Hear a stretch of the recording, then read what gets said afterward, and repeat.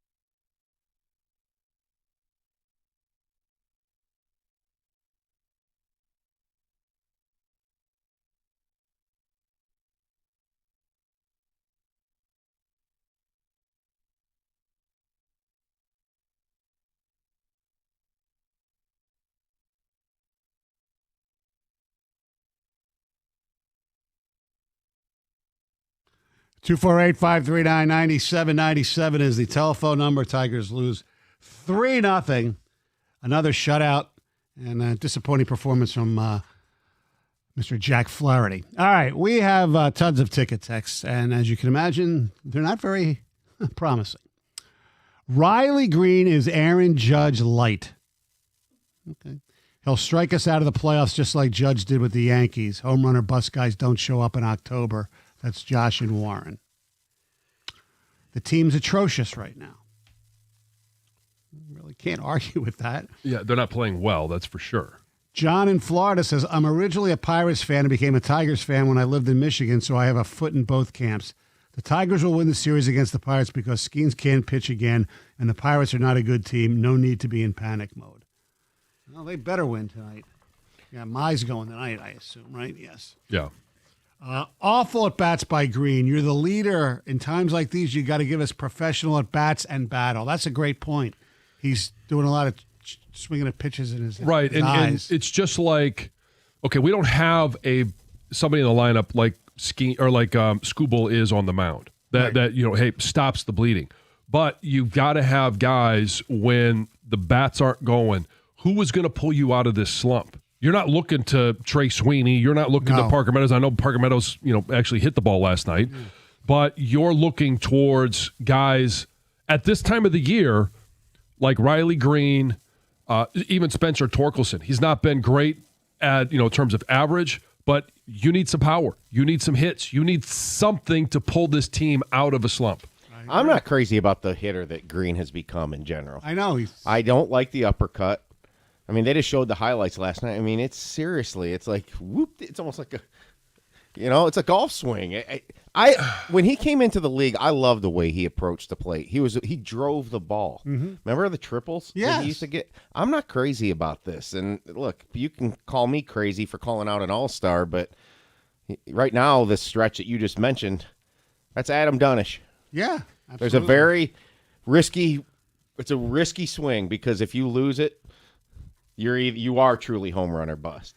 As a White Sox fan, this Tiger team reminds us of the 2021 White Sox. Started off hot with good pitching and a young core and struggled down the stretch. That team still won 93 in the division, but were outclassed in the playoffs. I still see Detroit winning 90-ish games, but they will be out in the first round.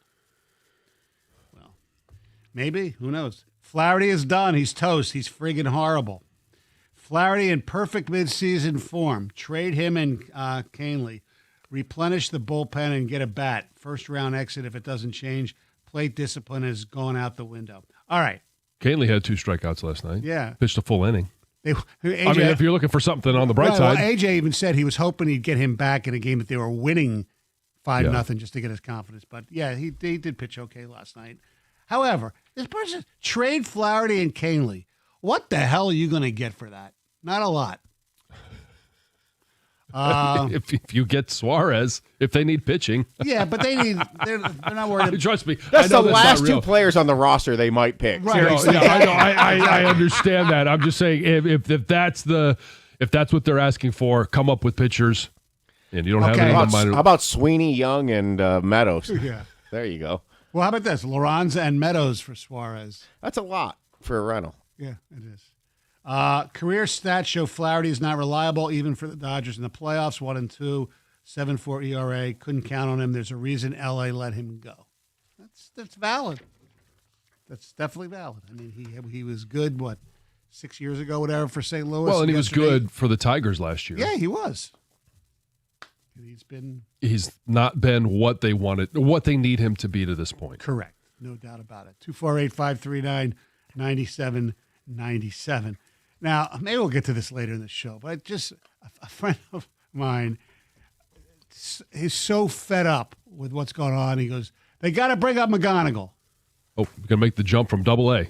Not only just from Double-A. He just got to Double-A. No, I know. He went there with Max. I tried to explain this to him. I said, you don't go from Double-A to the majors in most. There have been exceptions. Sure. But especially now, he has like 25, 30 at-bats right now in Double-A. It makes no sense. Now, if the next month or so, all of a sudden he starts pounding the ball and Trace Sweeney looks like you at the plate or me at the plate, then Looks like me at the plate. Yeah. Why are you throwing me under the I bus? said you or me. I said me. He just too. compared you to Trey Sweeney. I know. Gee. Well, I don't like you either. As far as a major league hitter, I'm not comparing your Redskin career to Trace Sweeney's Tiger career. I just you're here, I'm here. Any of us. I think it's time for news. Thankfully, Heather's here with news. Yes. Compare you to Trey Sweeney? I don't know what's going on. You guys, this news, it shocked me. Cosby Show star Malcolm Jamal Warner passed away on Sunday after he was caught in this strong current in the ocean. He was at Costa Rica, 54 years old.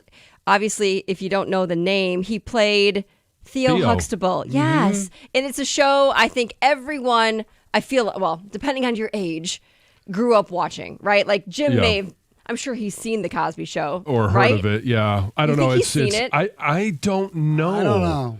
You don't think he's seen it all? At his age, the whole, Bill Cosby issues that he's had. Sure. Well, that wasn't there yet, but yeah. But you mean how long we're has talking it about been? Jim, Yeah, I'm talking Jim Costa. I know. Now that he knows the story about Bill Cosby, maybe he wouldn't go back and watch The Cosby Show. Is that what you're saying? Yeah. Because of yes. Like for me, it's like OJ.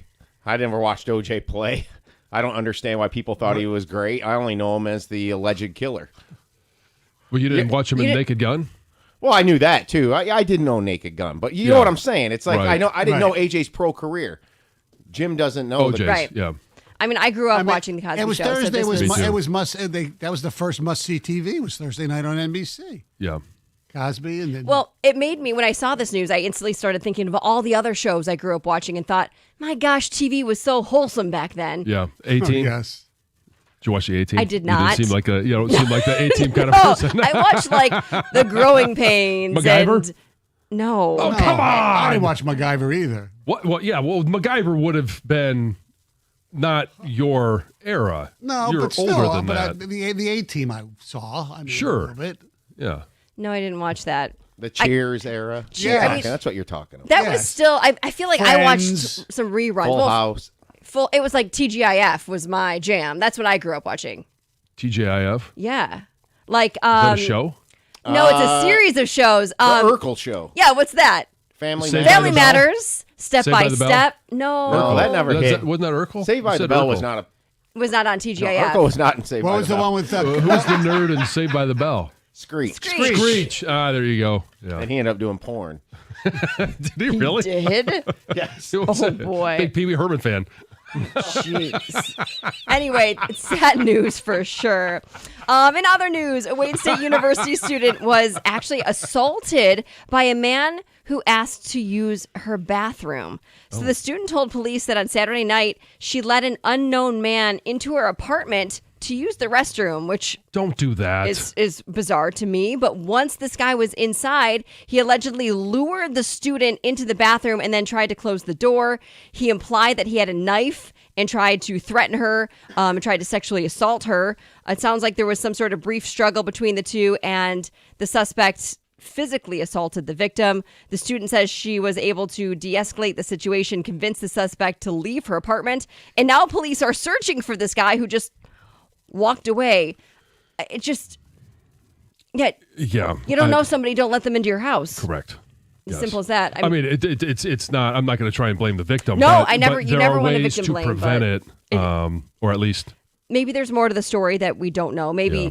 even though she didn't know him, maybe they I- were some sort of acquaintances and had, I don't know. Either way, yeah. hopefully they find this guy. Yeah. Hey, a story you might like, John. A Monroe County fisherman just broke a I state saw record this. for catching the largest flathead catfish. Pretty cool. It happened last month. Cody Carlson reeled in this fish. He was bow fishing on Plum Creek, and this fish weighed 64.46 pounds and was 45 inches long.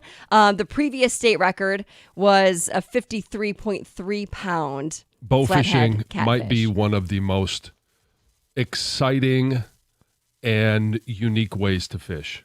It's amazing. Yeah. It's absolutely amazing. So congratulations to him. Pretty cool. Are you a catfish eater? Oh yeah. I love it. Oh yeah, it's great. catfish. I mean, Stony? there's not really a good. fish I wouldn't eat. Yeah. I've Got never it? Me too. eaten a catfish. Why the look? They have got those long whiskers. They don't eat things. those. Yeah, you cut those off. I know. But I think I would think about that as I'm eating It doesn't say in the article. It wasn't Cody Carlson, the former backup quarterback in the NFL, was it? I mean, it could be. I could be. Yes, I don't know. I don't It think didn't anybody but specifically you state made that his, connection. His previous careers. Unless Cody's listening. But it very well could be. It didn't I even. think there was a backup quarterback named Cody Carlson. Stony. I've never heard of that person in my life. Yeah, no, me neither. Just how his brain works. Oh, God. All right. Well, thank Cody you, Heather. Carlson. There he is. Yeah. Back, former Houston Oiler He's and still Baylor Googling it, quarterback. Houston Cody- Oiler. What was the last year the last year the Houston Oilers were in Houston would have been what 90? He's younger than me at least. He's 61. Cody Carlson played in 45 games. He played from 1988 to 1994. Okay. All right. Yes. My year I graduated high school. Okay. All right. Thank you very much, Heather. Our telephone number is 248-539-9797. Hey, college may cost you a little bit more money, Mom and Dad, and you might not like to know where this extra stipend is going. 97 won the ticket.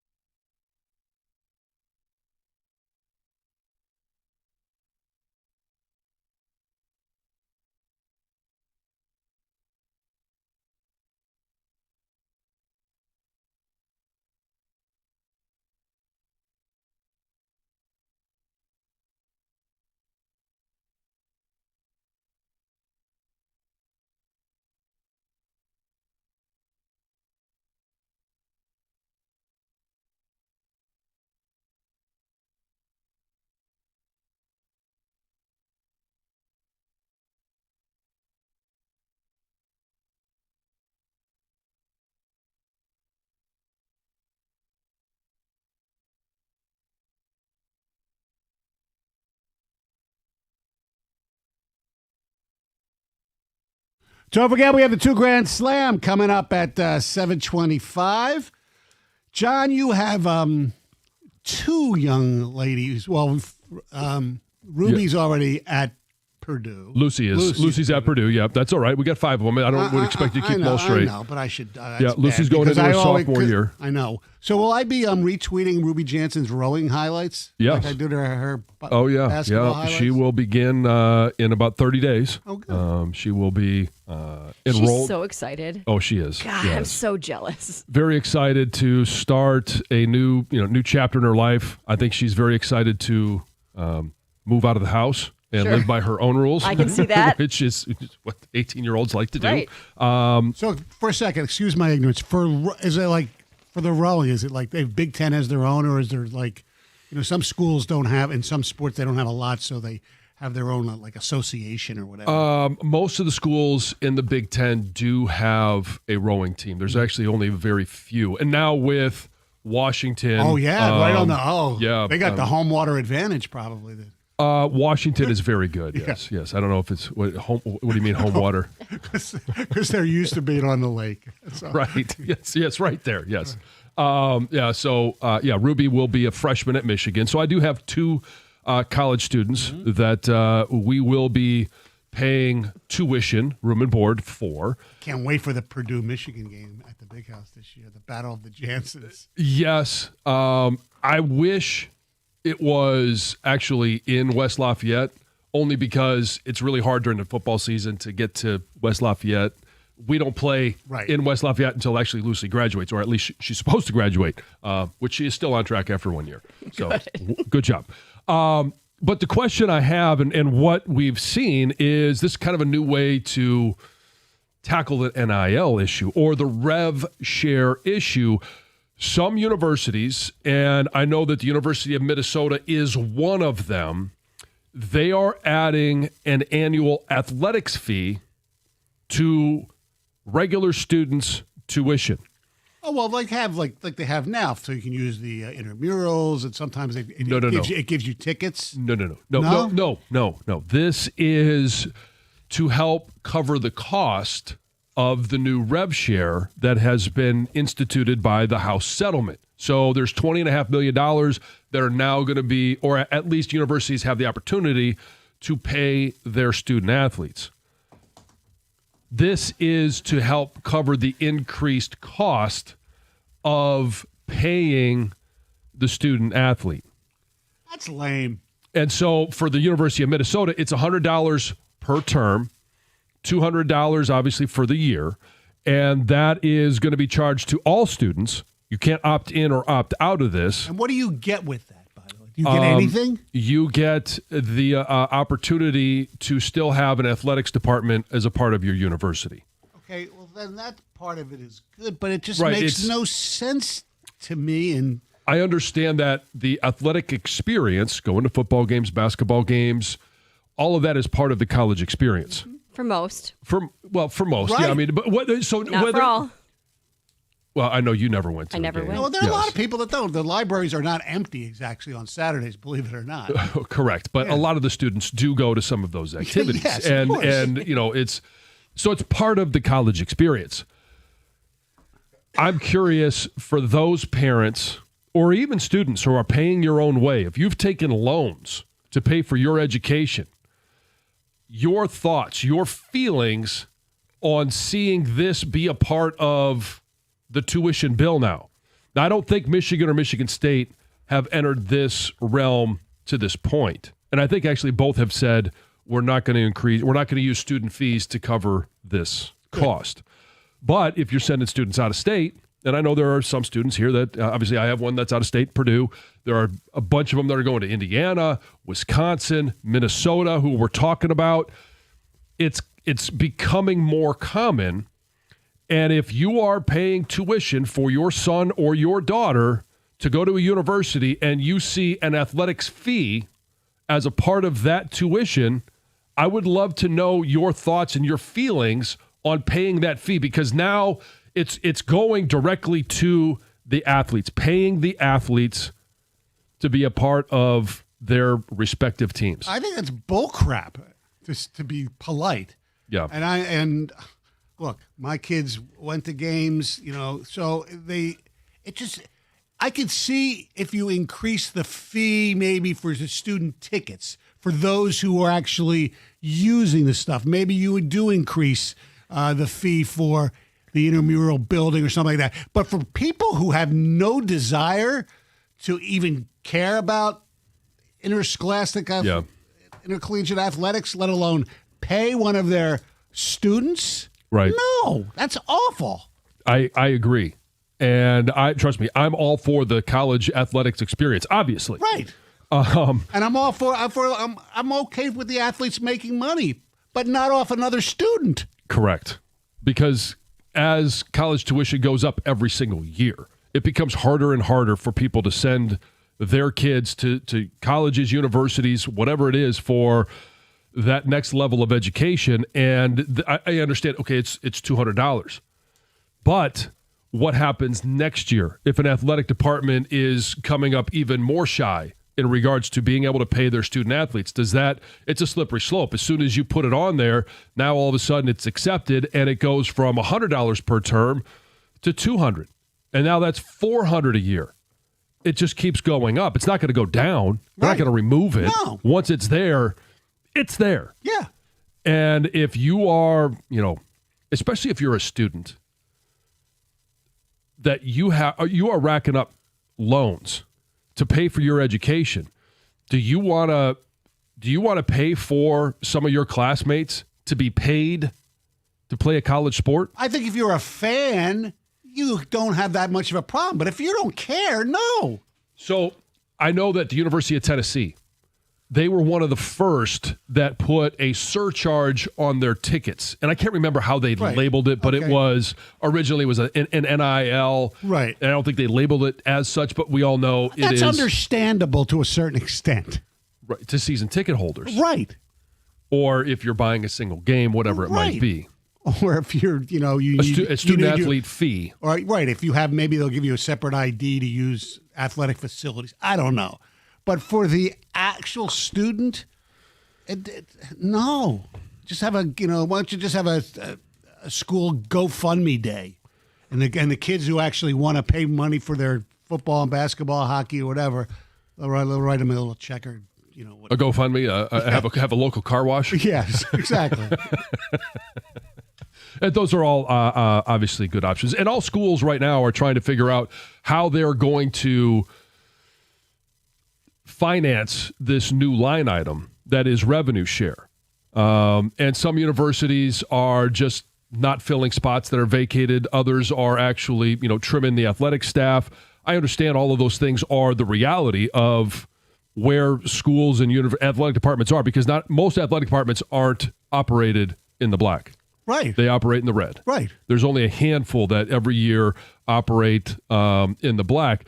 So this is, I don't know if this is inevitable or if you are sitting there and you're paying out-of-state tuition like I am for Lucy, and it's going to be $18,000 or $20,000 or whatever it is for your student to go, and then you see this $100 general cost increase for the athletic department. Your thoughts, your feelings on seeing that line item on your bill. Love to hear from you. 248-539-9797. It's Costa and Jansen with Heather. Stoney here in for Jim. 97.1 The Ticket. Hey, what's up, Detroit? It's your girl, Heather, and I'm always looking for ways to stay on top of my game, right? And listen, you know how much I rely on my phone for everything. That's why I got to tell you about this insane deal from Verizon that'll help you be your best self, too. We're talking a low price on the best 5G in Detroit. Seriously, whether I'm blasting my favorite tracks on my morning commute or snagging those last-minute tickets to the hottest new flick, check this out. You can switch today and pay just $50 a month for a single line. You heard me right, $50 a month for the best 5G in Detroit when you bring your own phone on the unlimited welcome plan with autopay plus taxes and fees. That's a no-brainer, people. Visit your nearest Detroit Verizon store today to lock in this incredible deal. $20 monthly promo credits applied over 36 months with a new line on unlimited welcome. In times of congestion, unlimited 5G and 4G LTE may be temporarily slower than other traffic. Domestic data roaming at 2G speeds. Rankings based on Root Metrics Root Score report dated 2H 2024. Your results may vary. Additional terms apply.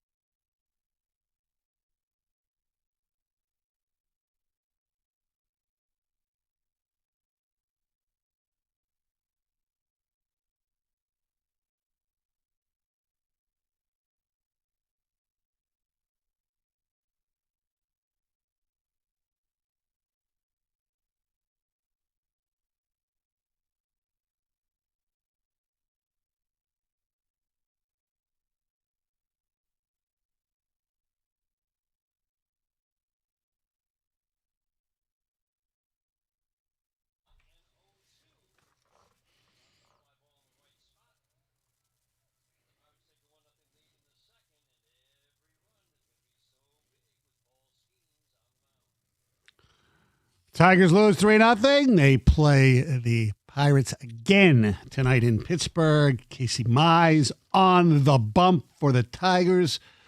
248-539-9797.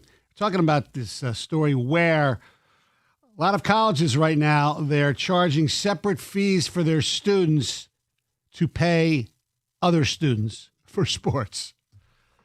Basically the NIL. So who's paying for it? Yeah, well, Other students. Other students. And students who don't care are also included, which to me is the problem. If you're a big fan, put it on the ticket or do something. All right, here we go.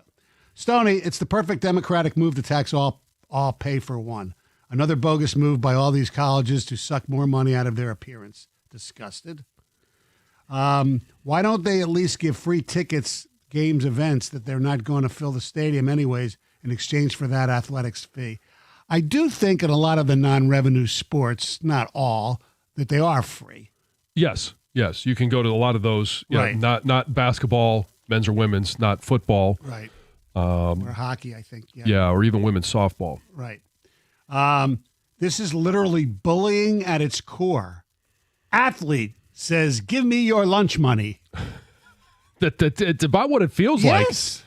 Because the stereotype of the kid who gets beaten up or has to give up their lunch money is kind of a nerdy person who doesn't like sports or whatever. Right. That's and the perception. So but the other thing too is, and we've seen this across the country. It's not just our local teams.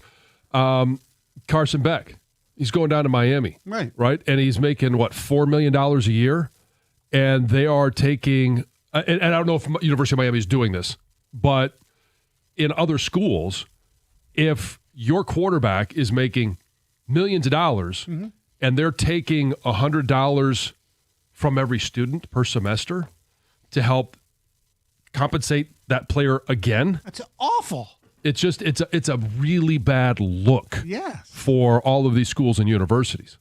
You should just put an extra fee on the tickets or something that the people who are partaking in the entertainment. Right. College tuition included a bunch of crap I didn't want to pay for, at least the sports I enjoyed.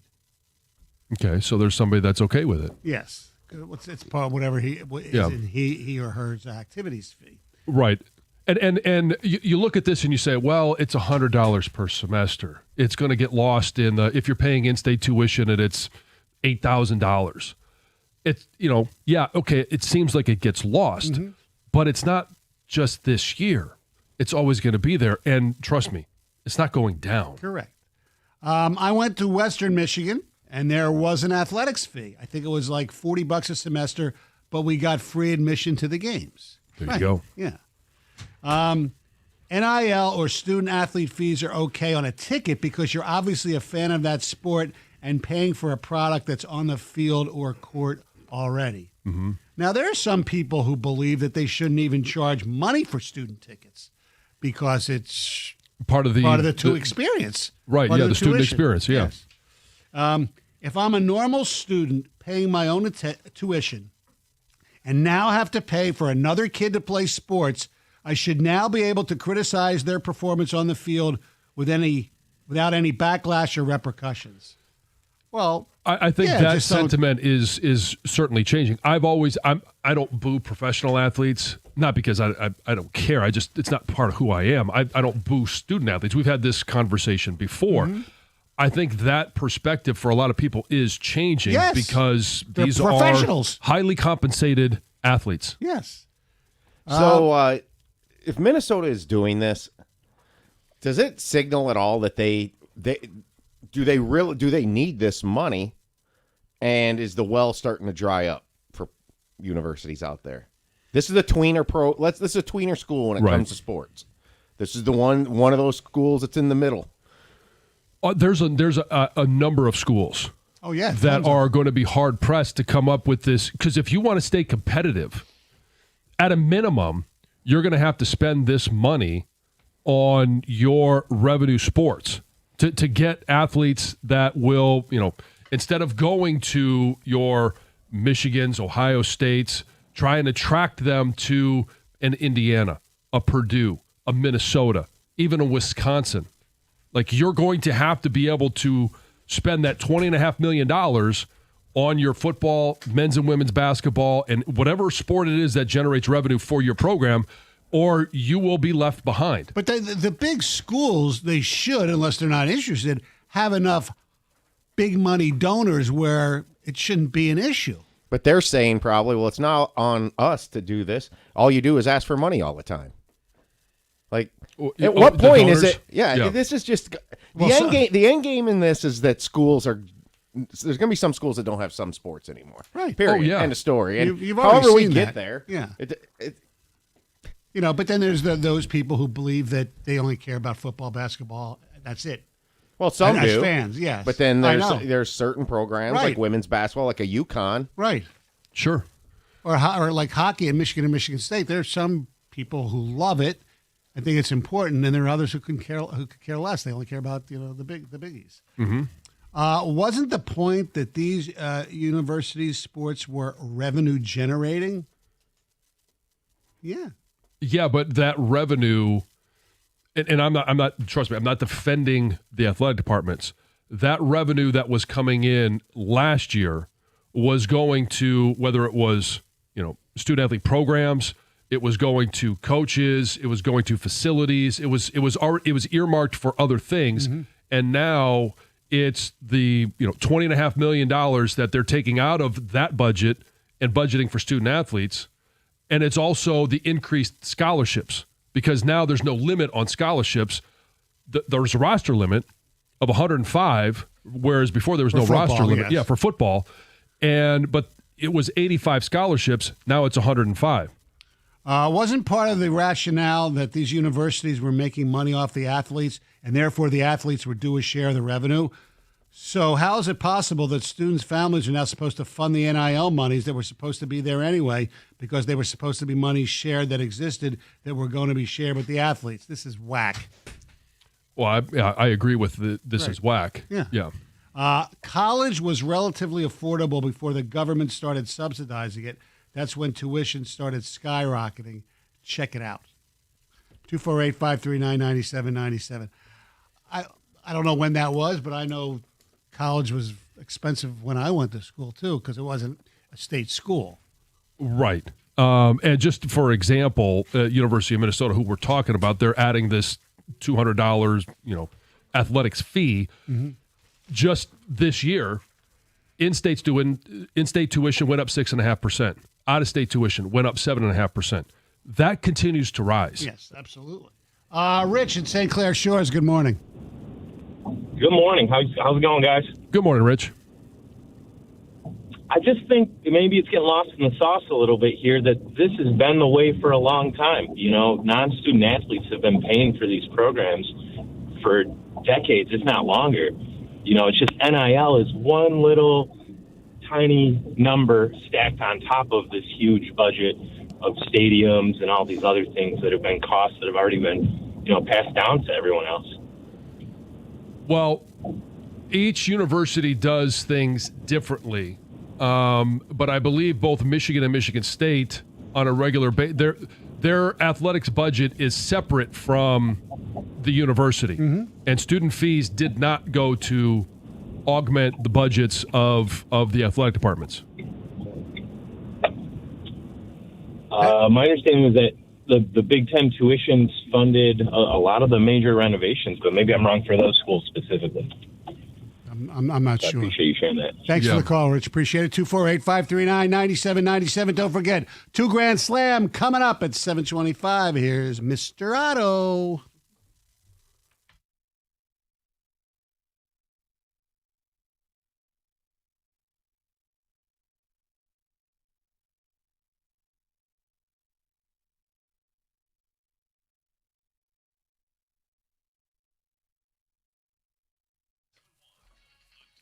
Brought to you by Mastercraft Heating and Cooling. Pirates ace, one of the best pitchers in baseball, Paul Skeens, showed you why yesterday. He helped lead his team to a 3-0 win over Detroit. Skeens tossed 6 innings of 3-hit ball. His manager, Don Kelly, appreciates that.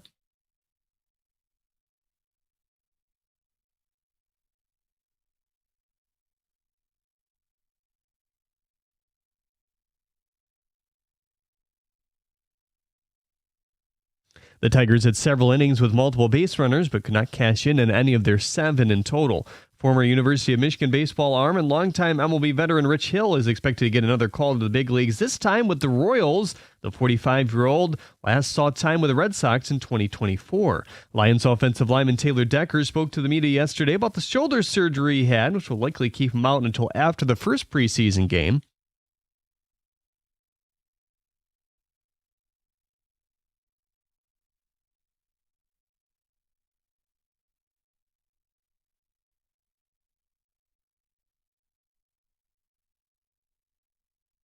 Dan Campbell said before the Day 2 practice that Ennis Rakestraw will be fine after leaving practice Sunday with a chest contusion. He's expected to miss a few days with soreness. Defensive lineman Josh Pascal was also seeing some work in on the side yesterday. At the Corwell House Sports Desk, I'm Jeremy Otto. For more, go to 97.1 The Ticket or Odyssey.com.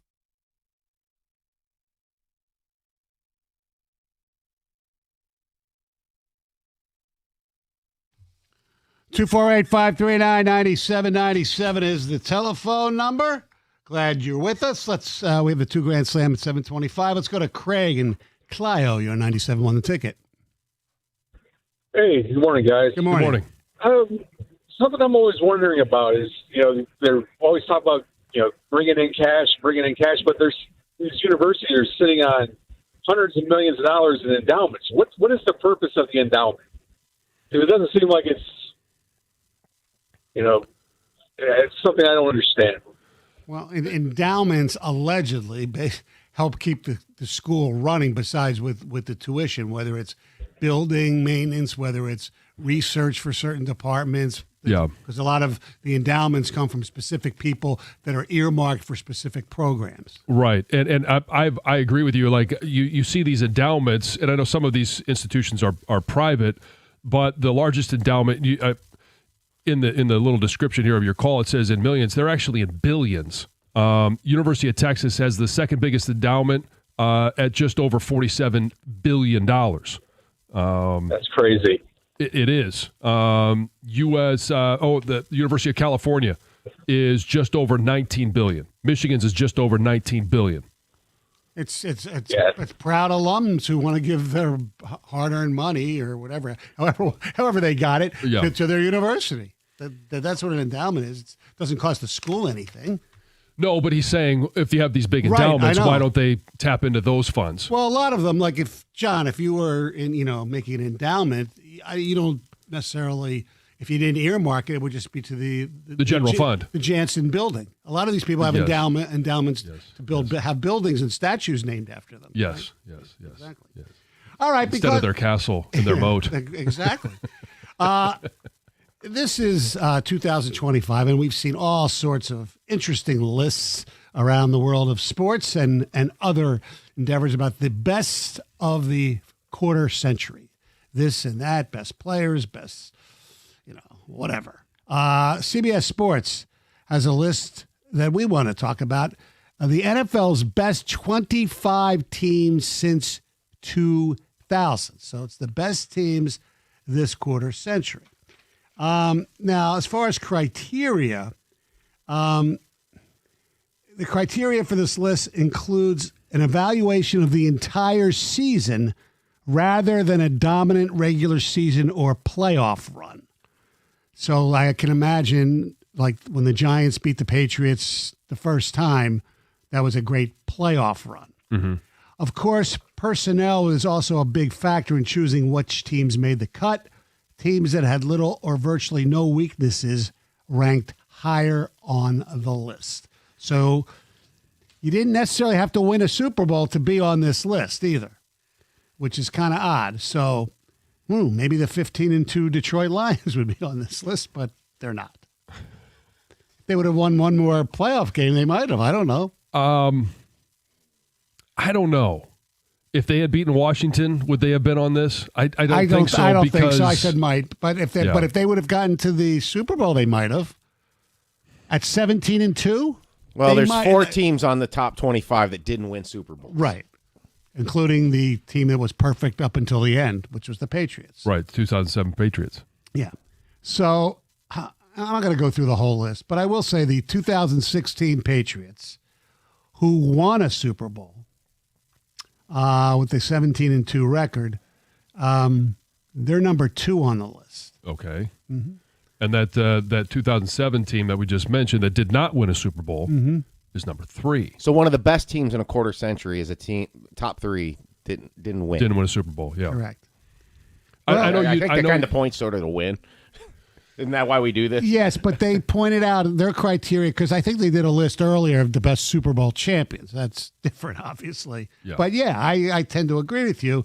But what's interesting to me, and when I first saw this, I said, this is ridiculous, even though I like this team, obviously. It's last year's Eagles. They have them as the best team this quarter century. Now, if you listen to the criteria and you look at, a dominant regular season, yeah, they went 18-3. They got off to a weird start. Barkley drops that ball, and they lost a home game to Atlanta. They lost to Tampa. People were called for Sirianni's head in Philly. And then they went on an amazing run for the regular season and the playoffs, and they talk about roster. Aside from the team that didn't win the Super Bowl, that Patriot team we're talking about, I really, and I'm trying not to be biased here, when you look at the roster, I think you can make a case for the Eagles. You look at the players. First of all, let's look at what we think of a great team is, John, and you agree, obviously, the offensive and defensive lines. Yes. The Eagles combined, I think, have a better offensive defensive line maybe than anybody on who played in this century. Both, when you have both. I would agree with that. Okay. Because if you look at like the 19 Chiefs and even some of the Chiefs teams since then, one of the deficits that they've had the best quarterback. Right. But they haven't had a great offensive line, which amazes me. I don't understand why Kansas City just won't protect Patrick Mahomes. I know. So you look at the Eagles' offensive and defensive line. You look at their wide receivers. Now, I'm not going through every single team. Maybe the team that lost to the Patriots, the greatest show on turf team, might have had better wide receivers. But, with A.J. Brown and Devontae Smith, it's a pretty good duo out there, right? Randy Moss, Wes Welker. Yeah, it's pretty good. Gronk. Yeah. So the 2017. Yeah, they're better at tight end. Gronk is definitely better at than Goddard, but Goddard's good. But then you put in Saquon. Actually, I don't think Gronk was on that team in 2007. That was when he got hurt, I think. Yeah, no, he wasn't there yet. Him and Hernandez played in the first Super Bowl they were in was the second loss of the Giants. Yeah, right. Aaron Hernandez actually scored in that game. Yeah, I know. Hey, any chance? Yeah, but the Eagles have Saquon, and the Eagles' secondary is ended up being pretty good. Their special teams were good. Now you'd give the Patriots the advantage at head coach. Obviously. With Belichick over Sirianni? Yeah, I'm not sure that there's much competition there. Exactly. Well, down the road, who knows? I mean, but yes, I would agree. But when you look at overall roster from top to bottom, Eagles are right there. You can make that case. 248-539-9797. Who do you think was the best professional football team this century so far? And I do think winning a Super Bowl is important. Oh, sure. Yeah. Okay. It does matter. Yeah. But I don't know that. So I think that the 2007 Patriots team was a little bit unique. It was a dominant team. They just ended up, their only loss ended up being obviously in the Super Bowl. Correct. With a couple of freak plays. Now, they didn't make enough plays to win, but I don't know that you'd be hard-pressed to not put them on this list, even though they didn't win a Super Bowl. Right. They're on the list. I mean, they're very high. They're 3. Yeah. I'm curious. This might be the most underrated Super Bowl champ going into the postseason. We didn't talk a lot about the Philadelphia Eagles and how dominant they were at the end of the regular season. Correct. Or even at the start of the playoffs. Yeah, no, we talked about that. It took a couple of weeks after they won it, or when the Lions lost, to kind of realize what was happening here. The Eagles got really overlooked during the regular season last year. They did not play well early, and I think people just assume they're in a bad division and they're winning a bad division. But you really broke down the numbers, and I think the game we all missed that was the signal, and shame on us, was the game they won at Baltimore. when they won like by 9 points, or they were up 9. I think Baltimore scored a fluke touchdown with like a second left. They had no chance to win the game, and that was against Lamar in Baltimore, and like Baltimore was the type of team that destroyed the Bills last year at home. So I think we all just kind of missed the signal. But when I saw this list, I was like, wow, the Eagles. Do people really think the Eagles are the best team so far this century? And that seems weird, but like Stoney said, when you really break it down, I mean, look, you can have some healthy debates on some of the Chiefs teams, like the first Chiefs champion. I think I go with Mahomes with Tyreek Hill's team. They did beat the Eagles a couple years ago, and that was a lesser Chiefs team. But that first Chiefs team, probably, I think, but this is all subjective. The one to me that got dismissed is the 2000 Ravens. I mean, nobody could score on them. The one knock on them. Guess what? Trent Dilfer, right? Well, that. I know, but that's the knock. Do you realize they didn't win their division? They were a wild card. Were they Can really? the best team of the century not win your division? Right. Well, that's part of the reason. The Titans won the division. They had to go beat the Titans in the divisional round. That's why the Giants sometimes say, the Giants, they didn't even win their division. They went on a great run when they beat the Patriots. They won all those games on the road. My thing is, I guess, to really try to look at this is take the team when they were entering the Super Bowl, the game, and match these teams on this list up against each other. I think the 2000 Ravens beat last year's Eagles. I don't know. A very ugly game, but yeah, I don't know. Well, I think the reason that the I don't know how the 2000 Ravens are probably docked quite a bit was because October 15 of that year they lost to the Washington Redskins. This is a feather I didn't know you had. I did not know you held this feather. How many Super Bowl champions have you beaten, John? I'm just not being funny. I'm just curious. That's a great comment. That's a great point. And they only scored 3 points in that game. We only scored 10. But that defense was obviously the strength of that if team. their offensive line was a little better, they might have scored more. Yeah, could have been, yes. But we did enough to win. Yes. I know. Tony Siragusa. Was it Sam Adams? Was a part of that defensive front. Obviously, it had Ray Lewis. Ray Lewis. Yeah. Orlando Pace on that team, right? No, he was at the Rams. Who was there? Didn't they have a Jonathan Ogden? Yeah. He was really, really good. He was for the most part. He's a Hall of Famer for the most part. Well, yeah, I mean they couldn't beat Washington. Is that when they? Season. Is that when they made the QB change after that? Because they went from Banks to Dilfer. Right. Let's see. Recap of that game. So you forced the QB change. Yes. Yes. John's off. John on defense. Yes. I'm trying to look and see who was their quarterback that game. Tony Banks was the quarterback of that game, former Spartan. Who was on your defense? Who was on our defense? That's a great question. Well, you should know. You played with them. Did you have Prime yet? No. The 2000 team, yeah.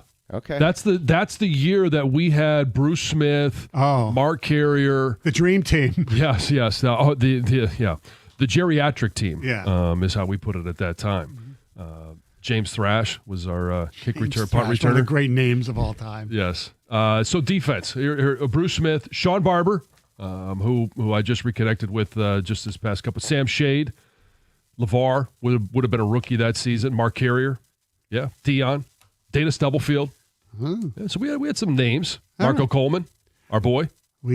That's right. We have the 2 Grand Slam coming up at 7:25. Heather's News is next. 97.1 The Ticket. Hey, when it comes to an IRS collection or audit, you need a law firm that specializes in the resolution of all types of tax problems. And when dealing with the world's largest civil law enforcement agency, your case could take a lot of twists and turns. Your first call, really your only call, should be to Abraham and Rose. They are prepared to advocate on your behalf, no matter if it's civil or criminal or even the Michigan Department of Treasury. No one knows them better than Maurice and Jerry. So whether it's personal income tax or business payroll taxes, you're going to need a real team of local lawyers, not a tax organization with some random individual you're never going to meet. All you have to do is visit abrahamandrose.com today, or you can give them a call at 248-539-5040 so you never personally have to deal with the IRS.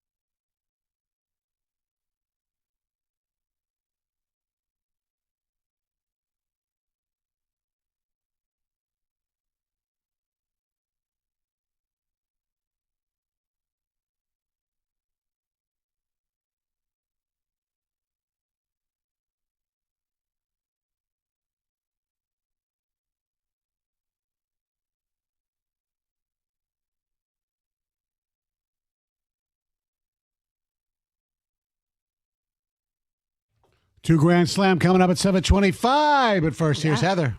You guys, a woman was hospitalized after being attacked outside of Detroit MGM Casino, and now the attacker is facing hate crime charges. So earlier this month, several same-sex couples were waiting for their car. They were waiting for valet at the casino when they were approached by 2 men. And according to the couples, these men were incoherent, they were aggressive, and they were using homophobic slurs. Somewhere in this interaction, things escalated, and that's when one of the men started punching one of the women. After the assault, the man, who was identified as William James Wilson, started walking away. One of the people involved started following this guy, talking to police, following him for like 3 miles. Both couples say that they pleaded for help from the security at the casino, but never got any. Nobody assisted them. And they say dozens of people were just watching the chaos unfold. The woman who had to go to the hospital needed 20 stitches. 20 stitches, suffered a serious concussion. And according to them, one of the doctors told this woman that if she would have been hit harder, her brain could have literally dislodged from the spinal cord. Been severed. Yeah. That's how hard this woman was attacked. Now, one of the men responsible, this guy who was identified, was arrested, was charged with assault with intent to do great bodily harm, aggravated assault, 2 counts of assault and battery, 4 counts of hate crime using force or physical injury. He was given a $100,000 bond. And of course, now the couple wants answers. They want to know why security didn't help them. When they did ask for help, one of the people involved went and tried to find the security guard and said, hey, we need assistance over here. This is crazy. But they never got any. Another sad story. Malcolm Jamal Warner, the actor who played Theo Huxtable on The Cosby Show, passed away while on a family vacation in Costa Rica. According to sources, he was swimming when he was caught in, a serious tide, a strong tide, and ended up drowning. He was just 54 years old. Super sad. Everyone's been paying tributes online. Bill Cosby as well was reportedly devastated by the news. He shared some heartfelt memories on social media, as well as other people who knew him, who worked with him, who, my gosh, I didn't follow his life, his career after The Cosby Show, but I did see some videos of, and it's just like, gosh, he just seemed like a great human being, right? I watched some of these videos that people were posting of him. It was just him doing a selfie video talking about life and how to make people smile. And it was like, man, life taken way too soon. Mm-hmm. Billy Joel wants his fans to know that he is doing much better. If you remember back in May, he had to cancel all of his upcoming concerts. This was across North America and England after he was diagnosed with fluid buildup in his brain that was affecting his hearing, his vision, his balance. It was a brain disorder he was diagnosed with.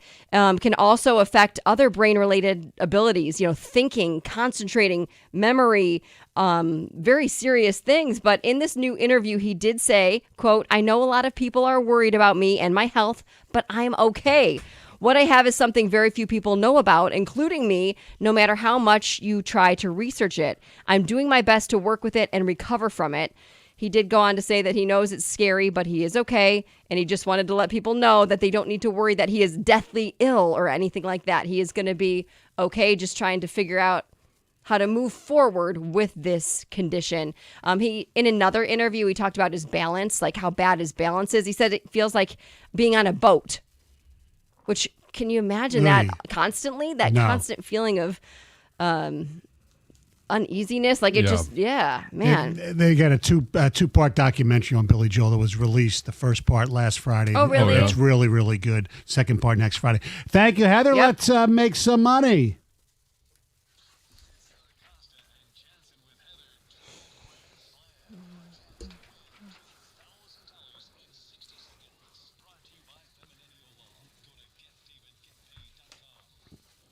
Yeah, I'm excited to give away some money, Stoney. Hopefully we'll give away $2,000. It'd be perfect because Jim's not here. So that's right. The last time there was a winner, I was here. Yeah, so this could be the day. The rules of the game, super simple. 60 seconds, 10 questions, $25 for each question answered correctly, and hopefully $2,000 for our contestant. Yes, you got to call 248-539-9797 if you want to play. Yep.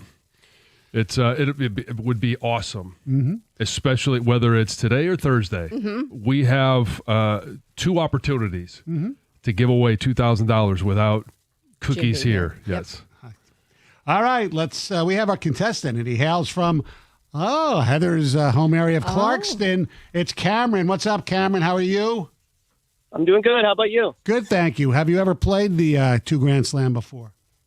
Nope, first time getting through here. Okay. All right. Awesome. Well, good luck to Congratulations. you. Yeah. All right, Cameron, if you don't know one, say pass. If there's enough time, we're going to get back to it. Your time is going to start right now. Detroit Lions training camp is held in this city. Allen Park. Who is the president of baseball operations for the Tigers? Pass. The main campus of the University of Nebraska is located in this city. Omaha. Howell is located in this Michigan county. Pass. This band had the 2008 hit Viva La Vida. Coldplay. What is the nickname of Mississippi State University? Pass. C is the chemical symbol for this element. Calcium. Who won the World Series MVP in 2024? Pass. Who is the current interim manager for the Pittsburgh Pirates? Pass. Rich Luderman is the chief meteorologist at this TV station. Fox. Who is the president of baseball operations for the Tigers? You got 3. Yep. You got 3. That's $75 more dollars than you had before you made the call, Cameron. All right, I'll take it. Yes. All right. All yep. right, thanks. Greg Got will get the 3. pertinent Thanks. information. 2 Grand Slam each and every Tuesday, brought to you by Feminenio Law. All right. Yep. 5 passes. A lot of passes in that one. You Yes. guys, it's a tough game to play when you're actually playing it. Oh, I It's know. very different than listening. Yes. I know, too many passes. All though. right. President of the baseball operations for the Tigers, Scott Harris. Scott Harris. I get that one. Yeah. Yeah, I know. Unless he, some people look at him as the GM. That's the only problem. The main campus of the University of Nebraska is located in this city. Lincoln. He said Omaha. No, that would be Yes. the University of Nebraska at Omaha. Omaha. Lincoln would be correct. Yes. Howell is located in Livingston. County. You got So Coldplay. I gotta admit, I made a stony prejudgment on Cameron that there was no way he was getting number 4. He's young and he lives in Clarkston. What does that mean? Young people don't know our geography very well, That's This and is especially when correct. you're all the way up in Oakland County. Okay. Like, I was going That to say, is what true. does Clarkston have to do with it? Yes. Not Nothing. taking a shot at you. Come on now. Yes. and that comment was when Stoney, basically he thinks women are not going to do as Yeah. well as men. yeah. When they Lower the call bar. it. Yeah. Yes. The Bulldogs are the nickname of the Mississippi State University. Uh-huh. Carbon, not calcium, Yes. is the chemical symbol for this element. Freddie Freeman was the World Series MVP in 2024. Donnie Kelly, baby, the interim manager of the Pittsburgh Pirates. Yep. And he did get the last one with Yes. Rich Luderman. Yeah, Fox 2. it was an interesting guess. So Heather almost pulled a McAllister there. Yes, he did. Yeah. I know. You were going to say C is the carbon for this element, and you caught just barely to where it worked. I almost Good said job. carbon symbol. Yeah, so I Yeah. thought he was going to get it for sure just because I kind of said that car, I yeah. kind of said it. Yep. But, And then he didn't, Yeah. and So then you tried to give it give him away. more. Yeah. Pulling a McAllister is what is the capital of Paris? Yes. And then Jamie had one, and I cannot remember it. He had one too. Yeah, he did. Bill, the look on Bill's face, he was so furious with himself. All right. Yeah. 248-539-9797. All right, Tigers lose last night. Do we have problems with certain players? And a solution? I don't know. 97 won the ticket. When we needed a new roof, we looked to a lot of different roofing companies, but the one we ended up going with was Rapid Roofing. Mike Beatty and his team, we were so impressed with the entire process. They described it to us through a no-pressure sales. They didn't say, hey, we're going to charge you this is what it normally costs, but if you agree today, and if we leave, this price is gone, we're going to give you this discount. No, it was a fixed price. They told us exactly what they were going to do. They're going to show up in one day, rip the roof off, make any repairs, put the new roof on, clean everything off, and be gone. It's exactly what they did. It was a seamless process. Loved dealing with Mike and his team. You can give them a call at 888-360-ROOF. They're the only GAF certified here in the state of Michigan with the 3-star President's Club. And again, no pressure sales event, family owned and operated. And again, they're going to do most roofs in one day. That number again, 888-360-ROOF. They did mine. They did Tony Ortiz, a number of them here at the station. You can also find more information on the web at rapidroofing.com.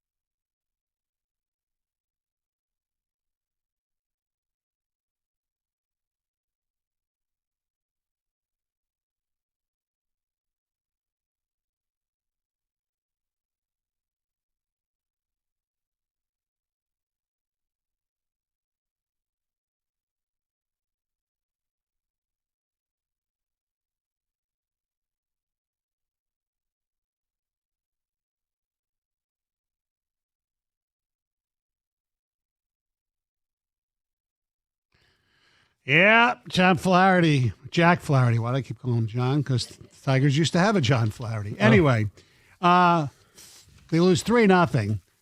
Jack Flaherty, 3 innings, 3 hits, 78 pitches, 6 strikeouts and 3 walks.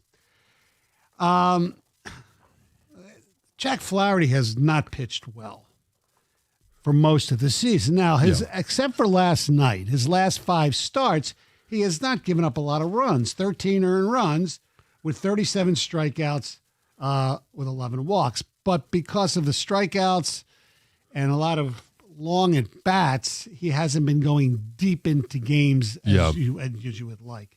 So that's a problem. Right now, if you would rank the Tigers starters, you would have, in my opinion, Jack Flaherty would be 4th. Yeah, obviously Scuba 1, Mize, Olson, and Flaherty. Yeah. Now, a lot of teams would love to have a 4th starter with the ability of Jack Flaherty as a 4th starter. Correct. But not as your number 2 that he was going into the season. I mean, because going into the season, nobody knew anything about what, Casey Mize was going to be doing. Right, yeah, there was a big question mark coming off the surgery. And they're 6-14 in his starts, so he has not pitched well. Let's not, poo-poo that.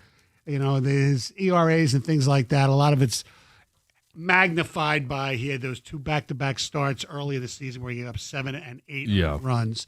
And like I said, he has, up until last night, he has pitched much better. He's gotten very little run support. And last night is a perfect example. Well, that's a problem. My problem with last night's performance is, you know what?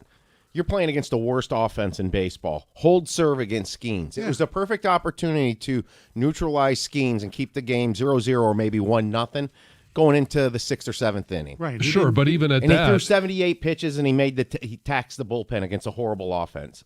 Even if he had done that, though, the Tigers didn't score any runs.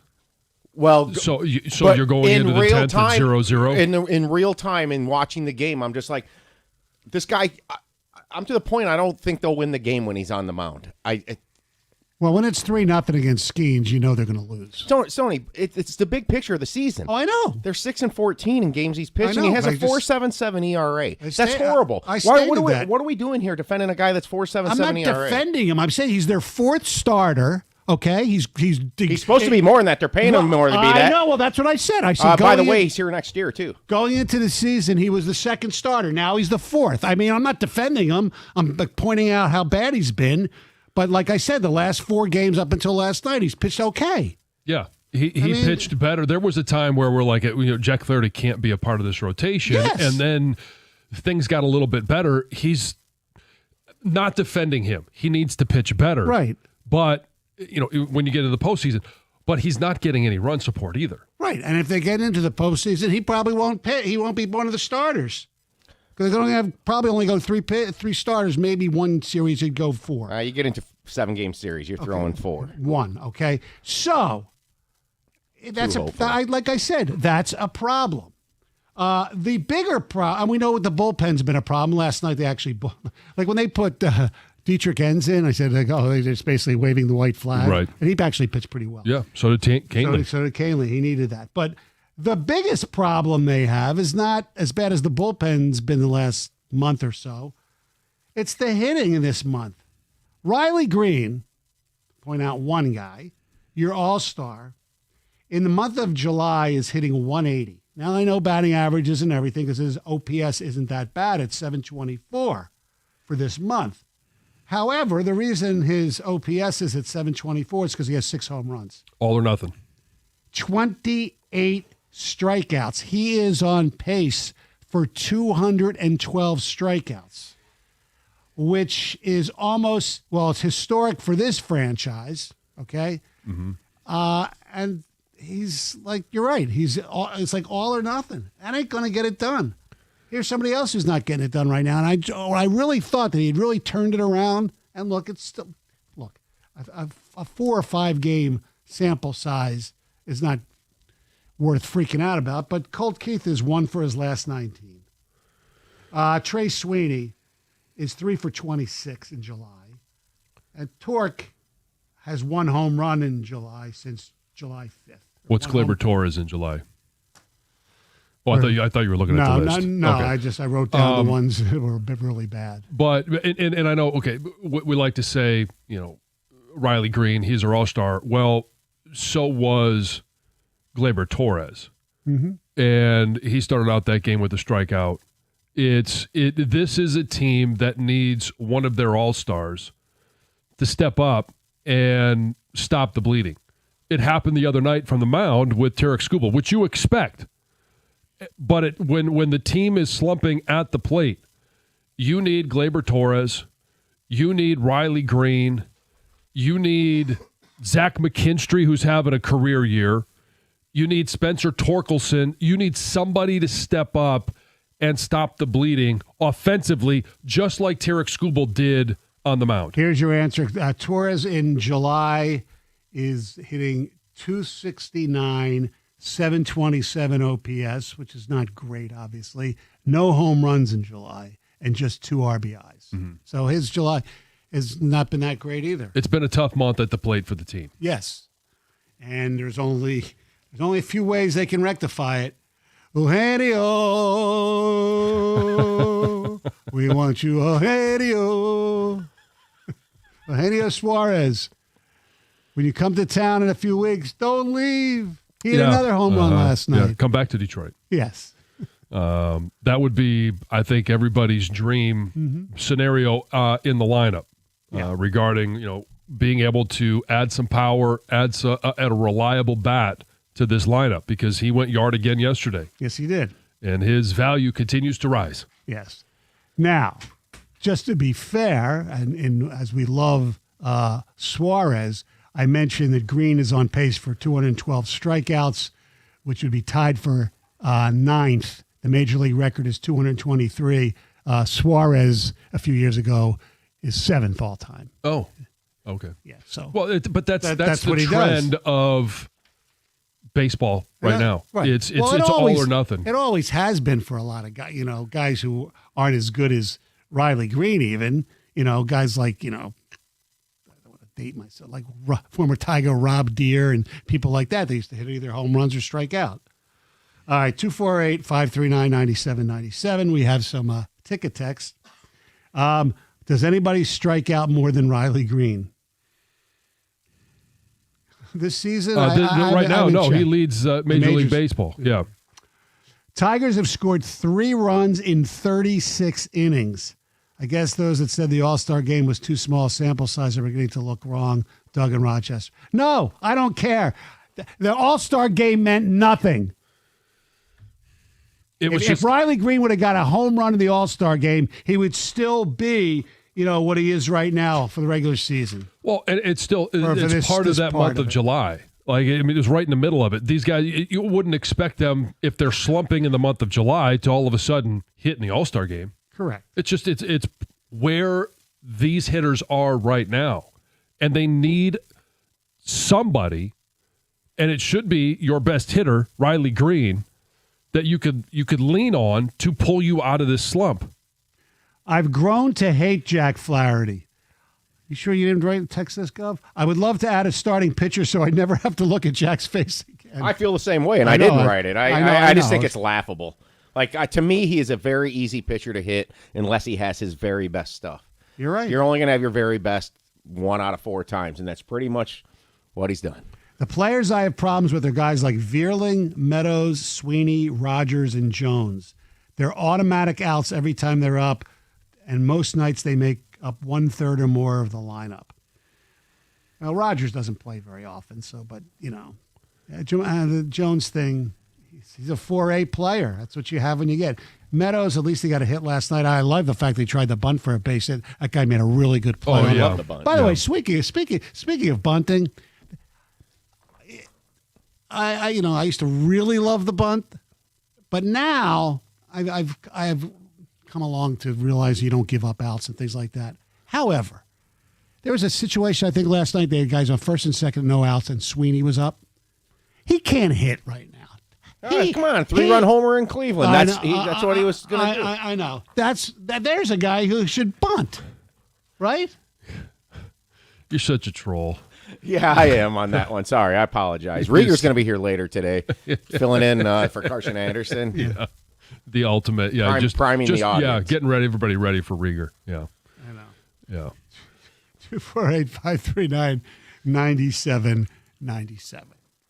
Hey, I want to let you know, because you probably already know, Founders Brewing Company has been making high-quality beers right here in Michigan for over 25 years. Their focus has always been on using the highest quality ingredients, and you can count on Founders to deliver extraordinary quality in everything they release. And with that dedication in mind, their all-day IPA is crafted for every and any moment. It's easy drinking, refreshing, and flavorful. All-day IPA is the kind of IPA that's never out of place. So whether it's tailgating, and we've got some great tailgates in our near future, grilling, hitting the beach, kicking back, or maybe it's on the boat, you always got to have an all-day IPA in hand. It's smooth, full of flavor, and endlessly crushable. It goes where the good times are. Look for all-day IPA at a store near you. Founders Brewing Company, Grand Rapids, Michigan. For 21 years old or older, please drink responsibly.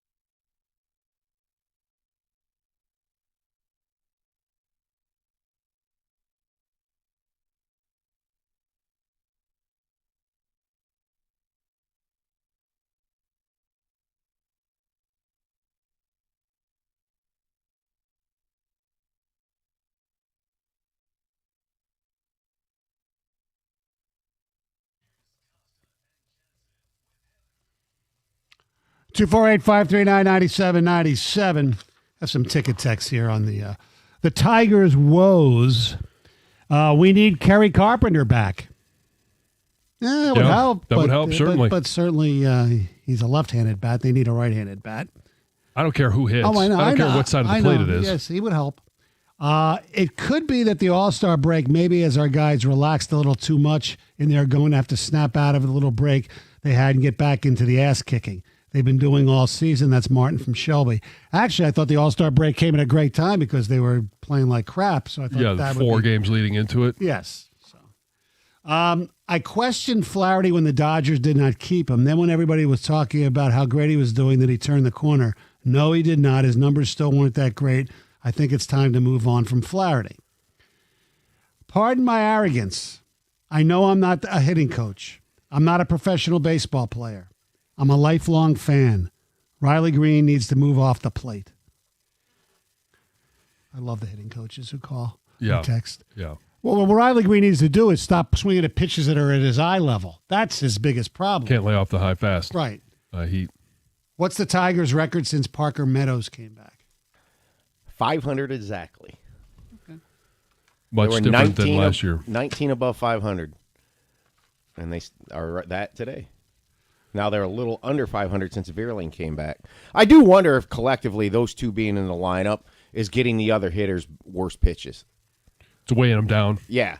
The Veerling / Meadows, they play together sometimes, but if one's in and the other one's out, well, whoever was hitting in those spots earlier this year was on base more. Right, I mean, that's like a fact. Javi. And even Carpenter. Yes. And the effect, I think the cumulative effect of no Carpenter and then adding those two poor bats, at least right now, into the lineup are causing other hitters to see worse pitches. Yeah. It's good that we saw Meadows at least get a hit yesterday. He tried to lay down a bunt that the Pirate third baseman made a really good play on. I mean, they both had a hit last night. Veerling got a hit too.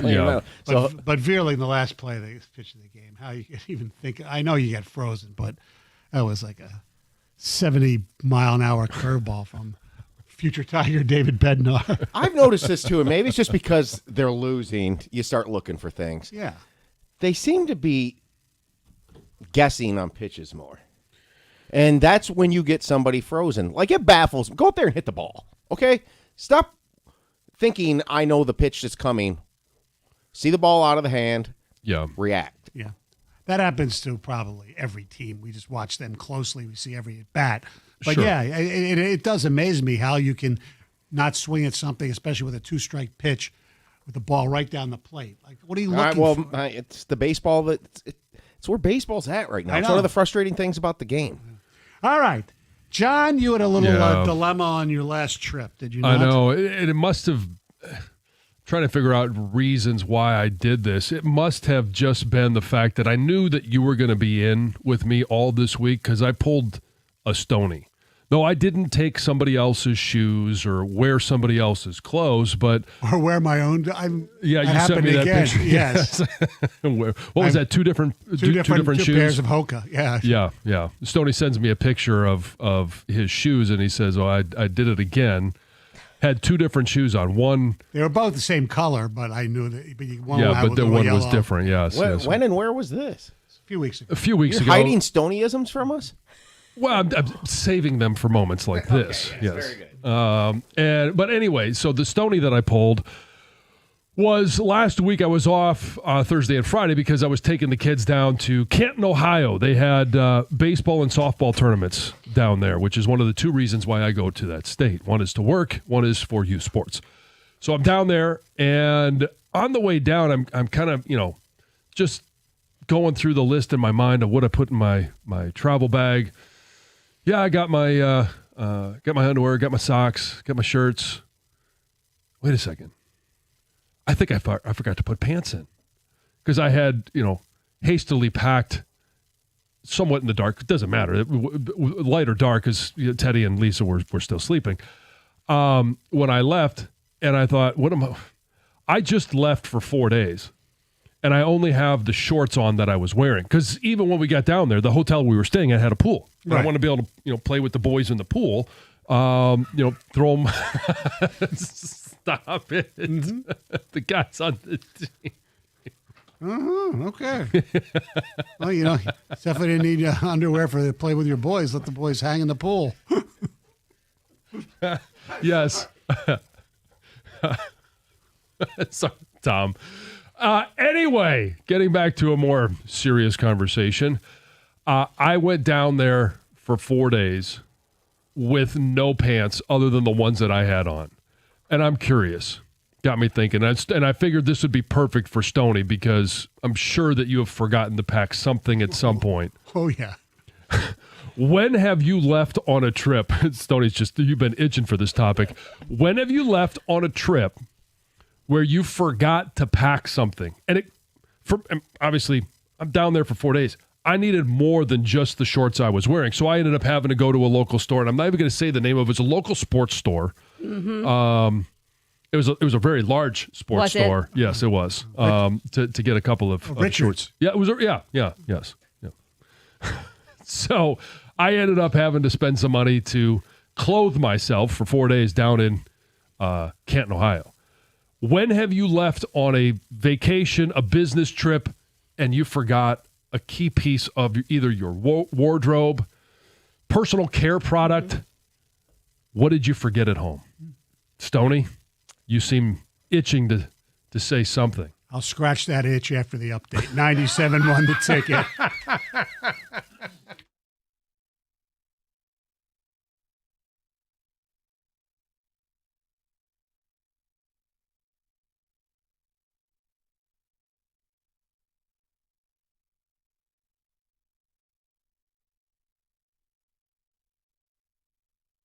Brought to you by ABC 123pros.com. The Tigers lost to the Pirates 3-0 to start their series at PNC Park. Manager A.J. Hinch has thoughts.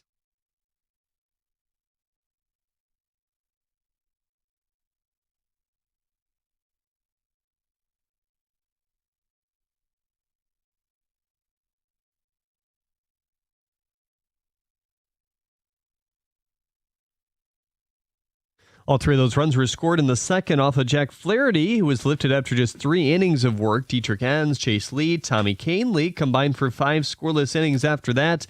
Kahnle allowed no base runners while striking out 2. That looms a little larger given his struggles recently. Gary Carpenter went through some running tests yesterday at Comerica Park. He's expected to start a rehab with Toledo sometime this week. Javier Baez, who was lifted early from the game on Sunday, does not expect to be put on the injured list. The Phillies took down the Red Sox yesterday, all thanks to a walk-off catcher's interference, the first in baseball since 1971. Lions corner Terrion Arnold is impressed so far this camp. He weighed in on the secondary's mindset.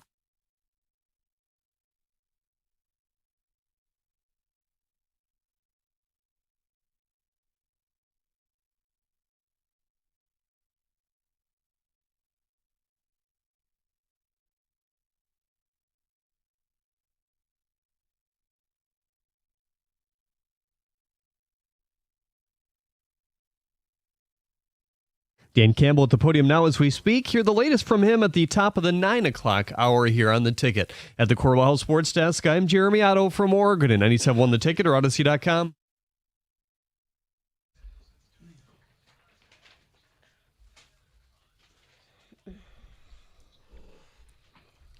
Thank you, Jeremy. 248-539-9797. Coming up a little later in the program, some Michigan football players are at it again, and it's enough already. Anyway. All right, go ahead, John. Tell everybody what you were talking about. Yeah. The topic right now is I left for this past weekend for 4 days away from home and forgot to pack any pants in my suitcase. So, and I did no swimsuit, no shorts, no long pants. You don't really need long pants this time of year unless, sometimes I sleep in them, but just nothing. And so I had to go to a sports store to pick up a couple of pairs of shorts and make it through the weekend. And the question is, when have you left on a trip, whether it's vacation or for work? And sometimes it's worse when it's for work because, maybe you need dress clothes, maybe you forgot a tie, a dress pants, suit, I don't know. When have you left and you left a key piece of what you need when you're traveling at home?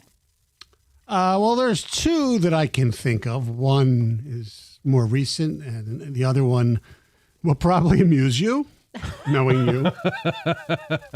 I had to go to New York this past week before Memorial Day, where I was the officiant at my nephew's wedding. Yes. And I forgot. Usually my wife brings the toothpaste, and she forgot too, so we had no toothpaste. But we no toothpaste. Obviously, you can buy toothpaste. Sure, yeah. And I forgot my suspenders for my tuxedo. Oh, suspenders. So your pants were falling down the whole time. A little bit, yeah. At the party, I managed to be okay for the. That's good. So we had BCS at the wedding. Butt crack Stoney. Jeez. No. However, back in the.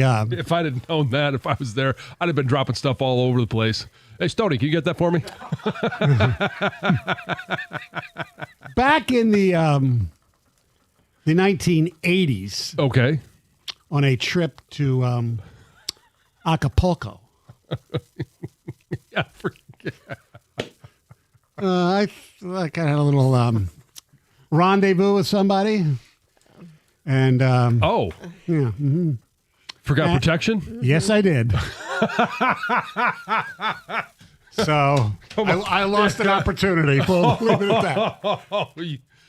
There was nowhere to not at that particular find time. some prophylactics? Not at that particular time and place. Really? I would think vacation places would have those readily available. At night on the beach, no. There was no. Oh, wow. Yeah. Okay. So what'd you do? Manage some other things, but not what I wanted to do.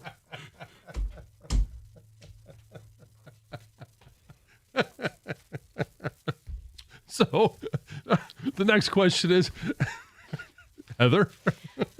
Awesome. This is cool. Come to me now. All right. So I do have a story that is nothing like what Stoney just said. But it's something that I would have rather forgotten pants. Like I could have worn the same pair of pants for a full week if I had to. Yes, I could have as well. Yes. I'm a very particular sleeper. Oh. And I need things, I need certain things in order to sleep really well. I grind my teeth. Oh. So I have a retainer because I had Invisalign, but I also wear a mouth guard. And it is essential for those who grind their teeth. Like it is, once I have my mouth guard in, it's like, okay, I can sleep. Like it's essential for me. And I went on a trip and I forgot it. Ooh. And I went to, you can Where'd buy. You go? Oh, I think it was like at Traverse City. It was just up north. It was just, but it doesn't matter where you go. I mean, unless I was like a half hour away, I'd go home. But I was too far away to go all the way home. You can't just order one because it's custom made. No, but you can go to a sports store and get yourself a mouth guard. You can, John, and that's what I did. Let me tell you, it is nothing like the ones that you get from a dentist. So I did that. I got the one that you like mold to your teeth. I'm like, this is going to be okay. I can handle a long weekend. Molded it, and I woke up and it was like, I felt like I had just been punched in the face because I felt like my jaw was all off. It was awful, horrendous, and I could hardly sleep the whole weekend, and then my teeth hurt. No mouth guard. So that's what I check off. Yeah. I basically go through toiletries. I can handle wearing the same clothes if I had to. Mm-hmm. It's do I have my contacts? Do I have an extra pair of contacts? Just because those things are harder to go get if I don't wear glasses, so I don't have those. It's only contacts. Oh, you don't have a backup pair of glasses? Not really. I have one, but I never wear them, and the kids play with them. I've lost the one side. Yeah. No. So I don't really have glasses I could use. So I go through all the toiletries. Those are the most important to me. So you need bifocal lens implants. That I like that guy from Dr. Yaldo. Don't you? You don't need glasses. There you go. Nice plug. All right. I guess. 248-539-9797 is the telephone number. When have you done what John did? You went away and you went somewhere and you forgot your pants. All right. Jason in Royal Oak, what's up? Hey, guys. Happy Tuesday. I grind my teeth all the time, too, and I did get, a mouth guard, and I've lost it already, so it doesn't matter. I forget clothes all the time. I mismatch clothes all the time. I'm autistic, and it's hard for us. And even when I lay out my clothes, for the next day, I end up second-guessing them, and a lot of times I end up changing them. But anyways, there was one time when I went, I was a national and regional trainer for the U.S. Department of Labor as an economist. And I went to the training, and I forgot belts. I had no belts for myself. All right. So on the first day that I was conducting trainings, I kept pulling up my pants, and one of the people I was training were like my peers, and one of them was like, "What's wrong with you, Jason?" And I had to tell them all, I forgot my belts, and they made fun of me the whole training period. All right, talk to you later. Bye. I've forgotten belts before, not just not even on trips, just like Well, that's why you have the suspenders. yeah. Let's go to Don in Plymouth. You're on 97.1 The Ticket. Hey, guys, great topic today. Brings back a very sad memory a couple years ago. Going on a cruise, Caribbean cruise for a week, forgot to pack pants, and the only pants they had on board ship were 2 inches smaller than my waist. Now, try going on a cruise. You always gain 10 pounds. I had to really watch what I ate because the pants I bought did not fit me well. Oh, so did you have to basically walk around with a T-shirt on and you couldn't buckle your pants? Well, it wasn't quite that bad, but I couldn't eat lunch every day. I had to watch what I ate for dinner. I had to hold my waist in, and it was very uncomfortable sitting at those dinners on the cruise ships, if you know what I mean. Oh, especially if you have the fancy dinners, right? The formal. Yeah, and I had to put up with that for a week. Wow. So it was very difficult. I almost wanted to get a refund on the food that I had pre-purchased because I had to really be careful. Yeah, you got a better chance of seeing God than seeing a refund for that by your own choice. Yes. I've never been on a cruise. Me neither. No. I don't ever I've been plan on on one. Yeah. All right, 248-539-9797. Here is some ticket text. Work trip, forgot my underpants. Oh, go Commando. John, even though they're not the most fashionable, I bring cargo convertible pants on trips, shorts and pants in one. Oh, yeah, where you can just unzip the bottoms? Yeah. Yeah. It's magic. Yes. Week-long executive training for it's work. It's like the mullet of pants.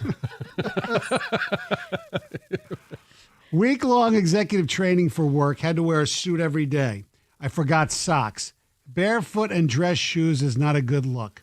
A group from the training, we were going to the mall, so I asked them to pick me up a couple of pairs of socks. I will forever be known as the guy with the bright yellow, bright pink, lime green socks. I would have done the same thing. Yeah, I got you a pair of socks. Yeah.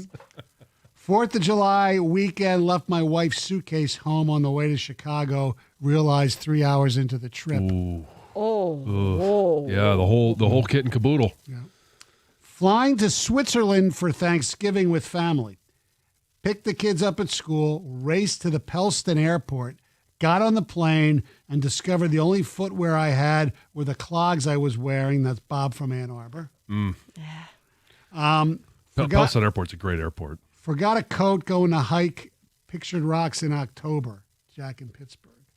It could be cold. Yes. Mm-hmm. Mark in Goshen says, I got 2/3 of the way up to Traverse City and realized I had forgotten my suitcase. I had to go to Meijer and buy an entire week's worth of clothes. That's an expensive Forgot mistake. the entire thing. Yes. Yeah, that's crazy. Let's go to Brian. What's up, Brian? Hey, good morning. My dad took me on a business trip when I was younger, first time ever, and we forgot toothpaste. So we made us brush our teeth with a bar of soap on purpose. Oh, no. Oh, that's when you start swearing whenever you want. Yeah, exactly. I thought on purpose, not Mom doing it, but we did it on purpose.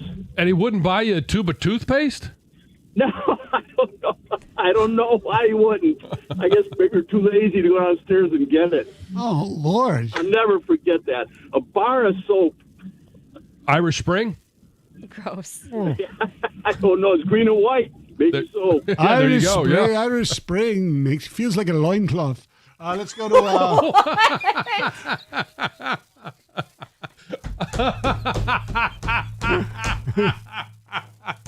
Spot on. Matt in West Bloomfield. What's up, Matt? Hey, good morning, everyone. Good morning. I'm in the Army, and I travel around the country and train troops on heavy machine guns, and I got a 6 a.m. flight out of Detroit, and it's February. I'm cold. I'm mad that I've got this early morning flight.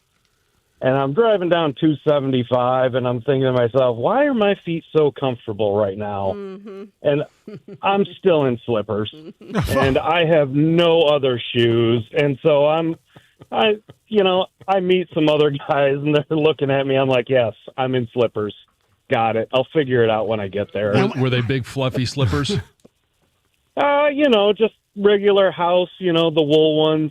But, hey, whatever. It was fine for a 6 a.m. flight. And in the morning flight, there's no store in the airport where you can actually go and buy something. Yeah. Not a lot of shoe sales in airports either. All right, 248-539-9797. Hey, coming up next, the Michigan football players, or at least some of them, said it again. They annoyed you? Yes, they did. And I think they annoyed you too. 97-1. Hey, in sports, when you're sidelined by an injury, it is absolutely personal. And the same goes for life. That's where personal injury attorney David Femininio steps in. And trust me, after an accident, you're going to need an attorney who makes it personal. That someone is David Femininio.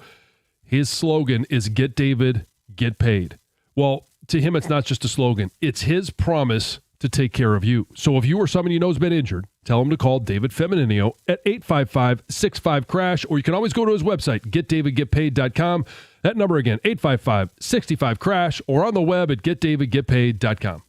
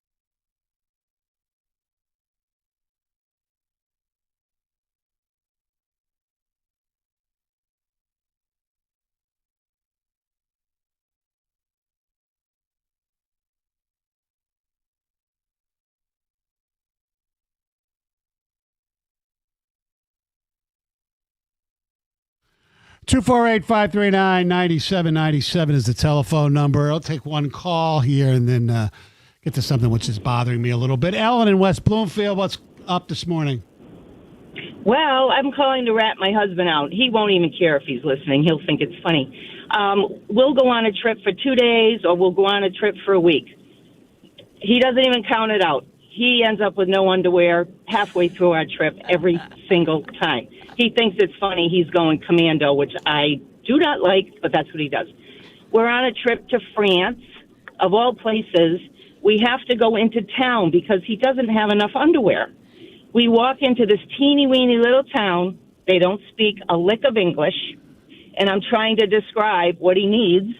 And he ends up leaving the store with about 3 or 4 individual, not a pack of 3, high-end Speedos that he had to wear for the rest of the trip. Oh, boy. However, he still hasn't learned his lesson. Wherever we go, he's always shortchanged on the underwear. I'm not sure what that's all about. Well, Ellen, but the France one was funny. Just tell him to use both sides. Flip him inside out. Well, I'm telling you, he's not opposed to that, which I can't. I got to draw the line somewhere. This has been 38 years of marriage, and he's done it. You should make. So I mean, the choice is commando, whichever you like least, commando or inside out. Inside out. Mm-hmm. Yeah. Well, I've seen them both, and they're not pretty. So anyway, I just thought that would be funny. It'd be a funny for the day. Thank you very much, Ellen. I appreciate it. All right, John, as you know, I am not a big fan of trash talking and trolling. Yes. Even with teams that I really love against teams I really hate. I mean, I laugh at the Cowboys, but I don't troll their fans, so to speak, or whatever. Same thing with Ohio State.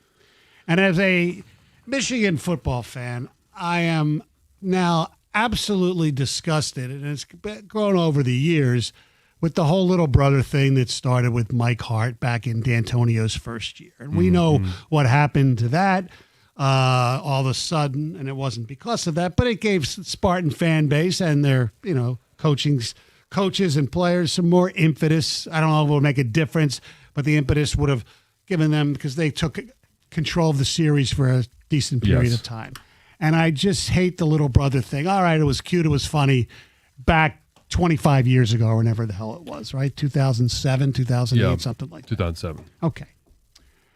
It just keeps going.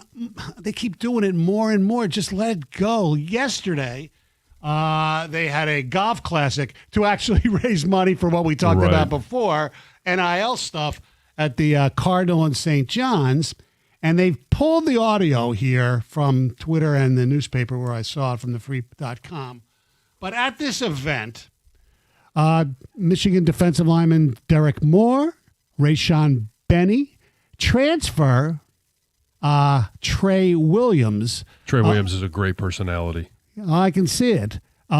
They were asked basically about this year's trip to East Lansing. And Rayshawn Benny, who of course is from Detroit, I'm sure he has friends and family who went to Michigan State as well, said, that's a Little Bro Stadium. That's at Little Bro Stadium this year. When asked for clarification, who is Little Bro, Benny repeated, Michigan State. Before Moore chimed in, they know who they is. Now Williams, a 6-year defensive tackle, he spent his first 5 years at Clemson, not much about the rivalry. He started getting in on it. He said, quote, go to Little Bro Crib in East Lansing, pop out. It's going to be a good time. Maize and blue only.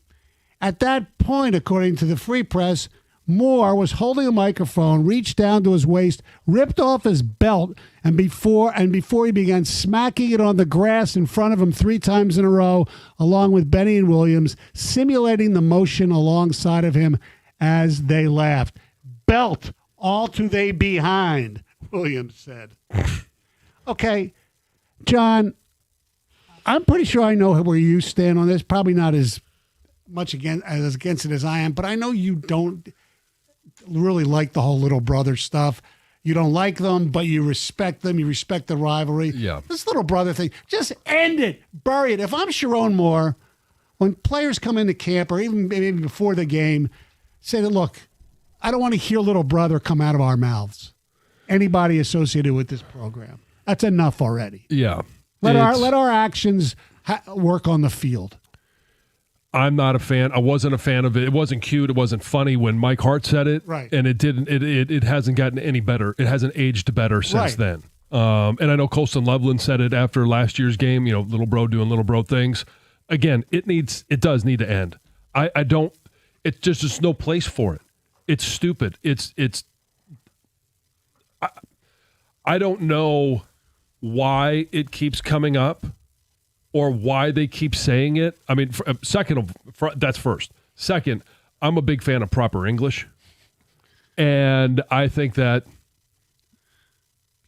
proper English should be used when you're doing interviews. It's just my, personal preference. Yes. What was that? I don't even know what that is. I think it's you're crying or something. I don't know.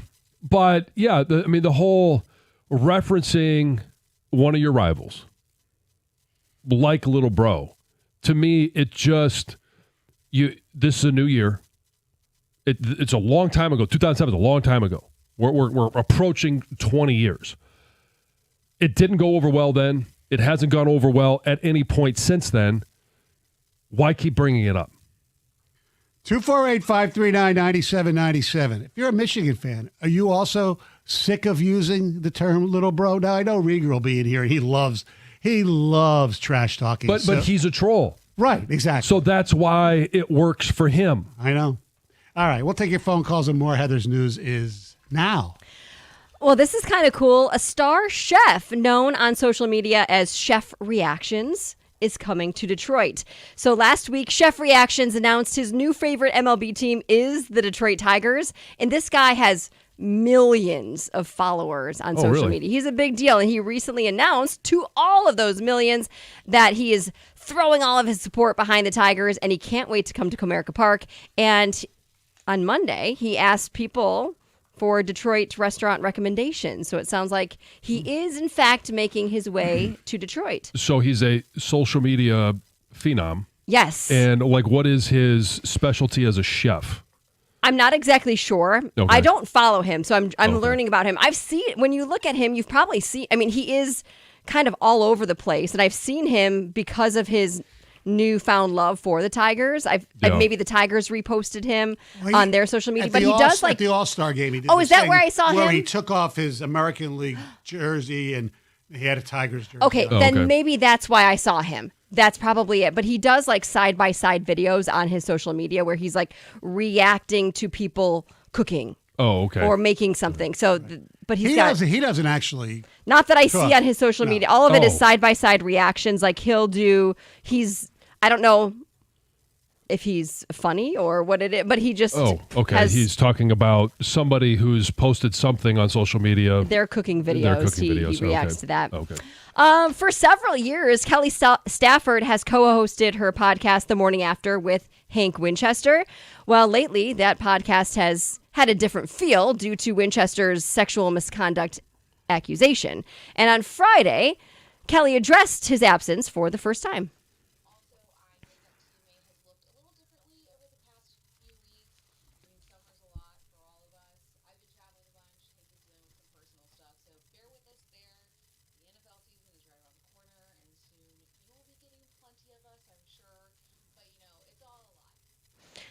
So she didn't really address anything, but it was the first time she actually addressed that he is having personal issues. Wasn't there on the show. Because I was curious what she was going to say. They're really good friends, right? They've known each other for quite a while. But she did hint, I guess, kind of at the end that they're going to be back together hosting this podcast. So is she hinting maybe he'll be back? Hank's a nice guy. I mean, if this stuff, the allegations are true, it's horrible. Yeah, so I don't know much about them except that they raided his home and took away some electronics. Yep. He's been placed on administrative leave with Channel 4 while they investigate it. Had something to do with some sort of sexual assault or misconduct during a massage. So that's all I got. More than 5.2 million above-ground swimming pools sold across the U.S. and in Canada over the last 2 decades have now been recalled. Oh, boy. After some drowning deaths have taken place, including here in Michigan. There's been 9 child-related drowning incidents with these pools. So the recall covers a range of different pools. The Best Way, in-text reaction, and polygroup pools. Basically, they say that these pools have compression straps that run along the outside of the pool, which basically have created a foothold for smaller individuals to step up on and then fall into in. the pool. Okay. Yes. So if you have any of these pools, or you've had them for the past couple of decades, because this is a long recall, you are urged to contact the maker immediately, and they will send a free repair kit, meaning you can take that compression strap off and they have something else for you to use instead. But probably it does gonna have to let all the water out. I would imagine so.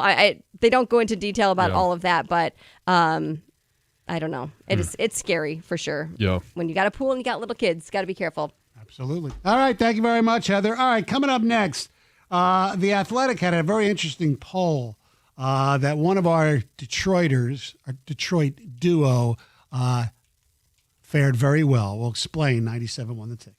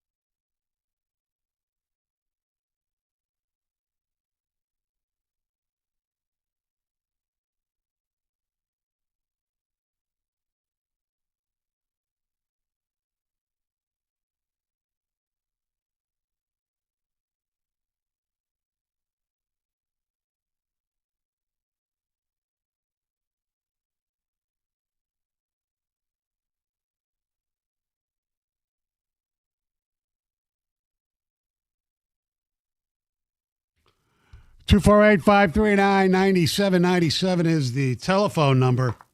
We'll talk about the Tigers coming up at 9:35.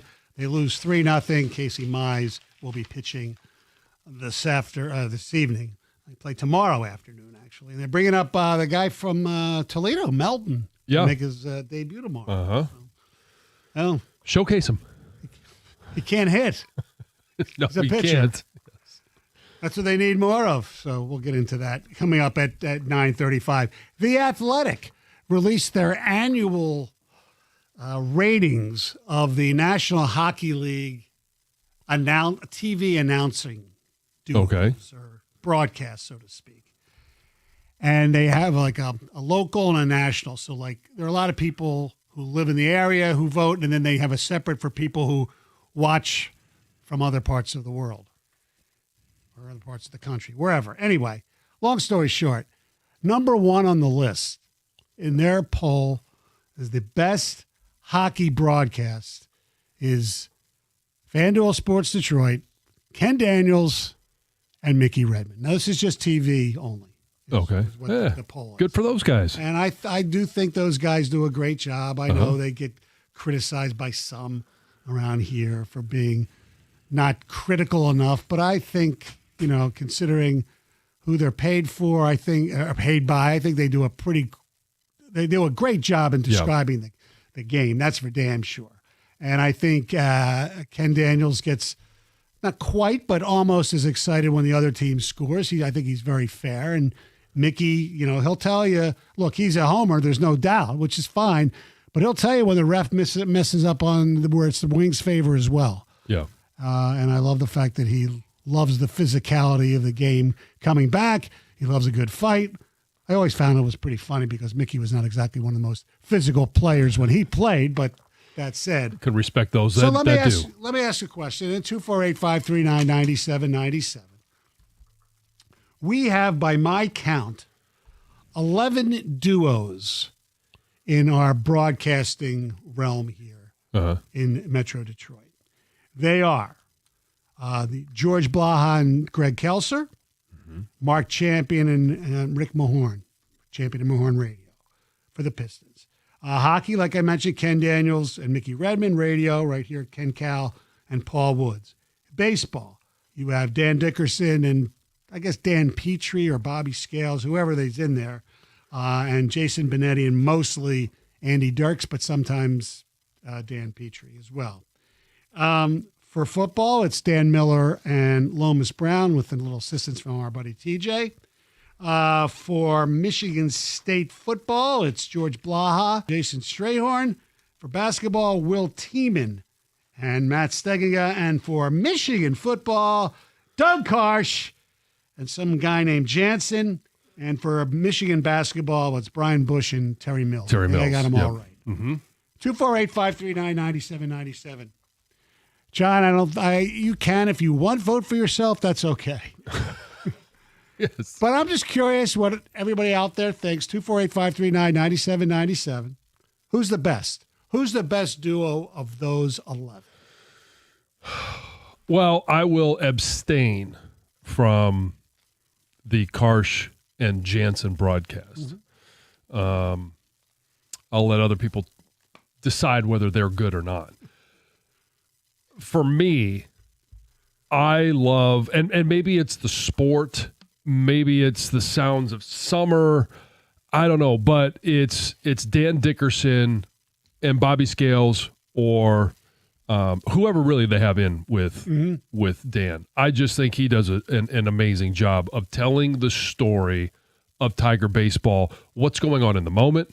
He'll give you historical context. I think Bobby Scales has done a really nice job of educating listeners from time to time on the game. I think the best duo would be, and we heard it, was it last year? Andy Dirks and Dan Dickerson.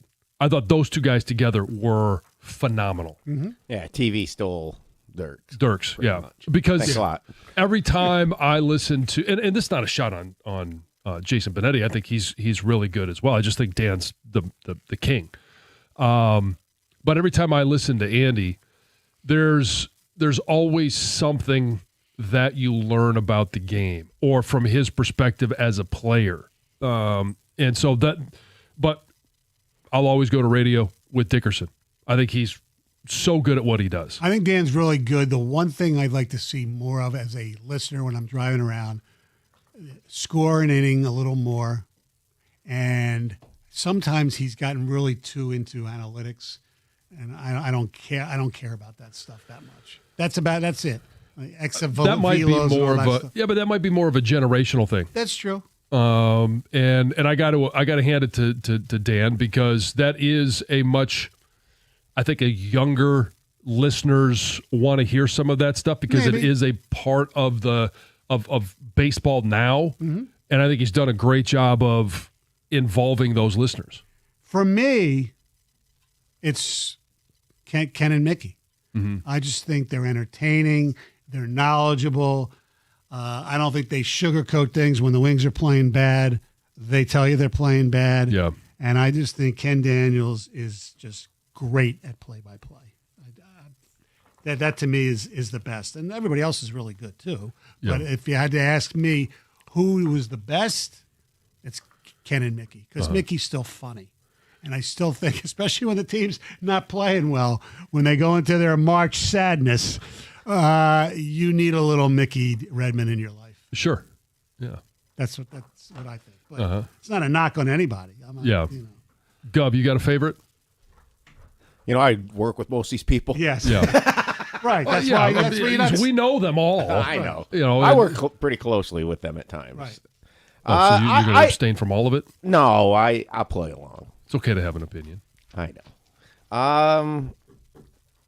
Dickerson is a legend in my mind, and so anybody that's with him, I'm cool with. I will say, I think the Lions crew has a lot of fun. Yes, they do. And it's a very professional, crisp broadcast. Dan knows how to keep it moving, and there's never missed plays, and they seem to know what's going on, like when there's confusion, which is a little bit harder, I think, with radio, because you don't have the amount of people in the behind the scenes helping. And Lomas is funny in his own little way. Lomas is funny, but I think Dan Miller does a magnificent job now that TJ's in the booth. Yeah. Well, it's a three-man booth. Stoney kind of there. If TJ's listening, he's probably hurt feelings when you just said a little assistance from TJ. Well, it's a traditional three-man booth. Right. Now. And I think Dan does a magnificent job of navigating when to bring in Lomas, when to go to TJ, and how they operate that booth. I think they do a tremendous job. And Dan has been, especially in the last few years, like we've been so happy that he's been able to call some winners.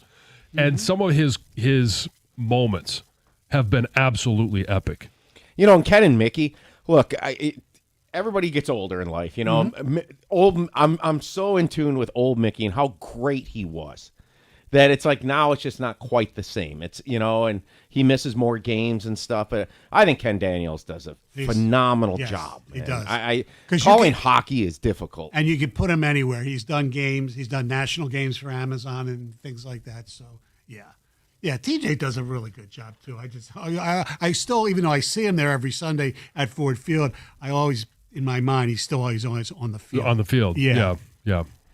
And he's got the tough job. It wasn't as tough last year because there was a lot of wins, but he's got the post game interview. Yes. with Dan. And when he's doing it, a lot of times I'm sitting there because that's where we do our post game show from now. In the home games, and I'm listening to him. And sometimes it's not easy when they lose. Oh no, it's never easy when they lose. Mm-hmm. Yeah. All right. 248-539-9797. We'll take your calls, your texts. It's 97.1 The Ticket. Hey, I've shared my weight loss journey with you guys over the last 3.5 years. It's been with Ideal You, and the fact that I have been able to keep the weight off and even actually lose a few more pounds since the program was over for me, they'll tell you it could lose up to 40 pounds in 40 days. In fact, I lost 50 in those 40 days, and when you're as big as I was, there was still obviously more to lose at that point, but I know the program works. As I mentioned, I lost 50 in those 40 days with Ideal. If you book today, Ideal U is going to give you a free body composition analysis. It's $150 value, and they're giving it to you absolutely free.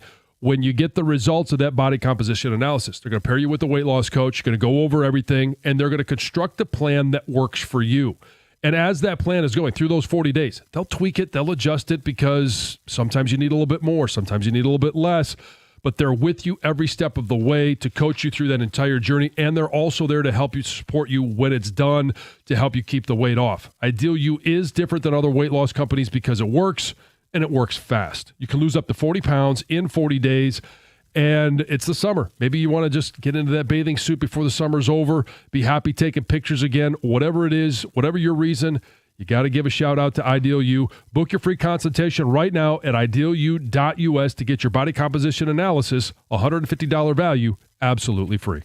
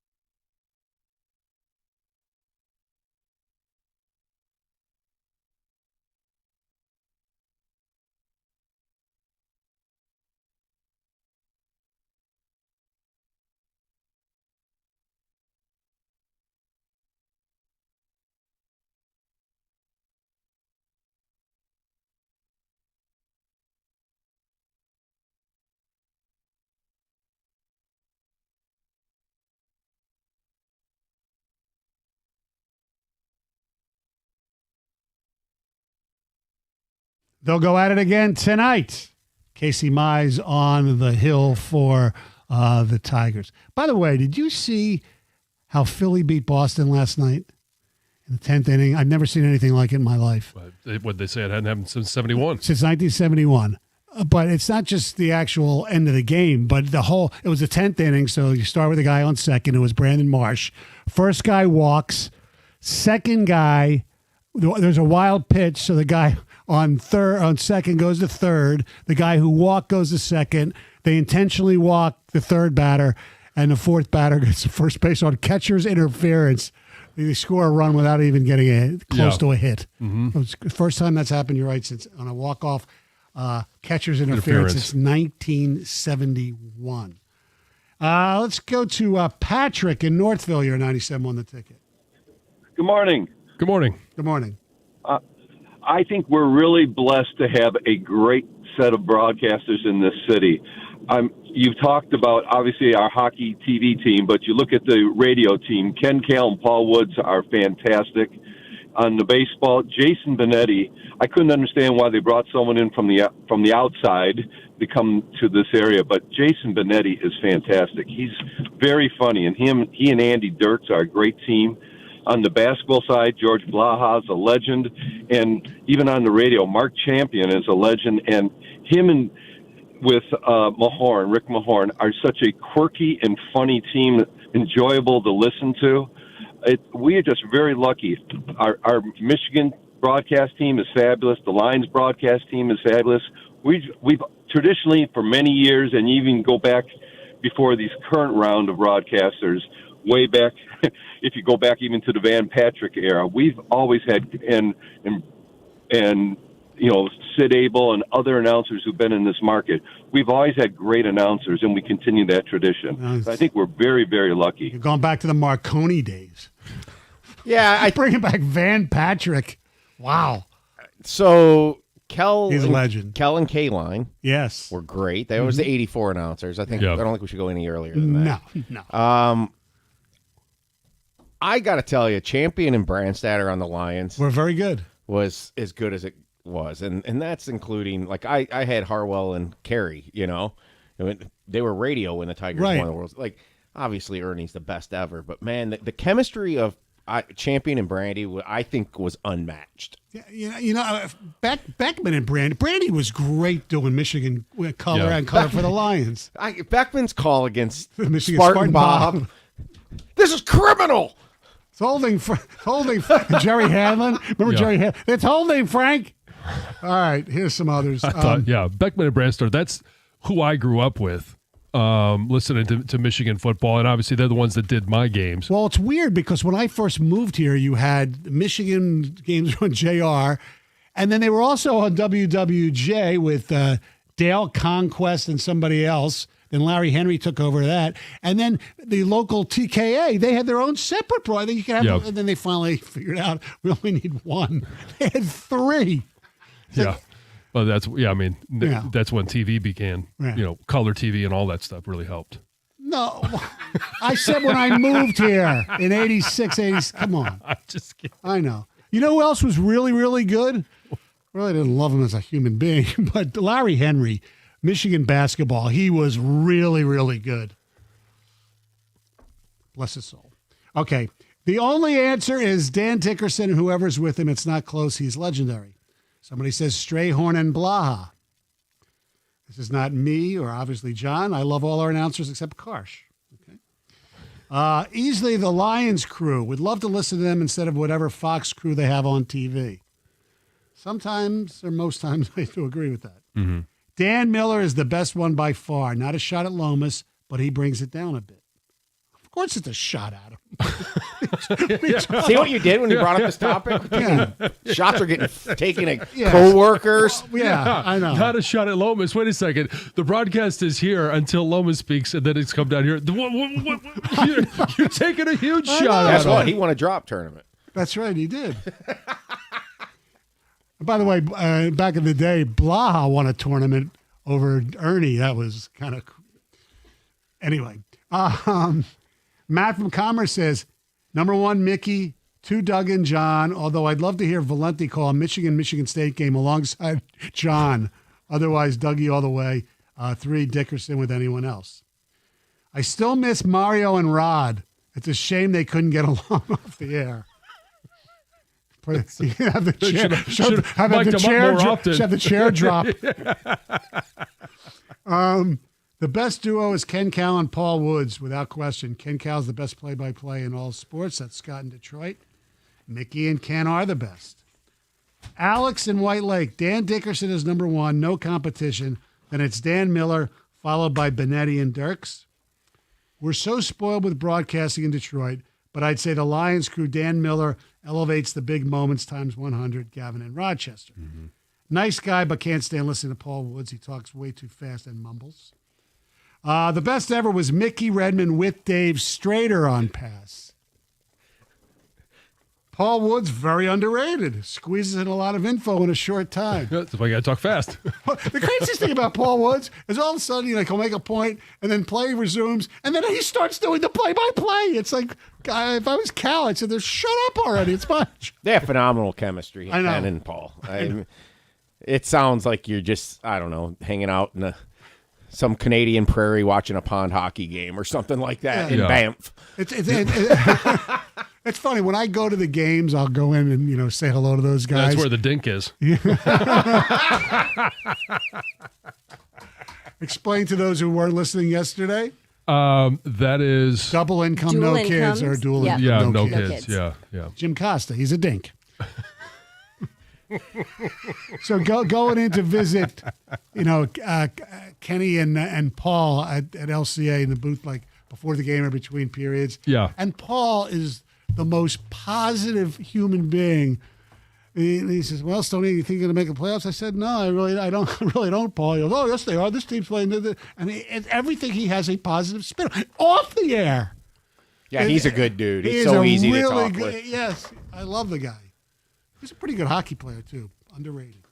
He was an underrated player. All right, 248-539-9797. All right, coming up next, we're talking about something that I never heard of before, but it does bring back memories for me in a weird way. 97 won the ticket.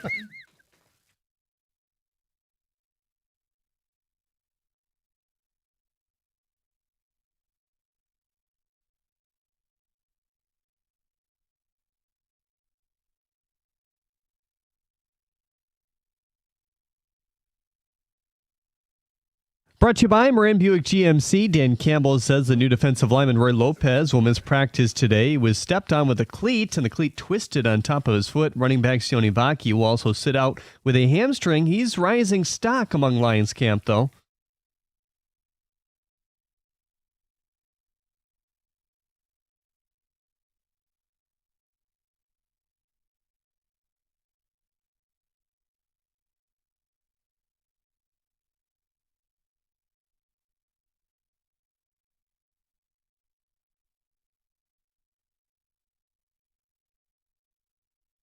Campbell also provided an update on 2025 fifth-round pick Miles Frazier. He's dealing with a knee injury and is likely not to return until September or October. Training camp for the Bengals starts today. Star defensive lineman Trey Hendrickson told Adam Schefter he will not report. Team president Mike Brown said yesterday they were actively working to get him an extension. The Tigers lost to the Pirates 3-0. Jack Flaherty lasted just 3 innings while allowing 6 hits, 3 earned runs, and 3 walks.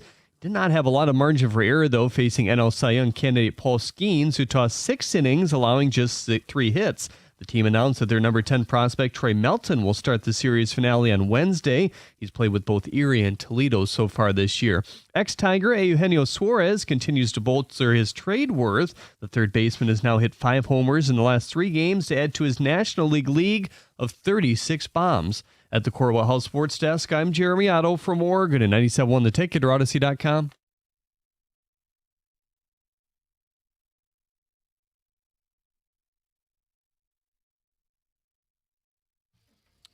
Two 248-539-9797. We appreciate everybody listening, calling, and texting, especially when we were talking about the announcers. And it's, I said, Mickey and Ken is my favorite team with Dan Miller and Lomas and TJ right behind it. And pleasure to follow them in that booth on Sundays at home games with me and Jennifer doing the post-game show. I would imagine they so. do a great job. Yeah. They do a great job. All right. I look on my show sheet here. Oh, yeah. And I see something that I'm not even going to try to pronounce because I'll screw it up. But Yeah, just say it. Labubu's? I think I think Did I you get it nailed right? Labubu's? I think so. Because it looks here like Labubus. So what are Labubus? And what am I missing here that I never heard of Labubus? So I had never heard of this or these until Lisa was at the mall, I don't know, maybe a couple of weeks ago, and she was trying to go to a Williams-Sonoma, and there was this gigantic line, basically lined up for the vending dispenser. Yeah. And she was, she had to say, excuse me. And they were like, oh, well, you can't cut in line. She's like, I'm going to the store. I don't even know what this line is. And they said, oh, what's the line for Labubus? They're like these small collectible dolls, Stoney, that kind of look like monsters, but kind of cute monsters. And you can hang them from like your backpack, or they come with little clips. Yeah, the pictures that I've seen is like women have them like peeking out of their purse. Sure. Whatever. And so, but it's a huge trend right now. And I'm trying to figure out what is the purpose of this trend. And I part of it is the mystery, right?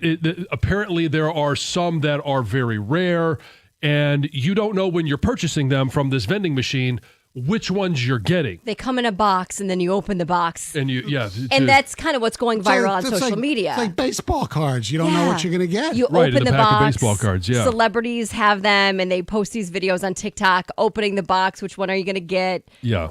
And then, oh, it's this one. Oh, it's this one. Maybe the reveal of them is different, but to me, this sounds just like Cabbage Patch dolls and Beanie Babies, and my kids love these things, Webkins, which they used to. There was a little game that they was. Does it come with a doll too, or no? I never had those. Webkins was like it was kind of like a Beanie Baby thing. Okay, we went all over for Webkins. And it's like, so really? I'm curious. First of all, what the hell is this trend?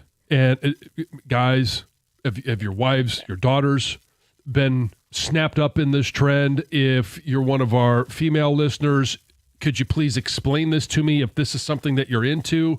Like, what is the attraction to these little goofy dolls? Should you try buying them now, because when the holidays come in a few months, there won't be any around, or the prices will be jacked up? I don't know. The holidays seem so far away. I know, but Well, yeah, but I this seems to me to be one of those trends that's here and maybe it's gone in a little bit after the newness. Sure, I think wears so. off. I mean, I don't know anyone who has them. I think you have to.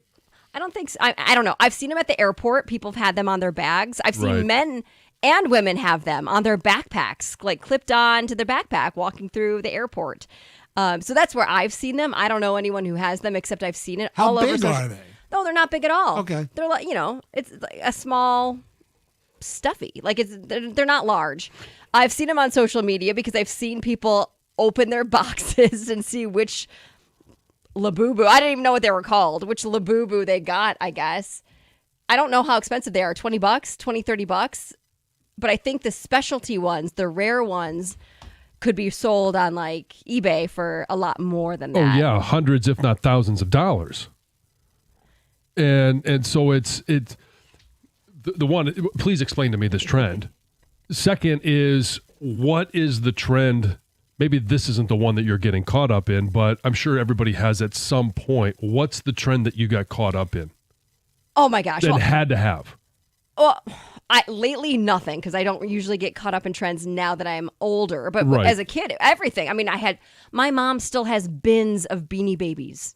Bins of them at home, and you some of them had the little like protector you put over the tag. If you had the tag, the tie, TY, right? Well, yeah, and then you put they have these little plastic slip covers basically you could put over the tag so they didn't get.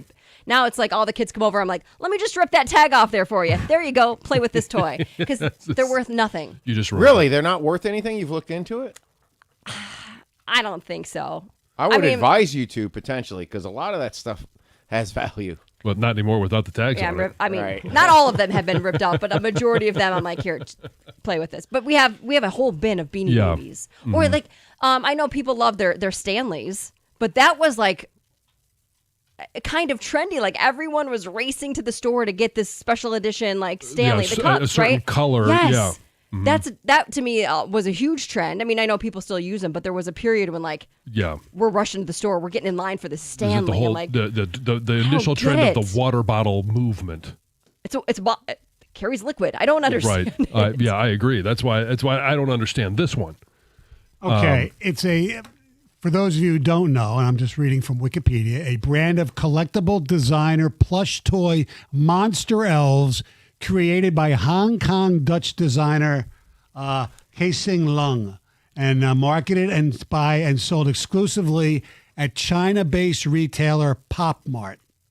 Labubu is also the name of the main character in the series. Oh, so it's a TV series too? I have no Sounds idea. like it. Okay. Labubu was first introduced in 2015 with Monsters figurines produced by the company How to Work. So it's classified as a monster elf? Yes. It is like a monster, but it's cute. I think they're cute. Okay. Labubu figures are often sold in blind boxes collected into themed lines which contain a toy chosen at random from that series, often contain a rare secret figure in addition to the designs advertised. I do think Emily would like it. Like, I look at it and I think of a child. Like, I think my kids would like playing with. She loves stuffed animals. She loves babies. She loves anything she can play with. And that's where I get lost in some of these because I do think that they are more or should be kid-based. But a lot of them are adults that are going crazy, and they open up the box, and then all of a sudden they get whatever it was that they're looking for, and they go bonkers. Same as Beanie Babies. Adults were clamoring for those. I think the only one that when my kids, when the oldest four were young, that I got caught up in it, and it was kind of one of those things where I had to get one for the kids, was the whole Tickle Me Elmo. I have mine. Oh, you I do? got one when I was a kid, and now Brooks plays with it, and Emily played same with one? it too. Yes, and it stopped. Does it still giggle? We had to get in there with some pliers and a screwdriver, some and now it repairs? giggles and it still shakes. Yeah, it's great. 248-539-9797. Labubus. Are your daughters interested, or your wives or whatever interested? Have you had to drive around to get one?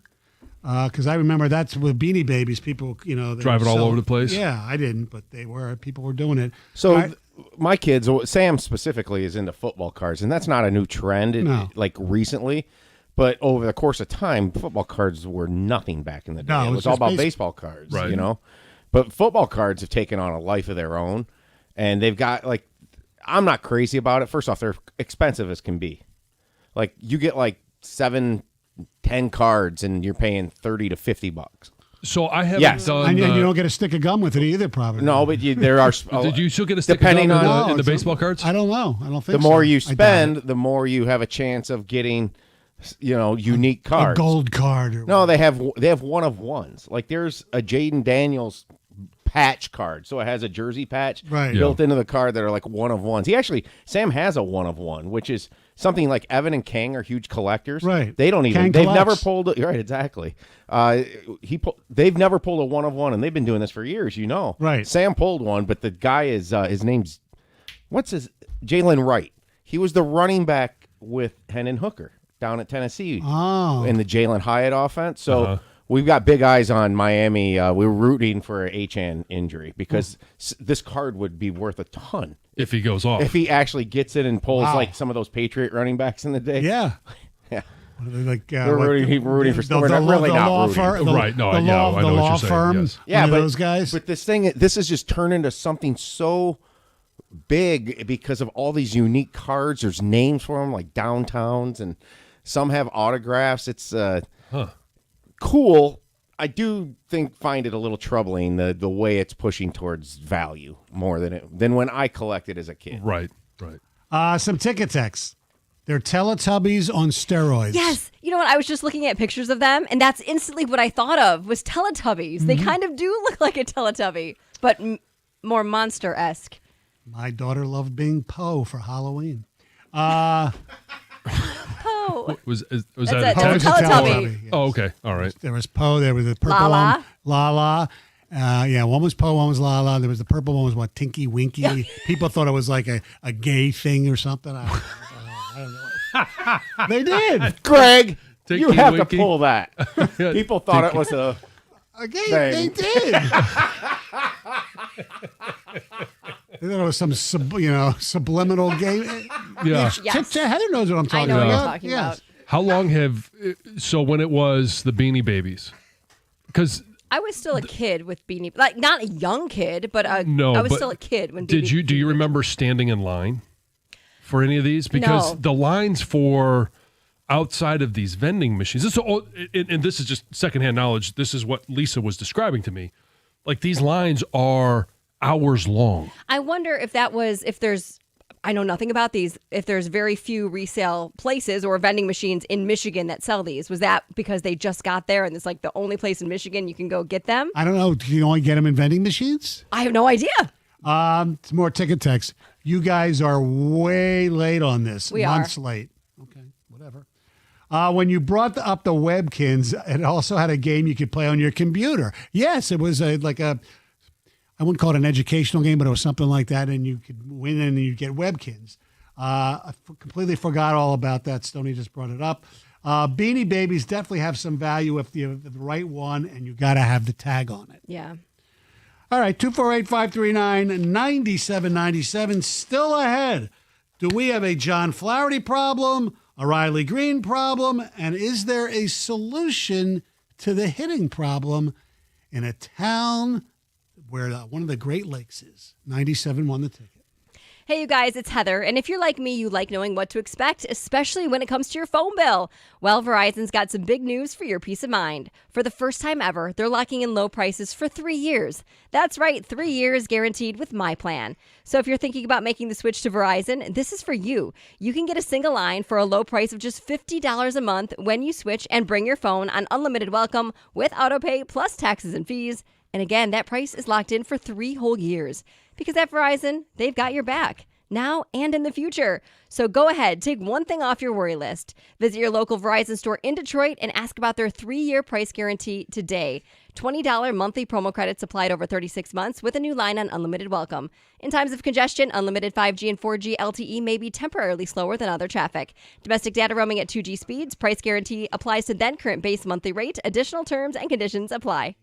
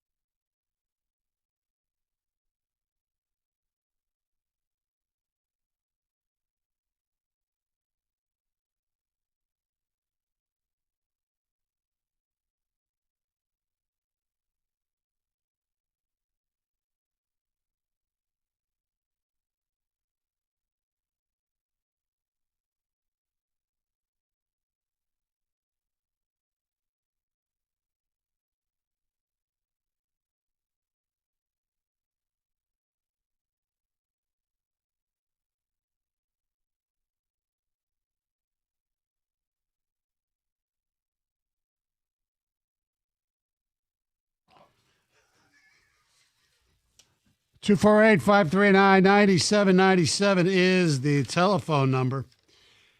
Tigers lose 3-0 to Pittsburgh. We'll get into their woes coming up in a little bit. I do want to read some more of these ticket texts here about Labubus. Here we go. This looks like a thing Cookies will get into. They look creepy. That's Philip at work. Yeah. Well, it's maybe it is a thing for dinks. I get sucked into McDonald's Monopoly every time. Put on a few pounds each time they run the promo. It's gambling for kids. It's a random prize box. Got to keep buying them to get the serotonin bump. Unboxing a good one. And they're not that cheap. I mean, it's not like they're like $5. I think they're at least $20. $20 or $30. Yeah. So that's a hell of a gamble. What the bleep is this in this conversation? Growing up poor has never sounded so nice. That's sauna Ron. Is he a regular texter or somebody who was in a sauna? He's an occasional guy. Okay. Yeah. I like his nickname. Yeah. Sauna Ron. I got caught up in the bourbon trend. It started with a few bottles that were cool looking. I had to stop when I reached approximately 200 bottles. Holy cow. Wow. Mm-hmm. Yeah. That's a collector. I feel like Cookies would have been a good Labubu information source. Yes. I think so. Yeah. Yeah. I wonder if his wife has any. Labubus. Ask him when he comes back. Keep that question. Yes. Maybe they're easier to get over the border. Maybe that was the purpose of the trip. Oh yeah. They're more available in Banff. I got to get both F's in. Yep. Okay. In 2020, I got caught up in the toilet paper trend. They were hoarding. Yeah. Did you too, Stoney, with your dipping? No. Oh, God. Stoney. I've reheard that story multiple times and have dry heaved each one of them. It's disgusting. You should, no comment. You should see Pokemon cards right now. All the fat, smelly, unemployed, greasy-haired basement dwellers camp out at stores and raid all the shelves. It's huge in the card shops. There's like split sports cards / Pokemon shops. Right before they go back to Mom's basement? I guess so. You said that. I got into these magazines at 7-Eleven that you couldn't see the cover, so it was always a mystery surprise when you open it. That's from Andy in Plymouth. Yeah, you talk about opening up the box. Okay. People thought it was a gay thing. Early front runner for next year's drop tournament.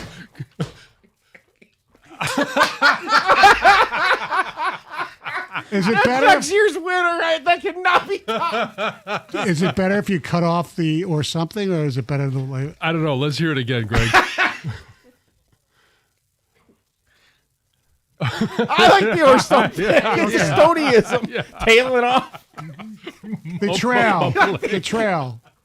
I hope somebody in the afternoon's listening. Oh, I'm sure you'll tell them anyway. Brian in Ann Arbor. You're on 97 won the ticket.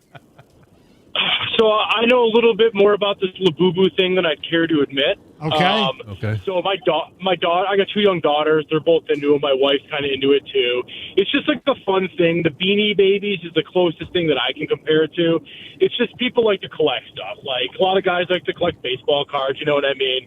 So a lot of time people will buy them online. You can get them at like the vending machines, I guess, and stuff too. But my wife will buy them online, and like the girls open them up, and they're super excited to see, you know, which ones that they are. And since they become so popular and they come out of Asia anyway, there's a lot of counterfeit ones. So there's like almost a subculture funny part of it when you get one and it ends up being counterfeit and it's like horribly made. It's missing eyeballs and stuff like that. So like people post them on like TikTok and like all that kind of stuff. But it's funny you're just talking about collecting stuff in general. Yeah. So I will tell you this. My high school job was I worked at Toys R Us in the late 90s, and then I worked at one for a little bit in college too.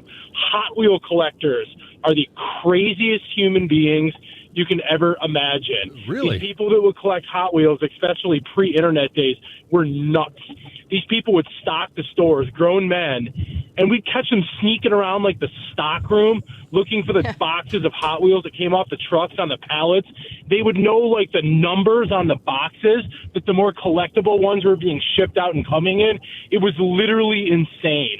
There was a guy who got a job at the Toys R Us that I worked at part-time just so he could like get first crack at the Hot Wheels, like the collectible ones that came in, because there's ones that would get packaged that were like pretty rare. And this guy came in the back and he had them stashed to try to buy them on his lunch break. And my thing was, I was like, you know, a little kid should be able to come in and buy this car and not know what he's getting and think that it's cool. So like I put him out on the shelf one day. This grown man damn near wanted to fight me like a 17-year-old high school kid because over his freaking little Hot Wheel cars. And I like collecting stuff as much as the next guy, but like those literally were the craziest human beings you can imagine. Like I watched grown men devolve over toy cars. Wow. Thanks, Brian. Appreciate it. 248-539-9797. Ladies and gentlemen, it's Heather with the news. Man, I've been wanting to talk about this story. It's a couple days late, but I've had it and I want to get to it. Did you guys hear about the guy who was wearing a massive metal necklace that was killed after being sucked into an MRI machine? This is crazy. It happened in Long Island earlier this month. According to police, a 61-year-old man entered the MRI room. It sounds like it was his wife who was getting the MRI without permission as the scan was in progress, and his necklace, which I had to dig deeper on because I'm like, okay, what kind of chain was this guy wearing? It wasn't just a necklace. It's described as a 20-pound chain with a lock on it. It's like a bike lock. He says that, or his wife said, somebody says, it's like something he did for working. He used for working out.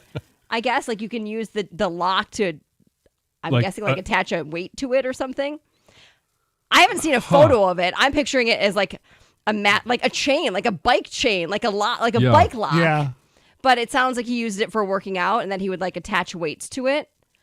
So this thing was huge. It wasn't like he was wearing a necklace or like a right. It was a gigantic. It was a chain. It was literally a chain. Well, when he walked into the room, the chain and the magnet from the MRI attracted the chain, hurled him towards the machine, and he was sucked into it. He suffered a medical episode, rushed to a local hospital. He was listed in critical condition up until his death. Ugh.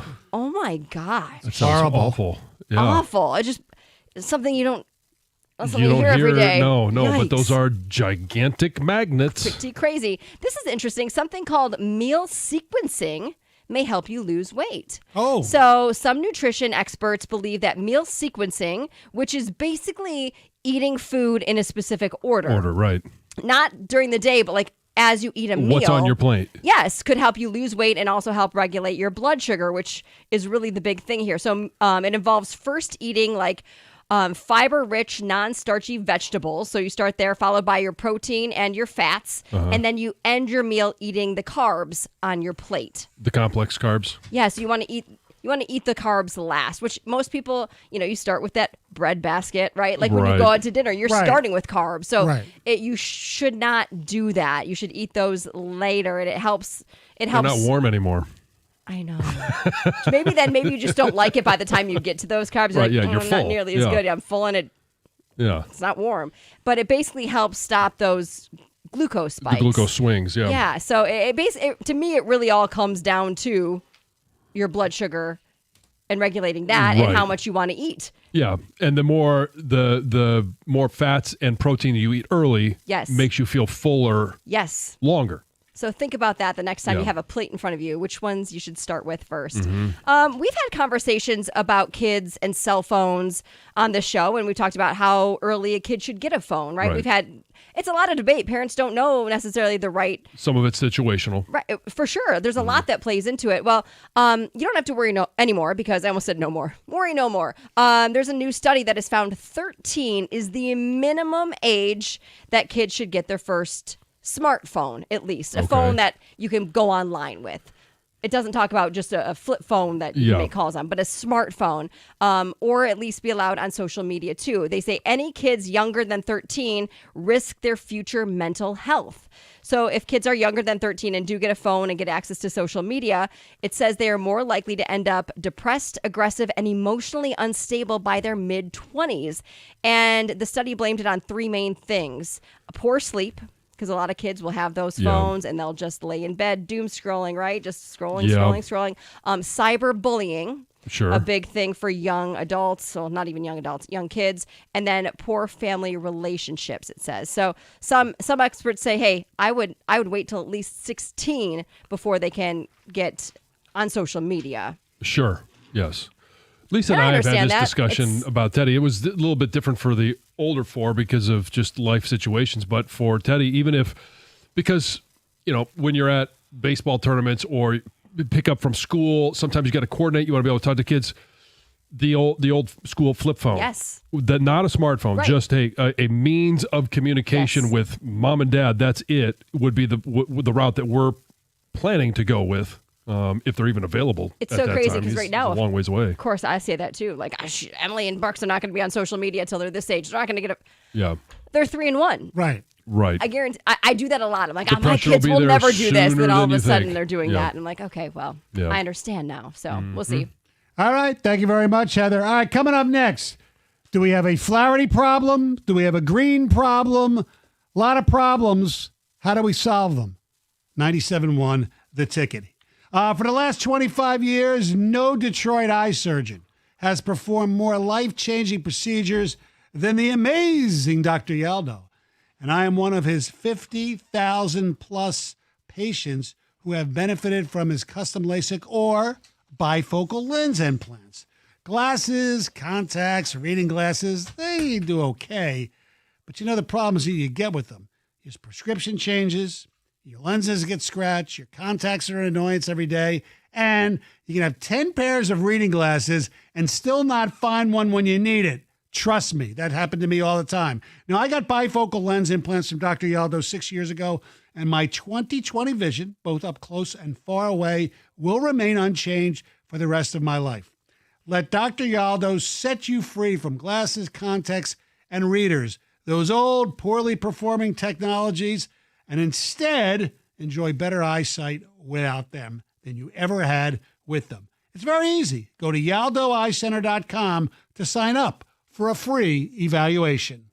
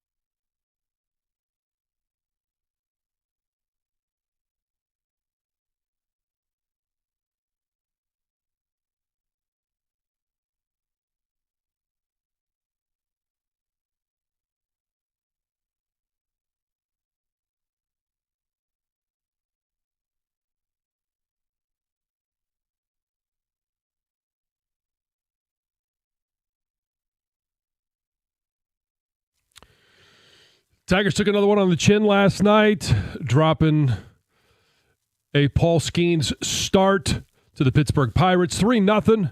No run support again for Jack Flaherty.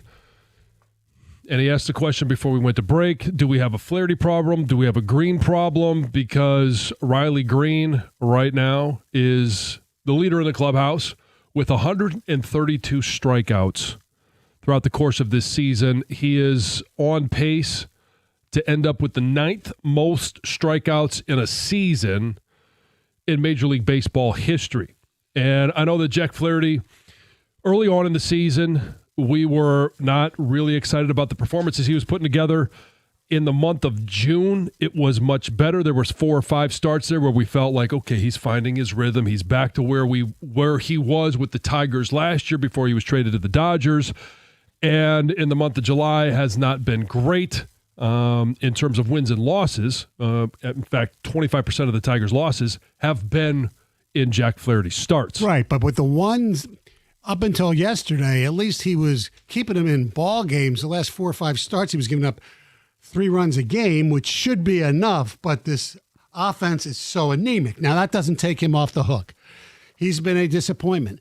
If you ask me, he's their 4th starter right now, and he started off with the second start as the second starter. And if you really want to feel, I don't know if that's worse about it, his incentive, because he's made 15 starts this season, has kicked in for next year. So originally his 2026 salary was going to be $10 million, but it doubled. So it's going to be $20 million for next year. So he ain't opting out. No. Unless he all of a sudden turns it around and goes and does great. So well, yeah, but I mean, right. Reality plays a role here. Correct. I know. And I don't think he turns it around that much. So you have that problem. But the bigger problem for me is the hitting. Yeah. Now, look, we know hitting comes and goes and things like that. And even when they were winning games, you're relying on, guys like McKinstry and Javi, people that you didn't expect. Torque earlier in the season. Your all-star Riley Green, he's had a good season. There's no doubt about it. But in July, and he had 3 strikeouts last night. Yep.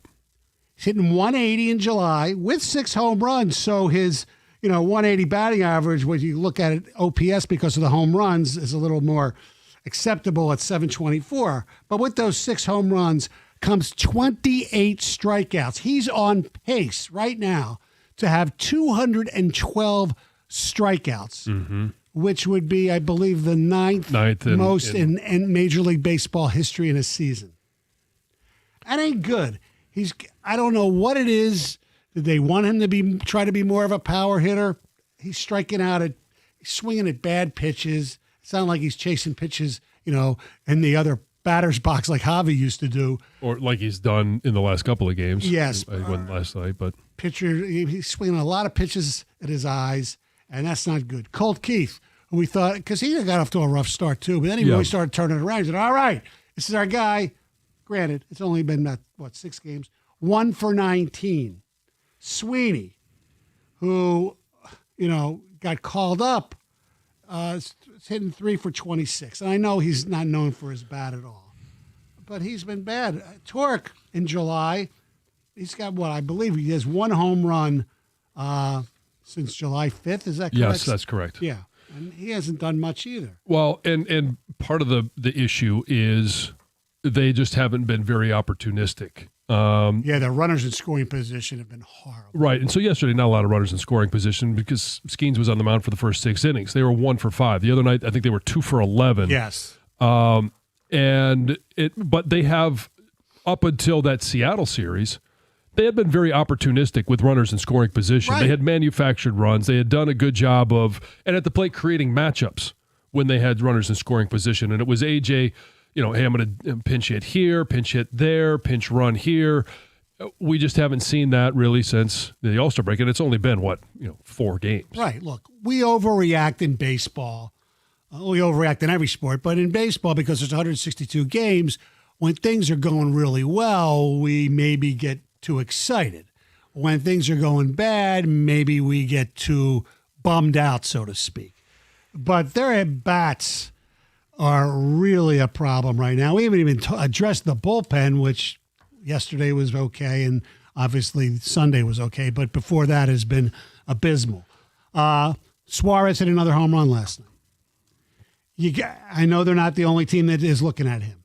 And allegedly Arizona wants pitching prospects, which the Tigers don't have many of, as opposed to the bat prospects they have. Right. So I don't know if they have enough ammunition to get Suarez. So that being said, what would you give up to get Suarez? Well, I think it starts with Alonso. And again, not a pitching prospect, but he's top 5 in the Tigers system. And it starts there. And then I think you just say, is there a pitching prospect that you like? Ask the question. Take your choice. Because I'd be willing to give up any of the pitching prospects that they have. Right. None of them are and that's probably the problem, is none of them might be enticing to anyone else. Right. We'll find out about Melton for the first time tomorrow. Mm-hmm. Yep. Troy's coming up. Yeah. We'll see what he has, and see what he can do. And I jokingly said, maybe it's a showcase. I don't think it's a showcase. It's. I don't think they're going to be marketing him per se, unless somebody were to call on him. Correct. And it's probably not Arizona. No, I wouldn't think so. And do they have enough? I don't think I'm going to go more than Lorenzo as far as the prospects. And you can go further down. So basically, Clark, McGonigal, and Rainier are the ones I'm not trading for a rental. And you could have Barrett? Would you go Briseño? Briseño or Lorenzo. I'd rather give up Lorenzo, but sure. If they would say we're only going to do this if it's Briseño, I think I would do it. All right, so I think that's a lot for a rental. Just one of those guys, yeah. For Suarez, yeah. I mean, this is as true of a rental as it can be. 2 months. Yeah. Come in here. He's a free agent. Do what you've been doing.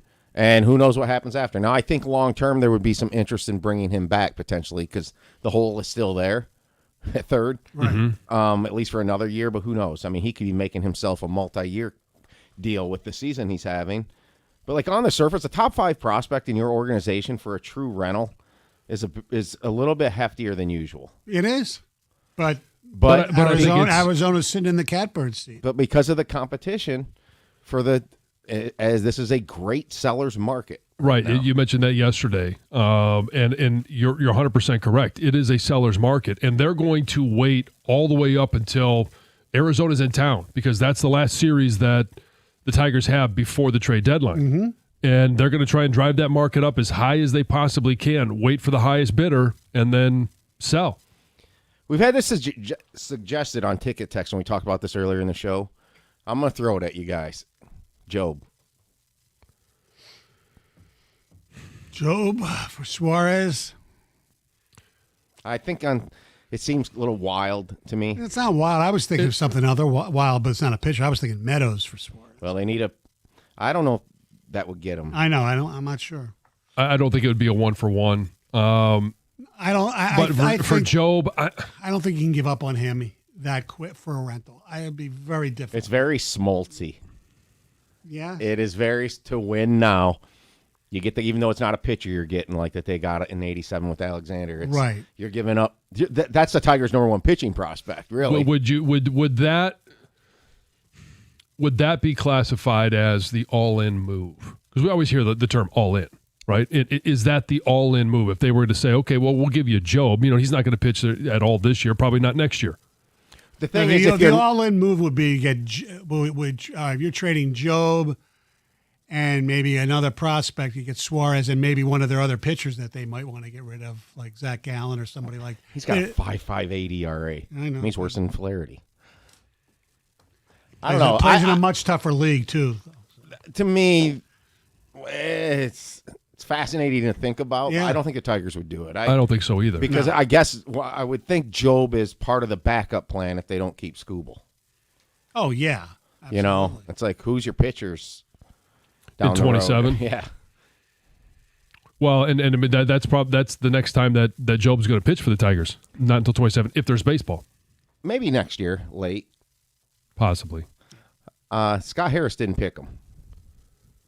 Job? Yes. That's true. You never know. You know how some GMs in this town love the ones they have. I mean, if you're Arizona, you're sitting there saying, all right, this is the highest potential value we could get, and it fits what we're demanding. All right. 248-539-9797. One other name to bring up, should they bring him up? 97 won the ticket.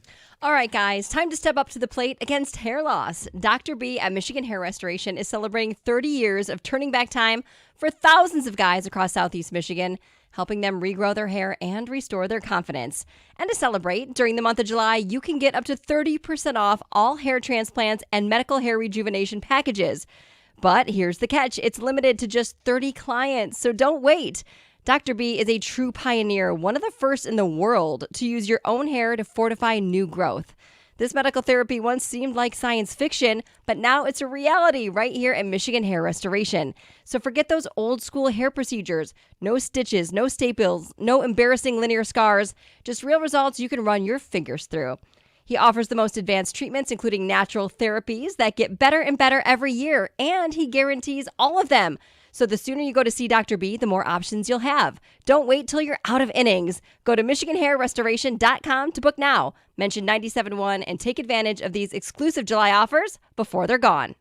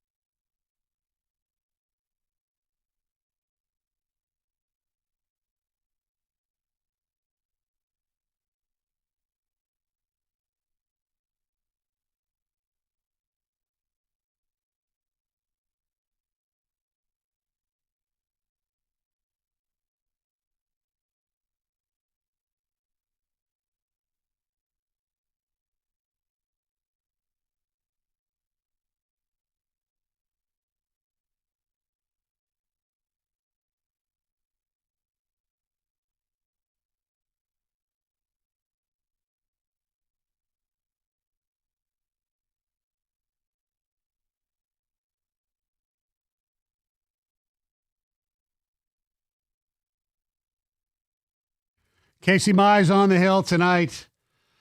Skeens is pretty damn good. That's for damn sure. Even though they have a losing record when he pitches. He has got a losing record because his team has no offense. And right now, the Tigers have a limited offense as well.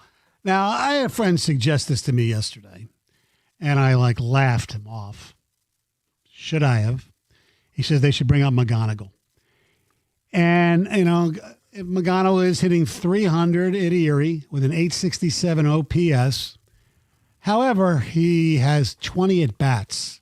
You're going to go with the K-line plan. Skip AAA? Well, K-line did nothing, no minors. Yeah. I don't have a problem with him skipping AAA, but I think you cannot even be serious about bringing him up now with only 20 at-bats in AA. It's just, I'm not saying he couldn't, but it just doesn't work that way. And same thing with, Clark's got he's only hitting 217, but his OPS is 814, I believe, or 845, because he's got a few home runs. A lot of these guys. McGonigal, look, if he keeps it up, today's July 22nd, if he keeps it up for another month, maybe in September with the call-ups, you might think about it, or maybe definitely starting next year. Nobody goes, and I'm sure there's an exception out there, so save your ticket text, from A ball with a short stay in AA and then to the major leagues within 6-week period of time, let alone 3 weeks. It just does not happen. Bo Jackson had 53 games in AA before he came up to the show. Oh, did okay? And how many's McGonigal had? He's got 20. So about a month from now. Yeah. Uh-huh. All right. A-Rod went from AA to skip AAA. During the season, though? Yep, brought up by the Mariners in 94, straight from AA. Jose Altuve, Jeff Bagwell. There's all Hall of Famers. Yeah. Okay, so you presented the only way. But how many AA bats did they have? That's what I'm talking about. Go ahead. You presented the only way it could happen. It would just be before September call-ups, you bring him up just so that he potentially would be playoff eligible. I'm not even sure they're bringing him up in September. That's how new this is. Yeah, I know. Right. I would wish they would, because if he continues to hit at this pace, you'd like to just see him in spot duty in September and see what he could do. Yeah. All right, some ticket text before we turn it over to Rieger and Mark Ryan. We have batting issues. Duh. I have concentration issues. Yes, we know. Between Green and Torkelson, how about trying to just put the ball in play instead of trying to hit a 4-run homer every time they're at the plate? A grand slam. Yes, exactly. Way too many runners in scoring position left out there. That's from CJ. Dennis in the Clem says, time to trade Torque. Looks terrible.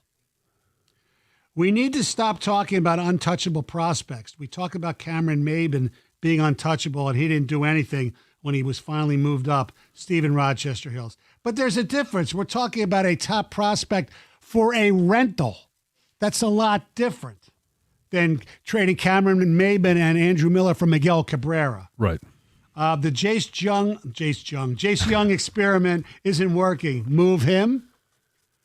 He's actually played a little better in AAA, but he certainly didn't do anything when he was here. Yeah. Tigers have some big problems, but I thought it was just a gay thing. That's from Scott and Carl. Great. Hold on. Hey, Rieger, you got to put your ears on.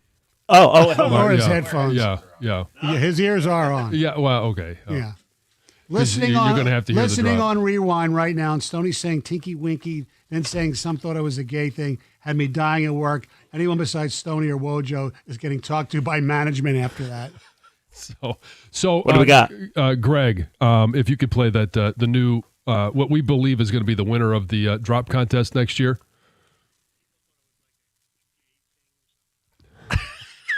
And you were talking about Teletubbies. I heard that you'll never guess what they were talking about. I heard it driving in. Teletubbies. Yeah. Wait, is that do Little people? boo-boos. Oh, my daughter wants a little boo-boo so bad. They're expensive. They're gay? No. We were talking. They're happy, Rieger. That's what they mean. They're happy. We're talking about Teletubbies. If you remember the purple Teletubby, Tinky Winky, there were some people thought there was this conspiracy that it was some subtle, gay pride Teletubby or something. Is this the same rumors that thought Bert and Ernie were also gay? You heard those ones, right? I did hear that. They live together. Yeah, That's what people said. I didn't say it. I didn't say that. That's what people said. How old were they supposed to be? I don't know. Who, Bert and Ernie? Yeah. They're How old. old were they? I don't know. Like two old gay guys. Really? I guess. I was today years old when I heard this for the first time. That was the rumor. It's kind of like Paul from the Wonder Years is Marilyn Manson. You didn't hear that one? No. Spuds McKenzie got electrocuted in a pool. Oh, now you're going to tell me Jerry Mathers from Leave It to Beaver died in Vietnam, but he's alive. So. I haven't heard that. What are you talking about? These ridiculous conspiracy theories. It's like urban legend. Urban Urban legends. Like if you eat Pop Rocks after drinking pop or then drink pop, your stomach explodes. Yeah. You die. And you play Grateful Dead backwards, it works with The Wizard of Oz. Did you hear that one? No, it's Pink Floyd, I think. Pink Floyd. Yes, Oh, okay. yes. You guys have never heard any of these? Yes, I have heard some of them. Yeah. Yeah. Well, have you heard the Bert and Ernie one? No, no. Okay. No. Sesame Street is innocent. Why do you choose to tarnish I it this didn't. way? This is not me.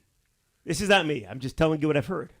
Sources say. Sources say they. Anyway, how you guys people doing? say. Good. Good. How are you? Back from vacation? Oh yes. Where'd you go? I went to Vegas, Nashville. Oh, Nashville. Okay. Fantastic place. Yeah. Had a good time. Had a one night kid free, and we did it up. My wife and I, we went on Sunday, and I mean, my goodness, the bars, live music constantly. Every artist has their own bar. It was sensational. Drinks rather expensive though. And did you line dance? I did not line dance. No. We stayed more on the rock and roll Oh, side. so you didn't come back. I mean, you go to Nashville, you got to come back with a cowboy hat. Well, I looked into cowboy boots, rather expensive. Problem is, you can't wear them with shorts.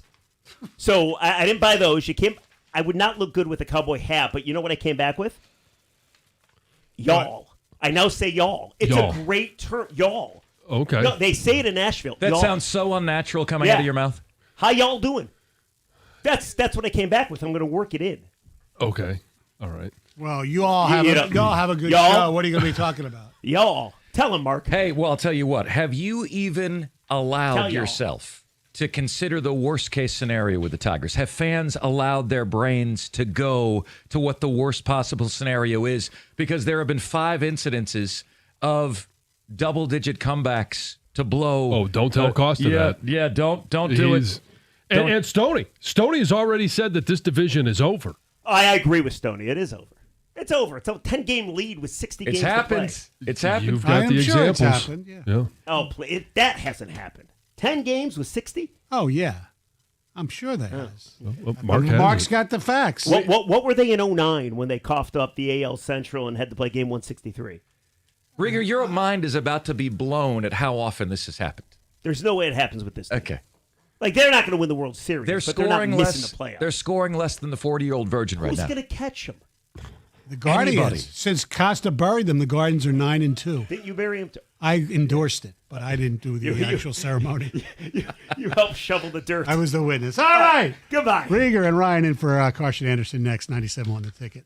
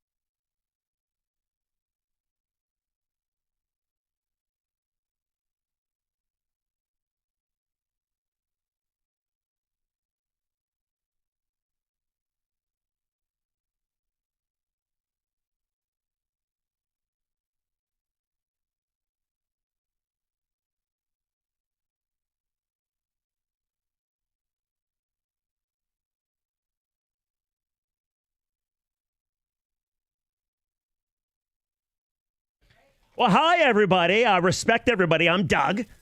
And that there is Gator. Gator, how was your weekend? Boy, I'll tell you what, these voices have gotten way more annoying than they usually are, aren't they? Well, they're usually pretty annoying, but yeah, I would say we definitely up the annoying. How's it, Mark Ryan, Jeff Rieger, till 2 when Rico and Mike and the gang take over the airwaves?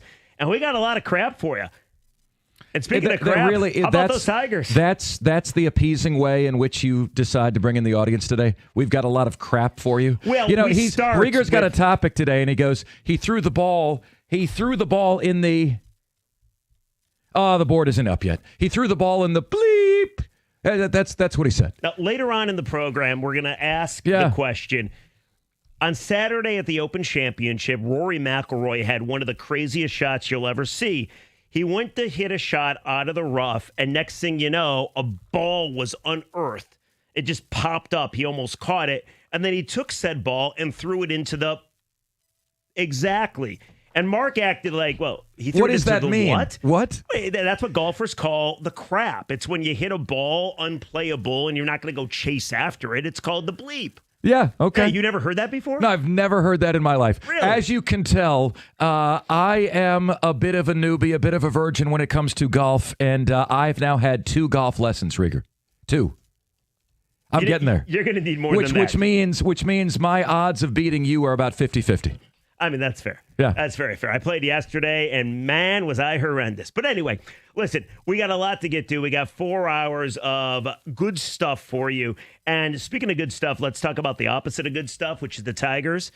They lose yesterday 3-0. Paul Skeens 6 innings of genius baseball. He only had 84 pitches. I can't believe that Donnie Kelly, baby, yanked him. I wanted to see him keep going. I don't care that the Tigers lost. But now, the Tigers in their last 40 games, are you ready for this? They're 20-20. After starting off 19 games above the 500 mark in their first 61 games. 61 games, 19 over. The last 40, decent sample size, 20-20. You got the Blue Jays coming to town on Thursday. You got the trade deadline on the 31st. And I know everybody's wondering what the Tigers are going to do at the deadline. I want to pose a scenario to you. I'm curious what you think, because I recently had the privilege of listening to The Days of Roar, which is a Free Press podcast, and they had a former GM talking about the prices of what these free agents are going to cost you. It's a seller's market. There's so many teams that have the ability to buy to improve their team. If you want to go get, like, I don't know, a David Bednards, it's going to cost you a ton. If you want to get Eugenio Suarez, he's going to cost you a boatload. There's so many teams that want to buy to make their teams better. There's fewer teams that are selling, like Baltimore, the Marlins, the A's, and the Rockies. They're all selling. Everybody else might have a chance they'd be in this thing, considering how many wild card teams there are. So maybe they're going to buy. Price tag's going to be huge.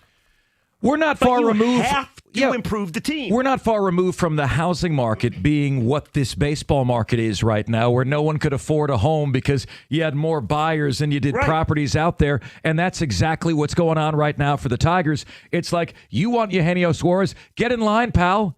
That's the best bat out there, and there's 12 teams that want him, and you know as well as I do that the Tigers are not going to be the team offering the most for Eugenio Suarez. So then what's your hope to spruce up the line? The Snakes are sitting there thinking like, hell yeah, dude, we're going to get a ton for a rental that hits jacks and could help a playoff team. So we have a good way of asking you this question, okay? Because I think sometimes you wonder about, like, okay, what are they going to do? How much do you want to spend? I know there's 2 types of Tiger fans out there. There's the fan like me that says, I don't give a damn about the prospects or the farm system. Spend everything you got. Wait a minute. You are F them picks guy? Oh, yeah. No, I'm F them prospects guy. Oh, okay. Take the prospects. F them. That didn't sound right, but F the prospects. But, okay. A year ago, you were open to getting the prospects for Tarek Skubal. Yeah, because you were 9.5 games out of a wild card spot. At one point. Now you have the best record in baseball. You're going to win the AL Central. You better do whatever it takes to bolster your team, but it's going to be expensive. Well, but there's that guy, real quick. There's that guy, and then there's the guy that's sitting there that's almost afraid to talk that says, well, I don't want to screw up our future. any additions you make isn't going to help you win a World Series. You're already showing your warts. Every team in baseball knows about your warts. You're 20-20 in your last 40. You have one reliable starter in Skubal. You have one reliable reliever in Vest. And your offense has the least amount of runs in the second half of baseball. They got 3 in 4 games. They have lost 7 of 8 games. So there's the guy that says, I don't want to do anything or next to nothing, and I just want to play with the team that we brought here, and then we know our future is going to be great because we're not selling off our farm system. So which guy are you? And I have an interesting way, I think, of asking the question. Are you ready? You're Let's not hear a it. golfer. Well, but can I want to Yeah, give I want to give one thing that supports what you're saying, though. Oh, you're going to support me. 62. Nobody ever supports me. That's what I'm here to do. Thank you. I'm here to build you up before I tear you down. Okay. So I'll expect that. Yeah, 62% of blue chip prospects bust. Those are top 100 prospects. I love it. So get rid of them. Again, if you trade 3 blue chip prospects, the odds are that you're only losing 1 good player. If you trade 5 blue chip prospects, you're losing 2 good players. Think about this. You're not losing 3 good players if you give up 2 good prospects to get somebody. Look, I don't see a name out there that is worthy of McGonigal, that is worthy of Clark. At the same time, those second-tier guys, Lorenzo, if you didn't get Lorenzo to improve this year's team, I don't know why the hell you got him to begin with. I don't care about McGonigal or Clark or anybody else that hasn't played a Major League Baseball game. I don't. I care about the first time in 41 years to win a world championship and a situation you find yourself in that you may never be in again. So here's why I want to phrase it, okay? I think this is genius, but it's probably not, so feel free to rip me. Well, ideas are like babies. Everyone loves their own. That's a good point. I like that. Never heard that. Wait a second. Everybody loves every baby, right? Ideas are like babies. Everyone loves their own child. Yeah. There's never been a quote-unquote ugly baby in existence. That is true. Like every parent thinks their kid is gorgeous. But then there's a lot of parents that go around saying, look at that ugly kid. 100% but right. They never say it out loud. And those parents are right. Yeah, they'll say it to their spouses. Yeah. Say, hey, you see Bob's kid? Oh, man, hopefully that kid's smart. Not a looker. Anyway, I'm sorry. Here's how I envision it. The Tigers. You're going to hell for that, by the way. The Tigers had a great drive. They're golfers, okay? And they're 220 away from the green, over water, playing in a big-time match. You got 2 choices. You go for the gusto, you break out the 3-wood, you hit it over the water, you try to get a birdie or even, dare I say, an eagle. And that is getting rid of Clark and McGonigal. Right, that's going all in. Okay. That's like, you know what? I don't even care about Clark and McGonigal. That is paying the exorbitant prices for pieces that might even be rentals that can help you win a World Series. It's going all in, going over the water, breaking out the 3-wood. There is a high chance that you screw up your farm system. There's a high chance the ball goes in the water. Okay? But if it works, you win a World Series or you get a birdie or, dare I say, eagle. So there's that way of thinking. Or there's the guy that's looking at 220 over water. I'm just going to lay up. I'm going to break out a wedge. I'm going to have about 100 yards over the water, get myself a par, feel great about myself because I'm a crappy golfer. Which guy are you? Are you the guy that's going to go for it over the water, hero shot, get the birdie, and damn it, let's win a World Series? I don't care what you got to spend. It's going to be pricey. You are going to, let's be honest, use a lot of your prospects that you love. You're going to hurt your farm system, even though it's still going to be healthy. You're going to try to win a World Series. Or are you the guy that lays up, makes minimal improvements, and you know what? We'll settle for the par. We're not going to spend a lot of our prospects. We'll maybe get 1 arm, even though you need 2.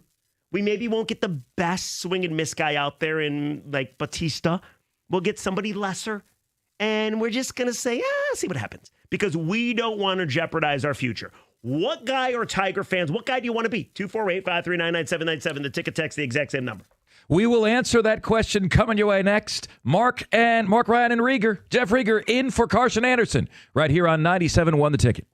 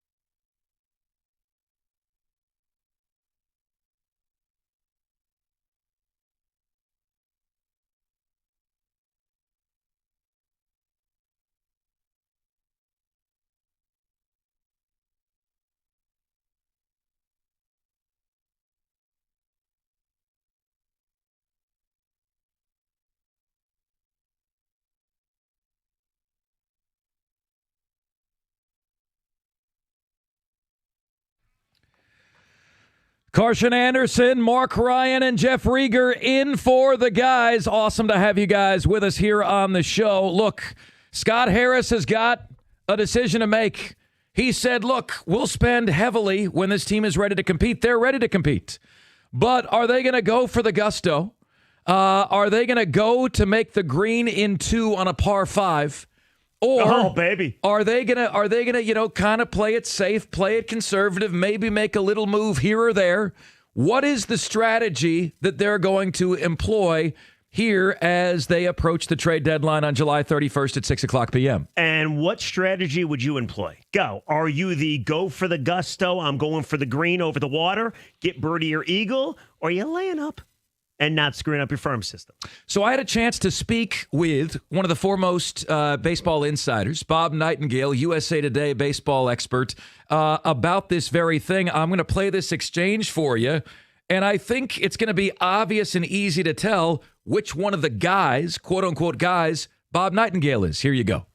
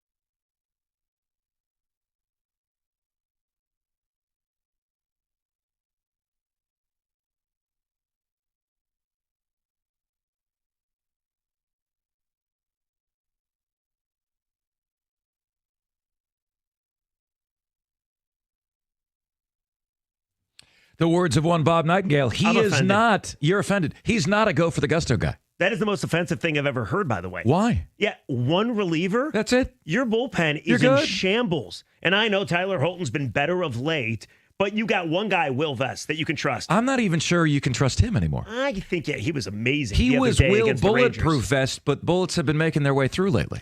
No, he's still been pretty good. I don't know if he's like your legitimate World Series closer, but AJ doesn't care about closers anyway.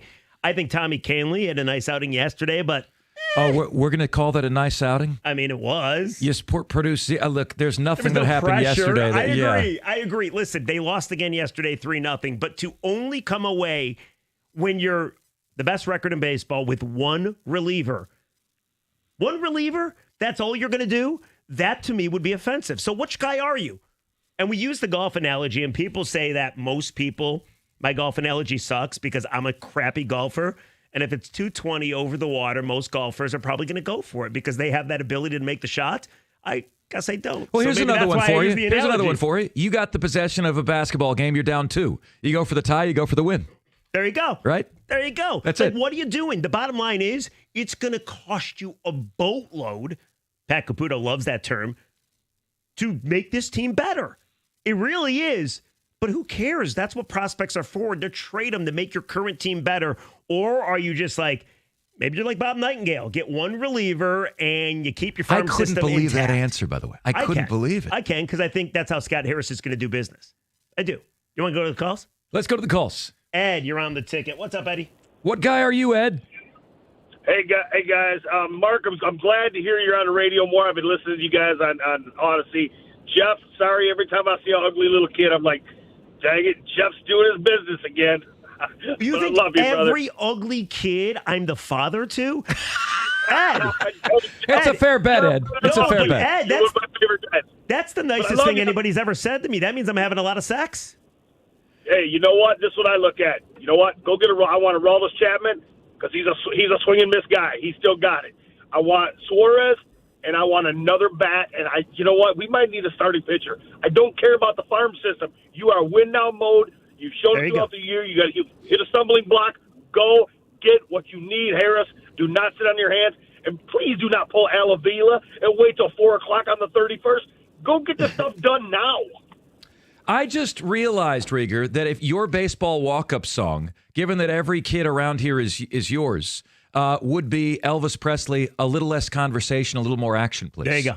That would be your walk-up song. Yeah, I would shake my waist and everything. That's it. I would wear that rhinestone outfit. My favorite drop, August 2nd of last year, Scott Harris, The Morning Show, said this.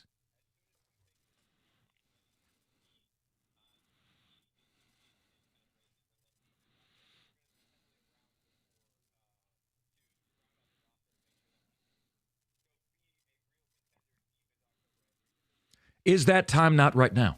If it's not now, when? But see, this is what I worry about. And we'll go back to the calls, 248-539-9797. What kind of guy should Scott Harris be? Go for the gusto or play it safe, understand his team might not be all that great, 20-20 in their last 40, and protect the farm system and, do just a little something. But here's what I worry about. And you can tell me what you worry about, too.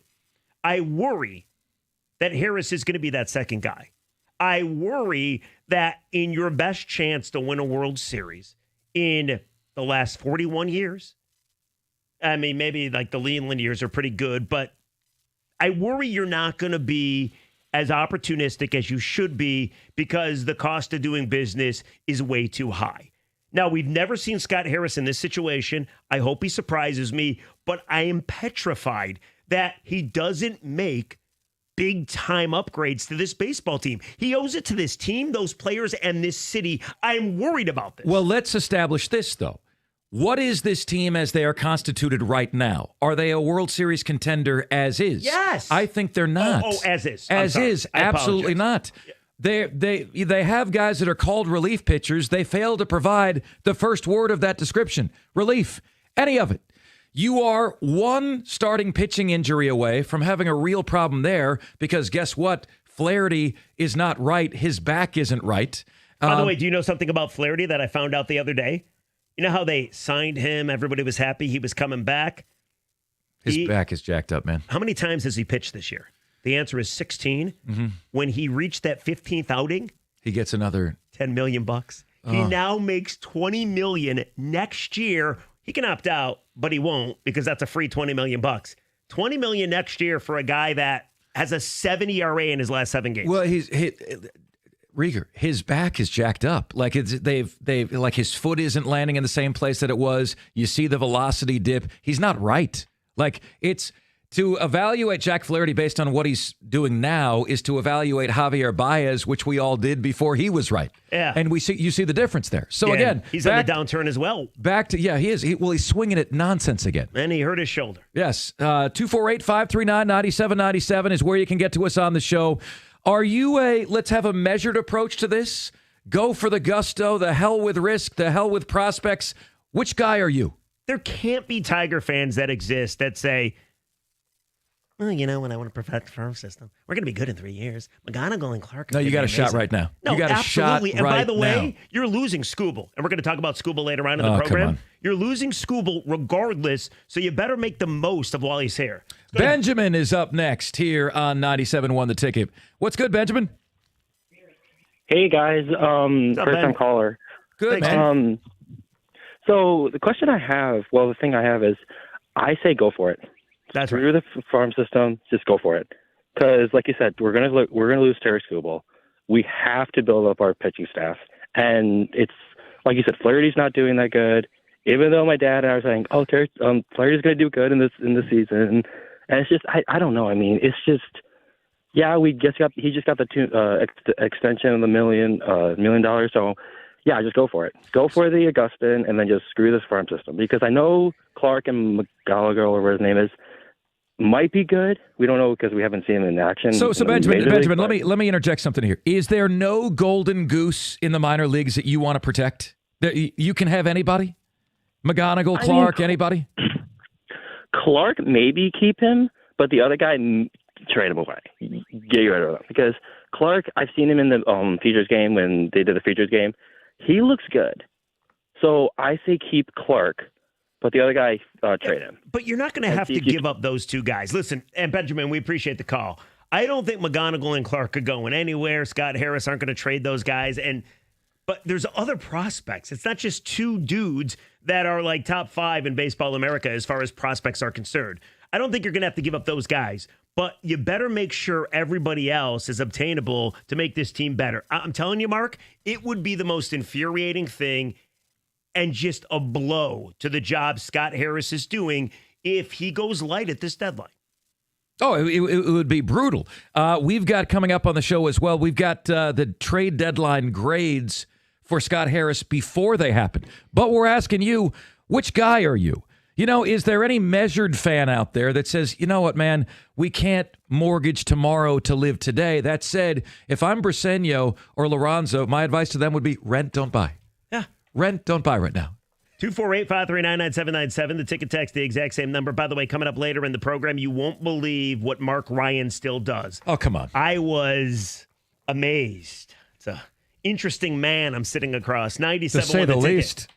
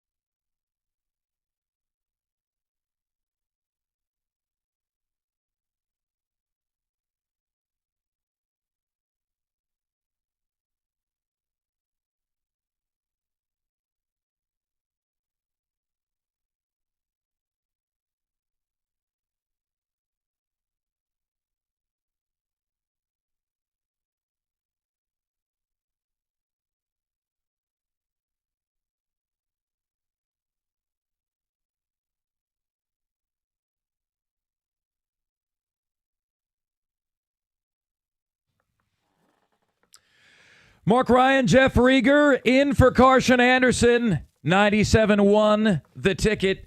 You've got a strategy here. You can play it ultra safe. You can kind of take moderate risk. That's how I tend to be in my life. It was I left the comfort of the Carolinas hosting Afternoon Drive, took a big swing to come here. Or you can go for the gusto. M&M's Lose Yourself. You only got one chance. Do not miss your chance to blow. This opportunity comes once in a lifetime, because how many times since 1984 can you realistically say, damn, we could win a World Series this year? How many times? I think 2013, I think 2012, but even those teams didn't start out anywhere close to how this team started out. But here's the thing about this team, man. Like, they were so good winning series through the first 61 games. It should be eye-popping. They're 20-20 in their last 40. It should be interesting to note that the Cleveland Guardians, they were 15 and a half games behind you just 10 days ago? Now they're 10 games behind you. You should be watching the Astros. You should be watching the Toronto Blue Jays, who on Thursday you start a 4-game series with, because if they both top you, you're a wild card team. So I don't think they're going to miss the playoffs, because that'd be crazy talk. But you better make sure you upgrade this team, because if you don't, it would be a massive swing and miss. Something, by the way, they don't have out of the bullpen right now. Yeah, they do not have the swing and miss out of the bullpen. The relief pitchers are not providing relief. Who can you rely on in this bullpen right now? What your reliability ratings? Will Vest and Tyler Holton, maybe. And that's it. Every other game and every other, then he's throwing wild pitches and bringing home runs there. Remember when Jason Foley was so good for them last year? Where's he at right now? Out for the season. Yeah. Remember Bo Brisky was amazing for them last year? Where is he at right now? He's in the minors. Remember Sean Gunther, the ground Paul guy? Yeah. Yeah, minors. Alex Lang. Everybody's like, oh, can we get Alex Lang back up? Alex Lang stunk when he was here last. Why would you want him back? So you better make some upgrades. If you don't, it would be inexcusable. It would be deplorable. So I got to bring you guys into this. My old man is the most glass half full dude you've ever met. Like, the guy doesn't have a negative thought. Every time life sucks, he makes me think that it's all roses and gumdrops. Oh. And so for me, I tend to be, and you guys have this impression on me, right? That I tend to be like, I find the good in something. That comes from my old man. I wasn't vibing the old man last night, and my head went to a really dark place. It went to a really, really dark place. And I'm just curious, ladies and gentlemen, has your mind gone to the darkest place possible? All the time. I think about death. Yeah, we try to bring you out of that rigor. Yeah, on a regular basis. Yeah, I think I have dark thoughts at times. Like, what are we talking about? Yeah, we are. Well, this is. Death would be an improvement to Tigers fans from what I'm about to share with you. Have you considered? Oh, you're about to give it to us. Yes. Yeah. Go. And not in a good way. Yeah. Wait. Hold on. This is your doomsday scenario. Yes. This is your nightmare about Tigers related. Yes. Yeah. I already gave you mine. You can't top mine. Oh, my nightmare is Scott Harris doesn't spend enough. You're gonna have to back that up. Go ahead and back that up, because get ready. Yours? Listen. Do not sleep on the fact they have already given up 4.5 games the last 11 days. Yeah. Okay? They've lost 4.5 games in the standings the last 11 days. Has your mind gone to the unthinkable? Just spit it out that already. They blow the division lead. That they blow it. Wait, you mean like miss the playoffs? Perhaps? No. A complete and total collapse? No. Look, there have been collapses in this city. Not a chance. That are biblical, and I just want to bring you guys into this. No, there's no way. Wait, excuse me, no, sir. There's no way. Okay, well, it's preposterous. I am the positive guy. You're the negative guy. What did we end of the movie trading places? So what you're saying is you've thought about this. Yeah, like I'm worried. Reality. Yeah, that the Tigers will miss the postseason. No. I didn't say will. I said, has your mind gone to the place where you have like an moment and you're like, could it happen? Could they actually totally come apart at the seams and miss the playoffs? Hey, do not tell me. Yeah, go ahead. The two biggest collapses I can remember in Detroit sports history. One happened in 2009. When they had the division wrapped up, Miggy was partying with the White Sox. Dombrowski had to bail him out of jail, and they went to a game 163 with the Twins, and they lost. That was an epic choke job. Yeah. Okay? This, missing the playoffs, would be more epic. The other one I think of is 2016, the Detroit Lions. They had to win one of 3 games to win the division. and they lost to the Giants, the Cowboys, and the Packers on Sunday Night Football, and they almost missed the postseason. Then they played the Seahawks in the playoffs and didn't score a touchdown. Okay, Yeah, those are the two biggest epic Why choke do you want to jobs. remind people about No, this? this one would be so much worse. It would be. There's no and way. so I said to myself the other night, this is the kind of torment that I put myself through laying in bed at night. I'm like, this hasn't happened, right? There's not going to be examples of this kind of collapse happening. Oh boy. There's not. I wanna hear this. 1978 New York Yankees, 14 games back right now, came back to win the division. Over who? The Red Sox. Wow. Right now. Okay, that's the 1978. 1995 Seattle Mariners, 11 games back, August, came back and won the division. Who they catch? They came back Astros? and the Angels. Okay. The Angels. The 2012 Oakland Athletics. But they're the Angels. They always choke. The 2012 Oakland A's. July 1st. That's Moneyball. 13 games back. 13. Rieger. That was Moneyball, right? This is a bloody nightmare, and we can't allow this to happen. Please tell me this team is too Mark, good for this to happen. Mark, 248-539-9797. Listen, we started the hour. What kind of guy are you? You going for it at the deadline, or are you just maybe realizing they're not that good, 20-20 in their last 40, and you just kind of protect the farm system? But what you're saying is poppycock. It's hogwash. I'm telling you, it's happened. Okay? It has happened, but it's not going to happen with this team. I hope not, but Now, I'm this sure. team I'm does- sure none of these teams. Anybody who built a 14-game lead, I don't think they think they're going to lose it. There's not a chance they lose this division. What about the Not a 2000? chance. What about the 2011 Red Sox, Rieger? They Is had that a the one that was 9-game down- lead in their division in September and missed the playoffs altogether. Okay, it's not Was that to the happening. Rays? Did they lose it to the Rays? Who came back? Yankees? I think it was the Yankees. Okay. It's not happening. It's not happening. Well, okay, I'm not saying it's happening, Rieger. I'm just saying, I said, this I've never can't even happen, can it? And contemplated then it. I look it up, and there's countless examples of this exact thing happening. Has your mind gone to this dark place You know where what you're you like, are? please tell me, guys, this isn't going to happen? Has your mind gone there, ladies and gentlemen? You're cable news. Oh, you come are on. fear-mongering. That's what you're doing. This is what's going on in my brain. It's nonsense. I don't want other people to be diseased like me. There's I'm no the messed way. up person. 248-539-9797. Have you thought about it? Nobody thought about it. They're winning the division regardless. The division stinks. That's the other Nobody thing. thought about it? These other examples that you point out, who's catching them? The Guardians, they can't hit. Who's catching them? Who are they beating the right Royals now? Can't hit. The White Sox, they're already dead. The Twins, who's catching If them? you Mark? ask the question, who's beating them right now, and the answer is anyone and everyone, the answer to the question, who's catching them, is also anyone and everyone. Yeah, but you they got are a not winning. 10-game lead. You had a 15-game lead. What happened to that? You went on a 6-game losing skid. Let's go to Tom in Ann Arbor. You're on the ticket. Hello, Tom. Talk some sense into this man. Mark and Jeff, how's it going? Good, Tom. Fabulous. Hey, so I was in the darkness before the 4-game losing streak to the Mariners before the All-Star break, and I was surprised to see before that series that I could get plus 15,000 on the Guardians to win the AL Central. Oh, and I put $50 on it, which is now going to pay me upwards of $7,600. Well, hold The on a second. first call on this, Hold you've on. already gotten somebody else who's worried. Hold on, Tom. I got to get to the bottom of this. Are you now rooting for the Guardians? Are you choosing money over sports I'm a Tigers happiness? fan, but I'm frustrated watching this team. And I was telling all my friends, I said, I see the flaws in this team. I've seen them. They keep winning series. I like to see them watching series, but I don't like the way they're doing it. It's not consistent, and they're going to flip-flop from what they did last year. My friends all laughed. Well, now the Guardians have gone from a plus 15, and I didn't believe in the Twins and the Royals. The Twins and the Royals were actually out at like plus 10,000.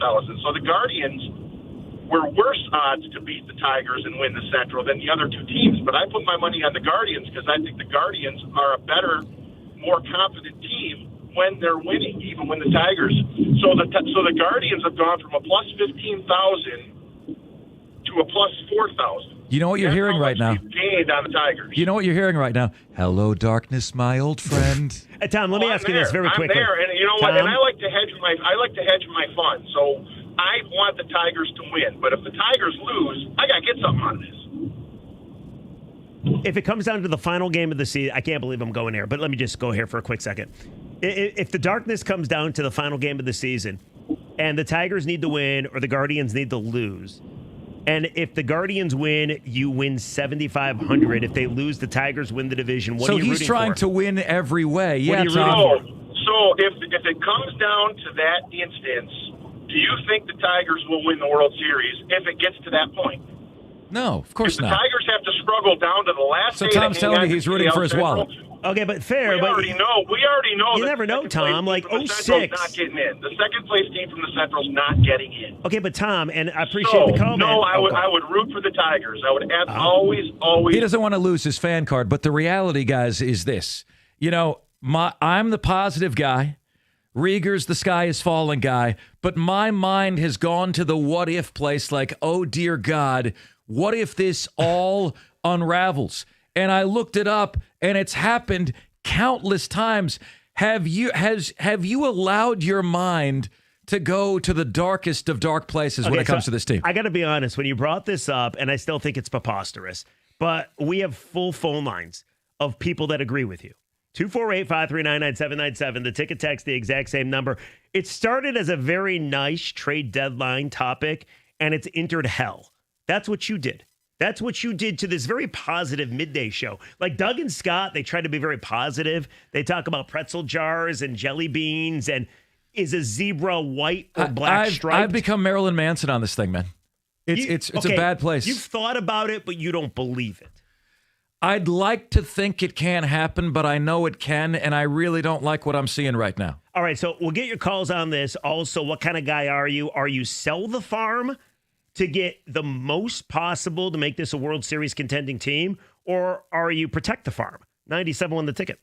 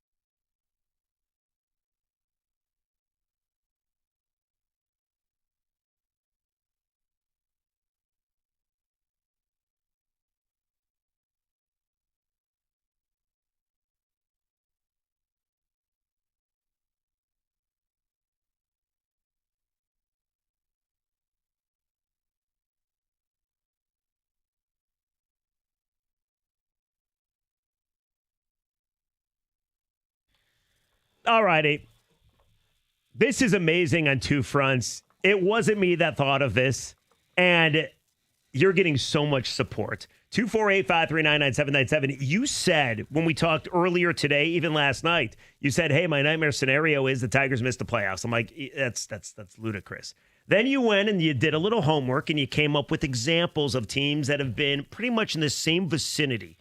Tigers are 10 games up in the Guardians, and they blew the division.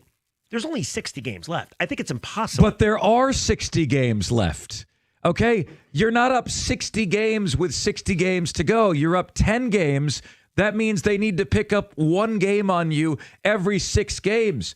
They can pick up one game every day. And they do play with the way each you're other. going right now. The other thing, too, is you're right. The Tigers are playing lousy. 20-20 in their last 40. They're Not only that, 14-16 in their last 30. And they don't have a single trustworthy member of this team other than Tarek Skubal and Will Vest. And you want to argue about Vest. Even Riley Green, his last 17 games, hitting 188. Even Colt Keith, his last 20 at-bats, he's 1 for 20. And or 19. last 8 games, outscored 52-20. So they've been outscored the last 8 games, 6.5 to 2.5 a game. Last 8, that stat is the sample size is getting larger and larger. Wipe the smile off your face. What are you smiling about? Well, this is brutal. This is doomsday. This is nothing to smile about. This is the stuff of my nightmares. Stop laughing at my nightmares, please. All right, real quick before we go back to the phones, this is the response we're getting on the ticket text, and this kind of blows me away. What was that? Come again, Paul? What was that? Wait. Oh, that was from the crowd. That was you. No, Yeah. You've never heard that Bert and Ernie people said that wasn't a description of you and me, was it? Oh, I hope not. Yeah. No, it was Bert and Ernie. People said they could have been gay. That's I didn't make that up. I was told that. I was just reporting not facts, but my sources. All right, very quickly. How about some of these ticket texts? Then to the phones. I don't really think the team is making the playoffs, so I'm going to bolster the farm by selling off pieces rather than buying. That's insane. Here's another one. Sell the farm while it's there. I would agree with you. How about this one? Tigers are definitely in the process of an epic meltdown. Detroit teams do this as soon as there's expectations put on them. The Tigers are played scared now. Dan Campbell hasn't been able to keep his team from choking, and Hinch won't be able to do it either. And then I got one more for you, and it simply says, not only have I thought about it, I'm worried the Tigers are not going to be sellers. The deadline's in 9 days. Stop with that. I'm telling you, Rieger, I applaud you for your mind staying in such a positive place. My mind is not. I really do not like what I'm seeing. James in Clinton Township is up next. James, has your mind said, hello, darkness, my old friend? What's up, James? You know, my opinion is, I want to see them win the division or make the playoffs. But I'm not selling my top 5 draft picks. That's how we lost Eugenio Suarez, Max Scherzer, Billy Pierce. No, but it's not, James. It's not, though. It's not. Eugenio Suarez was a trade. For 60 years. No, but James, you're wrong. Max Scherzer decided not to come back. You offered him $142 million. He said, F ya. And instead, you signed Miggy to a 10-year deal. No, James, go ahead. You've been following baseball for 100 years. Name me a prospect. 60 years. Other than John Smoltz, name me a prospect that the Tigers gave up to get better at the deadline that came back to haunt them. Go ahead. Name me a guy that you said, I really wish we had that guy. Who? Well, not at the deadline, but throughout the year or before the year name me started. anybody. I wish Eugenio Suarez never ceased being a Tiger. We lost Eugenio Suarez. That's how we lost Billy Pierce. It's the big picture. You don't give away your best players for a relief pitcher that's very good. It could blow out his arm coming in James, and trying to save you would a game. rather have an epic meltdown in the postseason, or dare I say, go to Mark Ryan's scenario? You don't even make the postseason? James, you are 19 games above 500. Don't put words in my mouth. I'm just saying you don't trade your 4 or 5 best prospects in baseball. They're top rated. 2 or 3 are top rated and top 5. You don't give those away. You find, but you're not giving them ones away. Who are real good.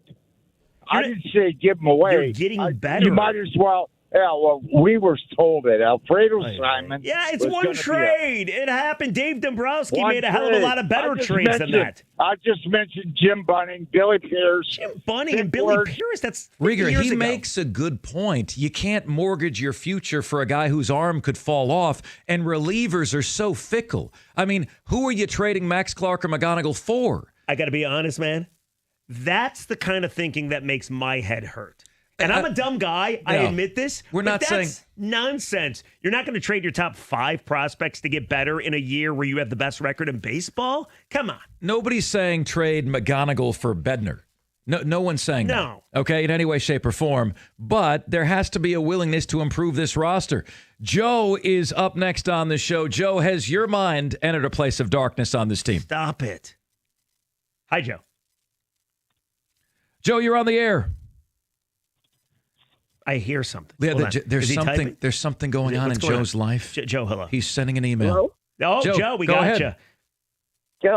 Joan, it is. Oh, And Kellen? how many games is Joan, Joan. Oh, Joan, Hey, Joan. I'm sorry. How many games have the Tigers won of the last 20? 20. Last 20? They've won, I Mhm. think, 3 or 2, right? In No, their last- not. She said, how last many 20? games have they won among the last 20 games that they've played? Well, they're 1-3 since the All-Star break. And then, prior to, they lost 4 in a row before the All-Star break. So they've lost 7 of 8. 1, 2, 3, 4, 5. They were 6 and They went on a 7, 5-game winning 6 streak. and 9, 7 and 8 and 9, 9 and 9. They're 10 and 10 over their last 20, Joe. Okay, and 20 and 20 over the last 40. Right. So if they went, and they're definitely on the downtrend, they don't have the pitching. They're booting games away. They are, yes. So it's not a dark place. It's a place where as long as the owners are making money, okay, they will be happy. The seats are full. The world is wonderful. Joan, this is a very dark viewpoint. It really is. As long as they're making money, the seats are full and they're happy. And this would be one of the most epic collapses. I mean, the mental damage this collapse would do to the city. You're The talking people about it here like may it's never recover automatically from it. happening. No, it's not automatically happening. But Rieger, you are living in a fantasy land if you're not watching this caliber of play and don't even think it's a possibility. Okay, what would it have to get to for you to actually worry? 3 games? 5. 4 games? 5 games. Yeah. 5 games. By the time it got to 5 games, it would be... At 5 games, there is soiling going on for, all over the city. Yeah, but there'd be like 30 games left. Yeah, but we're there. It's not going to happen. It's By the way, happening. I got a question for you. Listen, yeah. Caller Joan. We see you guys lighting up the phone lines, by the way, at 248-539-9797. We will get to your calls. Caller Joan asked you, what's their record in the last 20, correct? Yes. Yes. Do you think she knew the answer and just wanted you to do the math?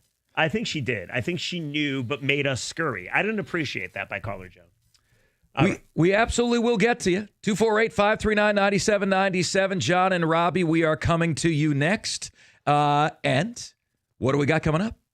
Oh, continue on this for sure. Not to mention, I love the fact that somebody had to get what I think is the coolest treasure around in sports. We'll inform you about that in the next hour as well. 1 hour down, 3 to go. 97 win the ticket.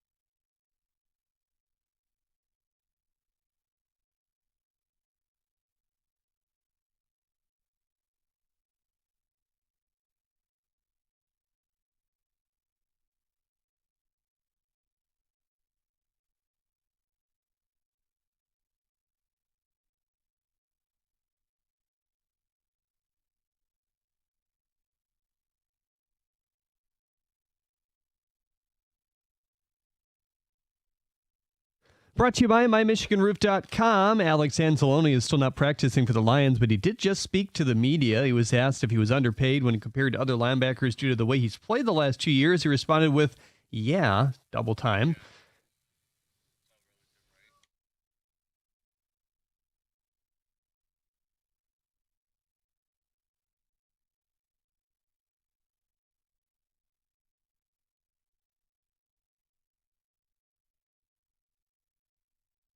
That was his answer based off why he reported with everything going on. In terms of the resolution, he says he wants to retire a Lion. He also was asked whether he would return to practice without a new contract and answered that he's taking it day by day, but he has no clue. He did mention he would not miss any games with this, however. The Tigers with the field tonight, looking to bounce back from another loss. 3-0 the final yesterday against the Pirates. Today, Casey Mize hits the bunt, looking to shake off a 6-run performance his last time out. First pitch at 6:40. You can hear it right here on 97.1 The Ticket. In other football news, the Packers have given offensive lineman Zach Tom a 4-year, $88 million extension. His $30 million signing bonus is the most in NFL history by a lineman. Big Ten Football Media Days start today. Commissioner Tony Batiti set to speak at 11 right about now. The ACC also has theirs today. Commissioner Jim Phillips there says that player availability reports will be required for football, men's and women's basketball, and baseball during conference games. The league will also hand out $50,000 fines for court and field storming this year. At the Corwell Health Sports Desk, I'm Jeremy Otto. For more, go to 97.1 The Ticket or Odyssey.com.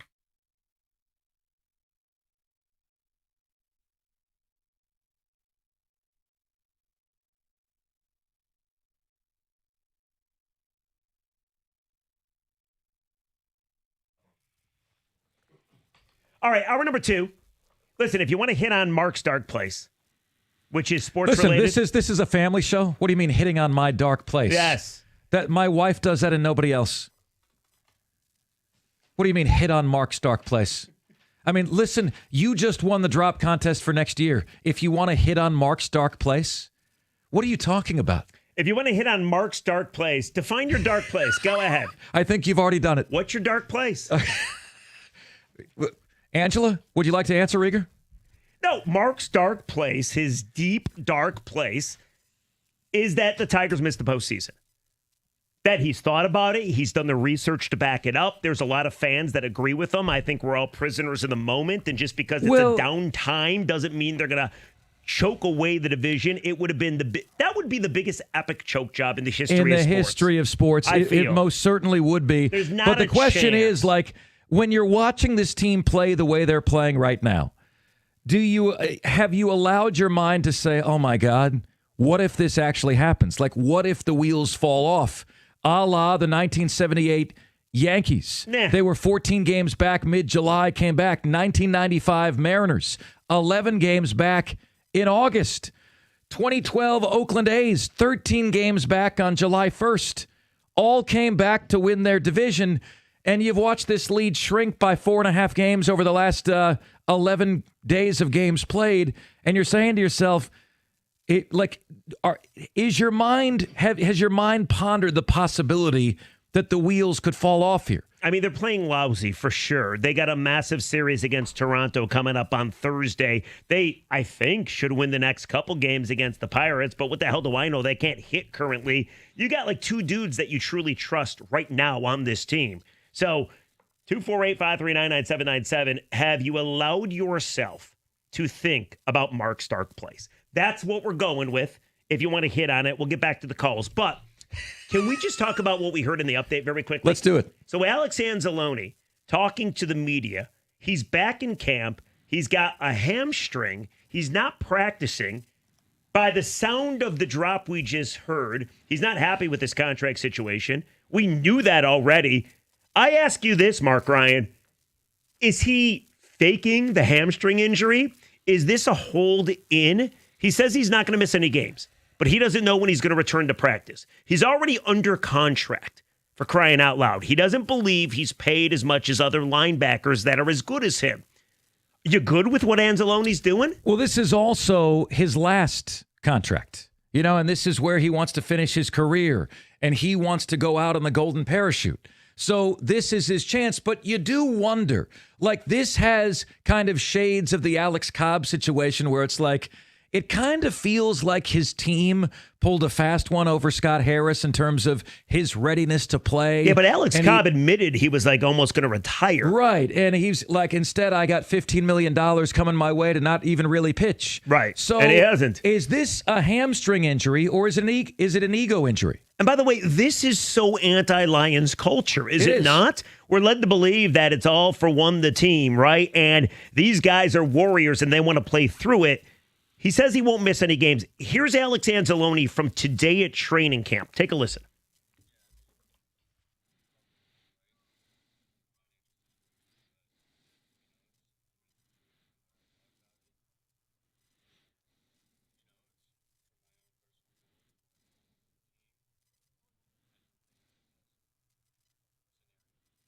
What does that even mean? All right, so that's here's the what it biggest means. non-statement ever. He's pissed.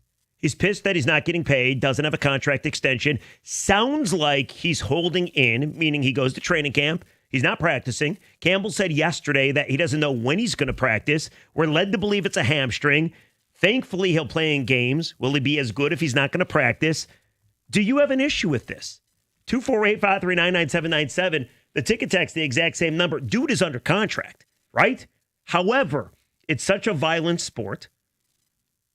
You do what you got to do to protect number one, don't you? I know a lot of fans are probably going to be miffed at Alex Anzalone simply because he should be playing because they're paying him. I'll tell you this, though. You can get killed playing that sport. Sometimes you got to look out for number one, too. I want to ask this question. If tomorrow was a playoff game, would Alex Anzalone have a hamstring injury? What do you think? I mean, you think not, right? I can't imagine he would be listed as having a hamstring injury if they had a playoff game tomorrow. So then, is there really a hamstring injury, or is there an ego injury? Do you believe there's no hamstring injury? It is hard for me to believe that he has an injury that is keeping him out of camp when these guys haven't been playing football the whole summer. Well, to be fair, though, I mean, they showed up to camp and a bunch of guys are hurt or gone for the season simply because of the offseason workout or whatever the case is. But I kind of agree with you. Like, it's weird that he shows up. People were wondering if he was going to show up to begin with. And to his credit, he showed up. And then apparently he smashed his physical test. By all accounts, destroyed it. So, he's physically ready to play football. And now it's, he's not going to practice because he's got some hammy going on. It's like the Kerry Carpenter hammy. So I do wonder if there's an injury at all. But more than anything, do you have a problem with how he's dealing with it? I don't think he's going to get an extension. Don't you think if he was going to get an extension, it would have happened already? Listen to these Dan Campbell responses, though, to questions about Alex Anzalone. The answers tell you there's something going on. Listen to this. What do you got? What's going on with Alex Anzalone? Yeah, he did a great job. He crushed the conditioning weight test, which was good. So the media is sitting there like he didn't answer the question. So they follow up again. Yeah, but doesn't that mean he's healthy real quick? I'm just curious. Okay, he crushed the conditioning test. Healthy. So he's not here due to residual contract situations. Dan Campbell's response. He wasn't here last year either in the spring. Again, non-answer. Well, it's not the spring, though. Third media question goes to the exact same thing because, again, the media is not getting an answer on whether there are contractual issues keeping Lions linebacker Alex Anzalone away from the team. In other words, the media is saying, Dan, you are going to answer this question. Right. What do you say? No, I mean, not that I can really talk about. He's here, reported, did great on the conditioning test, weight's good and ready to go. And finally, one more. Was Lions linebacker Alex Anzalone not practicing as part of a hold-in? Point blank. You cannot avoid this question, Dan. Here's the answer. No way, right? I refuse to believe that. Right. He knows. Come on. The head coach of the Lions doesn't know. Going on. That's exactly what's going on. Yeah. I agree. So he's holding in. And we're not saying he's faking a hammy injury, but it's kind of hard to believe that he's got a hamstring injury. Well, it's kind of hard to believe that if the playoff game was tomorrow, he wouldn't be starting. Right. And you can't really do that with a bad hamstring injury. So are you good with this? I think this falls into the category of bleep happens. He's trying to get his golden parachute to end the year. I think it's a fair question. Is Alex Anzalone still as important to this team as he thinks he is? I mean, listen, I think he's really important. I go back to that Minnesota game that he played coming right off injury. He had like 15 tackles. He was insane in that game, and he wasn't as good moving on. But still, I think you need Alex Anzalone. He's a green dot linebacker. I think he does a lot for this team. I think he's good heart and soul, culture guy for sure. I think we all know that there's better linebackers out there, but he's good for this team. Here's what I would say. I got no issue with it. I got no issue with it at all. I mean, we all do what we got to do to make more money, to look out for number one. And currently, he's not hurting the team, right? He says he's going to play in games. Now, will he be as effective in games? Hell, if I know. Doesn't seem like it. But as of right now, during training camp, he's a vet. Guys miss training camp all the time. I got no issue with it. But here's my issue. But it does sound like there's no injury. But here's my issue. Just be honest. Dan Campbell, Alex Anzalone, just be honest. There's a hold-in. We're not happy about it. There's no need to beat around the bush. Alex Anzalone, money is all relative. Dude, you're not happy with your contract. Yeah, Dan Campbell. Alex Anzalone's not happy with his contract. Yeah. It's something we're dealing with. What is the harm of honesty? I don't mind what Campbell said. I mean, guys lie to you all the time in this business. I have no issue with what Campbell said. He's not lying, but he's not answering the question. That is true. It is funny. He's like, well, I mean, is that it? Hey, Dan, did you have your coffees this morning? I mean, I don't know. I mean, you think I would? I have a coffee every day. Hey, is Anzalone holding in? I mean, he wasn't here last spring. I don't know. That last spring, it's not spring, it's summer. It's training camp. It's officially underway. Will Alex Anzalone be practicing today? He crushed his conditioning test. Right. Exactly. What is going? Can we please get an answer to the question here? Hey, is Alex Anzalone going to play in the first game, the Hall of Fame game? Well, he drives a green car. 248-539-9797. What do you make of his availability? Those gold flowing locks or something, aren't they? Right. He looks like, is it Zeus? Is that the one? Jesus. Oh, Jesus had blonde hair? No, it's brown. Oh, okay. I don't know. Anyway, all right. He-Man. Do you have an issue? See, I don't have an issue with how they're responding to it, but I think many people, even on the ticket tax, would have an issue with how Anzalone's responding to it. Like, for instance, Anzalone sucks. He signed a contract. Honor it. I'd cut that bum. That's a little much, I would say. Here's another one. Anzalone played with a cast on. His hammy is fine. He's trying to get paid. Also, a golden parachute wouldn't work very well, Mark, Scott, and Carlton. A golden parachute wouldn't work very well, but he knows it's his last deal. He wants his last deal to be commensurate with what he feels is his value to the team. What is Alex Anzalone to this team? He is a great veteran, knows the system, emotional leader, fundamentally sound. Is he a Pro Bowl level linebacker at this point of his career? No, he's not. So again, there's a difference in terms of perceived financial worth. You got a problem with Anzalone, how he's handling, and we're officially calling it a hold-in. Is that fair? Can we call it a hold-in? I mean, I think that's what's going on. It's not officially a hold-in, though. They won't admit to it. Well, but we're admitting to it. Oh, so it's a hold-in. 248-539-9797. The ticket text, the exact same number. Later this hour, did you watch the Open Championship? I swear it's not about golf. Don't turn off your radio. It's not about golf. But something that Rory McIlroy did that got us thinking this morning. We'll give that to you. 97 The Ticket.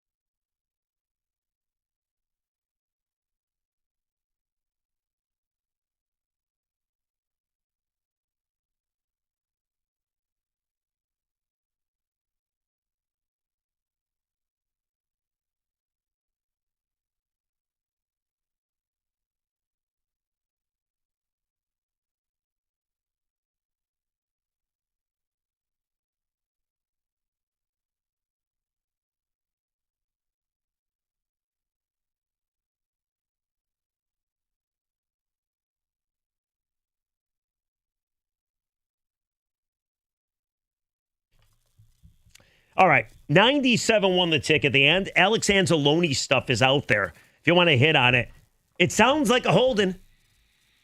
I mean, let's just keep it a buck here. You know, I always say we owe the audience two things: work as hard as we can on the show and be honest with you. Yeah. Just be honest with us. You know, he crushed his conditioning test. He has gold flowing locks, drives a green car. No. He's holding in. He's unhappy about his contract. He is having a better attitude than most because he's at least physically there, but he's clearly miffed because he knows it's his last contract. And he wants to have the rest of his life to be financially what he wants it to be with his family. Which, by the way, nobody doesn't agree. Like, he's handling it the way he thinks he should handle it. I don't think you can ever compare these types of situations to like, hey, I signed a new contract and I'm not working through it. It's a dangerous sport. It could be over tomorrow. I got no issue with it. But looking at the ticket tax, people are pissed. So if you want to hit on it, 248-539-9797. But before we do that, I got to bring this up. I'm dying to talk about this. So did you watch the Open Championship, Mark? I did. Yes, we have continued to have kind of boring winners of these golf tournaments. I don't think Scheffler's boring at all. Uninspiring winners. Winning doesn't float his boat. Winning doesn't motivate him. No. He went back to those comments and he talked about how much he appreciates being able to play golf for a living. I wish I could play golf for a living. That'd be amazing. But I can't because I suck. But anyway, that's beyond the point. So I'm watching the Open Championship on Saturday, and I love the Open simply because you wake up at 7, 8 a.m. and they're already playing golf. Like, sports that start in the morning kick ass, at least to me. So I'm watching, and on Saturday, I bet on Rory McIlroy. And I wanted Rory to make a little run. He's playing in Ireland, about an hour from where he's from, and all the crowd is behind him. And he hits it into the crap. He's got a bad lie. And Rory attempts a shot that should have been better. Ball standing right at his feet. He goes to hit his ball. His ball only goes maybe 150 yards. And next thing you know, there's another ball that just pops up. Like, where'd the other ball come from? Rory, picks up the ball. He's astonished. He's like, what the hell is this? What Rory did was he hit his own ball, and in the process, he unearthed another ball that was under the ground. How does that happen? I don't know. Could have been there for 6 years. Who knows? Could have been there for 4 months. And he didn't think that was his ball? I mean, he thought that wasn't his ball? No, at first I thought Rory thought he hit the wrong ball, but what had happened was, I think he realized what happened. The odds are astronomical. The fact that there was a ball buried all that unspecified amount of time. We're apparently the show that talks balls with you. Right, and he unearthed it. It's insane. Craziest golf shot I've ever seen. So Rory picks up the ball. He's looking at it. The crowd is in awe. Then you realize what happened. The announcers are like, oh my God, I've never seen this before. It's a 1 in a billion golf shot, right? And then Rory did the unthinkable. This is why I don't like Rory. He did something very mean. You know what he did with that ball? He chucked it into the... He threw it in the... Oh, come on. He took the ball and threw it into the rough, the crap, the nonsense. Yeah. That you're not going to hit a ball out of. What is the golf rule when you do that? What if you if you play the ball that isn't your own? Well, I mean, it's not his fault, right? The ball was unearthed. It's not like he hit a ball that wasn't his own. Penalty? No penalty. For playing a ball that isn't your own? No, I was just amazed by the odds of that happening. I mean, he just was in a spot where there had been a ball buried for God knows how long, right? But it got me thinking, because he's standing there with the ball in his hand. He's smiling with those pearly veneers that he probably has. All of Ireland is like, Rory, we love you. And instead of throwing the ball to a fan, like one of the coolest souvenirs you could ever get, he decided to toss it into the crap. So there is no doubt in my mind that once Rory walked away, you probably want to wait. I got to believe a ton of people went after that ball, tried to uncover it from the crap that he threw it into, and kept it as a souvenir. So it got us into a conversation this morning, and I want everybody to participate. What do you believe if you could have any piece of sports memorabilia, iconic, notorious, bad or good, what would you want? What do you think would make the best conversation piece? And we got talking about it this morning. Like, for instance, let me give you a couple of examples. Wait a minute. I need to put a qualifier on this. Go ahead. It should be something that has no intrinsic value on its own. But nothing has in value until you add it to that situation. No, but there are things that are very, very valuable. For example, like old seats at Wrigley Field. Those are very valuable. I got a couple old seats at Tiger Stadium. There you go. So this is something. Can I have one? No? No, go ahead. Okay. No offense. But this is something that, the situation made it unique. Right. The situation made it valuable. And the best ones of these things happen when something bad took place. 100%. But think about it.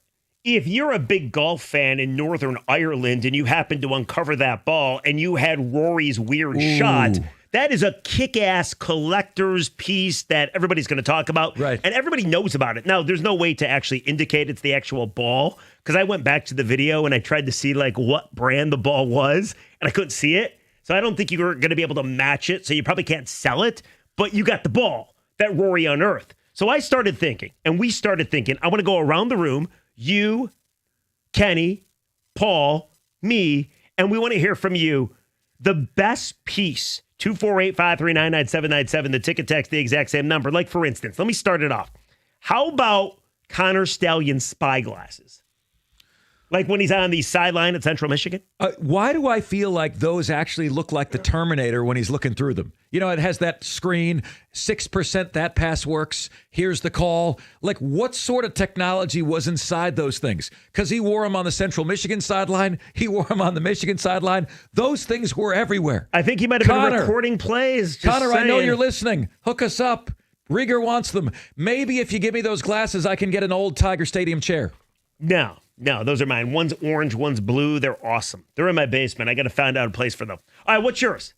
Can I please have, and I think I'm just going to right off the box, I'm going to win this competition. Right off the box. Yeah. Right out of the box. Yeah, well, I wasn't trying to win it, but if I'm trying to win it, I got something better. It's over. This is Vince Carter after the first dunk. He's telling you it's over right now. I want the... Can I even get this out? I want the cup thrown at Ron Artest. Oh, from Malice in the Palace. The Malice in the Palace. I want the cup. That's pretty good. Where is that thing? It's a piece of plastic. It's worth nothing. But guess what? It's worth something to me. How do you identify that cup? What DNA is on that bad boy? Give me that cup. I believe the dude's name was John Green. And believe it or not, fun fact, I actually stalked that guy in his driveway. It was legal stalking. I was reporting for the ticket years ago when it happened. And I was told, Doug, who usually does this show, I was told to go to his house where the rest of the media was to try to talk to this guy for throwing the cup that started the Malice at the Palace. That's a good one.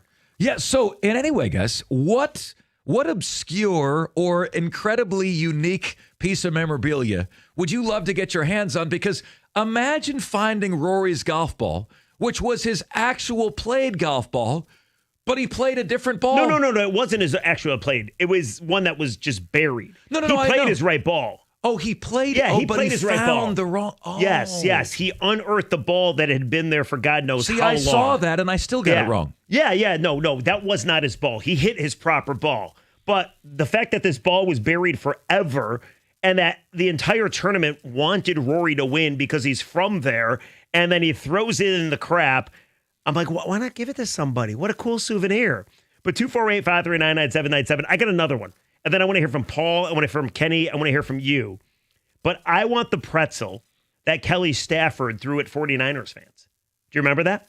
No. Yeah. A couple years ago, she decided to go and watch her husband Matthew play against the Niners in San Francisco. And all the fans were talking smack to her. So she threw a pretzel at one of them. That. I did see that. I want that pretzel. I did see that. That's absolutely right. These are things, there is a value to those. Now, that pretzel would be cemented and crystallized at this point. Yeah, you got to make sure it doesn't deteriorate. It has a value to you. Yeah, all right. We'll take your calls. 97 won the ticket.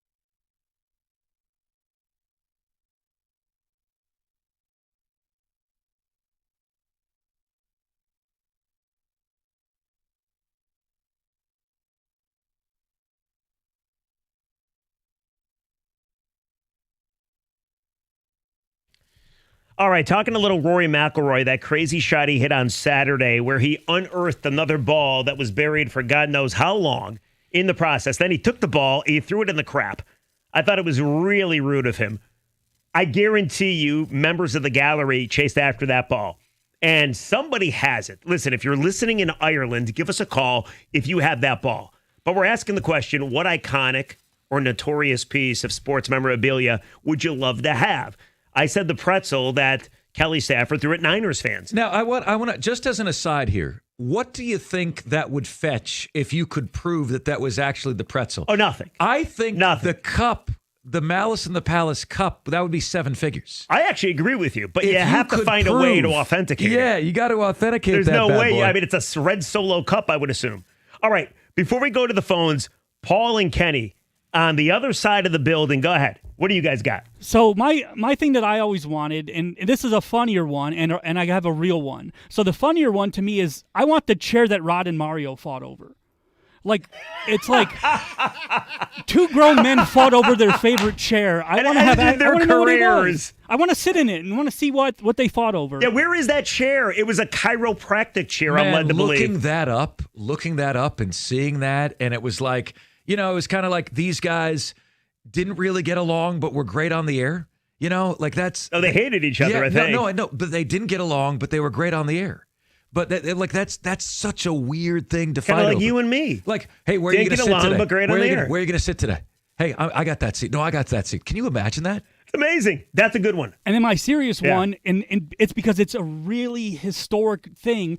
I want a copy of the Mitchell Report.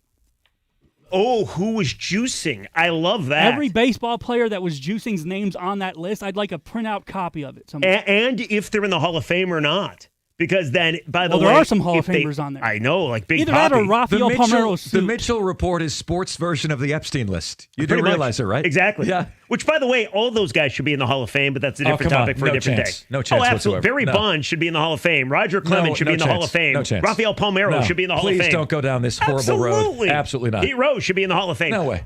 Kenny, what do you got? I have two. They're both relatively non-serious. One of them, the first one is, if we could figure out a way to taxidermy the bird that Randy Johnson shattered, that would be sick. To, hang that up on your feathers? wall. Yeah, I just want a feather. How about that? I don't need the guts. Fine enough. Why do you have these pile of feathers on your table? That's what that is. Also, Steve Bartman's dumb headphones. I would love to have Steve Bartman's headphones, just because of how objectively silly and funny that whole incident was. Hey, Kenny, under the definition obliteration in the dictionary is that poor bird. Yes, 100%. Total obliteration. Remember when Dave Winfield killed the bird, too? You can have one of the sports dead birds. 248-539-9797. Another good one, Rafael Palmeiro's suit when he stood up in front of Congress and said he never did steroids, period. Only for it to come out 2 days later. I never did it, period. Listen, and McGuire's not here to talk about the past. If you want to go down this road, I want Sammy Sosa's cork bat then, okay? Well, see, that has real value. Yeah, and all those golf balls or ping pong balls came fluttering out of it. Do you know one of the most valuable baseball cards when I was a wee lad? Do you remember this? What's that? Because you're more elder than I am. Yeah, of course. Thank you for Do you that. remember the Billy Ripken baseball card? F-face. Right. It had the face on it, and it was worth so much because it wasn't supposed to make it into the batch, but it made it. It was an error This card. is exactly the kind of stuff that we're talking about. This kind of freaky, weird sports memorabilia that would be like that Rory McIlroy golf ball. Let's go to Greg. You're on the ticket. What do you got, Greg? Hey, guys. First of all, the Rod Mario chair is hilarious. It had me chuckling. That's right up Paul's alley. If you knew Paul, you wouldn't believe the amount of time he talks about Rod and Mario and that chair. That was great. But mine, actually, you could authenticate through DNA. Please Evander don't. Holyfield's Oh, God. ear. No. That Oh, got please, Mike no. Tyson. Oh, God, no. Anything but that. Greg, please. What happened to that If chunk I of invested ear? the money, Oh, don't God. know. Does this thing today look like an Egyptian mummy? Like, it's somewhere. Where is that piece of ear? Well, how do you preserve it? I mean, listen, Greg, people save weird crap and they buy weird crap like superstars' hair follicles and whatnot. I got to believe somebody has the bitten off piece of Holyfield's ear. You would think, because I remember them picking it up. So if someone picked it up, somebody has it. Somebody picked it up? Along the lines of what Greg's saying, JPP's missing fingers. From the fireworks. God, that's so disgusting. Okay. This is so vile. Oh, somebody Missing wants fingers. What about Rip Hamilton's mask? That's a good, clean great. one. That's fantastic. fantastic. That's a good one. Yeah, somebody see, that wants, has real value. You're actually getting something. What about the Brady Tuck football rule? Or the Tuck football against the Raiders? That would be awesome as well. What about the Brady deflated football, the first one? I like that. You know? Yeah, you're all about deflated balls. I know you. Rich, you're on the ticket. What's up, Rich? I thought somebody was going to steal my thunder. I want Steve Bartman's Cubs hat because I'm a Sox fan. I laughed my ass off when I heard that. Kenny that almost great. stole your thunder, and you can sue for that in this country. So we got the earphones, and we got that. Everybody wants it. Is Bartman still alive? People just want Bartman. Boy, that guy's been in the witness protection program for the rest of his life, hasn't he? Well, the Chicago Tribune printed his address and phone number, if I'm not mistaken, and ran the dude out of Chicago. The guy just was trying to catch a ball, and Moises Alou got all pissed at him. Something we all would try to do, by the way. There's not a single soul alive that would have the presence of mind not to put their hand up there. It's a playoff game. Sorry, go ahead, Rich. No, or we get Moses Alou's glove that he tried to catch the ball, too. Yeah. That is my favorite, and I appreciate the call. My favorite sports interaction story. Like that, or remember Jeffrey Mayer, the Baltimore Oriole fan, or was he a Yankees fan that stole the home run from the Baltimore Orioles? Yes. Yankees fan. I like that dude. Baseball. I got another good one, guys. Bobby Valentine's disguise when he came back into the dugout. He's my friend. Bobby Valentine is my friend. Look at this name dropper. And I'm telling you what. Wait a second. Bobby Valentine's your buddy. He's my bud. Can you get him on the phone right now? Sure. Should we ask him about the mustache? Absolutely. Seriously? Well, yeah, I want to call Bobby Valentine. I'm going to tell you something off the air that I did last week that was totally embarrassing. But can we call him on the air? Just to find out about the one time he sat in the dugout with the mustache? Okay. And the glasses? I'll tell you the story on the air. I'll tell you the story. You ready? I was texting Bobby Valentine. I thought I was texting Bobby Ellman. I texted Bobby Valentine. Bobby Ellman works here. Right. Oh. So I thought I was texting Bobby Valentine. Bobby Valentine went along with it, even though I was texting Bobby Ellman. So 2 months later, I still think I'm texting Bobby Ellman. I continue to text Bobby Valentine. Everything I text him, he's going along with it. And then I realized the chicanery in his life goes well beyond the mustache in the dugout. Does he still have the mustache? I think so. Can you have him text us a picture of it? I need to have that immediately. Make it happen. Let's go to Scott in Canton. You're on the ticket. What's up, Scotty? How are you? What's up, guys? Hey, I want the Bobby Knight chair that he threw across the court. I like that. That is real value right there. Scott, what do you think, if you could auction that off, how much do you think it would go for? Oh, just because what it is, it's so iconic. I think it's $1 million piece. $1 million piece. I mean, he's right. Scott, you're 100% right. Hey, Scott, can I share something with you that I've been dying to talk about on the radio, but you can't because it's never been brought up. But have you ever heard Bobby Knight's quote about when he passes away? When my time on here is done and my time on earth has passed, I wish they bury me upside down and my critics can kiss my... That's awesome. Nicely done. Way to finish that. Thank you, Scott. I think I probably butchered it, but most of it was right. I just looked it up. You did a pretty damn good job. Thank you. When my time on earth is gone and my activities here are past, I want them to bury me upside down and my critics can kiss my ass. Fantastic. I love Bobby Knight. Let's get to Mike, who's up next. Mike, what do you want? Hey, guys. Well, two obvious ones, but I've got a third that I want personally. The most obvious one for sure has got to be George Brett's pine tar bat. I wonder if that's in the Hall of obvious. Fame. Is that in the Hall of Fame, you think? It's got to be. And Bill Buckner's glove. Aha! The one thing that I want more than anything else, though, by a mile, is Ben Johnson's 100-meter dash steroid spikes. When he had the gold medal taken away when they took it away from him. That would be amazing. Time of 9.72. Yeah, 9.979. And he broke what makes it special is he broke the record. So it was the world record at the time, and he had the gold for about 10 minutes until they figured out that he was grazing on the grass out in right field with Sammy Sosa. It was ridiculous. Mike, it's kind of like the Stanley Cup, isn't it? Like they took the gold medal away from Canada, and they took the Stanley Cup away from Canada for the last 32 years.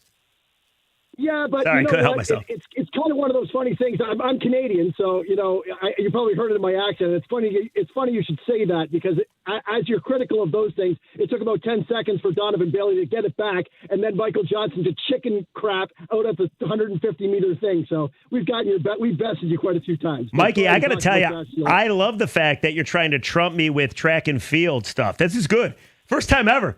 Well, I could trump you with lots of stuff, big guy. But most of all, I'd probably trump you with the fact that you guys elected a bonehead for the leader of the free world. I'd say that's enough.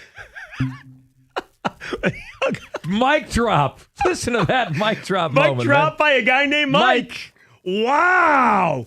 I didn't realize that would trigger him. Oh, he went nuts. He got went a little boom. angry. Why is it that Call me most big of guy, these too. most of these pieces of memorabilia are something negative? I got one more to it's share fun. with you coming your way Let next. me ask you this. It's heartbreaking to me. Why This one. is it that when somebody gets mad at you, and I wasn't trying to have a fight with the guy, why do they say names like Chief and Big Guy and Boss? Like why do you the do most that? demeaning names. Listen here, Big Guy. I'm not big. Chief. You call me Chief fat? is the all-time one. What's up, Chief? Hey, buddy. What is that? It's what's the best one? They're putting you in your place.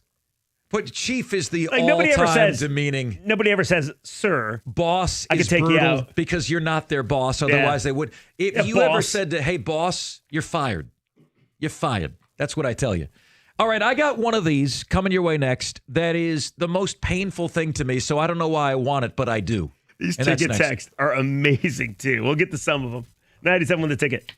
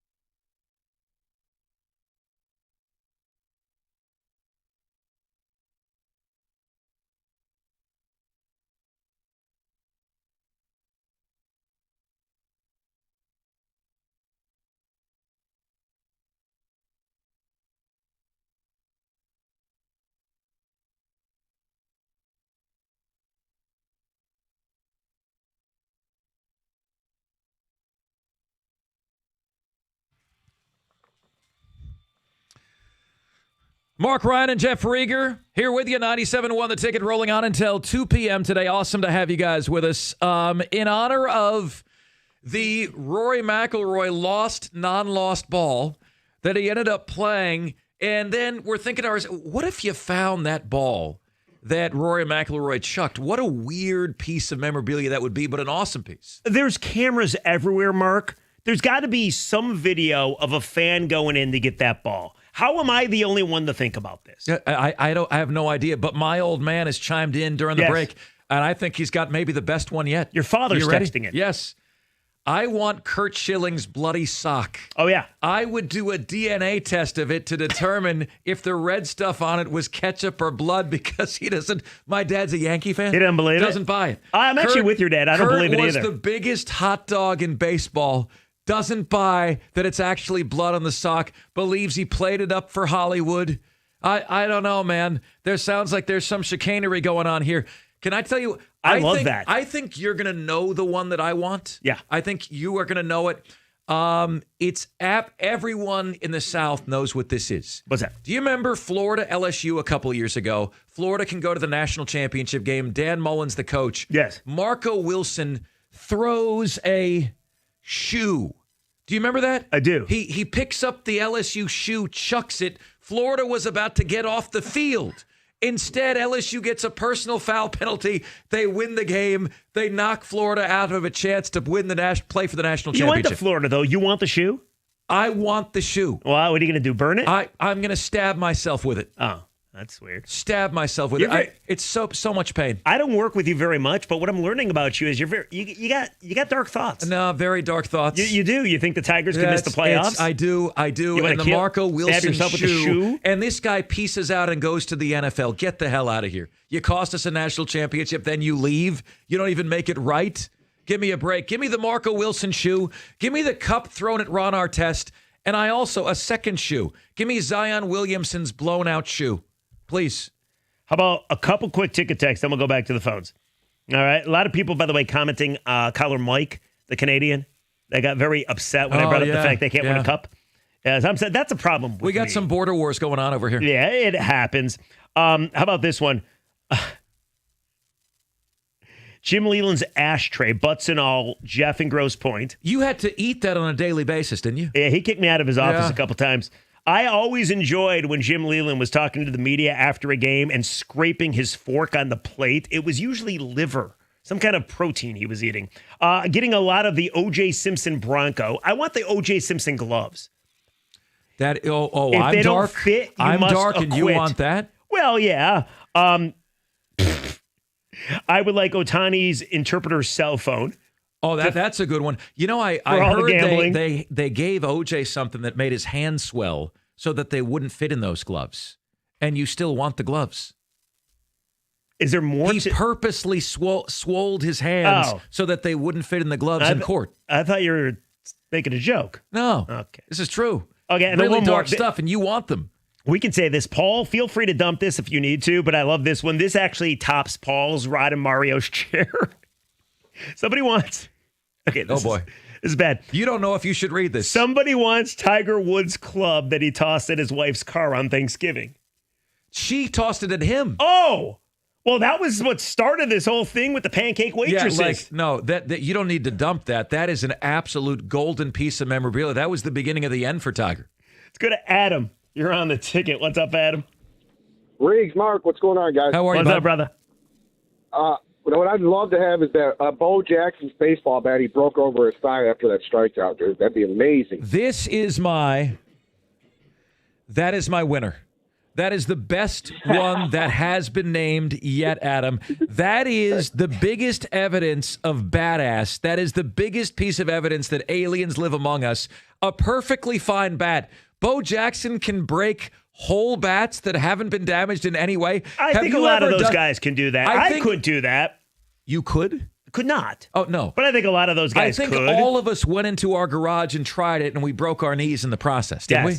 It's kind of like trying to be Scotty Scheffler. You go to the range and you try to move the feet like he moves them, and you break your ankles. How did he make that bat look like a toothpick? Well, he's a big dude. That Have you seen was Bo Jackson? Insane. A couple more ticket texts, then we're moving on. The coin that Jerome Bettis incorrectly called in overtime. I was at that game, Thanksgiving Steelers-Lions, and the Lions got a break because it was called wrong for overtime. Was the wrong heads and it was tails? Or tails and it was I can't heads? remember that. What about that was so funny. I never laughed harder in a game because I could hear it said correctly. No, you didn't say that. No, you didn't say that. Fantastic. Couple more for you. I want the Sab Urban Meyer pizza box from the Big Ten championship loss. Remember he's sitting in the golf cart? Yeah, that would be pizza sweet. box. And then somebody wants the bat that Brandon Inge hit 0 home runs with in the home run derby. I like that. Speaking of pizza boxes, Nate Burleson's pizza box. Oh no, broken leg. Oh, he's trying to stop a pizza box from falling down in his car. Right, and he broke his arm. Right. Oh God, that is brutal. Yeah, now he's big time. He's everywhere. Nate Burleson. And then we're getting a lot more for the ear piece of Evander Holyfield's ear that Mike Tyson bit off. You guys know as well as I do that the best piece is the cup thrown at Ron Artest. The green Gatorade cup that had more accuracy than any pass Jared Goff has ever thrown. Right on the dome of Ron Artest. Give me that cup. What about the lead pipe used by Tanya Harding's cohort? I thought of that. To bash Nancy Kerrigan's knee. I did think of that that. happened in Detroit. Yeah. Yeah. I did think of that. And then I got one more for you. I tried not to go that dark. This could be the best. You want OJ's gloves, though. I do. Dirty thoughts. Yeah, I would sell them for sure, make some money. But how about this one? Kevin at Ford. Jose Altuve's buzzer or one of the trash can lids from the Astros dugout. Very good ones. I want the buzzer. I want to see what it looks like. I want to try it on myself. Either one of those things, AJ Hinch will have you permanently banned from Comerica. But it must have been well, he was part of it, but it must have been obviously, that's electrical shock. So like you get a bzz and it's a curveball. Think about that. Like There's it's hard to get mad at. Remember that scene in Ghostbusters? Bill Murray's buzzing the guy when he gets it wrong. Like you're getting an electric shock. That's the reason you saw him jumping in the batter's box. It was a shock every time. I'm sitting fastball. Uh-oh, slider coming. See ya. One more. I lied. The controller that Joel Zamaya broke his finger with playing Guitar Hero, Scott and Carlton. That's a good one. Wow. Do you know? Okay. True story. That if you look at one of the editions of Guitar Hero, at the end of the game, if you beat it, the credits roll and Joel Zamaya gets a credit. No way. Yeah. Are you kidding I me? had him on for an interview one time for a podcast, and he told that story. Could you beat Rock Band? Could you carry a tune enough to beat the game? Dude, I couldn't even beat Mike Tyson. Yeah, rumor has it that the glass panes we have behind us are in danger every time you break out in song. Yes, true. Could you beat Mike Tyson and Mike Tyson's Punch-Out? I'm trying to do it right now, believe it or not. That game's from like 1990. Soda Popinski's kicking my ass. Big Bull? Oh, Do you remember Bald Bull? I'm sorry. Yeah. Do you remember when that game first came out? You might not know this, but Nintendo offered you a free Mike Tyson's Punch-Out cartridge if you sent them a picture of you beating Mike Tyson. It should have been that hard to do. And they probably stopped that promotion. Oh, I can't even beat Popinski. I haven't played that game in 30 years. Popinski's like punch drunk. He's making drunk jokes at you during the game. You're the kind of guy that plays old gaming systems? Oh, all the time. What's the matter with you? Guess what I just How did is last that month? satisfying at all? I won the Super because they're better than the games today. Are you they're flat insane? better? No, the games today are amazing. They look like real life. No, it doesn't matter. I don't need real life. I need a video game. I need a fantasy land. I won the Super Bowl with the Detroit Lions in Tecmo Super Bowl 2 months ago. Don't ever tell me. What is that, 1993? 91, even worse. But don't tell me they haven't won the Super Bowl. Don't you feel like a loser? You got PS5, you got the Xbox. And These I'm are playing Nintendo. Gorgeous graphics. I don't need it. And you're playing something from 1989? Listen, the people. What are you going to make Gretzky's head of Detroit bleed? will admit this. Guys, you know I'm right. Tecmo Super Bowl is better than any Madden. No. Right? It's better than any Madden. Tecmo Super Bowl is stupid. If you had Bo Jackson, you automatically this is won. sacrilegious. Or Lawrence Taylor, if you picked the Giants, you Paul, can you automatically shut killed his the microphone quarterback. off? This is ridiculous. Honestly, you believe the old-time video games are better than the new video games? I play the old-time video games. Yeah, because no offense, you're a loser in that regard. Why would you play the old video games when you have these unbelievable new video games? If I am a loser, I'm guilty as charged. Let me have it. What do you blow out the old Nintendo cartridge and put it in? Every time. I have what's called a retro duo. You can play the Nintendo and old Nintendo games. I play Donkey Kong. I play Baseball Stars. I play Tecmo Super Bowl. I play Mike Tyson's Punch-Out. I will take them 10 times out of 10 over the games today. What are you driving your Fiero outside? Oh, I do. Yeah. Among do you other roll things. the bottom of your pants? Oh, yes. I have the Pinto out there. That's there right. It is. All right. 248-539-9797. I mean, listen, stuff. That is obscene. That's a bad opinion. Everyone knows that I'm right. Everyone knows the Tecmo Super Bowl is better than Madden. You're living your life the wrong way, bro. No, absolutely 97 not. won the ticket.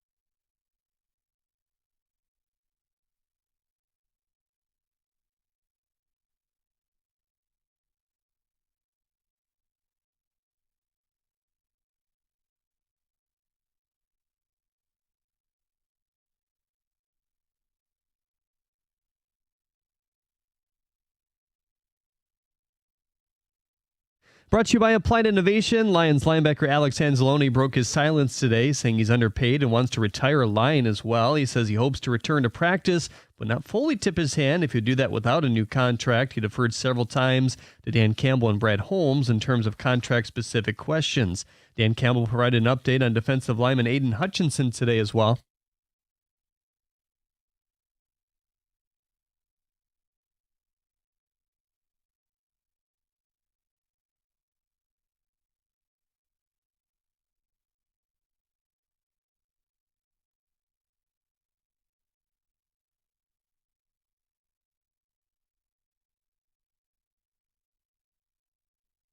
Broderick Martin left early today with a foot injury as well. The Tigers look for a bounce back against the Pirates tonight. Casey Mize will start for them against Mitch Keller. First pitch at 6:40 right here on 97.1 The Ticket. After the loss yesterday, the Brewers now have a half-game lead as the best team in baseball. According to John Heyman, the Yankees, Mariners, and Cubs are among the teams to inquire about Diamondback slugger Eugenio Suarez. ESPN listed each NBA team's worst decision since 2020. Coming in at number 13 overall is the Pistons' hiring of Monty Williams as their head coach. Quote, if anything, Williams' tenure looks like even worse. In retrospect, Williams' replacement, J.B. Bickerstaff, finished second in Coach of the Year voting as he cleaned up Williams' mess, leading the Pistons back to the playoffs and helping Cade Cunningham develop into an all-NBA player, end quote. At the Corwell Health Sports Desk, I'm Jeremy Otto. For more, go to 97.1 The Ticket or Odyssey.com.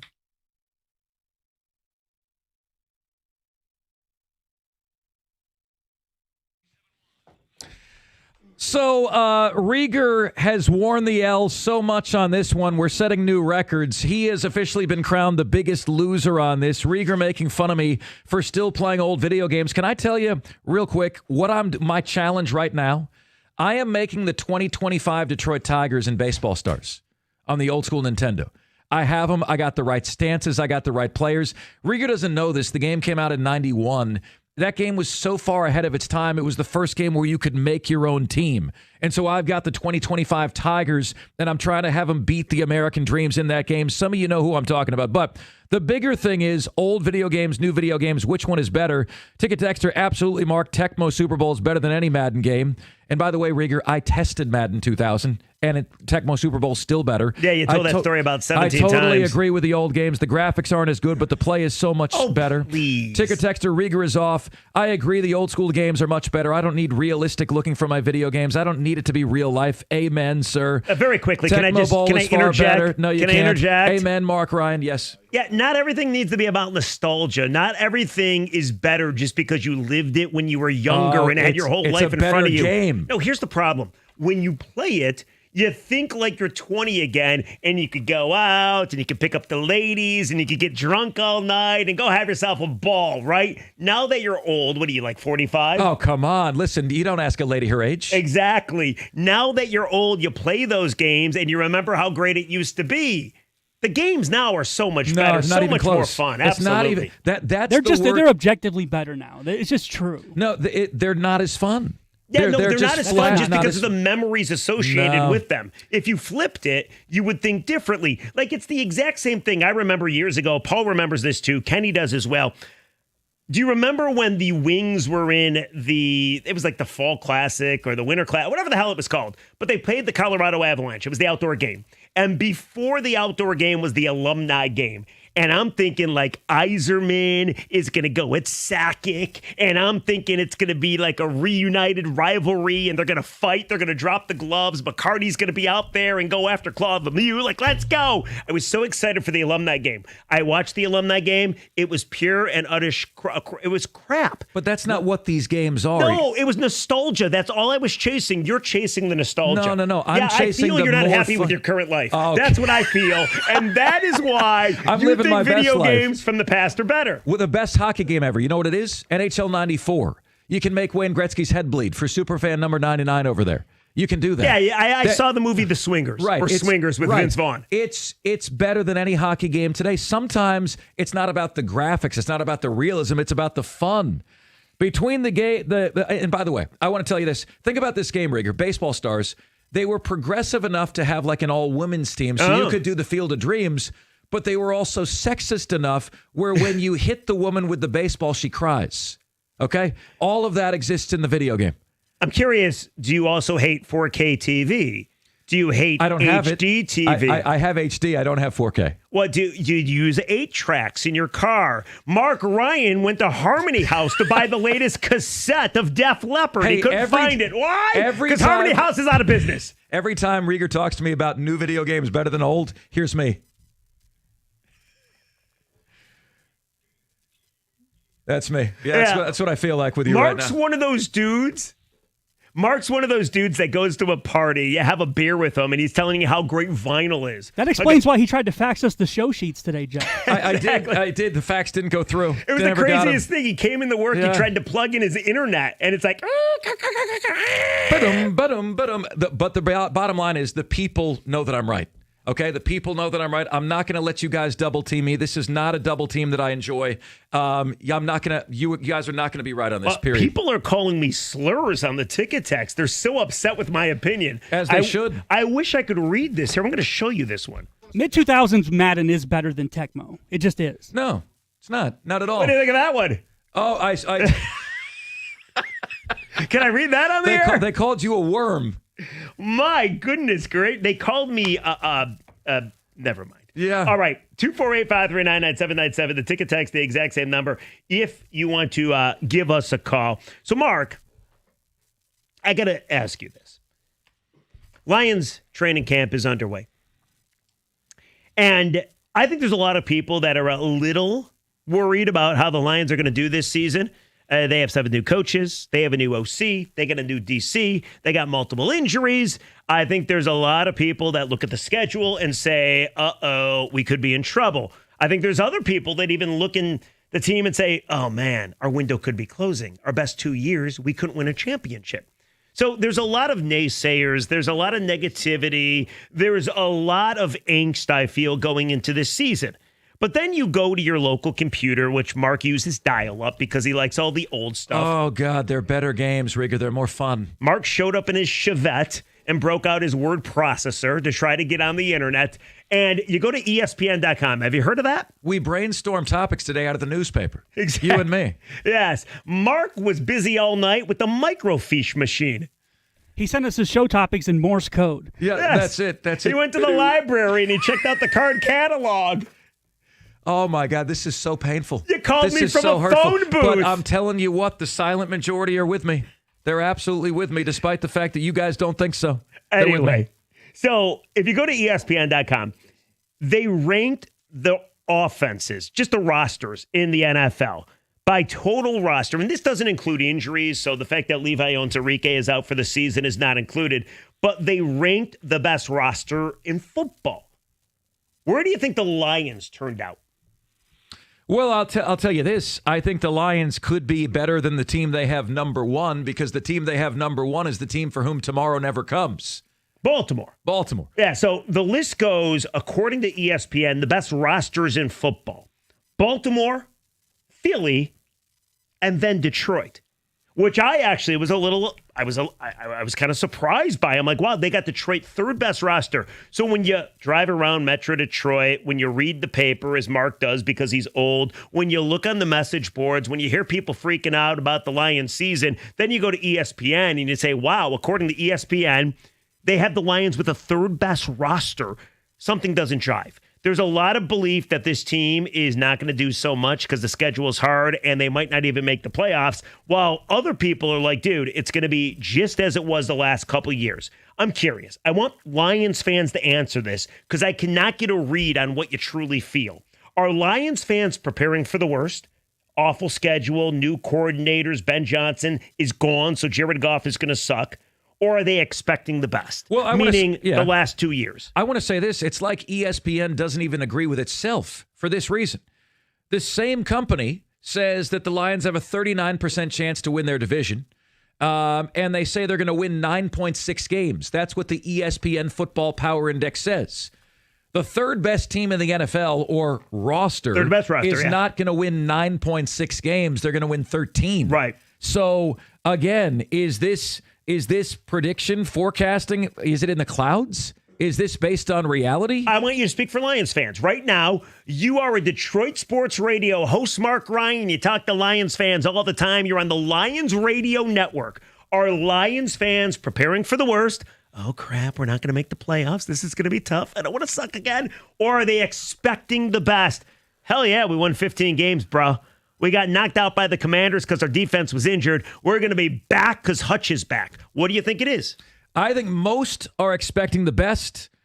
About my opinion, I think the roster. I think somewhere I think the roster should be ranked between 7th and 10th. Okay. So what do you think Lions fans are at, though? Percentage-wise, how many are expecting? I think Lions fans think this is a Super Bowl season. Most of them. Really? Over 50%? 75% think this is a Super Bowl season. Interesting. I think Lions fans are preparing for the worst. No way. Now, they might not want to say it in public. They don't want to go to their local Meijer where they dress in their favorite Lions gear before a Lions party and say such things. But I think there's so many things against them this year. I think Lions fans are preparing for the worst. I think they're preparing for doom and gloom, kind of like you were in the first hour when you thought maybe the Tigers could miss the postseason. I'm just worried about it.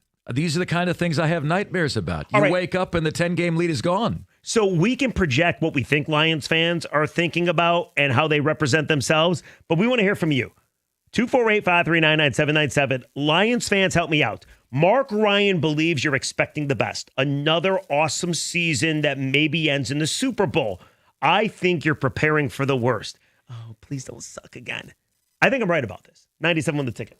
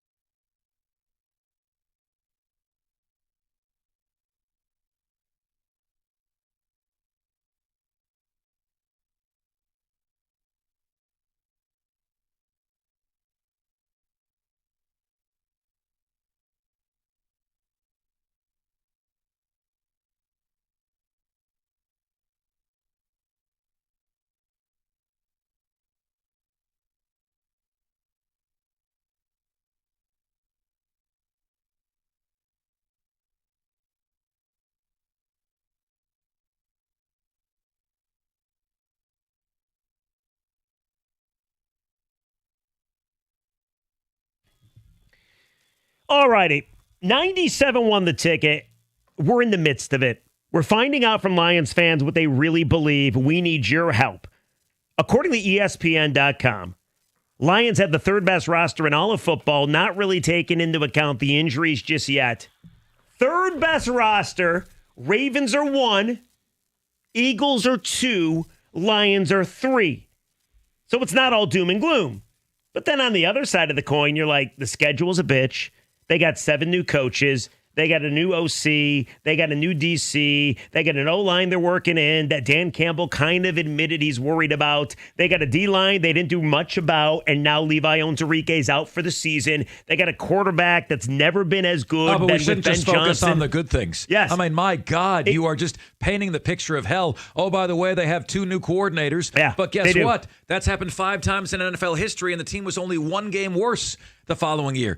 The problem is there's more questions than answers. And when you consider that outside of the quarterback position, the 2 most important positions are what? Offensive line and defensive line. Is either line elite? Probably not. Not even close? Not even close. All So right. if the Lions are not elite, how do you have the third best roster? Okay, so you just want to argue with ESPN. I want to find out what Lions fans think. Are you preparing for the worst? This is going to suck.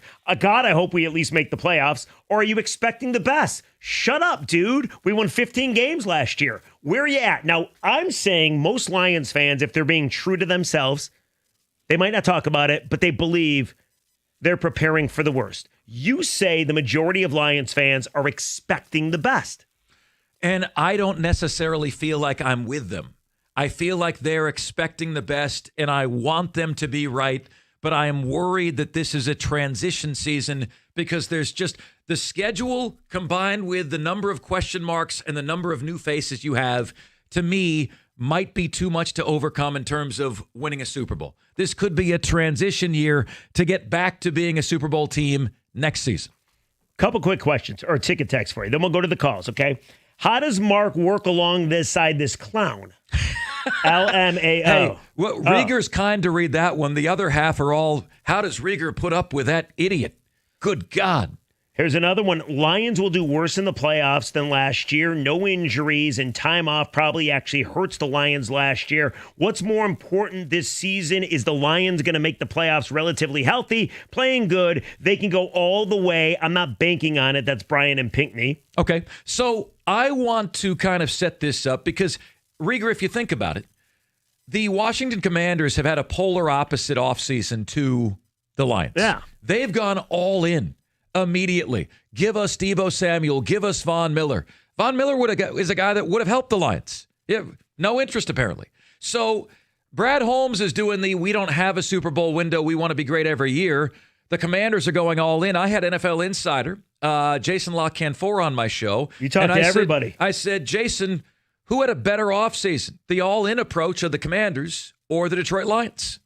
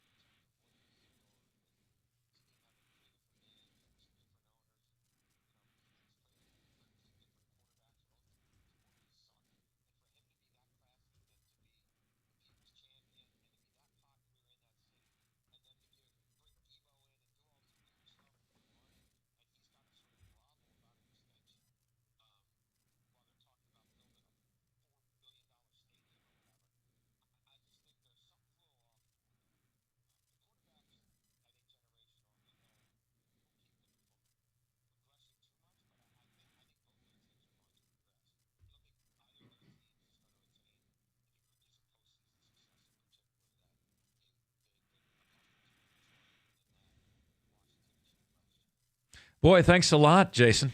God. I was feeling good before I heard that one. Jeez. No, but I understand what he's saying. The Lions are not aggressive enough. Is that a correct statement? I mean, that's what an NFL insider's saying. You are not aggressive enough in your offseason. Well, they weren't. They're too worried about paying their own guys. They're too worried about the future, like most Detroit teams, and that's what I'm worried about with Scott Harris as well. They weren't aggressive enough. I mean, I think you know this because they brought back Marcus Davenport, who, by the way, apparently was the best player at camp yesterday. So that's exciting. How long will he remain the best player? Well, and what's the over-under to improve this defensive line? What's the over-under on Marcus Davenport games started? I'm going to go 6. I hope it's 6 at least. You hope it's 6. Started what? We 1.5 last year? A starting defensive lineman can play 1/3 of the games. See, like this, again, how is Adarius Smith not signed? How are you not interested in Von Miller? How? Do you not have a need there? How is there an expectation that this is the third best roster when you're not elite on the defensive line and you're not elite at the offensive line? Your lines compared to Philadelphia's lines, who you got? No, Philly for sure. D and O. And that's the other thing, too. I mean, yesterday, Stoney, or maybe it was on Sunday, Stoney flat out asked Dan Campbell, what's your biggest worry? And he said the offensive line. Guys got to step up. You lost Frank Ragnow. You lost Kevin Zeitler. You got to protect Jared Goff, who we do know that when he faces pressure, he dies out there. So that's why I think the majority of Lions fans, they're not dopes. You follow what's going on. You're Uber fans. I think the majority of Lions fans are preparing for the worst. Like, man, this could be a bad 75% season. 75% are thinking they're going to the Super Bowl. But you're preparing for the worst. I am preparing for the worst. Me too. And the worst better not be missing the playoffs. It could. But unfortunately it could. And the numbers say what, Rigger? 35% chance you miss the playoffs. 30. That's better than 1 in 3. What kind of Lions fan are you? Preparing for the worst, expecting the best. 97 won the ticket.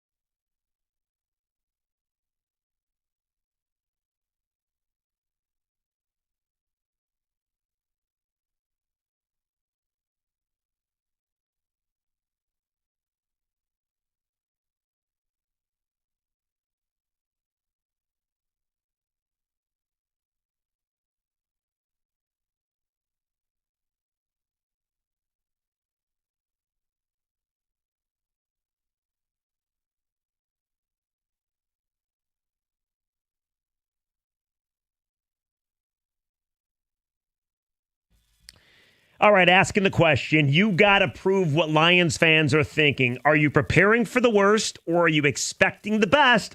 ESPN says you got the third best roster in all of football, and the negative is there's a lot of it. 248-539-9797. Mike's in Troy. He's on the ticket. What's up, Mikey? Hey, what's up, gentlemen? Great, beautiful Tuesday. It is, isn't it? Yeah, it's gorgeous. Unfortunately, we're both at work, guys. How you doing, Mark? Good, fantastic, bud. Glad to see you on the radio. Great job. Like I told the call screener, you win in football the offensive line and defensive line. You lose a Kevin Zeitler. You lose a Frank Ragnow, excuse me. Number one center in football, when you look at Zeitler when he played, the running game was unbelievable. You're replacing it with a rookie you don't know. He's never played a National Football League, and the guy just played one game. I got them going 8-9, guys.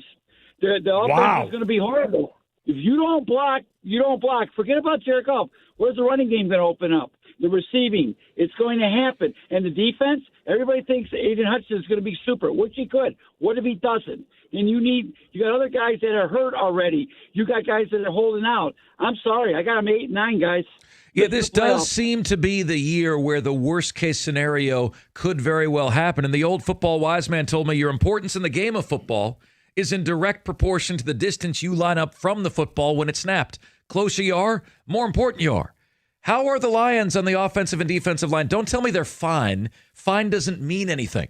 What does that mean, fine?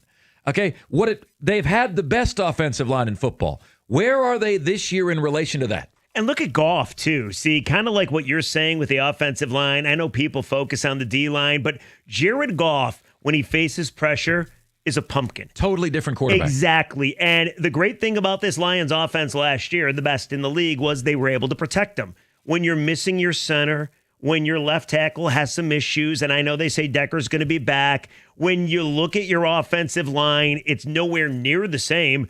You're going to be able to protect your quarterback? Because if you can't, season's already over. And that sounds negative. I got a bad prediction for you as they figure this out, man. I think that the most brain dead take that I've gotten since I've been here are the takes where, why don't they play Hendon Hooker?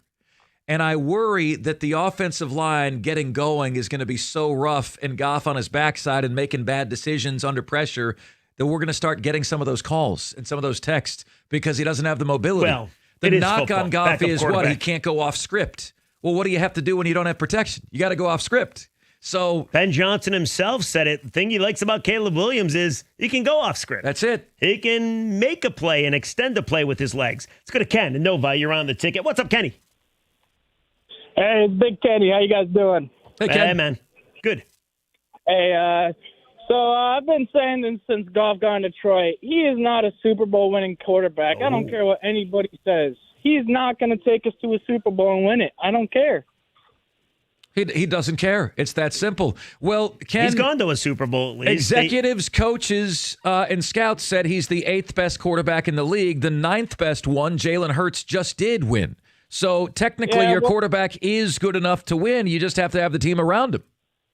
Yeah, well, he went to the Super Bowl and dropped 3 points. I don't think that's how you win. Well, Ken, to be honest, and I don't want to be negative, but he probably should have never been to the Super Bowl, considering he was the benefactor of one of the worst calls in the history of sports in that Saints game. Remember that pass interference call that New Orleans wanted to sue the NFL for? So, listen, I think Goff is good. And I think this offense was sensational last year. But I think you'd be a fool if you don't think it's going to take a step back. Add that to the fact that Jared Goff has never been better in his entire career, even when McVay was his OC, than with Ben Johnson. And now Ben's elsewhere. Yeah, I think I've been researching it, and I have one move I think that they could win. And it would just be a straight-up one-of-one trade, Jared Goff for Patrick Mahomes. I think, come on, man. That should happen. Yeah, come on. You don't want to do that move? Come on. Why are you so negative? Come on. not bad. Let's do this. Let's do a little fun exercise. Let's see who wins this little challenge between you and I. Let's start a serious concern with the Lions, a question mark, okay? And let's see who ends last. Here we go. Number 1, the offensive line. Oh, you're talking about it's like a game. Yeah, you're next. Number 1, the do I have a offensive line. time limit or unlimited time? No, Okay. You're next. What's your question mark? Tough schedule. I go tough schedule, Mark. Okay. Number 3, Aiden Hutchinson's form. 4, The defensive line not being all that impressive, and they did nothing to improve it. You go. 5, 2 new coordinators. 6, 7 new coaches. 7. We're at. Oh yeah, okay. Terry and Arnold had a grade of 50 last year. He's starting for you. Is he better? I think he's going to be better. I don't know if that's a good one. He wasn't good last year. Okay, we're at 7? Yeah. 8, the bitch of a schedule. Didn't you already say that? No, I don't think so. Okay. I don't think so. Yeah, you actually said that. Damn it. I said the schedule. Did Hold I on. win? No, The first thing you said was the schedule, and then you come back to it now. Oh, I forgot. Did we say the offensive line? Hold on. How about this? The NFC North is, we think, improved. The NFC North is improved. So says Jeff Rieger. Number 9. Alex Anzalone's unhappy with the team. Yeah, but he's still going to play. Does that count? Are you sure? I mean, he said he is. Is he happy? I don't think he's happy. Does that seems matter? like a question mark to me. All right, so we're looking for the 10th worst thing about the Lions. See, now who's being negative? No, not the worst thing. It's just showing Right, the concerns. number of And I questions agree. that you have. And now talk about what you really believe in, which is the offense, we think, as long as you can protect the quarterback. Thank you, I will. And by the way, no, I'm I not will. done. Jared Goff under pressure. Did we say that? No, you didn't. But that was my last one. Kinda so you get the win. correlates with the There's offensive 10. line, I though. think we rounded at 10. Let's go to Marcus in Detroit. You're on the ticket. What's up, Marcus? How are you? I'm offended, Rieger. Oh, come on. What happened? You said, and these are your exact words, I think you're a fool if you don't think the offense is going to take a step back. Yes, And since I don't did think say the that. offense is going to take a step back, I'm going to take that as you calling me a fool. I would never do such a thing to your face, Marcus. Well, But definitely behind your back, Marcus. Definitely behind your and back. by the way, I would call anybody that thinks that a fool. But yeah, it's fair. Marcus, how big are you? I'm curious. 6'7", 235. Marcus, right now. you're anything but a fool. Hey, You're the Rieger, most brilliant Rieger, man I've ever Rieger. talked to. No, I'm actually only 5'7" and about 185. You're a total fool then. I could take you. No, I'm kidding. Yeah. Go on. Sorry. Wow. Anyway, I'm going to give you a couple of reasons why I think the offense is going to be just as good. Number one, Decker and Sewell. They're going to make sure that these guys get in line and play the Lions' way.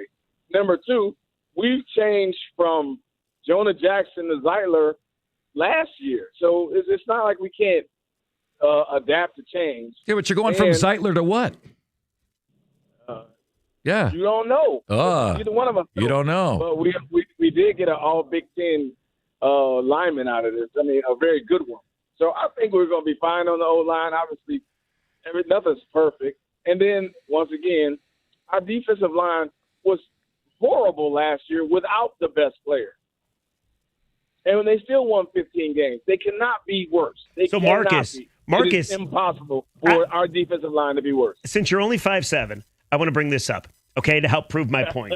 Since you're not 6'7", last year, and I almost correlated a little bit to the Tigers' success because they played so many bad teams, but that's the AL. It is what it is. But last year, you wiped the floor with a bad Cowboys team. You wiped the floor with a bad Titans team. The same thing with the Jags. The Bears were truly kind of an embarrassment. So that's 5 games right there because you played 2 with the Bears that were almost gimmies, and I know I'm forgetting some. This year, and it goes back to the schedule, you got to go to Mahomes. You got to go to Burrow. You got to go to Lamar. Like, these games are difficult. That is true. But you also have, 8 or 9 gimmies at home, other than the Vikings and Packers, who I think you're still going to beat, run the table on. So I'm not.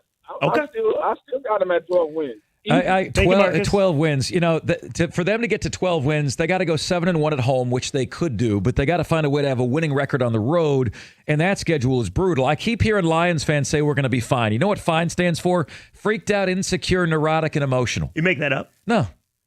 That's pretty good. No, it's freaked out. Oh, you didn't make that up? No. You should take credit. I've never heard that before. Yeah, so everyone says they're fine because they're really panicked and they don't know what else to say about it. That's exactly what they are. Here's the facts, I really Rieger. like the word neurotic, by the way. To the bone, no doubt about it. Here That was is weird. that's who. What band is that? Green Day. Here is the reality. ESPN's Football Power Index. Lions 9.6 wins. Are you ready?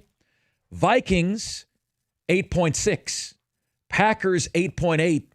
Bears 8.4. So all pretty close. So you have the closest division top to bottom. The first place team could be last. The last place team could be first. And we got callers that, oh, we're fine. Yeah, you're freaked out, insecure, neurotic, and emotional. All of you. All right, so which one is it? Talk for your Lions fans that aren't calling in or aren't texting in, but feel free to tell us what you think, or talk for the fan base. That's what I'm interested in, because I'm looking for information. Are you preparing for the worst? Are you expecting the best? 248-539-9797. Also, coming up in the 1 o'clock hour, I'm very excited about this. Oh, here we go. You ready for this? It's going to be me versus Mark Ryan. No. Yes. Is it? Yes. Okay. Yes, it's going to be the debate that has not been had. It's going to be amazing. I feel like I'm sounding like Trump. It's going to be the best debate ever. Best debate ever. Wrong. We are going to argue about something that I truly believe is going to be up in the air. Like, I think a lot of people will agree with you. I think some might agree with me. People have had this debate before, but I think we're going to do it differently. We'll do it in the 1 o'clock hour. 97 on the ticket.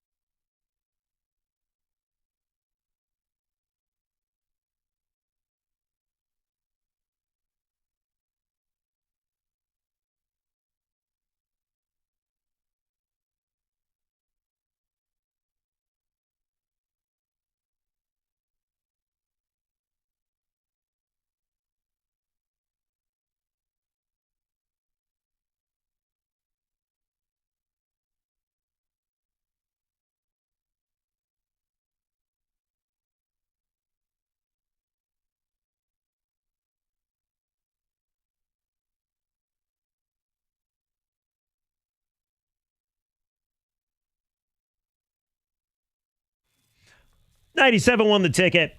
Asking you, Lions fans, preparing for the worst, expecting the best. We got a couple more calls to get to, and then Mark Ryan. In dishonor of America's most public affair, dishonor the operative word, when has your team cheated on you? We'll do that in 2 seconds, but people still want to voice their what concerns or backing of Lions fans. Sam, you get the last word on it, my friend. What's up, bud? Brother, the 2015 Panthers are a lot better than this year's Lions and last year's Lions. They are going to fall off harder than the 2015 Panthers. Okay, so what's the record then? Tell me what fall off is. They're going to be 5 wins. Jesus. Oh, come on, Sammy. That's preposterous. Brother, history repeats itself always. A bad team will come around for 2 years, maybe 3, and then they're going to fall off hard. Why? That's just how the organization is. Ask Sheila Ford. So, Sam, what you're saying is, and you're saying it, Mark and I don't have to duck. You're saying the window is closed. They still have a great roster. It was closed last year. I'm surprised they got the 15 wins. Well, I mean, it wasn't closed last Can't go year 15 with and 2 10 and say the guys window's injured closed. on the defensive line, Sam. But I do. What's surprising to me, Rieger, is that you said that they're expecting the worst, fearful of the worst. I think they're expecting the best, and the calls that we've gotten, you've been the guy that they're more in line with. How is that? Yeah, listen, that are makes we sense. really in a place where most people are feeling cautiously pessimistic? I got 3 ticket texts for you. I want to read these to you, and then we're moving on. I promise. Somebody help me understand why so many people are saying the Lions will regress, and yet the GMs and execs all rank their roster in the top 3 in the NFL. Lions will go 12-5 or better, John in Oakland. Well, because I do think usually the fans and the local media have a better idea about what a team does than the national peeps that just kind of like dive in and then dive out to another team. Here's another one. Mark quotes the Italian Job. Rieger credits him as he just invented fire. Okay, what was I've seen the Italian Job with all the Mini Coopers and Marky Mark. Yeah. That line you quoted was from that movie? It was? Okay, give it to me again. What line are we talking about here? We're talking about your acronym. Oh, fine. Is that from the Italian Job? Yes, it is. Freaked out, insecure, neurotic, and emotional, but it isn't freaked out. It is out. And then one more for you. Mark, you got that from an Aerosmith song. Fine. Google it. Okay. Did you? It's right here. I don't know where I got it, but I've been using it. Where'd you get it from? You don't know where you got it from? No. You know where I got it from? My mom. Girl, oh, you did? Yeah. Girl, before I met you, you were F-I-N-E The glass is breaking behind but you. But your love made me a You're prisoner. shattering the glass Yeah, here. my heart's been doing time. All right. Baby, what's the story? Did you find another man? The audience we had is just it left. easy to see in the bed that we made when you don't look back? This is 20 I guess the seconds. We'll feelings never get start to back. fade away. You We'll did never get steal it back. from Aerosmith. We'll never get it back. All right. Wow. Are you ready? Are you ready? Great band. Yeah. My friends, unless you were living under a rock last week, you saw America's number one favorite affair. What was your initial reaction when you saw that affair at Gillette Stadium for the Coldplay concert? My initial feeling is these people are about to get Coldplayed. You know why? Because they were guilty of some warm play. They were doing the stand-up spoon at Gillette Stadium. And in case you missed it, this is real audio. A CEO allegedly having an affair with his head of HR. The HR people, their job is to send you videos to tell you why you're not supposed to do what they're doing. Well, he hired her too. This is the CEO and the head of HR, and they put them on the kiss cam. They weren't supposed to put them on the kiss cam. Here's what it sounded like, lead singer of Coldplay.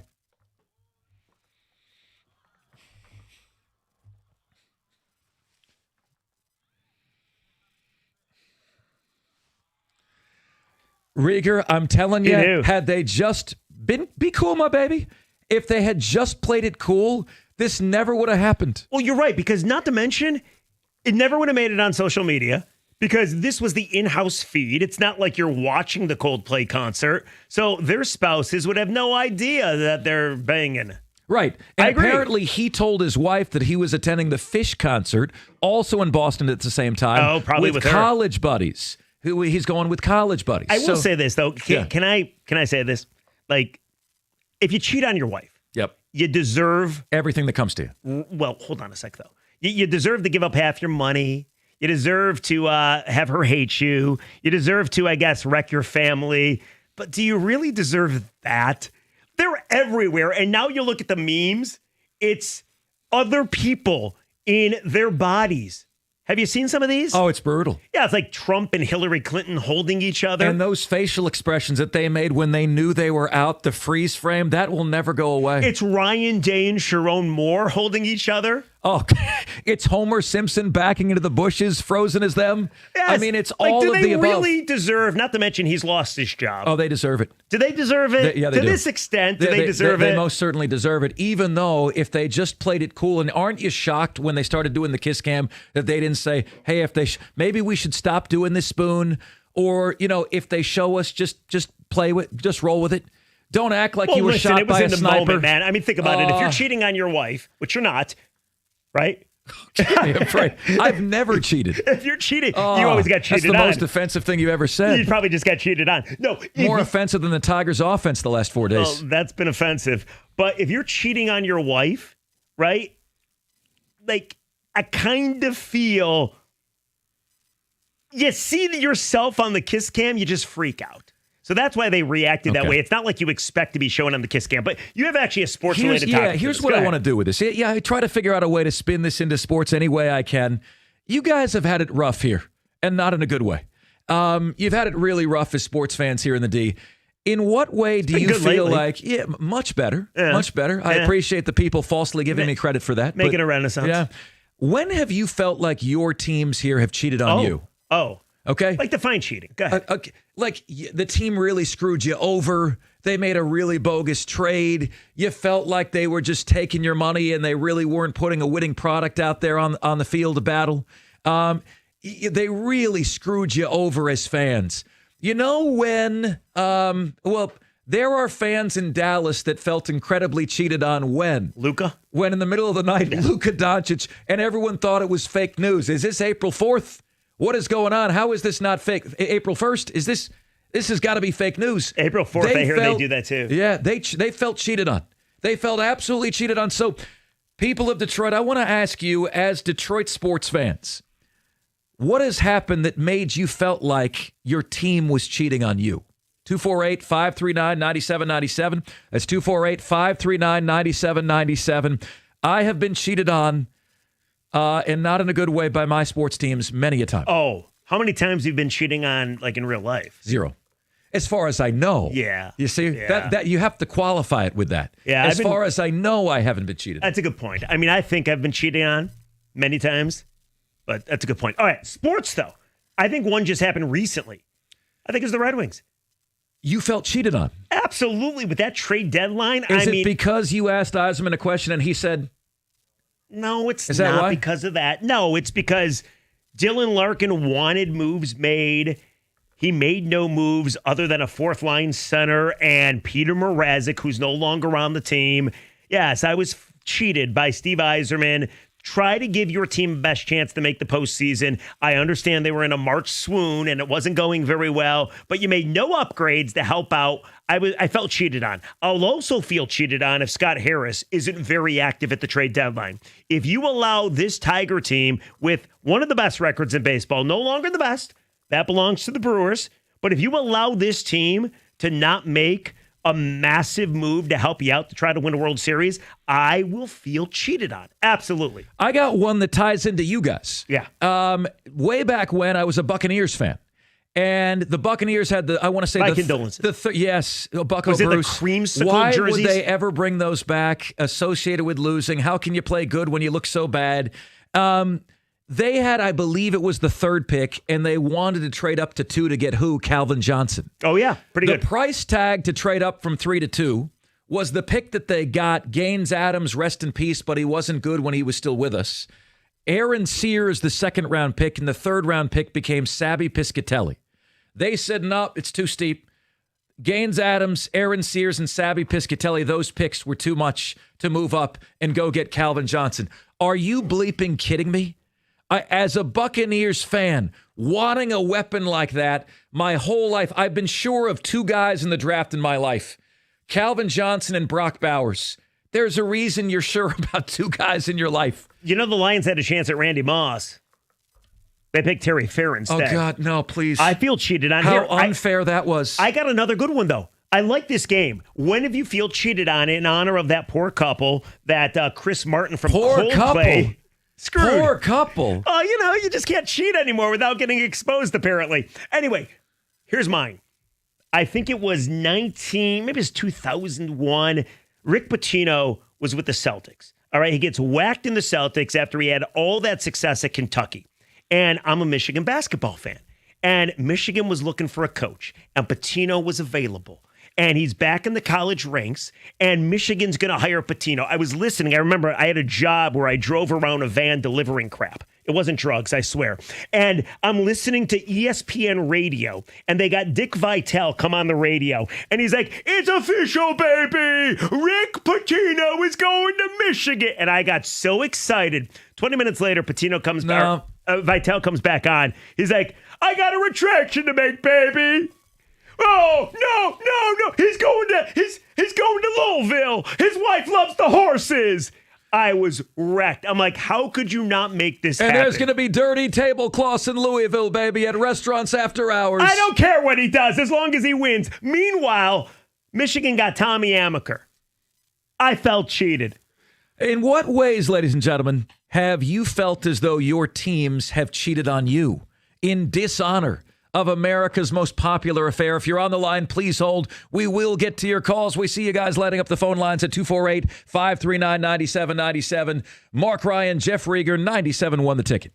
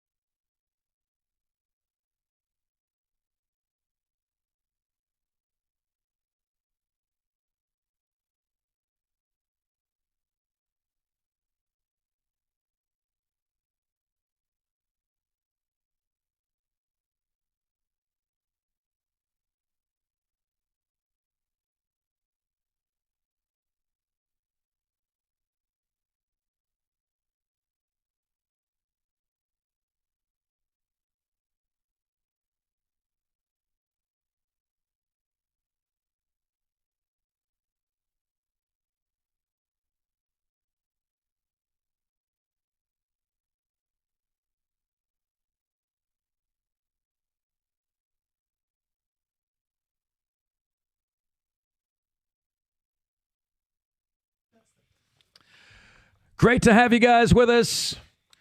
Mark Ryan and Jeff Rieger rolling on until 2 o'clock p.m. today. So in dishonor of America's most popular affair, you saw it at the Coldplay concert because these two people got Coldplayed, caught in their alleged affair on the kiss cam. I don't want to kiss. I'm going to act like I got shot by a sniper and get off the screen. We're asking you guys, when have you felt like your team was cheating on you? Like the breaking of trust, the breaking of loyalty. Sports fans feel this way time and time again, do they not? Rich on a cell leads us off. Rich, I think you've got a good one here, man. Rich, go right ahead. When did your team cheat on you, Rich?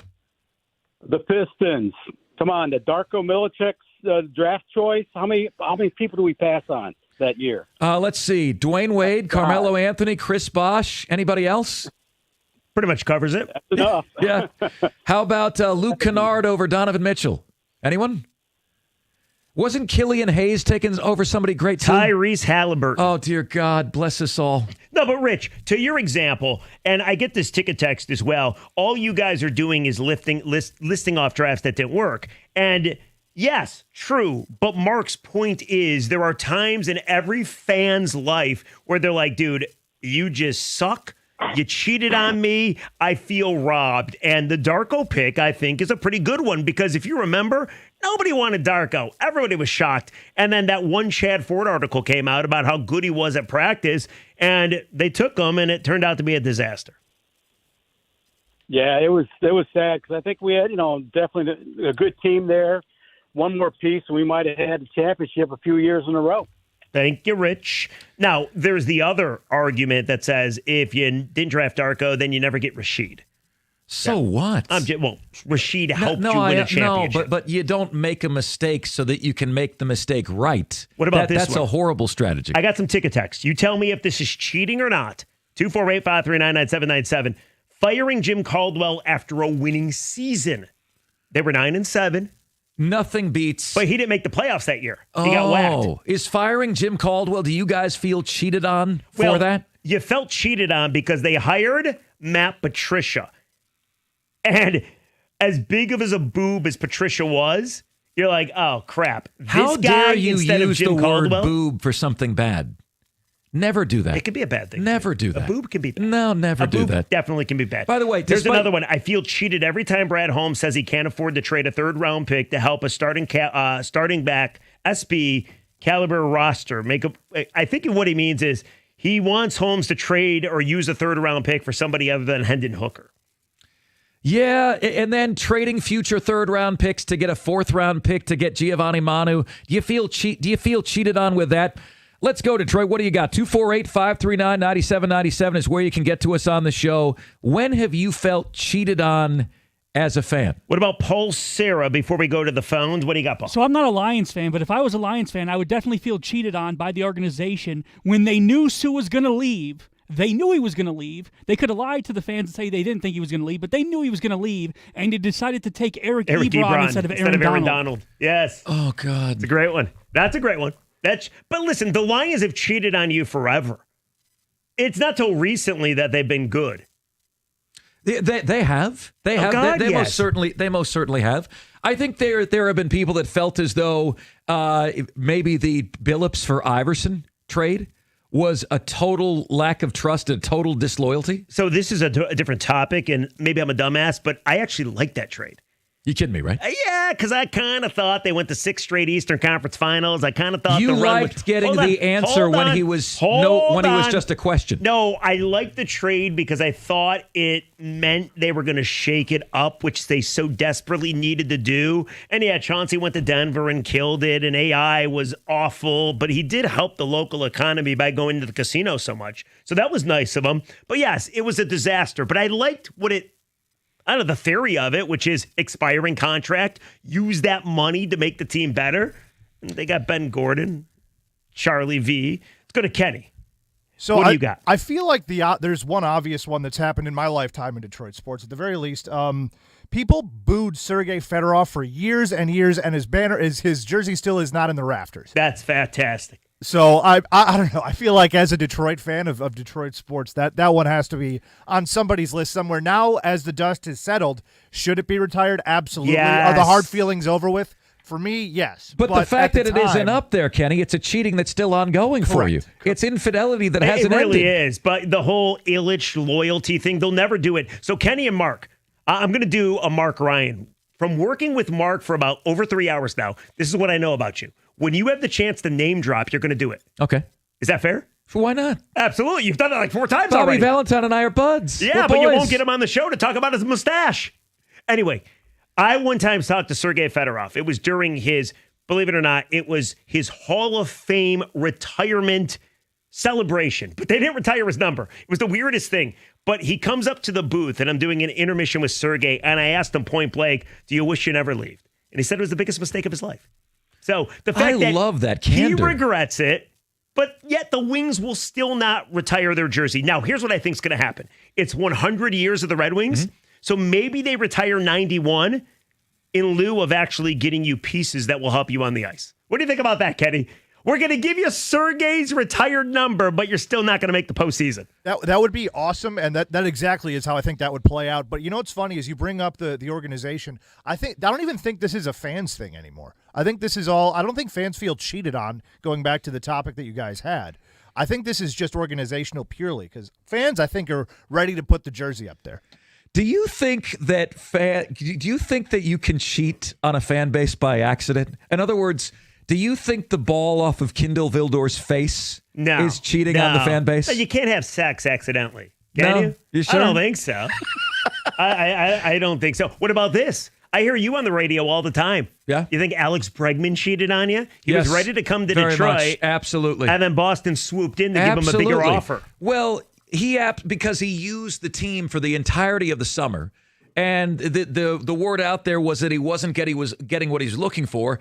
The offer that the Tigers had in front of Alex Bregman the entire time was exactly what his agent said he was looking for. What about Max Scherzer? Was he cheated on? The reality, did he cheat on you? The reality, Bregman and his wife or whatever didn't want to come here. Yeah, I want people that want to be here. I'm no longer interested in Alex Bregman.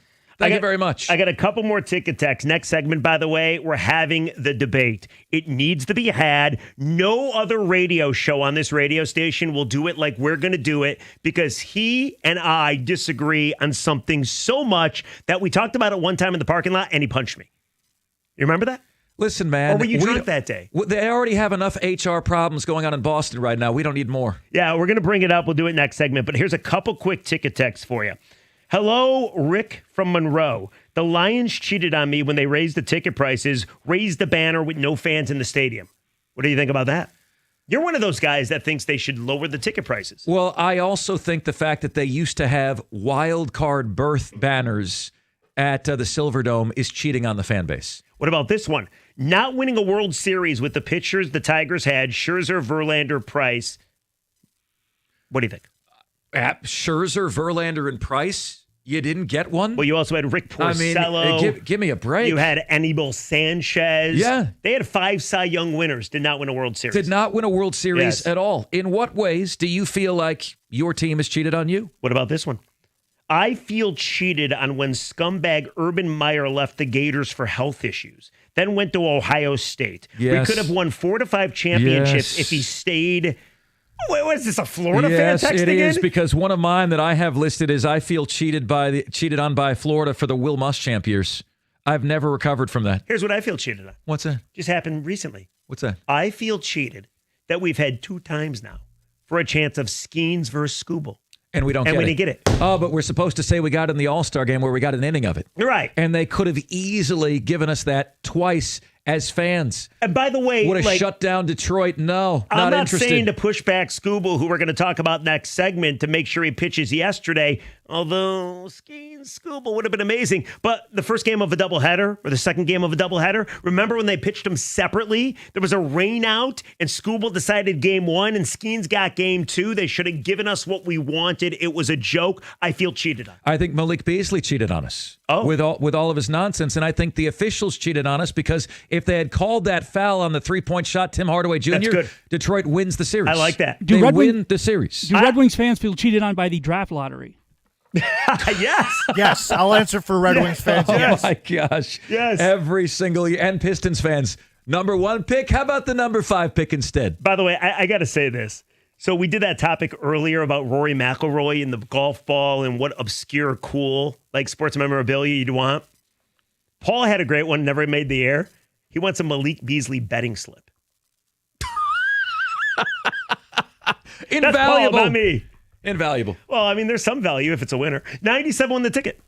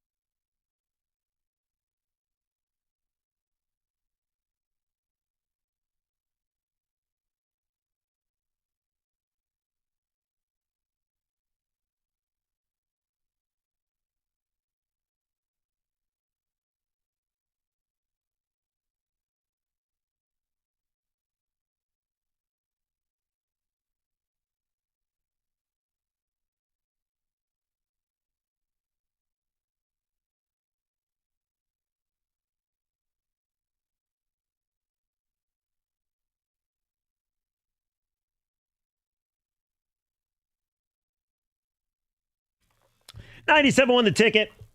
Mark Ryan right there. I'm Rieger. Been fun today. Been a blast. Listen, I only want you to bust my balls. Oh, thank you.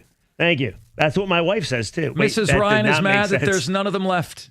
All right, 248-539-9797, the ticket text, the exact same number. If you want to give us a call on a litany of stuff we talked about. However, we got to get to this. I must tell you, this was last year, 4th of July weekend. I'm driving back from Chicago. Me, my brother, my daughter, and I'm listening to Mark Ryan on the radio. Did I make a friend? Did I make a friend? Tigers just lost a game, I think. Maybe they won a game. Hell, I can't remember. But you're doing this topic on the radio about why morons like me and Wojo are stupid because A, we're morons, obviously, and B, we wanted to trade Tarek Skubal. Do you remember the first on-air fight you and I had? I asked if you learned your lesson about wanting to trade Tarek Skubal. You got mad. No, I you said were no. legitimately mad. Well, I still believe. I swear by it. You were 8.5 games out of a wild card spot. Nobody could have seen them making the postseason coming except for you, and I think you're lying about that. No, I thought they had a chance to make a run. We've Get had into such the playoffs. a nice 3+ hours. Don't lie now. Come Okay. on. All Don't right. lie. Anyway, so every time I listen to Mark Ryan, and I listened on that 4th of July weekend, I was infuriated because you had all these people calling up, pretty much ripping on me and Wojo because we thought Skubal was going to be dealt. And instead, you're like, no, you can't trade him. No. Why? And you use some crazy parallel like, Tarek Skubal, you got to make sure he wants to stay here, and it's like a girlfriend. You got to make her happy. You got to make the roster a bed that he wants to sleep in. Right. And you got to add to the roster to make this so he can see that you have an electable roster that can win a World Series. We've since found out that's not the case. If it was up to you, he would have already been Right. gone last year. Well, no, For shame. Absolutely. I won't trade him now. I'll trade him. I'll just let him walk after next year. But we now know that's false, by the way. You can make the roster look as sexy as you want. Skubal ain't staying. You don't know that. He's going to free agency. You don't know that. I absolutely know that. Well, you know that Because he's if a going to deal- free agency, but you don't know that he's leaving. All right, so Mark Ryan believes, what a lot of Tiger fans believe, that you should pay Skubal. You should lock him up for life. You should give the man whatever he wants. And even if it's over $400 million, that's the number we keep hearing, do it in a heartbeat. Am I misrepresenting you? I think that he is of the value of this team. I think he is more valuable to the Tigers than any other athlete in this city is to their team. Period. End of story. Thanks for playing. So, ladies and gentlemen, I mean, Hutchinson and Sewell are pretty valuable. We present to you the great debate, Mark Ryan versus Jeff Rieger. Let's hit the music. All right. So you say re-sign Skubal. At all costs. I say you got to be a moron. Well, that got me in trouble last time. But no, I'm not re-signing Skubal. My plan for Tarek Skubal is pretty easy. I use him this year to hopefully win a World Series. I use him next year to hopefully win a World Series. If you win a World Series, I build him a statue, of course. And then I say, Tarek, here's a qualifying offer. He says, F you. I say, take care. I take the comp pick, and I continue to build my baseball team. I am not paying a guy that gets you less than 6 innings on most days, less than 7, I guess I should say, $400 million in an era where starting pitching has never been worse. Guys don't give you complete games. Guys don't throw 130 pitches, and you're already limiting Tarek Skubal. Look at the other day, Sunday. You won't let him pitch at 105 pitches to a guy making his second ever MLB start. That dude was already 0 for 2. Skubal would have probably struck him out on 3 consecutive pitches. You took him out of the game. Skubal then lost the decision, couldn't win the game, and Will Vest had a wild pitch, so Skubal was charged with a run as well. They're already babying Skubal. If you look at the stats, he's most effective when you rest him more. I'm not paying Tarek Skubal all that money because you're getting the best of him right now. I'm not going to pay him for what he's already done. I say goodbye, Tarek. I love you. What is the best ability? What is the best? To fly? The best ability is availability. Oh. What is the second best Are ability? you taking credit for that one, too? Reliability. Reliability is the second best ability. He's not going to be reliable the entire time. Wait a minute. Who do you have on this team that is both available and reliable? Anyone? Bueller? Fry? Mize, do you know? I think Will Olsen, Vest. do you know? I think Vest has been less reliable. He's fine. Riley Green goes into a tank where he strikes out 10 times in a row. Little hit and miss, I would agree. Tarek Skubal on this team is available and reliable and guarantees you a win every 5 days. Yeah, but that's not going to last forever. Guarantees you. He also guarantees you 2 wins in a 7-game series or perhaps 2 wins in a 5-game series. At death, taxes, and Scooble winning big games. You Except want for Game on, 5 last on year. a team Remember? that has a ton of uncertainty. Lane Thomas Grand Slam? Okay. 1 game. They were not even The there. biggest game? Hey, guess what? Guess what? They're not even there. If you got your way and they traded him beforehand for a bunch of Who knows condiments, what you would have had? If you wanted to trade him for Kobe, put mayo on your sandwich. That's what you wanted to do. Jackson last Holiday, year. too. Don't forget about that. Yeah, Jackson, it's not much of a holiday. Have you seen his numbers? I like how you keep making up these names. So you say pay him whatever. Now hear me out for a second. You want to give him 10 years, $400 million. That is what Scott Boras wants. At some point, it's whatever it takes in a sport with no salary cap to give you the guarantee that a young team needs when they're still trying to figure things out. And I would tell you he is uncertainty. That you're lighting certainty. your money on fire if you pay Tarek Skubal that much money. Not to mention, in his prime, which is fair to say is right now. Oh, yeah. He can't even give you 110 pitches if you really needed it. So now you're going to go give that guy the most money, record-breaking money of any pitcher ever. Excuse me. And you me. expect things to be different? I just want to make sure I'm understanding this properly. You have a problem with that with a much better player. But you are totally fine with giving Bregman 6 years when he's going to be collecting the senior citizen discount in 2? See, I think you're wrong about that. Bregman plays every day, number one. Bregman is a massive position of need.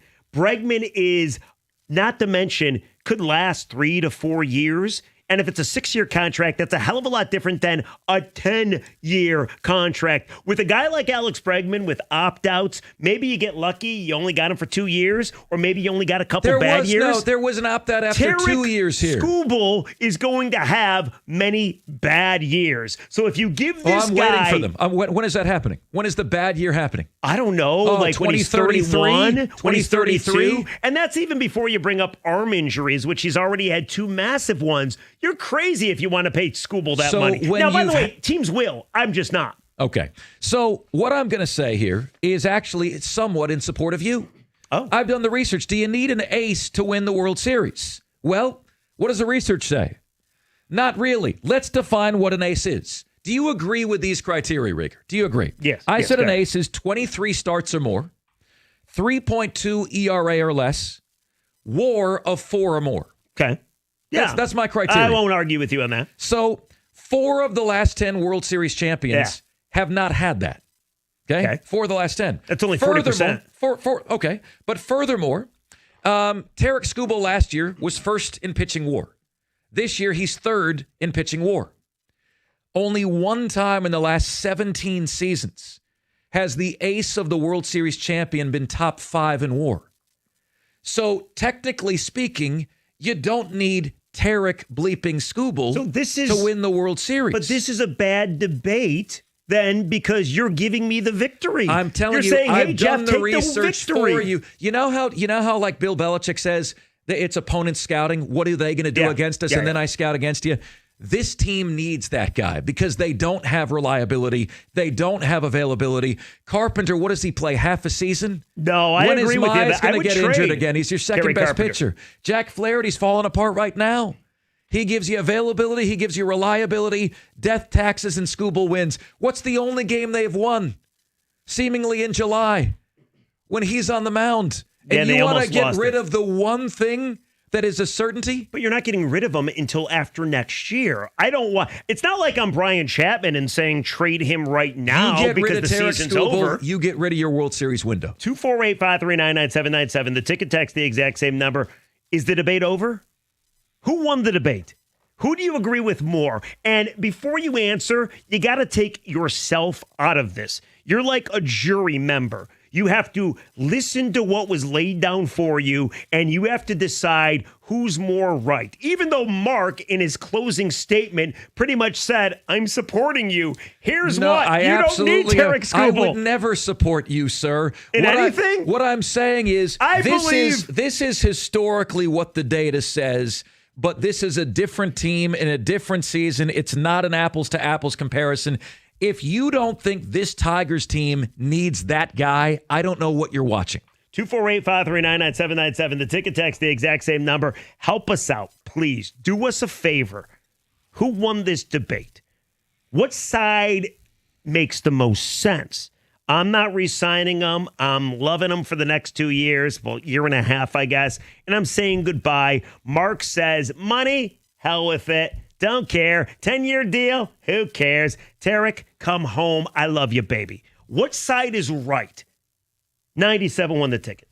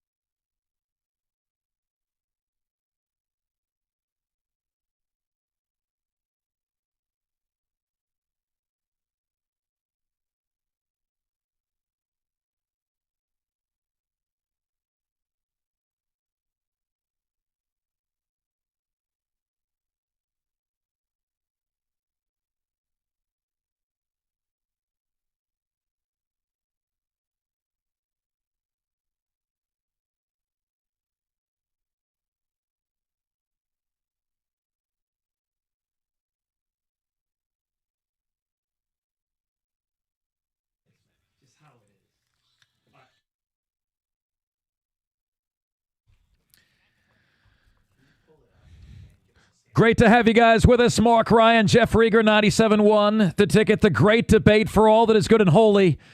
Rieger is going to let one of the best pitchers on the Mount Rushmore of pitchers in this organization's history. He's just going to let him walk because, you know, he's been abused as a Detroit fan a lot. He's been kicked. Well, it would have already happened if it was going to happen. When you've been abused and kicked in a sport with no salary cap, you don't believe that you can have that much money tied up in one player. I'm telling you, you have to. Here's the other little tidbit I want to share with you. Now, you're not allowed to give us any more information. What do we you have mean? to go to the jury. No, the no. rules Wait a have been minute. put out there. By who? Me? Okay. Oh, you don't agree with my rule? No, Scott Boras says that he looks at the teams that spend at least 50% of their revenue back on their payroll. Yeah. The Tigers right now are at 49.3%. Guess where they would have been? 56% had Alex Bregman signed here. Who is a Boris client, by the way. Right. So this is not a team that is not spending its money. The Pirates are spending 34% of their revenue. I'm not saying they're not spending. They're going to get more revenue. They're going to spend the revenue. This isn't Stop me acting saying like Chris, this is a death sentence. No, this isn't me saying Chris Ilitch is cheap. This isn't me saying I don't believe the Tigers will ever spend. I think it's stupid if you give a pitcher $400 million. It's that simple. So who won the debate? 248-539-9797. Thank you, America. Hold on a sec. We're going to go to we have turned into CNN. You're CNN and Fox. You get to choose. The CNN projection has come in, and it's for Mark Ryan. You get to choose who won the debate. Now, we'll go to the phones, and then Paulie's pulled up the ticket text as well. So he's going to read ticket text, and we have to keep track who won the debate. Are you ready for this? Let's go. Are you ready Let's for... go. Paulie, listen. Paulie, listen. Your favorite gift card is coming your way. No, okay? Paul is listen. honorable. Whatever Rieger offers you, I will beat it. Paul's not going to be swayed, and I already gave him a lifetime supply at Chipotle. Craig in Livonia, you're on the ticket. What's up, Craig? Hey, Craig. Hey, guys. How's it going? Good, bud. Hey, Ben. Good. I got a quick tidbit before I start. Just so you know, I was in Cincinnati about 10 years ago at the Montgomery Inn. There is a glass case of sports memorabilia, and Evander Holyfield's chunk of his ear is in that. No way. No way. Wait, why is it in That's Cincinnati? I'm in a glass case of emotion in this debate, but that's in prime candidacy to be robbed. Well, hold on a second. Very quickly, it's encased in glass. Like, obviously, no oxygen can get in there. Well, it's like a glass case, like Shaq's shoe. I don't believe that. Why does Cincinnati have it? Like, shouldn't that be in Vegas? Isn't that where the fight was? Yeah, it was, but it's Montgomery Inn. They have great ribs there. I was there about 10 years ago for a Reds game and going to the Hafu House for some beers. But anyway, I'm telling you, I'm trying. My buddy has a picture of it. If he sends it to me, I'll send it to you guys. Craig, we don't need to hear any more of your call. That's all we need of this phone call. What else you got to say? I think, Craig, your call has been great as it is. Thank you, Craig. No, you still have time to get it right, Craig. You still have time.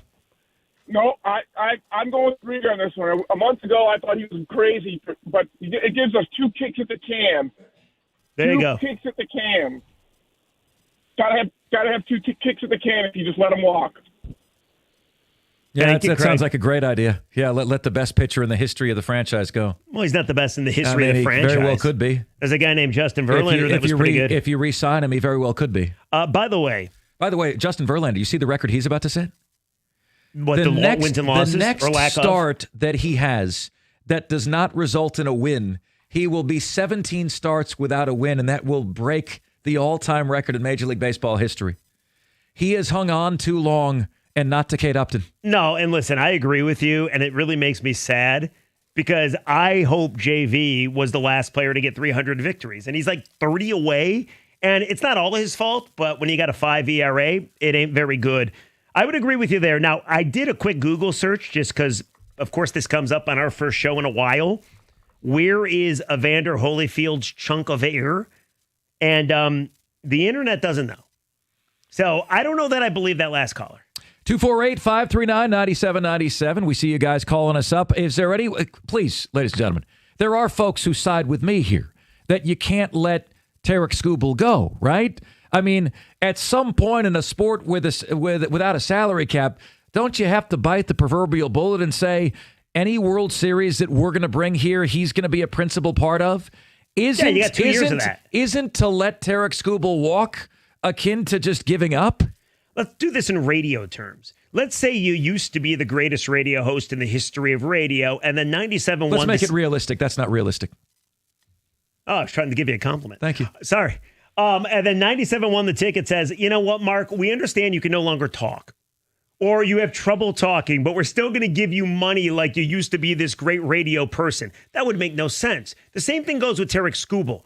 There will come a time where he, unfortunately, will regress. It's called father time. It's undefeated. Not to mention, Tom Brady? LeBron James? Okay. Well, the greats age differently?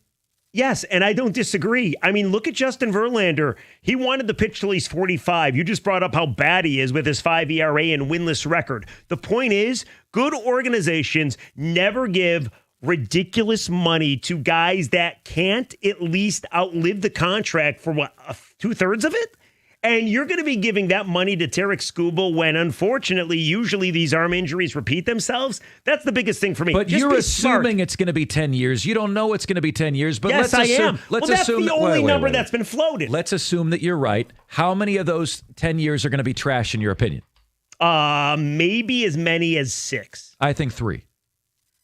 You think he's going to be this good at age 31 for 7 years? 30 for 6 years. 36. Insane. Let's go to Kevin in Macomb. Kevin, who won the debate? Go Kevin, ahead. come to the light. Don't beg So, him. It's a lot of pressure, but I think I'm willing to take it. Let's see. I like you both. You both are entertaining, and Thank you, Kevin. but I think right now. So I like Skubal a lot. I want to keep him, but as Scott Harris, I do believe he has an idea of what direction Skubal is leaning towards, like either 60-40 or 70-30, wanting to sign, wanting to leave. And I do believe he needs to give him till, I think Valeni mentioned it in the past, the winter meetings upcoming in this winter. If he knows that he's not going to want to stay, you got to trade him at that point then, I feel, because I want to resign him. Don't get me wrong. But at that point, you got to get assets for him. And I feel you got to go with the Mariners, the Dodgers, and So, Kev, there's teams that will pay up. You're talking about something up? that we did not discuss, but there was no way in hell I agree with you. And I love you, buddy. I think you're entertaining as well. I'm not trading Tarek Skubal. Now, I know last year I was the poster boy for trade Skubal. I'm not doing it this year, though, and I'm not doing it at the winter meetings, and I'm not doing it next year unless you fall out of contention. You have him right now. He's one of the best pitchers on the planet right now. And you don't have to pay him right now. So use him this year, use him next year. You got yourself the best record in baseball and win a World Series. Year. Yes. I'm using him all year, Jeff. But the thing is, what if he tells you, or what if you know that he's leaving and there's still a lot Kevin, of time he's left? not telling you he's leaving. He's telling you he wants to stay. No, he's saying he's leaving. He's telling you that he wants the money to be relatively equal, but he wants to be here, all things being equal. No, Kevin. He's communicating that to you. Mark is you saw the letter. You read the letter. Yeah, the letter that he didn't write. Kevin, Mark is totally incorrect. He's absolutely saying he's not going to be here because the Tigers have something very valuable right now. It's bargaining exclusively with Tarek Skubal. And all that's come out of it, we're led to believe, is an offer that Skubal didn't like, and maybe that's from Boris. The point is, if Skubal wanted to be in Detroit, then he'd be here already, and he wouldn't risk getting injured. Skubal's putting his life on the line, financially speaking. God forbid he gets injured, that big money goes away. He'll never get that again. So even though he could sign with the Tigers probably right now for a couple $100 million, he's choosing to say, F that, I want God's money, which I don't blame him. He's worked his ass off, and in the process, he could be this injured. Is so painful. He's telling you he's not going to be here. This is your all-time worst take. He's telling you he's not going to be here. For as much power as Boris has, at the end of the day, I really do think it's all. It is Skubal's decision. Yeah, and he's choosing not to decision. Well, you know why? But if he's got in his mind that he wants to leave, there's nothing we can do about it. Okay. Thank you, Kev. There is no negotiation going on with the Tigers and Skubal. Yeah, he's a it's 'cause he's Boris not gonna be client. here. No, he's a Boris client, and a Boris client is going to go to free agency. Mark, because that is doesn't what always Boris happen that way, clients do. Mark, That's what they do. Mark, just take a breath. Oh, please. my Please. God. Booby, Hans, listen to me for a quick second. He's the client. Clients have left Scott Boras recently because they didn't like the way he was doing business. If Tarek Skubal said Scott, put his arm around him, they had a stogie after one of his outings and said, Scotty, baby, I want to be a Tiger for life. Get this done. It would have happened already.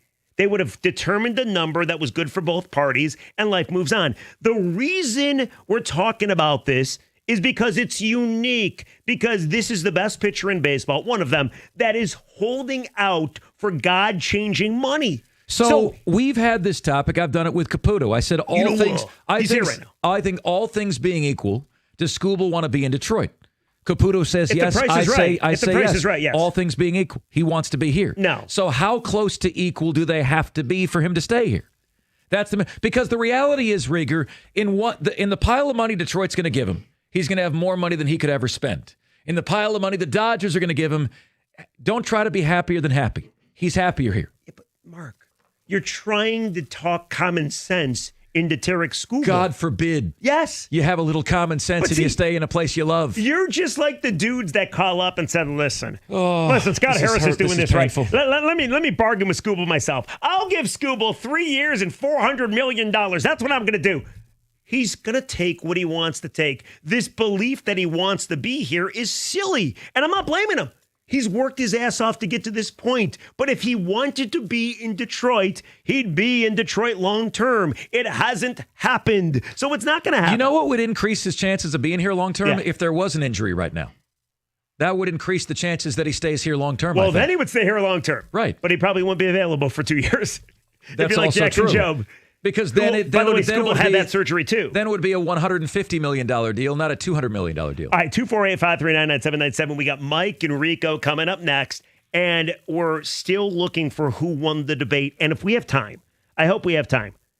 Mark Ryan has been in Detroit, a resident of Detroit, for over a year now. Yeah, year and 4 months. Something that he still does blew my mind this morning.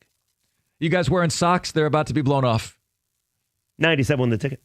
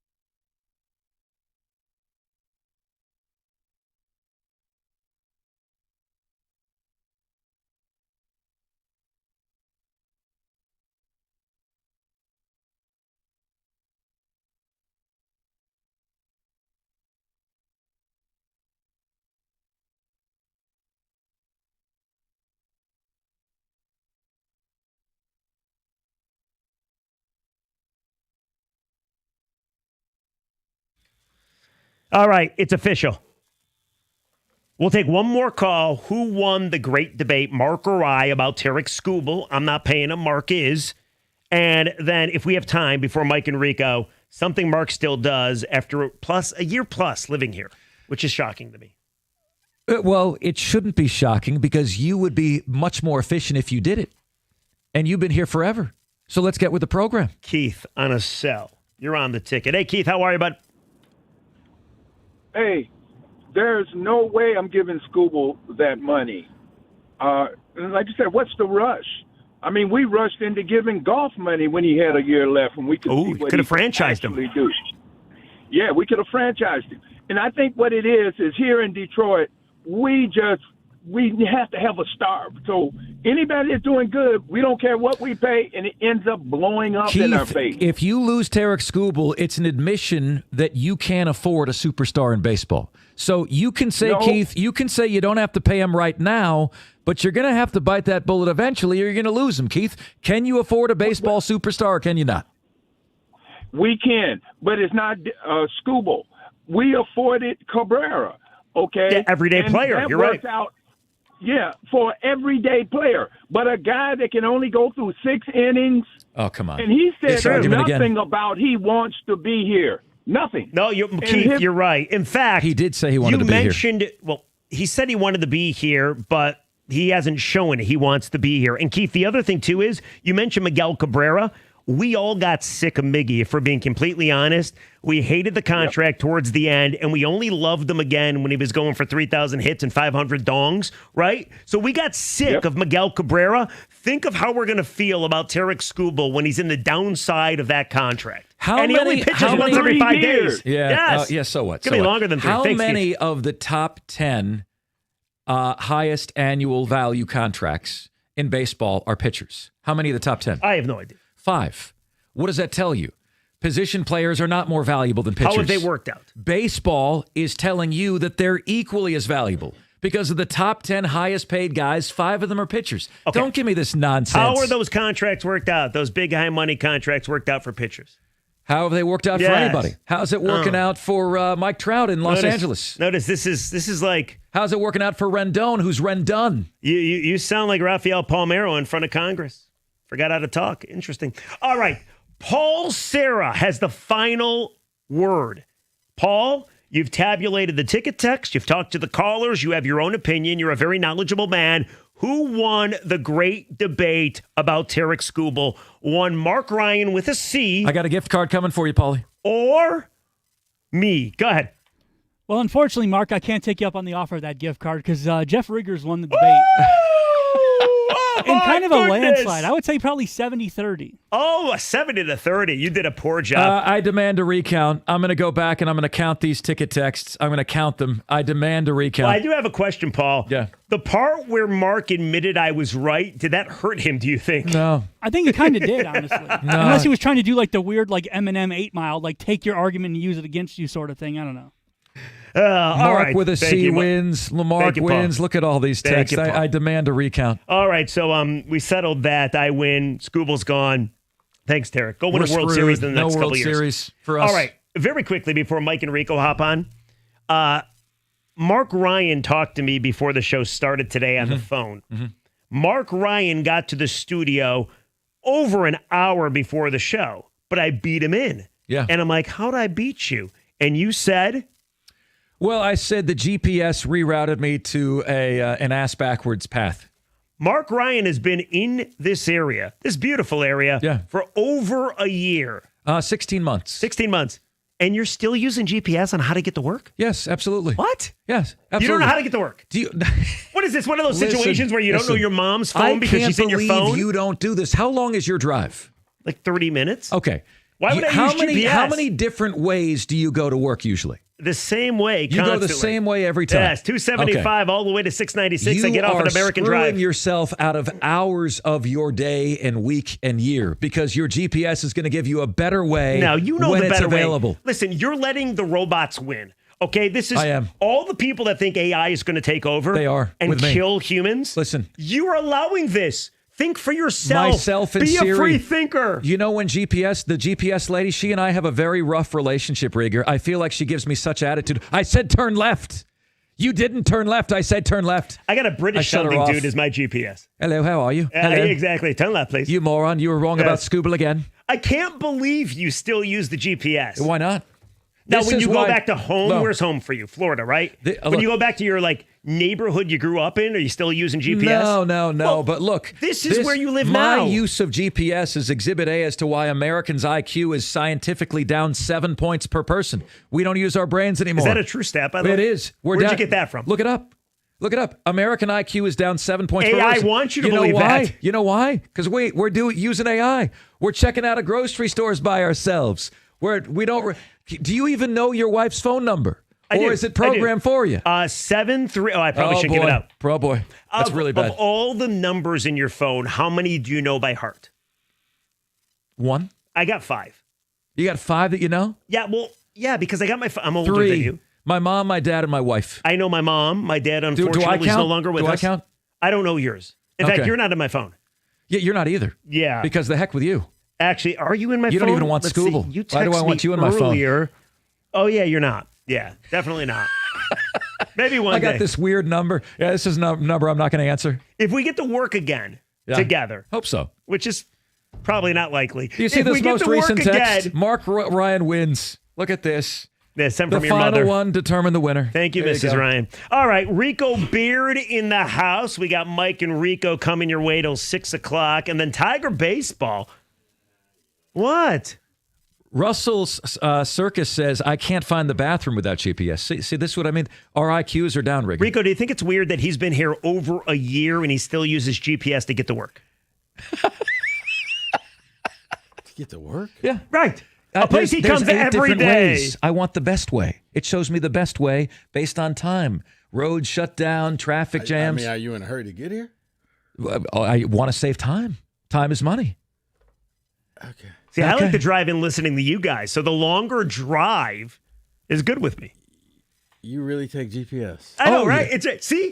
I am really not don't? the only You don't person. want the best way? See, we should have given this more time. I don't care. Next time. You don't care. You know what? If I can save 2 minutes, I want to use GPS. You know what? It was a line that I once heard, and I thought it was so apt. What do you got? If you're important enough, they'll wait on you.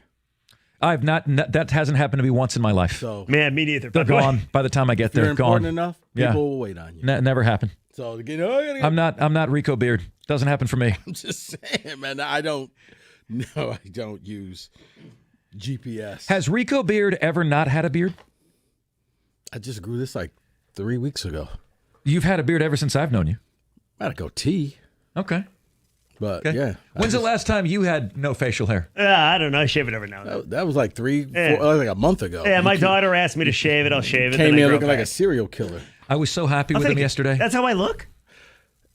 I can't say the other thing that you really look like, but you probably want to avoid Chris Hansen. No, the look that you had. He's waiting for you outside. You didn't see him? I used to love to catch a predator. Oh, that was the best. That was the best. And so, he would always have like the funny line too. Yeah. So you got a little Zima in the bag. What were you going to do with that? Right. You got all the wine coolers. I was going to a party today, Junior. Yeah. It's like I want to get with youngins. Writes in your chat. Hello. By the way, do you ever see the Santa Claus parody of when Santa's coming down the chimney and Chris Hansen's waiting for him? The little skit. No. That's pretty funny. Guess you had to be there. All right, what do you got coming up? Thanks for that, by the way. I really appreciate that. You know what? It was actually something we're going to expound upon something you guys talked about. Whether it's concern or, the reality, like, okay, with the Lions, like, is this a real concern or not? Like what's really a concern and what isn't? Yeah. Okay. So. Big deal, little deal, or no deal. Some of this stuff that we talked about are, my opinion, just too many question marks. Not enough answers. I'm still getting over the last comment by Rico. Wait a minute. I don't know. Wait. This was 2/3 of the whole who we going to play in the NFC title game group. What? He did follow us. That's right. We're backing Mark, up now. Mark, something I never told you. Yeah, what's up? We did the show before Costa and Rico at Buffalo Wild Wings, before Commanders and Lions. You were more confident than I was, but we were both pretty confident the Lions were going to win. And Rico is sitting there on the stage right next to me. He's like, you guys might be in for a rude awakening. I'm like, nah, come on. There was nothing worse He than was right. the disappointed Papa look Rico gave us. Yeah. Just shaking his He's head. like, you guys are pathetic. Premature speculation, both of these you guys. called them the commodes, and I'm like, are you guys serious right now? Okay. I think Dan Quinn's still laughing. All right, Rico and Mike coming up next. Mark, it was a pleasure. Absolute blast. We'll catch you next time. 97 The Ticket.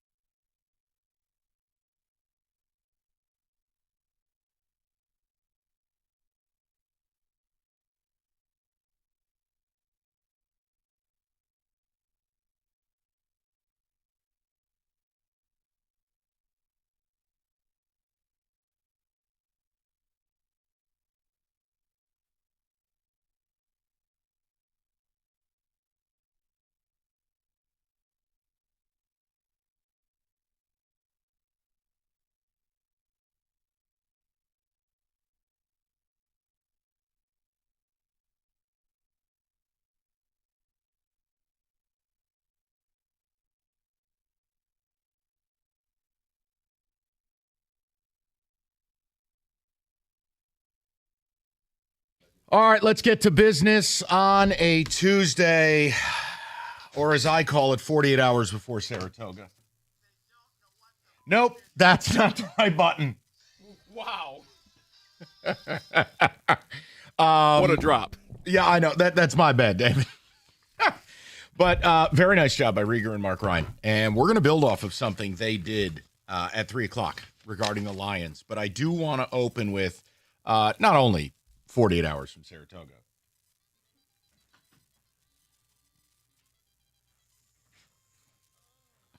But I want to start with a little bit of Tiger talk. And nothing hyperbolic, nothing crazy. But I want to know if you're feeling what I'm feeling, which is, okay, they've lost 7 out of 8. I don't freak out about stuff like that. I mean, let me give you some evidence. I mean, A.J. Hinch got a World Series with a team that had 3 6-game losing streaks and still won 104 games. I'm not freaking out. Right. But it's okay to talk about it now, unless you're part of the payroll media. Like, it's okay to talk about these. It's sports. The 7 out of 8 games, what I'm going to argue is the following. You're getting a taste of the playoffs. And you go, well, wait a minute. The Rangers aren't that good. The Pirates blow. Seattle's fringy. No. You're getting a taste of playoff pitching. And your lineup wilting under the pressure. And could you say, okay, Tigers, Rico's nailed this. I think Rico's right. I hate saying that, but it's true. They don't. Happy Tuesday to you, too. Happy Tuesday. I wore this just for you. 48 hours, Saratoga. I wore this just for you, buddy. I know. But they don't look focused. They know they've got a big lead. Now, look, I'm not an alarmist. Has Cleveland picked up 5 games on you? Yes. Wake me if they pick up another 5. But here's my question to the fans, Rico. And again, last I checked, questions are okay, unless it's like the People's Republic of North Korea. You're allowed, and it's not, oh, you're being a, of course you wait till now to be all concerned. No. Well, they lost 7 of 8, but also I've never viewed you as a World Series team or the favorite for the World Series. So I have a right to say these things. I think you're good. You're absolutely going to make the playoffs. But what's more true? The first 40 games or the last 40? Essentially, the Tigers over the last 40 games are a 500 team. They're 20-20.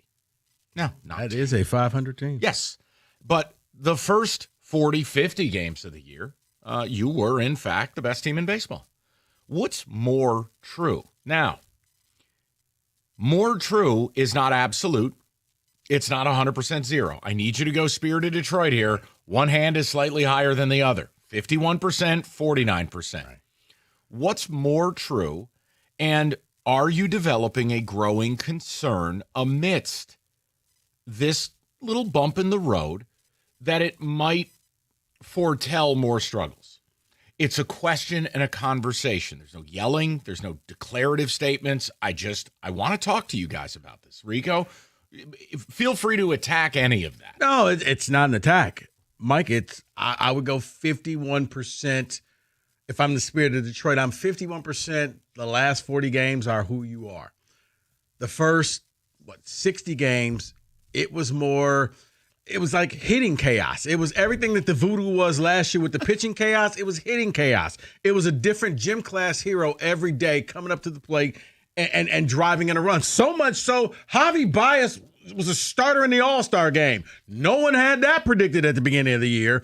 Like, everything that could go right did. Torque all of a sudden just looked like he was going to be a first ballot Hall of Famer. Like, everything was going right. A different person stepped up to the plate. It didn't matter that Riley Green was striking out because he was crushing home runs. And now you've come back to the pack. You've come back to your average. You've come back to the team that we all thought that you were.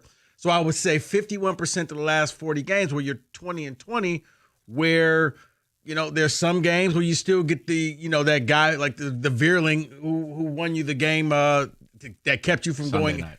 Yeah, that kept you from being an 8-game losing streak or 7-game losing streak. You have that guy step up, but it's more the 20-20 where you got some guys, but you don't have stars. This team does. Outside of Skubal, and maybe you can convince me Riley Green, they don't have like bona fide stars like you see on other teams. No, it's about playoff believability as well. That's the other thing. And look, I think it's okay to have some doubts with that, but I want to hear from you guys on it. Look, I'm fine if you tell me you think they're the best team, and the last 40 games has been unnaturally altered by the losing streak. That's fine, but I need reasons because look, the trade deadline's looming. And I don't know what you, the fan, feels. I don't know what percentage of you feels anything. It's a very weird place to be where, look, I have my opinions, but they don't mean anything. I mean, I would like a right-handed bat and 2 relievers. Oh, well, that's going to cost a lot. Yes, I am aware. I'm trying to win a World Series. Mm-hmm. But overall, it's up to you guys. Look, when you're facing... You got a break in Texas. You didn't face DeGrom, and Eovaldi scratched. 2 of their top 3 didn't pitch, and you were very fortunate to take a game. But your offense scored, 3 runs in 2 games. Mm-hmm. Seattle dominated you, bludgeoned your bullpen.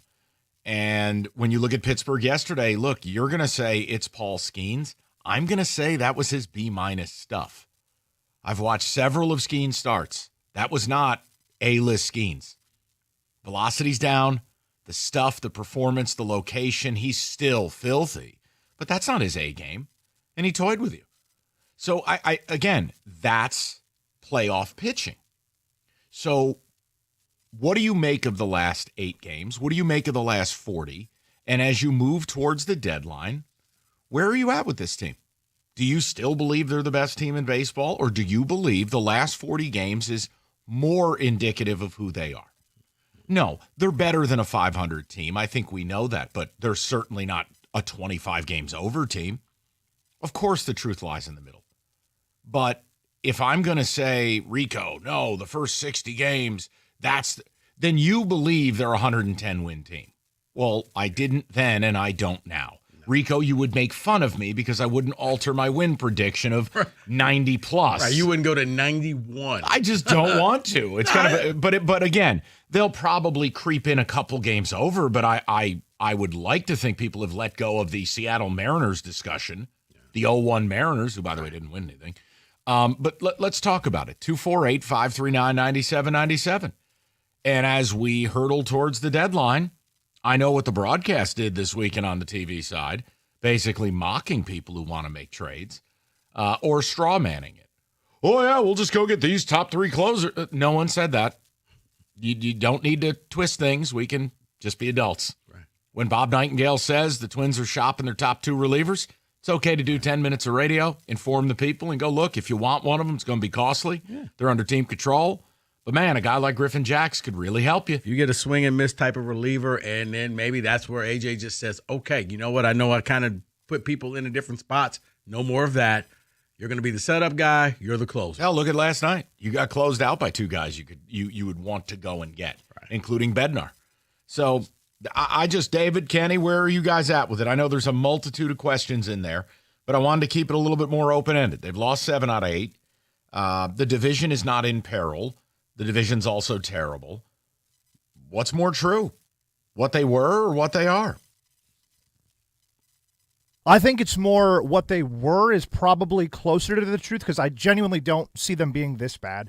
But it also, all these issues right now highlight exactly what you need to do come the deadline. And I think we had the discussion maybe a month ago about what does this team need to add the most and when do you expect to know what this team actually is. And I think all of our answers were pretty much around the trade deadline, right? I think you said August 1st, and I think that's exactly what it is. And I think that's when you're going to learn the most about this team. But I think they are that good as they were before. This, I think, is just a bump in the road, but it does highlight exactly what you need to add at the deadline. Yeah, but Kenny, you didn't answer it. What do you want them to have? I want them to add bullpen help. Every team's going to – but the problem with that, though, is we've talked about this too. Every team at the deadline is going to – that actually has aspirations of pushing for a World Series run. Yep. That's what they're going to be adding too. The Dodgers are going to want to add that. The Yankees are going to want to add that. The Blue Jays are going to want to add that. Every team that you might see on your path to a World Series is going to want to add that. And I'm not going to freak out. I don't want to be an alarmist, but I think when you go a quarter of a season, right? So most pitchers are going to give you about 28 starts. Very rarely do guys get into the 30s anymore, right? So Jack Flaherty's last 7 starts. Let's talk about this. 0-4. Don't care about the pitcher record. Good. I don't either. Because Paul Skeens is like 1-50. Right. Jack Flaherty's got an ERA of 7.79. He hasn't been the same. His location is all over the place. Look, I think Flaherty's entering concern territory. Not panic, but concern. That's okay to talk about that. If I said to you at the start of the year, look, you've got Skubal, Flaherty, Olsen, Mize, you'd be like, okay. Well, right now, would you start Jack Flaherty in Game 2 of a playoff series? No. I wouldn't. So that's a concern, right? No, because all you're doing at that point is saying, okay, well, we'll be 1-1 in Game 3, knowing you're probably going to lose Game 2. I mean, seriously. You're putting it very bluntly, but yes. Here's the other thing. We're kind of running out of time on the Alex Cobb thing. Remember a month ago, Kenny, I brought up I'm not panicking about starters. I don't even consider it a need because we'll get a look at Cobb before the deadline, etc. You know, tick-tock, it's July 22nd. That's the easiest $15 million that's ever been earned, huh? And by the way, shout out Jack Flaherty. It's good to have a good agent. yeah. He just got a $10 million vested option next year by pitching last night, his 16th start of the year. That means next year, if he doesn't opt out, and by the way, if you're rocking an ERA of near 5 on the year and near 8 your last 7, you're not opting out and making $20 million next year. Where you going? If I'm in there, where you going? Right. So, look, it's okay to bring that up. That doesn't mean he's a complete disaster. No one said that. But there are concerns here. And I do think they're closer to the last 40 games than the first 60. Notice I said the word closer. I think they are absolutely an above 500 team. Duh. We talked about a 90-win pace. But I do think the last 40 games is kind of a reality check to what Rico called the hitting chaos or whatever it may be. Look at the month of July, guys. Want to go up and down the order? Very few guys are playing well. And as you said, last couple of games, you're going up against playoff-type pitchers. This is kind of a glimpse of what your October is going to look like. That's why I never let go of that desire for another bat in the order, a right-handed bat. And look, I'm not able to have, Roberto Clemente descend from the clouds. I don't know who the difference-making bat would be. I do know, though, that you pay people to identify names that aren't in articles or aren't sitting, in Bob Nightingale's brain, and your job is to go and get them and see the availability and the cost of acquisition, et cetera. So no Roger Clemens in the box? We're not doing that. Roger! No, it's just, it's okay to have those conversations. So, look, I want to know where you're at with it. Tigers have lost 7 out of 8 now. 500 team over the last 40. What's more real? The last 40 or the first 60? And is it driving your desire for this team to make some moves at the deadline? 248-539-9797. Here's Rico. If you're you're a high school senior and you're trying to figure out what you want to do next, well, preview day is coming up at LTU. It's going to be this Friday, as a matter of fact. July 25th. If you're a high school senior starting your pre-college journey, looking for a great college experience, make a visit to LTU on either this Friday, July 25th, or August 15th. And what you'll find out is you'll learn about the scholarships, the tech jobs. You'll learn about specs at LTU that's also on the campus of Lawrence Tech. And you'll learn a lot more of everything that Lawrence Tech has to offer. It's very simple. If you want to go to either one of those preview days, if you're a high school student, either July 25th or August 15th, go to ltu.edu/admissions/visit to sign up today. Don't wait. Start your future today at LTU.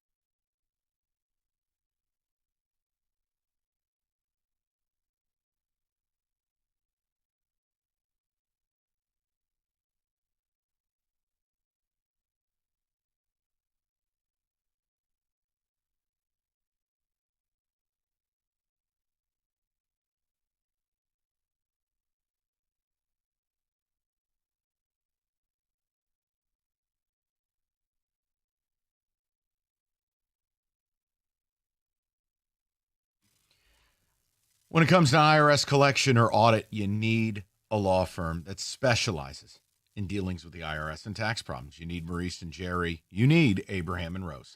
They're not some tax organization with random people answering the phone. No, these guys are pros. Jerry used to work for the IRS.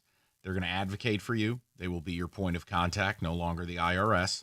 Visit abrahamandrose.com today, or you can call 248-539-5040, and you will never have to personally deal with the IRS again.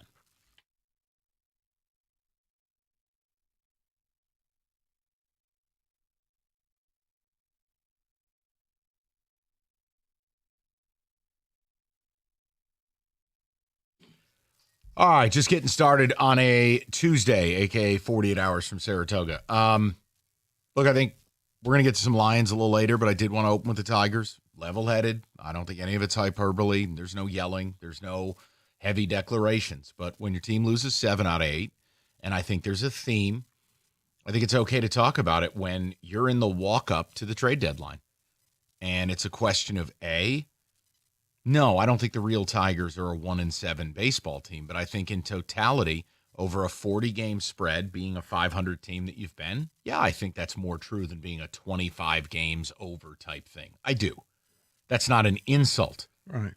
But they do have needs. And as you see the lineup falter, and you look at month-long struggles, and you look at playoff pitching and what it's doing to your lineup, when you look at the bullpen, look, I want to know where you're at with it and what is your need for these things to be addressed. Because here's the thing. No one person, not me, not Rico, not a play-by-play or color analyst on a broadcast, not one person dictates how an entire fan base feels. That's very rare. You guys get to determine it as a paying customer. That's what sports is about. Yeah, what you hope is that, as I like to call it, the hitting chaos doesn't just fall off the cliff the way the pitching chaos did, where all of a sudden it was working, and then it just stopped against the Guardians, and you had nothing. And then you had to go out there and generate some offense, and guys were kind of looking at each other, giving them each other that Tayshaun Prince shrug, like, who, me? What? The hitting was outstanding, Mike. It was like a different guy every night. Was that guy stepping up to the plate and just getting that key hit, whether it was a home run, whether it was a single, sacrifice fly, you took an extra base. You found ways to score a lot of runs, and that's what got you this gigantic lead. And now it's come back to the pack, and you kind of look like the team that I thought you were going to be. You're good. You're better than a 500 team, but I think you're closer to that 20-20 than you are to the first 60 games. Yeah, and look, I'm only bringing up the starting pitching thing just because when you combine the fact that Alex Cobb is yet to pitch, and then when you add Jack Flaherty his last 7 games is rocking an ERA of near 8, look, I can understand if people call about the pitching, but if I tier this out, bullpen by far and away. I think the starting pitching's the least of your worries. Therefore, the bullpen would help the most when you link those two together. But a right-handed bat has to be a part of this equation. If you go into the playoffs, Zach McKinstry is not a good third baseman. You can talk about an all-star team because 12 people said they didn't want to go. Mm-hmm. And defensively, look, McKinstry can play adequately at a number of positions, but he's not a good third baseman. You can do a playoff series. Are we leaning on things like that, or should we address it?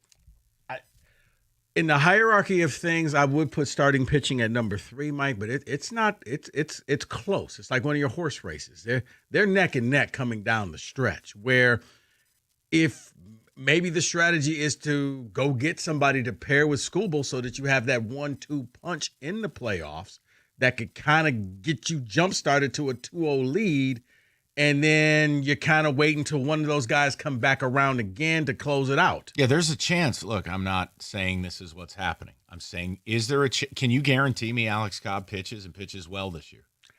I'm to the point now because we haven't seen him yet, and the deadline is coming up. I can't count on it. Can you guarantee me Jack Flaherty's back and otherwise are 100% full go? No. Or Flaherty turns it around to be something that he just may not be again? No. Okay. Then credit you. you can talk about. Look, I'm offering people options. No, right. There's no yelling. So, yes, if they came out and they didn't get their reliever, but they got a starting pitcher who was a number 2. By the way, shout out Ryan Day, noted Saratoga fan. He was on Fox this weekend at the track. That's your noted horse guy. That's your I'm going to guy. let the beard dye go. He's one of us. You out the store buying it for him. Here you go. Honestly, I'll apply it for him. Noted horse fan, Ryan Day. Carry on. What were you saying? I'm sorry, Mike. I hear what you're saying, and I think Rico, I think you're right. Yes, the starting pitching is something to look at. Because David, if you can get a solid number 2, you got the best pitcher. I mean, if you can go into a playoff series and get that 2-0 lead, you're in command. And now, even if you have to wait to the back end for those 2 to pitch again, you can walk away with a series. Yeah, but the other problem that I have, and it's why hitting is important to me, is because I can't rely on Kerry Carpenter. He's hurt right now. He may be hurt again. I can't count on McKinstry. I can't count on Veerling. So I think adding something to that lineup, I think it would take you into another level with this team. That would stretch the lineup just a little bit more, and then I can worry about pitching later. Now, I will tell you this. This is the perfect time for this team to do this. This is the perfect time because now Scott Harris can go out there, truly evaluate his team, and get what he needs at the deadline. I would hate as a Tiger fan for this to happen August 1st, where you're struggling like this. Because on surface, bullpen was already for me, number 1. That's just huge bullet point. But they need a bat. But I'm telling you, look, and I hope to be proven wrong, and I'm just offering you an opinion. I don't think this will be a front office that's going to do a bunch of bold stuff. I think they have a plan. I think they stick to their plan. I do think the term long-term competitiveness has been woven through any of their forward-facing commentary. I think they will do a Trajan Langdon better in the margins thing. Hope I'm wrong. Want to be wrong. But no, I'm not going to expect a huge blockbuster. I'm not. I mean, I expect them to add, but yeah, Rico, listen. It's starting to look the same way it has with every other team. You have the high expectations. They're going to make some type of a move. And as the deadline comes, you're looking at the clock like, well, they still have an hour. They still have 45 minutes. They still got 10 minutes. Deadline's over. Maybe they faxed it in and we're waiting. Right. Go to Aaron, 97.1. Aaron, how you doing, buddy? Hey, I'm doing really well. And by the way, if they don't turn Roberto Clemente coming out of the clouds into a drop, they're missing out. That was hilarious. I'm sorry. I couldn't help myself. That's okay. So the Tigers need not to make a bunch of big moves. And I'm with you guys on this because they're not going to we're not getting Ronald Acuna Jr., right? Okay. But teams in Major League Baseball right now, and you've named a few of them, but the Twins, the Padres, the Diamondbacks, you can go as far as like the St. Louis Cardinals, all have guys. I could name 15 of them. I'm not going to, nobody that's listening to us right now who knows who, I don't know, Dylan Cease is, right? Okay. Right. But they need at least one of all of those positions: reliever, starter, right-handed bat. And even if their name's like the one I just mentioned, if they don't do that, there is absolutely no way that this team continues to be what they were in the first half. No, I mean, listen, Aaron, I agree with you. I think what gives me some hope is they're one of the only teams in baseball that's not fully guaranteed, but almost guaranteed you're going to get in. And once you get in, weird stuff can happen, right? I'm not leaning on black magic here. It's just, I'm with you, is that I think when you have an opportunity to have a 10, 11 game lead in the division near the deadline, it is absolutely go time. And Scott Harris's own words are, when this core is ready to win, we're going to spend big. We're going to spend around it. Well, spending also means trades too. I mean, capital comes in human form. It comes in monetary form. I think this clubhouse, I think this manager, I think they deserve support. And yes, you want to be careful who you add. You know, you have a tight-knit clubhouse. You have a really good group. But man, if not now, when? Right. I mean, that's how I view it. So I'm hoping I'm wrong. I hope they do some big stuff. But And that's why I said I wouldn't mind starting pitching, because when you look at it, we may not see Cobb. So now you're going in with the whole question mark. Oh, okay. Right. I'll say so. Okay, let's say Cobb doesn't pitch. And the last update I remember reading was, maybe 4 or 5 days ago. And it was, he could be back for the end of the year. That's what I read. Well, think about it. He was retired. He was ready to go and fade away into the sunset. You're aware I wasn't a fan of the signing. I understand. Yes, Estelle Getty. Between Cobb, Job, and a struggling Flaherty, when you zoom back out, you go, okay, so yes, could I go into a playoff series and feel reasonably good that I have the best pitcher in the game at Skubal? Of course, with Mize and Olsen as my 2-3. Yes, but it's not what I originally planned on. So I don't want to dismiss people like you saying pitching. I'm trying to back your point. I appreciate it. Trying to be nice to you. Thank you. Saratoga. Yeah. Less 48 hours. 48 hours. I'm arriving. 48 hours. Okay. 48 hours. I just want the chair. 48 hours. I just want to see the chair of shame. Hopefully it's not the chair of shame this year. I am going to attempt. I'm going to attempt this. There's a chance that Sunday I'm going to take G to the picnic. And if I can find that candid after he's lost 3-4 races with the losing tickets underneath the chair, we might do a picture 15 years later. I will attempt that for you. Then and now. That exactly. Same losing. 248-539-9797. All right, listen, the sunshine's got everybody thinking about going places, me included. Moran Buick GMC. Right now, the 25 Sierra, $209 a month. Lowest you've ever seen it on that truck. The Sierra, perfect for all the towing of boats, campers, jet skis, or in the case of Rico, an 18-ton smoker. That's right. Yeah. Yeah. $209 a month. Or the 25 Invista, $319 a month, both 24-month leases. Both $999 down, and inventory rolls in daily. It's MoranExpress.com, where you always get the best price, period. Moran Buick GMC. Stop in on Telegraph, just north of Eureka and Taylor, or online at MoranExpress.com. It's Moran Buick GMC. We are professional grade.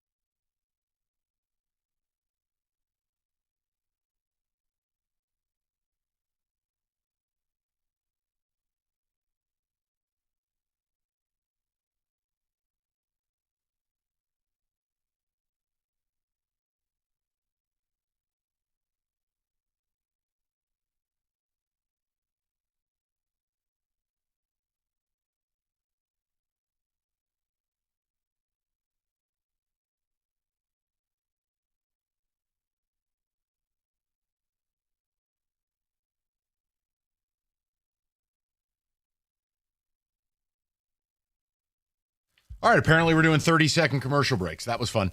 Okay, so we're talking Tigers. I'm going to get to the ticket text. We've got Lions coming up at 3, little football today. I've got some fun college football stuff for you.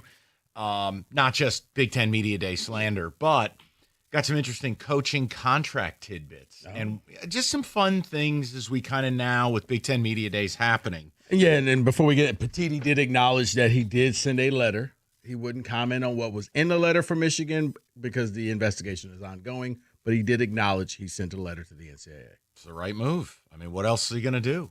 Yeah. You know, that's privileged information. I don't think he's going to do a broad-based – look, this is where people got screwed up yesterday. And, look, our thoughts are very even-keeled. I have no idea, guys. I don't believe in the NCAA, so I've never believed, oh, my God, lightning bolts and the big house is collapsing. No, because the world's a con. You cheated. Earth knows it. I'm good. But I don't tie my emotions into scumbags at the NCAA. But the reality is Petiti is in a no-win spot. That's what commissioners are. All commissioners are going to defend all member institutions under COI. I mean, it happened with Jim Delaney and the Big Ten. It happened with Greg Sankey and Numbnuts, Tennessee. I don't know. I mean, why was that report given the night before Big Ten Media Day? I have no idea. If nothing was going to happen, why leak the report? Mm-hmm. And if something happens, well, I have no idea what it'll be. There's nothing for me to react to. I'm honestly at a point, I hope it happens while I'm on Saratoga. I don't have to deal with it. Let Rico do it. I don't care. I just don't care. My team can't score a touchdown. None of this matters. You cheated. But that's it. So you can go, if anything interesting happens at Big Ten Media Day, we are rolling on it. We'll provide it to you. Yeah, I'm What? No, I was about to say, I guess they're maybe going in alphabetical order. I'm surprised MSU's not today because it's like basically the teams that nobody cares about are today. So, how nice of you. David, ticket text, though, as we wrap up our Tiger discussion. Go ahead, bud. Torque, Baez, and McKinstry are overachieving, and it is starting to show. The regression is likely to be very ugly. This team lacks professional hitters and will be exposed if they make the playoffs. There's no, I don't think there's an if. You got to start doing mathematics on this. Look, last year, math showed you that when you were 9.5 games out, you had a 0.1% chance of making the playoffs on August 10th, okay? That 0.1% happened, and look at what it took. Now you're the team who's 10, 11 games up. I'm sorry, but 99.9 with a bar over it, you're getting in. Don't overreact to a 7 out of 8 losing streak. Don't do it. It's baseball, man. Just chill out. Right. It's okay to talk about it, but don't all of a sudden go sky is falling. Come on now. Right. It's not like you only have a 2.5 game lead right now. Well, if you played in a real division, it would really matter. Right. That would be concerning right now. And I think the players, Mike, they're not going out there just kind of right before the All-Star game, it just looked like they lost their focus. They were just ready to celebrate the players, 6 players that made it in the Bat Boy, and the other ones had tee times. And when they played the Mariners, it was, guys, you want these games? Fine, take them. I'm on my phone right now. And now they're having a little trouble kickstarting it back to where they started the season. And it's the challenge of baseball. You know it, I know it, I think fans know. It's hard, man. It's really difficult to lock in for 162 games. It's unique to anything else in sports.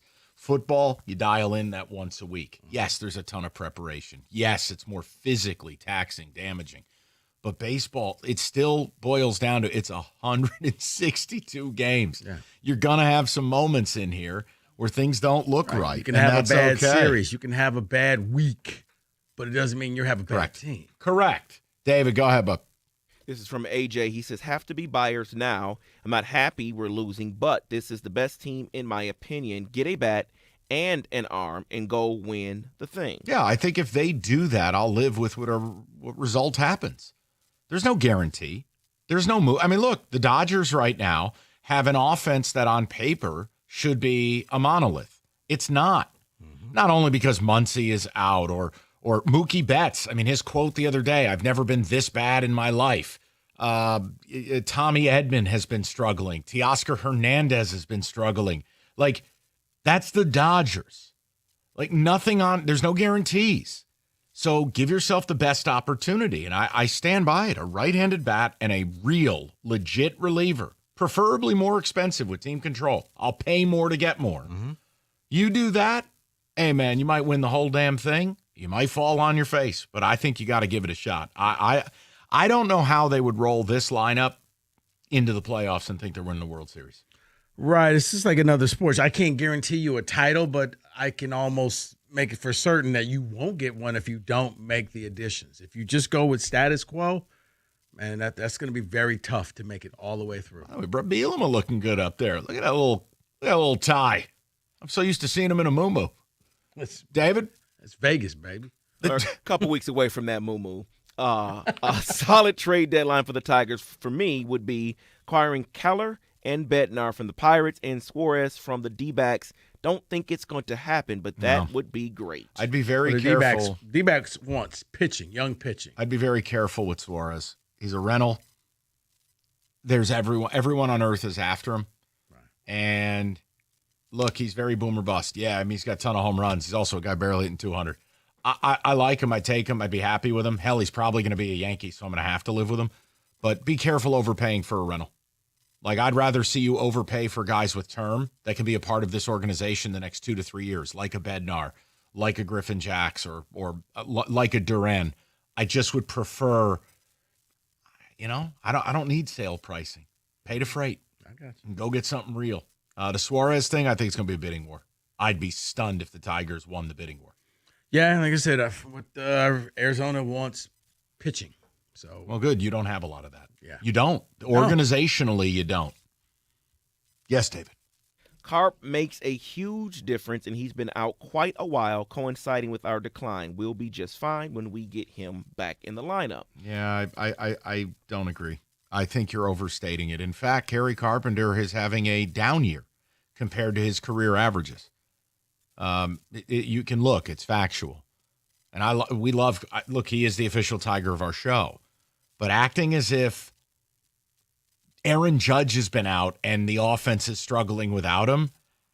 I'm sorry. This is a guy who doesn't even play complete games some nights. I love Kerry, but come on now. You have plenty of left-handed hitting. In fact, you have too much of it. If you can't overcome the loss of Kerry Carpenter, how good are you in the first place? Answer that question. The Red Sox overcame the injury of Alex Bregman, and they traded an all-star and got better. They actually did. So, no disrespect, but take it easy on the Kerry Carpenter adoration here. Jeez. That's what these people do in this town. But, David, is anything I said mean, uncouth, untrue? No, not at all. It drives me crazy. Acting as if he's the linchpin to the entire thing. Come on, man. Well, I mean, it was the same. We'll wait till Parker Meadows gets back. You've got, and you know what? They overcame that. And Meadows has come back, and he's been terrible. Right, but it was like, when he gets it, wait till There's he one gets player. back. Right. There is one player, if you lost him, I would say, I don't know that you can overcome this, and I would absolve the team. It'd be Riley Green. You lose Riley Green. I thought you were going to say Scooble. Oh, okay, if we're doing pitching. I'm saying from a lineup standpoint, gotcha. Riley Green is your guy. That's your star. That's your anchor. That's your best pure power hitter, the whole bit. So I don't think we need to make stuff up.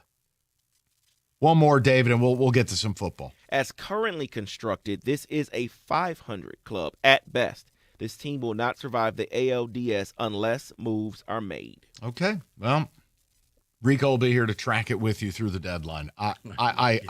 We're going live to Saratoga. That's fine, dude. You can call me. It's cool. Might be a little background noise, but you can call. What? Is that how I sound? Yeah. What is that? What am I, a That's duck? Mike. Hold on. That is not how I sound. I'll tell you. How'd I get this, Dad? What? What do you want? Okay, that might happen. All right, America's favorite place to watch football is Stadium Swim, Circa Resort and Casino. Catch all the biggest games.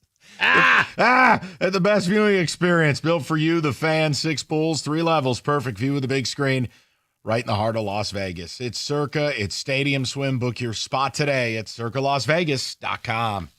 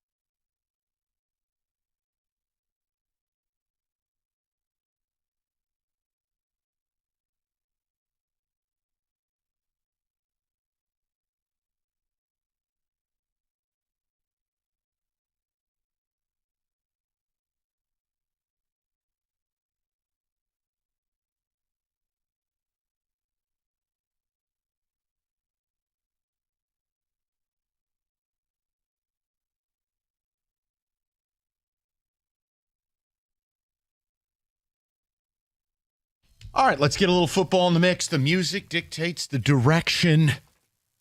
David.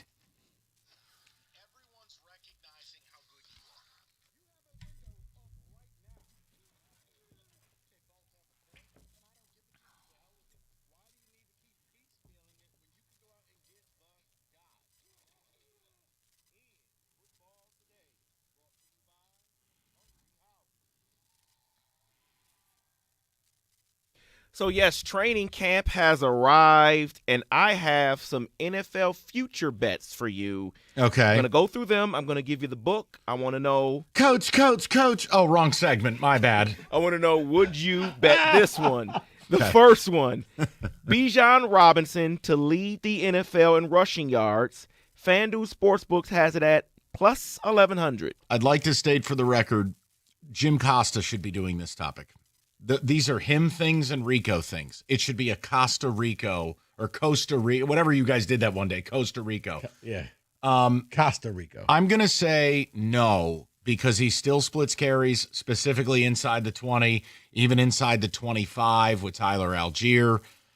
Running backs are too fragile. Yeah. And I am going to trust Mr. R.L. Beard to my left, a man who loved this player so much that he traveled with no baggage on a 19-hour trip to see him play a game. Michael Pennick's going to air this thing out. So I'm going to say no. You know, part 2 of that may be coming up this fall. So excited. David, I would say no.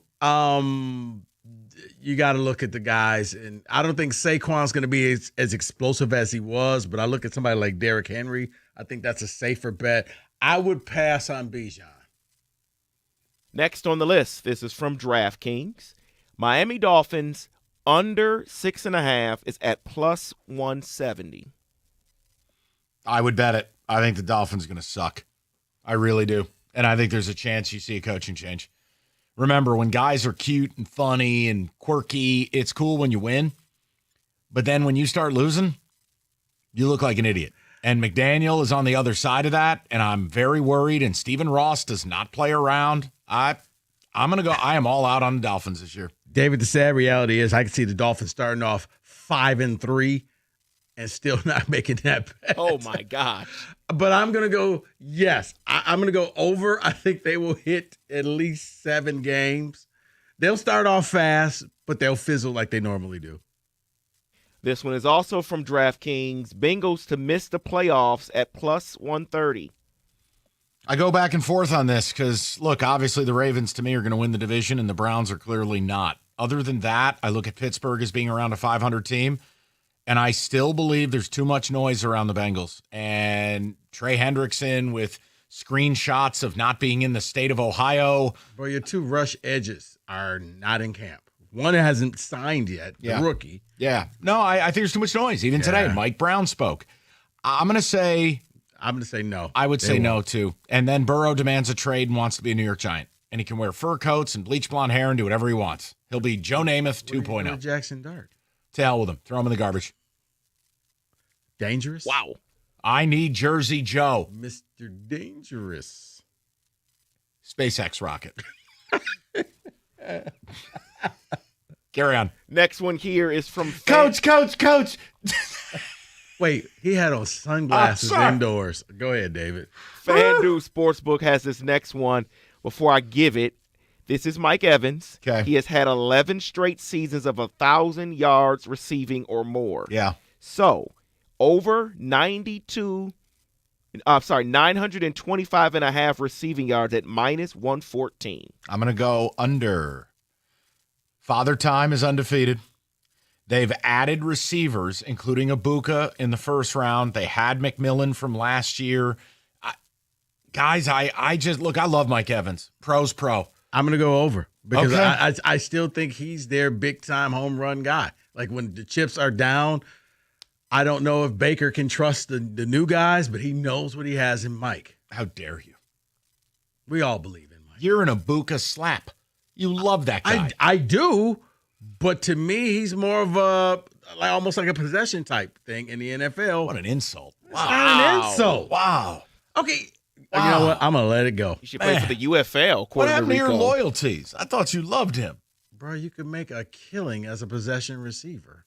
CFL, Rico says. CFL. Damn. He soured on him. I'll tell I'm you not what. souring on him. I'm saying Mike Evans is that guy that I think if Baker Mayfield is scrambling, he's looking for Mike Evans. He's not looking for I love Mike Evans, but he's old.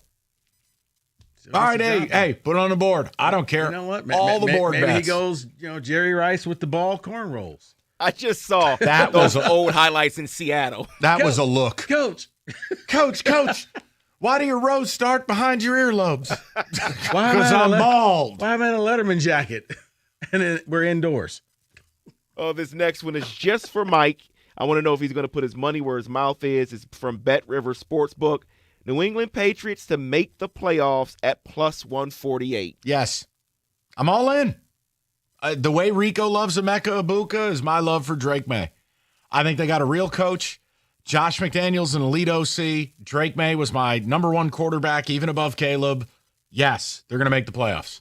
Do I get worried that Steph Diggs is a part of this team? Yes. But I truly believe they've got a real star of a head coach. They got a star of an OC, and I think they got a star of a quarterback. That's the hat trick. They're making it. Not yet, David. To hell with you. No. Coach. They're up and coming. Not yet. Damn I it. need to see them actually make it. Think about this.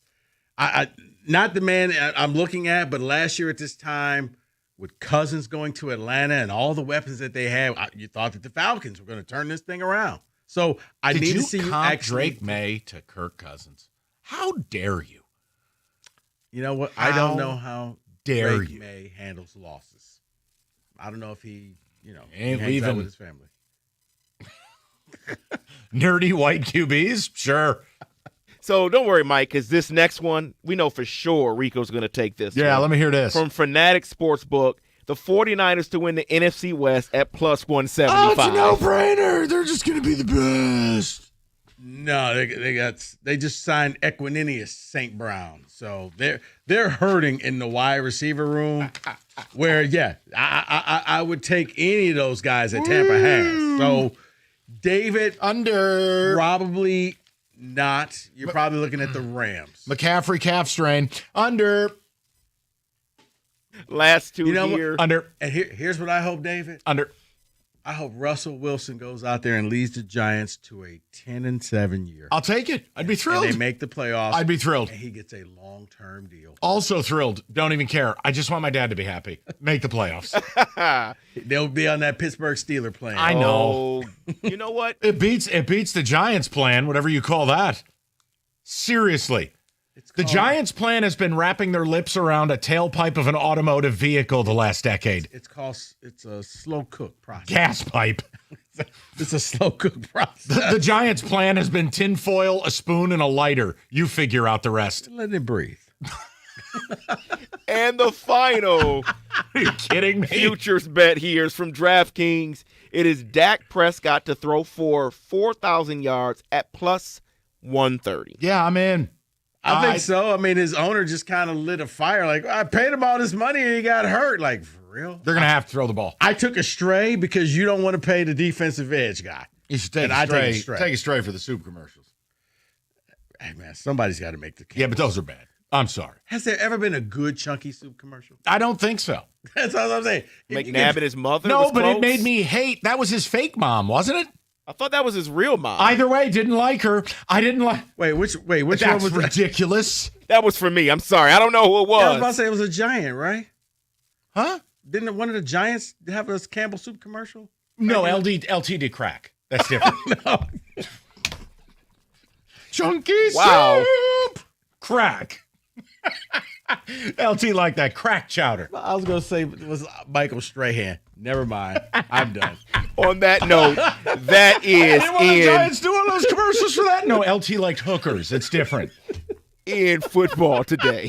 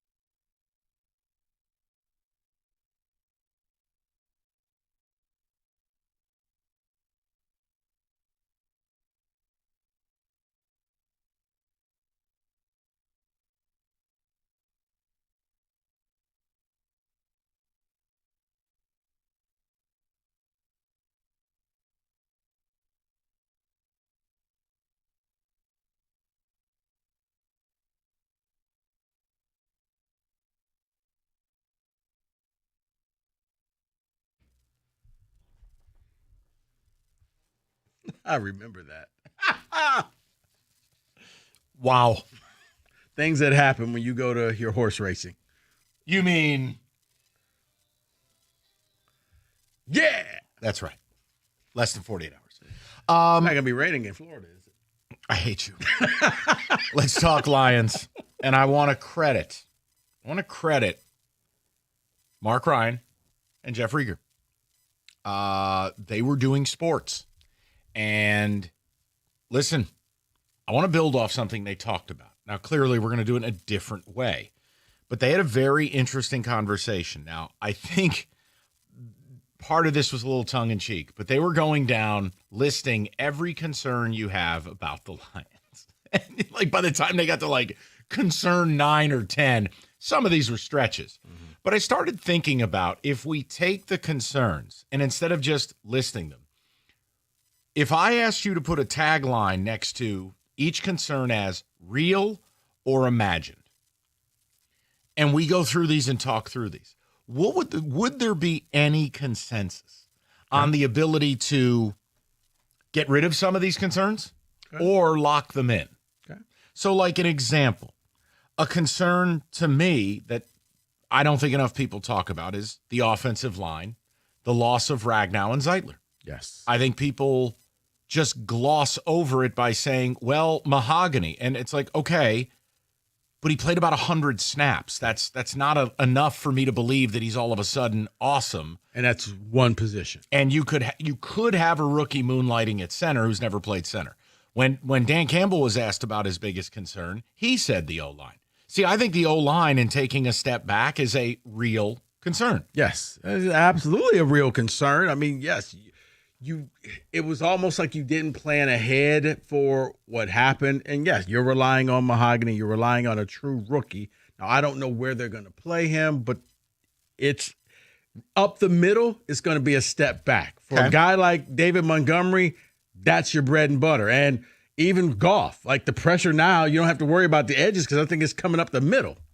Concern, real or imagined. Loss of both high-level coordinators. Now, the fans fight this. I think it's a real concern. And if you watch the show Quarterback, which is largely garbage, I think you got a window into the importance of Ragnow and Ben Johnson. But I'll leave the TV viewing to you guys. I think it's absolutely a real concern. Continuity was your weapon. And when you shake it up, very rarely is it seamless. I think it is a real concern, and it's not even the more Ben Johnson. It was Aaron Glenn and what he was able to do with chewing gum and duct tape and keeping that defense together where literally it was like guys were rolling in on Tuesday with a name tag. Hi, I'm this guy. I played at this school. Right. They were bringing in TJ's frat bros. Right. Pat O'Connor. At some point, he's just yelling out numbers. Hey, the 78, yeah, you, get over there. You're in the wrong spot. All right, so we are 2 for 2 on real versus imagine. Now, people, if you want to get into this, 248-539-9797. Here's another one they brought up. The defensive line, pass rush / injuries. Onwuzurike out for the year. Aleem out at least until November. You're depending on Davenport to stay healthy. Over-under on those games is probably, 6? Pascal's going to be out all of training camp. Again, I'm asking the question. Real or imagined? The D-line at large. This is real. This is real. I mean, it's been one of the things I've been begging the Lions to do and begging Brad to do for years. Hey, draft this guy, go get this guy, add to the defensive line, bring the pressure. No, we're gonna bolster the secondary. Wrong way. Attack the quarterback, shorten the time that he has the ball in his hands, and good things happen for the defense. Now, I think you're seeing with the injuries that they had and they still have, Mike, and we're crossing our fingers that Aiden's going to be 100% and he's going to pick up where he left off. Coach. Oh my God. I'm sorry. I just did Big Ten Media Days are just something else. It looks like he could be Tom Crawford's brother. Okay. Take it easy. So listen, you're saying real. Yeah, I'm saying real. Here's the only way it's imagined is the last part. If Aiden comes back and is a true defensive player of the year, that he lives up to the potential, not only does he stay healthy, but the pressures. This is where Cookies and I always get into arguments. The pressures are valuable, but ultimately sacks are what stop drives. The pressures have to convert into sacks. But I'm making a point is, Rico, if he becomes the best defensive lineman in the league and he has one of these intergalactic seasons, could it cover up enough of the rest that it took a real concern and made it imagined? No, because I think even if he's Myles Garrett, Mike. All right, because I'm going to put this. No, because I could double team him and say, you know what, somebody else has to beat me, but I'm going to make sure he's always going to have two people. I'm going to put this as real question mark. I'm going to put real question mark. Real question mark. Kenny? Okay. Concern, real or imagined. The schedule. Rieger went on and on about the schedule. It wasn't a big fight. But what do we always say? Playing the scheduling game is stupid. And look at last year as an example. We thought the San Francisco game would be a Clash of the Titans battle for the 1 seed. Yep. Cutscene. By that point in the season, the Niners were Oscar the Grouch. We thought the Cowboys would be a tough assignment. Cutscene. Cowboys were booty. You want me to keep going? The point is, nobody saw Minnesota. Like, why did the league have them playing Minnesota in the final couple games? Well, they kind of knew something. So, both good and bad, schedules very rarely play out the way they look on paper. That said, on paper, is this factually the most difficult road schedule in the history of the league? Yes, by winning percentage. Does your division, on paper, look like the best division in the league? Yes. Schedule, real, or imagined concern? I'm going to say it's real, Mike, and it's not no question mark? No, it's not even a question mark, because if I told you that you're going to be playing, 3 of the top 5 quarterbacks in the first 6 weeks, that's Burrow, Lamar, Patrick Mahomes, and all 3 on the road. Okay. Concern, real or imagined, and it's in the news today. They brought this up on middays. Alex Anzalone, clearly not happy. You had a quote from Dan Campbell that I think is worth reading. Yeah, Dan Campbell on Sirius XM NFL Blitz today said that this is Jack Campbell's defense. He's taking ownership and sets the tone for everybody. It is not a concern. Not a concern at all. He is not part of their long-term plan. We see what Brad Holmes does to his guys, quote. He takes care of them. They don't hit the final year of their deal. If you hit the final year of your deal, you're basically one step away from being Za'Darius. Okay, you can show up to Allen Park all you want, but buddy, you're not on the team anymore. So Anzalone wants to be here. I think that's imagined. I think they've moved on and handed the reins to somebody else. I know he is, a Detroit icon. If you love the Lions, he's one of your guys. No, you know how fans, and it's the Brandon Inge effect, where you take some guy and you make him better than what he really is. That's Anzalone. He's got the hair. He's got all of that. No, that's imagined. Last one, real or imagined. Now, Mark Ryan brought this up. Rieger challenged him. I thought it was a good conversation. For concerns, Terry and Arnold. He was dreadful last year. Coverage grade of 50. Now, Jeff argued appropriately, he's a rookie. Like, he has a right to get better. Mark said, right, well, he has a right to do it. There's no guarantee he does it. It's a concern until ...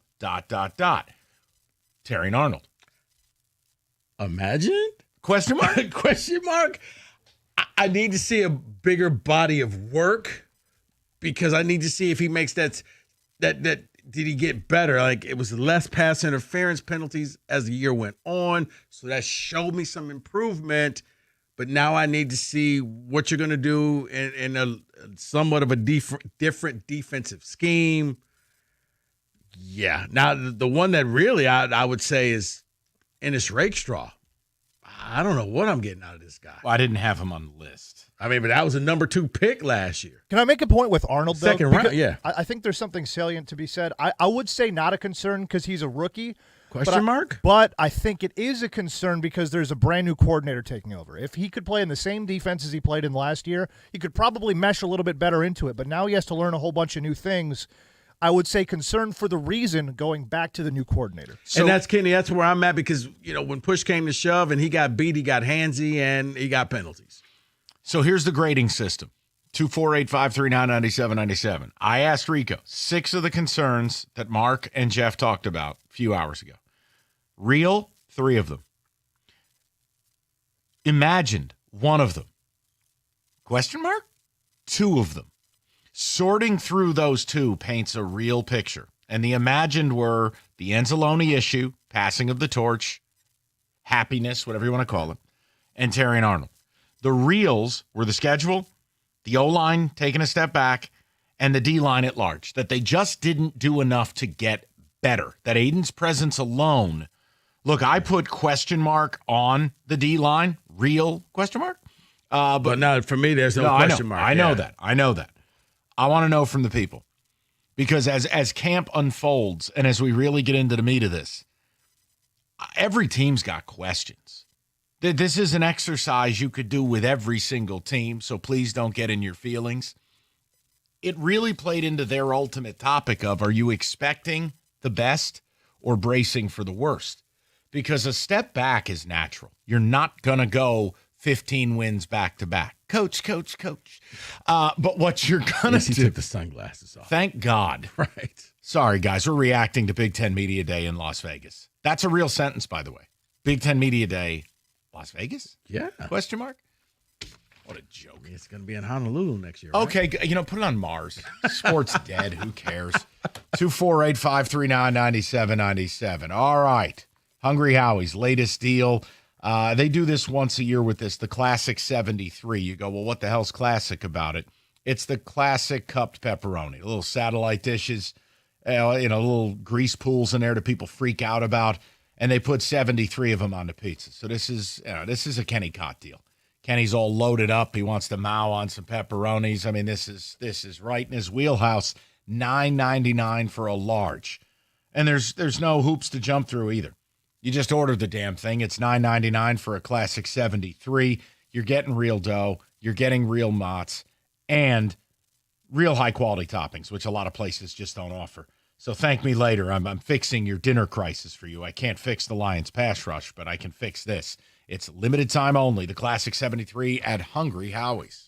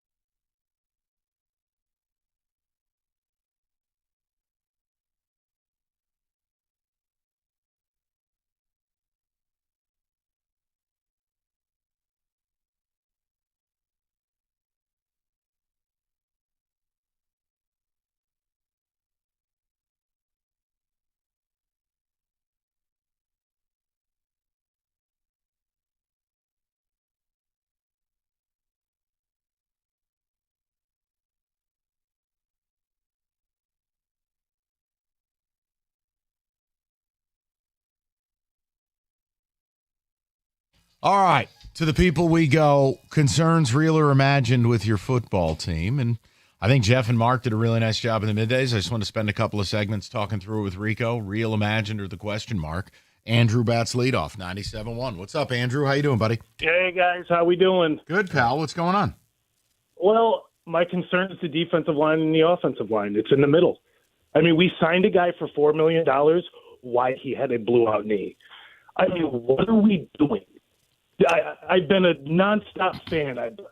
Every year I root for these guys, and the last 3 years have been amazing. And signing the band back together is awesome. But what was this? I mean, that's like I don't know. We have nothing to do now. I mean, what are we going to do? Go get a guy that's 35 years old? No, I'm glad you brought it up because you're right. When you put these two signings together, it's just something I couldn't figure out. Is the Onwuzurike signing with Marcus Davenport? So yes. I personally look, and if I'm missing something, I do apologize to you guys, the listener. I try to be up on 99% of things. It doesn't mean I don't miss something, but do we have clarity on Onwuzurike that when did the signing happen? Did you sign him and he was damaged goods? There was a lot of reporting going on, especially yesterday, that he had knee issues at the end of the year. Correct. But they didn't think it was anything serious. And then it became too much at the beginning of camp, and they said, hey, we're going to shut you down. You got a torn ACL. Brad Holmes has to answer for that. That's right. It didn't make sense. Part of our offseason. Right, Andrew, that's my whole point. And then you doubled down on it by signing a guy who cannot stay healthy. That's not an insult. At a certain part of your career, you're just not available. Marcus Davenport is never available. The Super Bowl window could be shut in front of our face. You have to have the offense, and I think the secondary is fine. I really do. I know it's a different scheme. Yep. You got a lot of athletes. You got a lot of playmakers out there. It is the middle of the offense and defensive line that is my number one concern. And what's the most important thing? Right? When push comes to shove, why is Philly and San Francisco largely dominated the NFC over the last 5 years? The big nasties. There you go. That's part of the reason why we've been good. Is McNeil, great in the middle. We've been able to stop the run. On offense, we're able to pull our guards, pull our center, get a tackle out there to, bump on the outside on the left side for us to, push the ball up the field. Are we going to be able to do that this year? No, and I think it's super dangerous too. And look, I don't care. No, Andrew, ultimately no one cares. But Tyreek Williams was one of the guys I guess they were looking at in the first round, and I was right. Okay, who cares? Well, now here's the problem. I never imagined having to rely upon that player in the same way that I never imagined you would rely on Tate Ratledge. Look, when you need two rookies in your playing group on your O-line and D-line room to hit the ground running, that's very difficult that both are going to work out from day one. I mean, it just takes time, man. And look, I've lived it. I mean, here, my own team. The Giants drafted the number one center in the draft class, a guy everyone loved, Big Ten guy, John Michael Schmitz, Minnesota. Oh, he's a road grader. He's a dominator. He's a linchpin to your. He has sucked his first 2 years. Sucked. So, again. No, Mike, because especially on the offensive and defensive line, but offensive more so, the learning curve is immense. It's rare that you get rookie who just steps in. Moment of silence. Your heartthrob is on stage. Do you have anything? Would you like to take the next few minutes off as Mike Locksley? You know what? Wax poetic. I'll have a Mike Locksley question for you. I know that's your guy. Let's go live to you in the corner, Rico Beard. Coach. You feel better about yourself? I do. Okay. By the way, shout out. All the coaches who rock muumuus are actually big boys today putting on clothes. Good for them. He ditched the muumuu. Look at Locks. He dropped some LB. He looks like he's going to Greater Life on Sunday. He actually does. He's about to preach on Sunday. David, since when does your uncle coach Maryland? Only thing missing is that double bow tie. I was about to say there's no double bow tie. What is that? What is that key pin on his? I don't know. He could.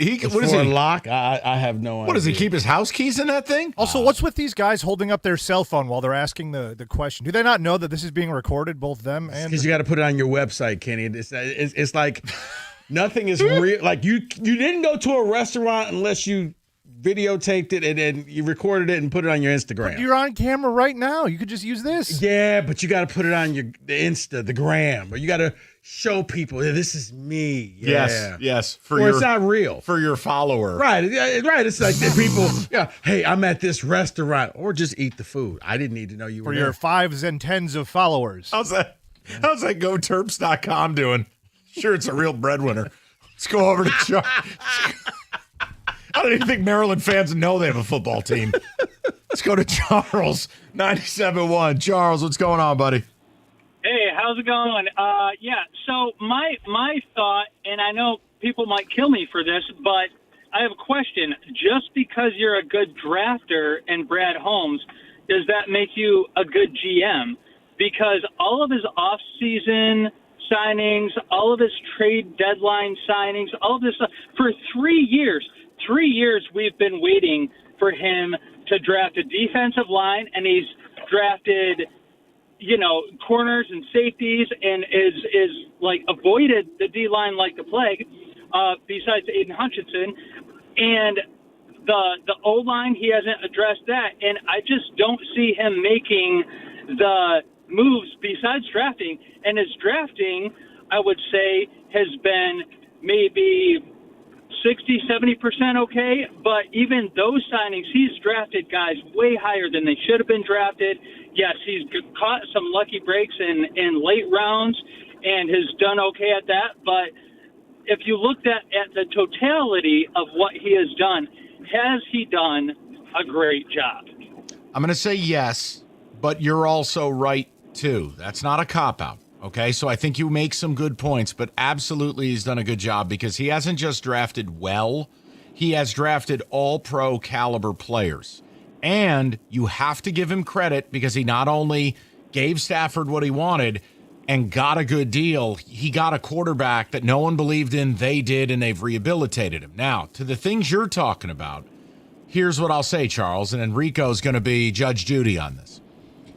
I think you're at a bit of a crossroads with the Brad Holmes drafting narrative. Meaning, last year, that was a bottom 5 draft as far as impact year one. That's not me saying it. That's anyone in the NFL.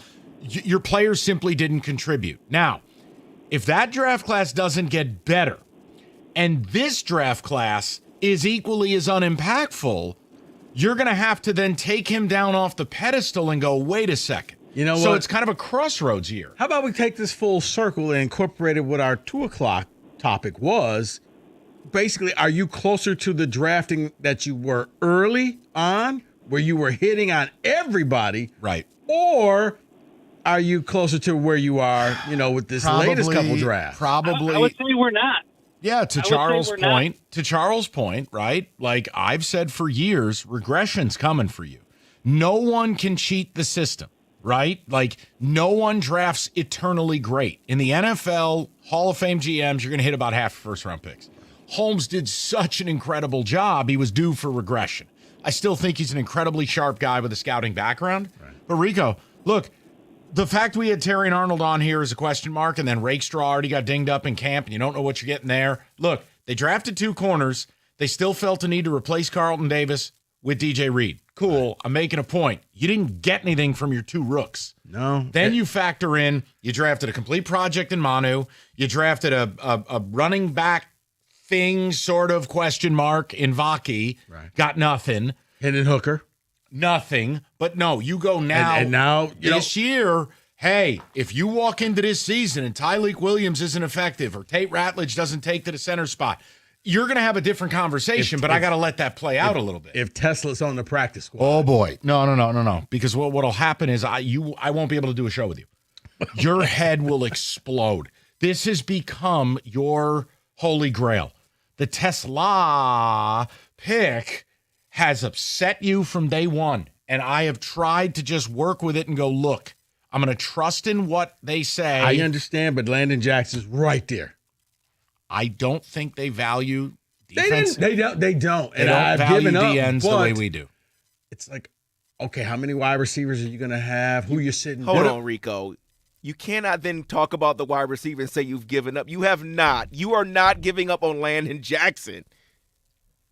No. I'm saying I wanted them to take him. He was still there. but they went for a receiver, David. They don't value defensive And that's what I said. I've given up, not on him. I've given up on the Lions going out there and trying to improve this defensive line. I don't know. It's like I'm speaking Mandarin. Like they don't hear anything. It's just, we're fine. You're not fine. Their philosophy. We're fine. No, you're not. Their philosophy is that Aiden Hutchinson will raise the level of everyone else, and they can fake it till they make it if Aiden is great. That's just the only plausible thing. And while it doesn't mean they're wrong to act as if there's not another way to do it, no, I agree with you. I mean, an example. Like, I'm not going to yell and scream about the Jadeveon Clowneys and the Von Millers and any other half-baked vet. The point is the Lions are never in on those guys. Right. And I'm not going to go crazy about Zadarius Smith because reality is he's unemployed. All right, if he was so sweet, somebody else would come knocking. Well, he only wants to be here. Right, he also likes money. Yeah, well, here doesn't want him. So, look, it is frustrating that at no level, whether trade, free agency, or drafting, do they seem to want to get better on that exterior of the D-line. Yeah. You're not wrong. But the Tesla thing is something that is... No, you don't need to stand down or stand up. It's just, I know it's a trigger point for you. That move, I'm going to have to hear about all year long. Oh, well, yeah, you need him. Okay, so where are you going to play him? Next year when JMO's not here? You said it. I didn't. What? You said if guys get in the final year of their deal, he's done with it. Is he in the final year of his deal? Coach.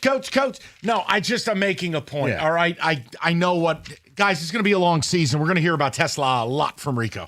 248-539-9797. Matrix Basement, as I told you guys, you know what? Yeah, I'll be able next year to invite Mike over when he's not at the race to watch in the basement that Matrix Basement is putting together for me. I had an unfinished basement. Riders up! And they are finishing it right. In fact, they are there right now. They have been working at 7 a.m. around the clock. Right now, they're putting the foundation in. They're taking out that builder's grade insulation. They're going to put foam insulation, the good stuff in there. This is going to be sweet. How do I know? I had a free consultation, and they came back to me with some great ideas. You need to check out Matrix Basements right now. Go to matrixbasements.com. Tons of ideas, great before and after photos. Pretty soon, my photos will be up there as well. Matrix Basements, it makes your basement dreams into a reality.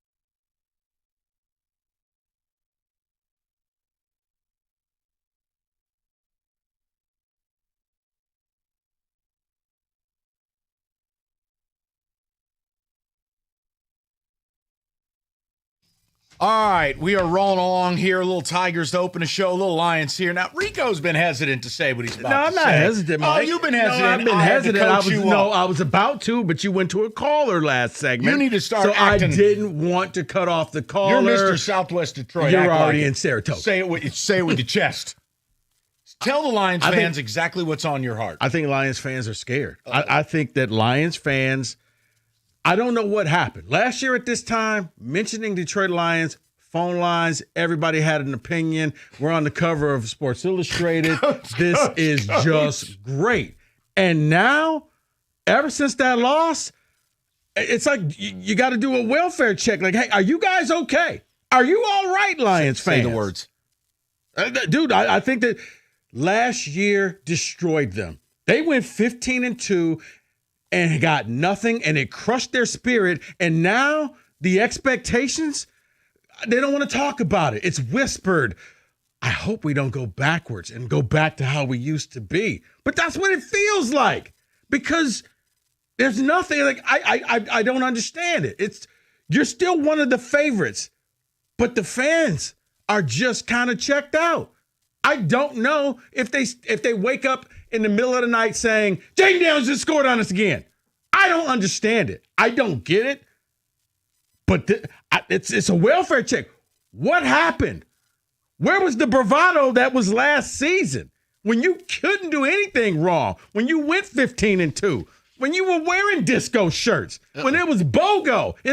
And now we mentioned the Lions. No, I was telling David, you realize we get more interaction on the Wings, yes, and the Pistons, yes, than we do the Lions. Yes. That's why I'm like, I'm gotten to the point now, something happened. I don't know if they're scared. I don't know if they're shell-shocked. I don't know what it is about them. But you mentioned the Lions. That's it. I think they're scared of I think they're a person who all they knew was poverty. They came into a little bit of money, and they're worried about being poor again. Yeah. That's what I think it is. I think they are worried that any acknowledgement of the team taking a step back, somehow the PTSD of the last 70 years creeps in. Look, they're going to be okay. They're going to be fine. Regardless of what happens this year, I think they're going to be a good football team moving forward. The question is, are they capable of greatness? And I would say this is one where you put on your big boy pants, because not everybody's going to win the Super Bowl. I've heard that. But you're Great still point. one of the better teams.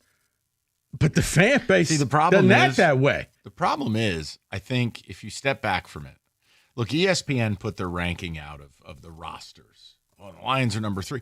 Roster doesn't equal team. The roster's the roster. I mean, the Bengals have an immense amount of talent. Were they any good last year? No. Rico, I think it's more than fair to suggest they are going to be in a fight to make the playoffs this year. Right. But that scares people. But you're still a good team. You don't have to be 15-1. You don't have to have home field throughout the whole thing to make it to the Super Bowl. You don't have to have all of that. And it's like, guys, what happened? Like I said, last year, man, oh my goodness. Did you see us on the cover of Sports Illustrated? Did you see everybody was picking us? We were the media darlings. And then you weren't. And now you can't handle it. You're still a good team. You're not bad at all. Please don't get it twisted. I'm just curious, what happened? What happened to you, man? Also, is Matt Rule hitting the tanning bed? No, man. It's the Nebraska beaches. Okay. Because he's up there looking like Ricardo Montalban. Matt Rule is... I was like, when did Mike Locksley change suits? Oh, that's not him. Matt Rule, man, mixing that SPF 50, man. Come on now. My goodness. Heavy beach scene, man. That's how they when you get recruited to Nebraska, you hang out at the ocean. He may as well. And by ocean, we mean cornfields. He has enjoyed his summer. Has he been inside? Good God. Okay. I said, when I looked up, I was like, what happened to Locksley? Oh, that's not him. That's Matt Rule. I don't know how to exaggerate it. I took a triple take at the TV. I went, what? Yeah. 248-539-9797. We're going to get your phone calls in the mix. If anything notable comes out of the waste of time that is Big Ten media. Coach, corn cob delight. How cool is it being the coach and the balloons and stuff? Okay, go Big Red. Losers. We will bring it to you. I want to get to the phone calls next. We'll mix in a little college football in the 4 o'clock. I got something fun for you guys. Not just a little making fun of the media day either. Something good. Okay? We'll get to the people. 97.1. All right. Northville Lumber. Talked about it for a long time. Largest Trex decking outlet in America. And Northville is Michigan's Trex Superstore. They stock all colors of Trex decking, railing, lighting. They have it all the time and at the absolute lowest prices. So whether you're a builder, do-it-yourselfer, you can count on Northville. You're going to get the job done. They will have what you're looking for and at the absolute best pricing. So stop by the new showroom, take home some samples, and know when you make the phone call to order, they're going to have it in stock. Call Northville Lumber today, Michigan's Trex Superstore, or go to northvillelumber.com. That's northvillelumber.com.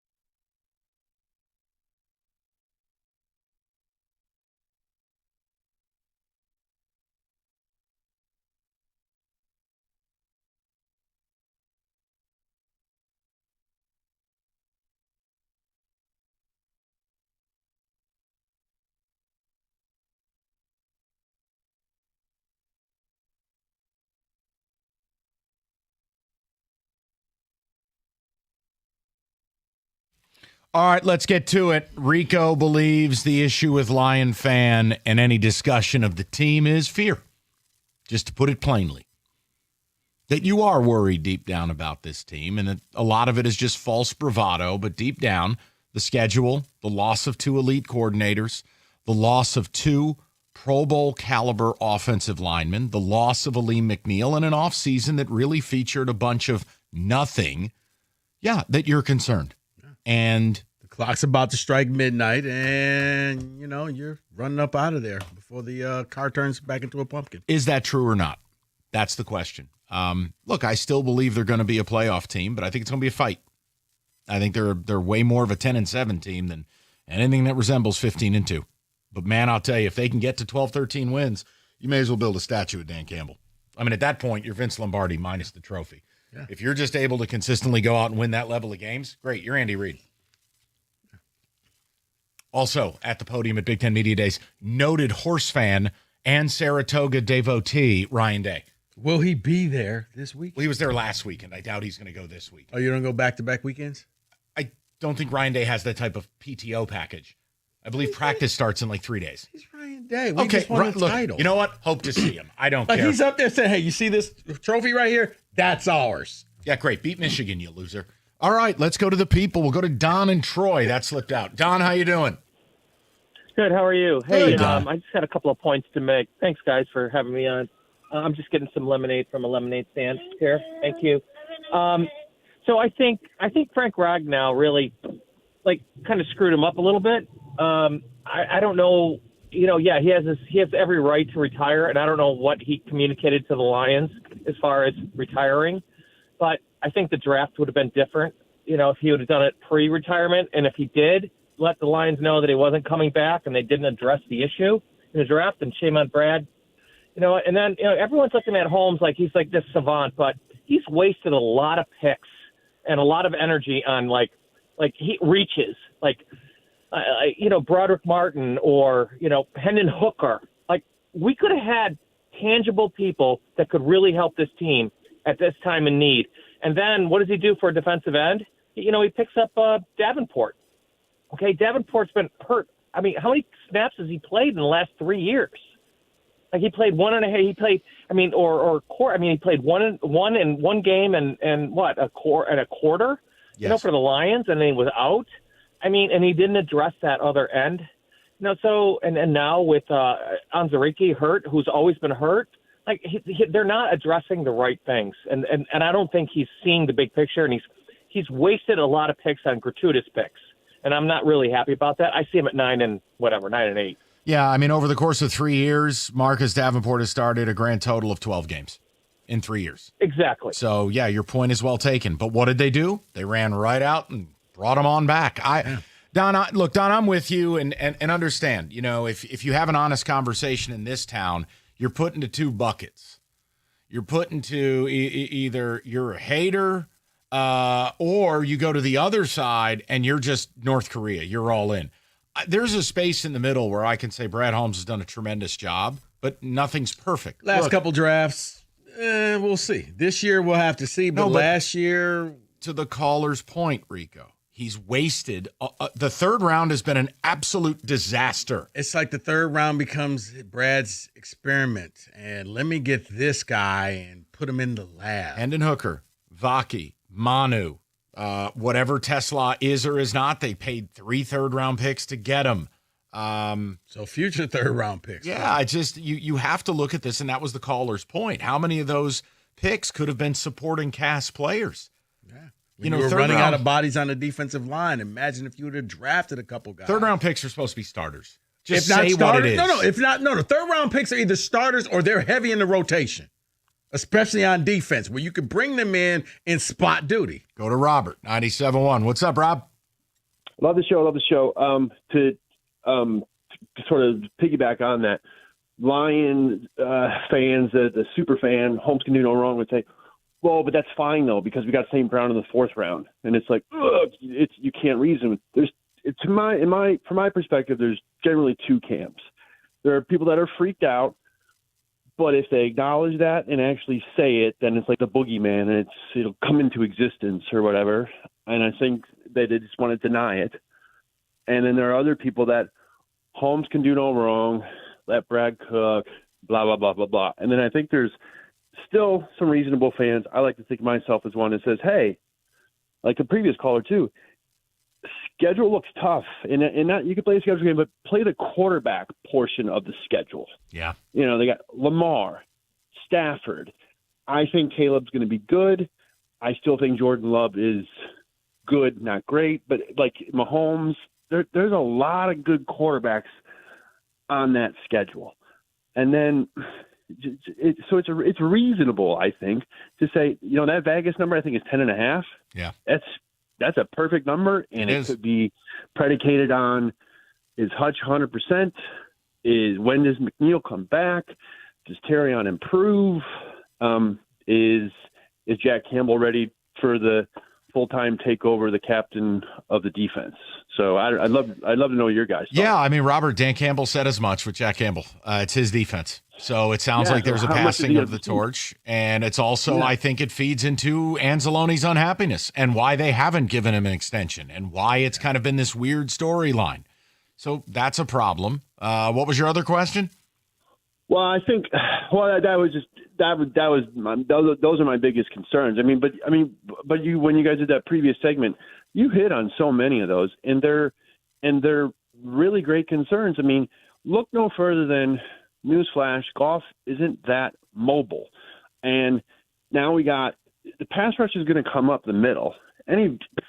Brian Flores is going to have a field day with that. In any other DC that's worth anything, and it's just, I think they'll have an answer, but I would not be surprised at all. It's a marathon, not a sprint. If September is rough.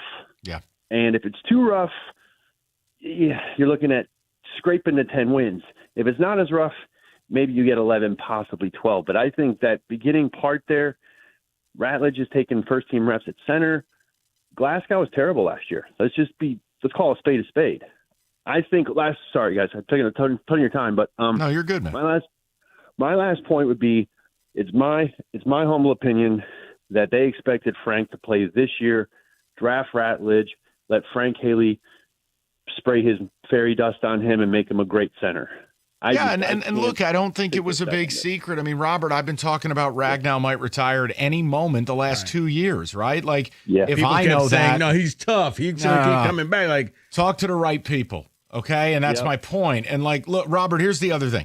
I want to just kind of land the plane. That Davenport thing, this is mind blowing when you look at this. Shout out Marcus Davenport for basically having an NFL living and never showing up to work. In his career, he is entering his 8th year. So in 7 seasons, Mr. Rico Beard, how many games has Marcus Davenport started in a 7-year career? 7-year career. I will go 45. 36. Okay. He started 1 game last year, dead. He started 3 games the year prior, dead. He started 9-9-1 13-0. In his career, you look at the total games played in a 7-year rip, he has participated in a grand total of 68 games. I mean, you got to be kidding me. When you look at this, Rico. It's good work if you can get it. You signed him cheap because he got hurt for Minnesota. He comes here and gets hurt. What do you turn around and do? Sign him again. Now, you're dependent on him because Pascal's not going to be here all training camp and might not be here to start the season. Correct. That's just based on some of the news you're getting. Correct. And I got to rely on this? And you're just waiting for the Jeremy Otto update to say. Good afternoon. I'm Jeremy Otto. Hey, diddly-do. Marcus Davenport's dead again. And then Jeremy will give us some inane minor league report. Erie's changed their name to the Moon Babbitt's. That was all over. It wasn't just Jeremy. Where is Jeremy? I think he did the mornings. Okay. 248-539-9797. We've got some stuff to take care of. We'll get more of the phone calls. Got a blitz to take care of. Oh, it's Big Ten Media Day. Coach. 97.1.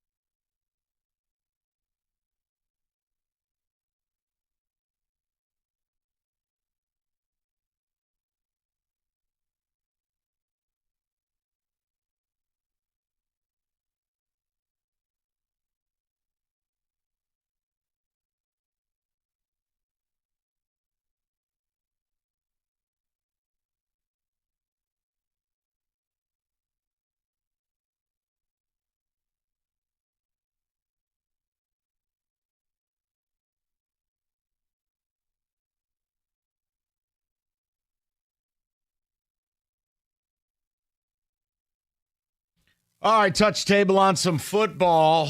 Big Ten Media Days. This foofy event. Oh, and by the way, nothing says Big Ten more than Las Vegas. But Rico has some probing questions. Let's get into it. It's Football Today.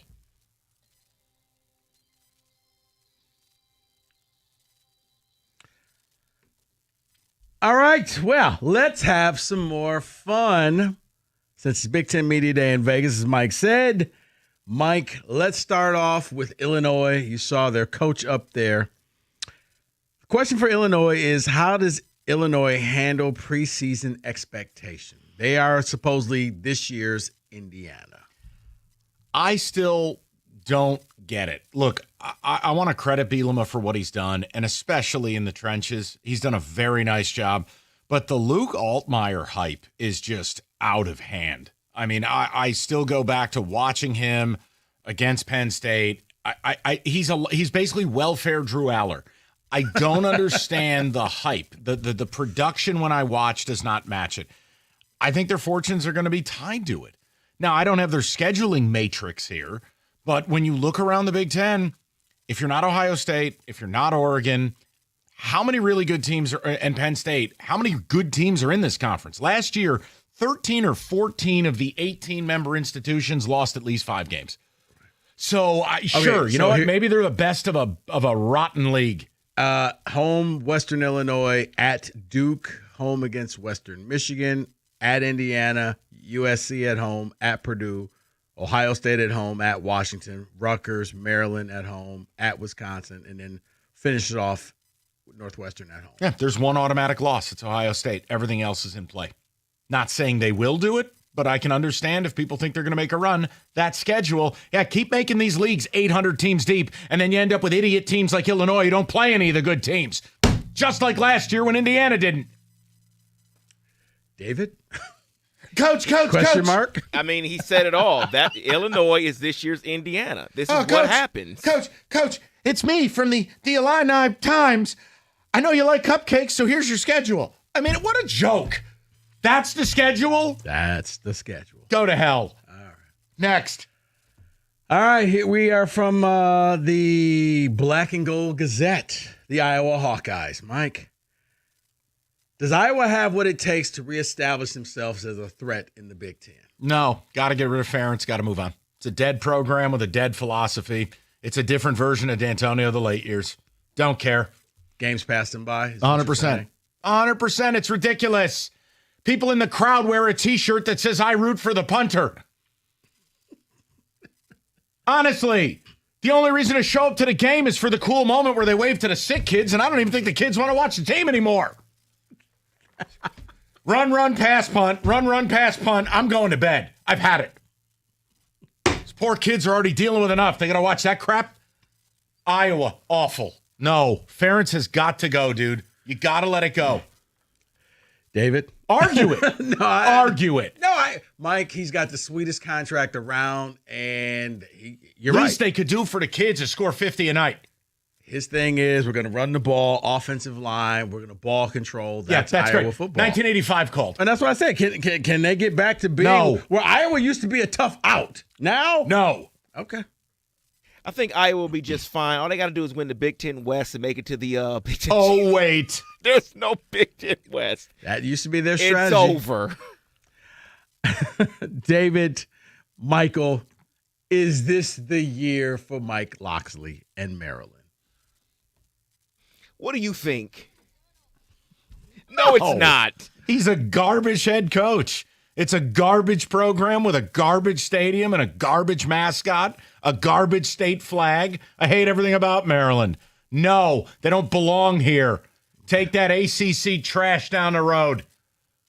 No. I was going to say take that key off your suit and find yourself another home. They don't have Baby Tua no more. Okay. They don't have Billy Edwards they anymore. They have a brand new team. Great. That's what they're doing. Let's see how that works out. No. Let's go back to Columbus. Oh, great. I had a debate with someone. Is Ohio State wide receiver U? Okay, then reverse engineer it. If it's not Ohio State, your other option would be a team like LSU. Correct. I think they're both probably 1 and 1A. I mean, I don't have like data in front of me, but they produce. Yeah. They produce just the elite of the elite year after year. You feel like the best receiver in the NFL draft is either from Ohio State or LSU, right? Right. That, and again, Alabama was there for a minute. Now, Ryan Williams, the first good one they've had in a couple of years. I don't know, man. I'd be okay if you said yes. I wouldn't fight you. Okay. David? Yeah, I would say yes, but never mind. I'll leave my comments to myself. Yes, they are. No, go ahead. Yeah, say it. No, they won the championship, so I'm going to leave it alone. Yeah, David, here's the thing, though. I hate to break this to you and your ilk, triple word score. Your rivalry don't mean dookie no more. Because the winner or the loser, if you're both good, you're both going to the playoff. The game is meaningless. Ohio State fans lost to you in one of the most embarrassing losses in school history. It didn't matter. Do they care? Nope. No. They're still doing that stupid OH thing. So, Zoozaphone it up. All right, Mike, let's go to Golden Gopher Times. Oh, God. I don't know what's worse. Who's the bigger knobs, the media or the coach they cover? Funny you said that. The AD is to give him an extension. Well, David, funny that both of you said that. For Minnesota, was it wise to extend P.J. Fleck, or was it a mistake? What choice do you have? That's my answer. Okay, so you don't like the athleisure wear combined with the Q-zip tie look like a barber from 1983. Fine. What are your options? Minnesota's gone down this road before. Remember the dude with the bad veneers, Glenn Mason? Remember when 8 and 9 win seasons weren't good enough for Minnesota? Yeah, cutscene. You hired Tim Brewster. This is who you are. Who were the two running backs that they had? Well, hold on. They had Redmond. They had Marion Barber. Yes, Marion Barber. Assad Abdul Khalik. Yeah. Look, bottom line, what options you got, man? Fleck is there. He wanted to leave. I'm telling you right now, from everything I've heard, he had back channel. His agent was trying to get him gigs all over the place. Nobody wants you. Nobody wants to freeze their ass off with those hayseeds up there in Minnesota land. It's a match made in hell. You have to sign him. And you got to get comfortable saying we're a 7-8 win program. That's it. Unless Kevin McHale's going to empty his vault and pay all your NIL, I don't know what to tell you. Somebody call up Dave Winfield. Has he got any pocket change? Kevin McHale. That's a good pull. Those are the only famous Golden Gophers I got. What do you want? Miles Tarver. Is Winfield alive? Dave Winfield? Yeah, he has to be, right? Did you just kill Dave Winfield? I'm just asking. Is Dave Winfield dead? Hold on, we're doing this live on Football Today. Wait a second here. Dave Winfield's dead? Don't say that. No, he is alive. Dave Winfield is alive. How alive. dare you? I was just curious. He's a robust 73 years old. 73, okay. All right. But my point is they don't have any outs. So, yeah, they got to keep him. Okay. You think you can do better? Go ahead. Spin a wheel. Coach. David? Yeah, I want them to try to do better. P.J. Fleck sucks. Okay, you're angry because your wife's a Western grad. We know what's going on here. Let's go to the Raritan or the Ruscatan or whatever it is that Rutgers is. The Raritan. Okay. Can the Scarlet Knights take the next step under Greg Schiano and become a half? I've given up. I get tired of hearing about Rutgers and Schiano. And look, he had it going the first time around. The Empire State Building was lit up red. They were number 2 in America. The NIL thing has negated real recruiting, which Schiano was actually doing back in the day.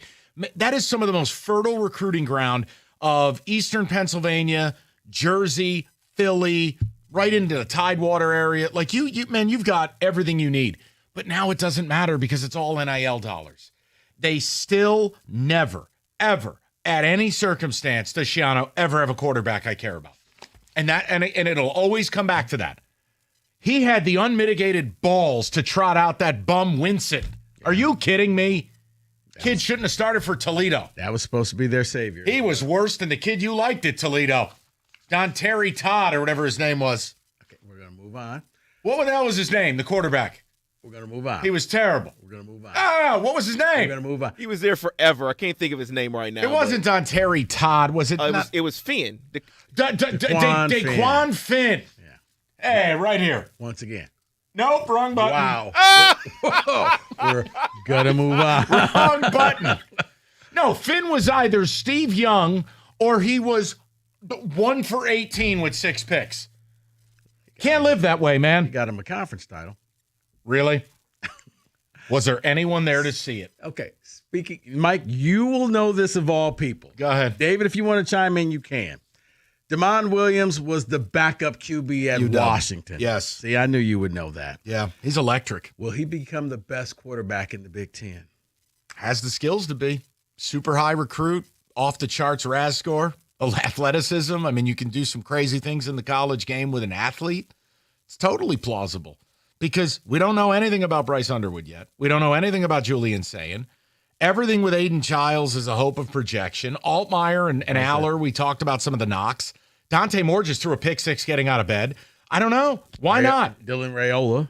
No, I'm out on that. Okay. I am done. That dude's a weirdo. You're not Pat Mahomes, and it's not Halloween. Grow up. All right. David, do I got time for two more? Yes, you do. Okay. More. Another. Okay. Coach. Mike, I'm going to combine two teams. What does Northwestern and Purdue have to do to become something other than a homecoming game? Because they both were about the same. You said fold up shop. Wow. Combine rosters? Question mark? Like do and some that might not be enough. Right, do some community camp where like so they're permanent bottom feeders. Unless their NIL program. Look, Northwestern just spent $800 million on a beautiful stadium. Now my guess is they would have to start spending money, right? And they just brought in a bunch of transfers. Yeah, but they're all nerds. I think the biggest thing for Northwestern, you got to get rid of the academic stuff. This isn't even college sports anymore. For Purdue, I don't know. Dig up the body of Joe Tiller. Go do basketball on grass again and do it for real. Did I just kill Joe Tiller? I think you did. Is Joe Tiller dead? I don't know. Hold on. Let's do a wellness check on Joe Tiller. We're going to do this live. Hold on. Yeah, ain't nobody. Yeah, I want to apologize. Joe Tiller is dead. Yes, oh, no. Yes, he is. Oh, no. He died in 2017. He's been dead a while. So they would, in fact, have to dig up Joe Tiller. I love Joe Tiller. He was like badass Wilford Brimley. He was. Real quickly, is Penn State the best team in the Big Ten? No. No. Not as long as you got substitute teacher Garvey coaching your team. Okay. And finally, David, this one's for you. Can Michigan reload on defense? Ooh, that's a good question. Thank you. I think they can. Yes, I think they can. I think they already have what they need. Were you asking me? Yeah, you were. Oh, I'm sorry. I was deferring to the pastor. I guess it's okay. Reload to what level? Like what am I? If you think reload, where basically you're going to have another first round, second round draft picks that are just going to step in there and take the roles from the last year. Yeah, I think Michigan's always going to have high level talent. I never doubt that. Now, comprehensively, if you think it's going to go back to 2022 and 23, that's not happening. No, you would need to know the other team's plays again. So that's an inconceivable level to ever return to. But yeah, I would expect them to have a little bounce back year. Okay. Sure. And that's your Big Ten Coach, media day. by the way, we killed Joe Tiller and Winfield, but only one of them are dead. Correct. I apologize to the Winfield family. It's hurtful. 97-1. Distracted driving, absolute epidemic. Look around. We've seen it. Cars swerving around, people checking their texts and nonsense. Listen, what's the problem? Oh, I'm sorry. Rico Beard here for things and products. Listen, Mike Barbera, National Bank. Rico, I only got one answer for you, buddy. Yeah. National benefit plans, they got you covered. They'll shop over 70 different life insurance carriers nationwide. They will insure you the best possible rate. And with over 30 years of experience in the game, National Benefit Plans has you covered. NBPhealth.com. That's NBPhealth.com. National Benefit Plans wants to be your health and life insurance agency for a lifetime.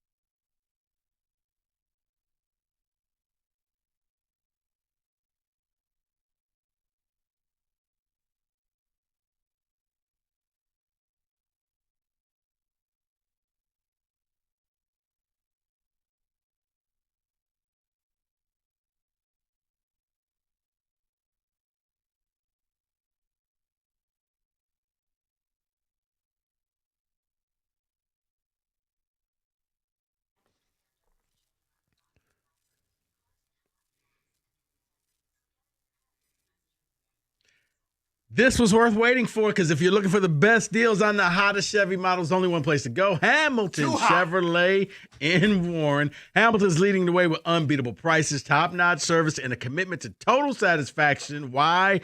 Because Andrew Pavlik and his sales staff want to be your Chevy dealer. So whether you're looking for that sleek sedan, tough truck, spacious SUV, or for days like today, you want a drop top, Hamilton Chevrolet has the inventory of brand new 2025 Chevys.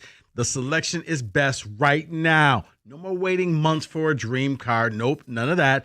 Hamilton is stocked up and ready to get you on the road in a Chevy that'll fit your lifestyle and your budget, including the July Rico deal, a 2025 Chevy Silverado Crew Cab 4x4 for $279 a month for 24 months. Walk into Hamilton with $995 down. You drive off with 10,000 miles a year. Guys, you know what I say. The best deals are found at 14 Mile and Mile. Go see my guys at Hamilton Chevrolet for details. Tell them Rico sent you. Find out why Hamilton is leading the way. More at HamiltonChevy.com. Chevrolet together. Let's drive.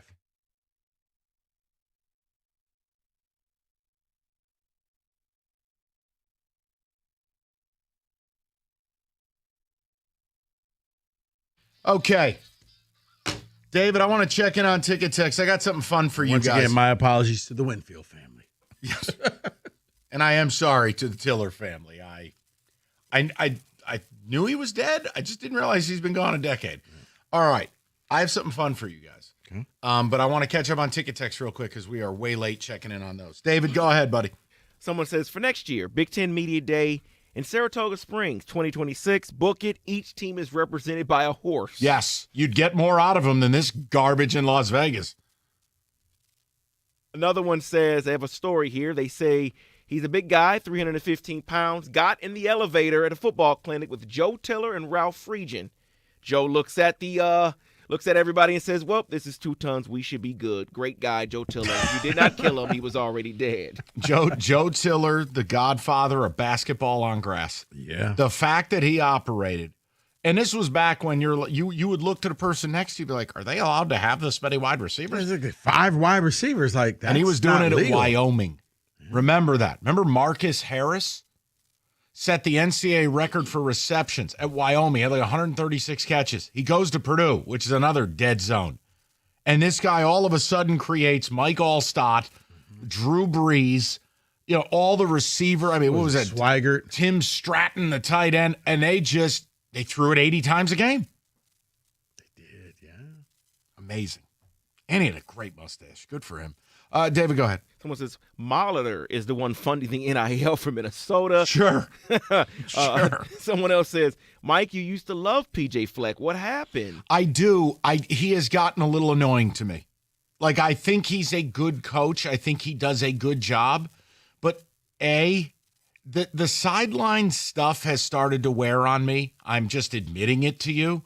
Like the sprinting up and down the sidelines, the Let me help you. Carroll-esque chewing of the gum. When you win, you can be weird. When you're losing, yes, it gets on your nerves. But it's also a complete lack of offensive creativity, and it is just not what I'm willing to pay for. Now, if you're Minnesota, you're stuck with them. That's like Bill Belichick. He was the hoodie. He did weird stuff when you were winning Super Bowls. You stop winning them, and now you're just that weird, creepy guy.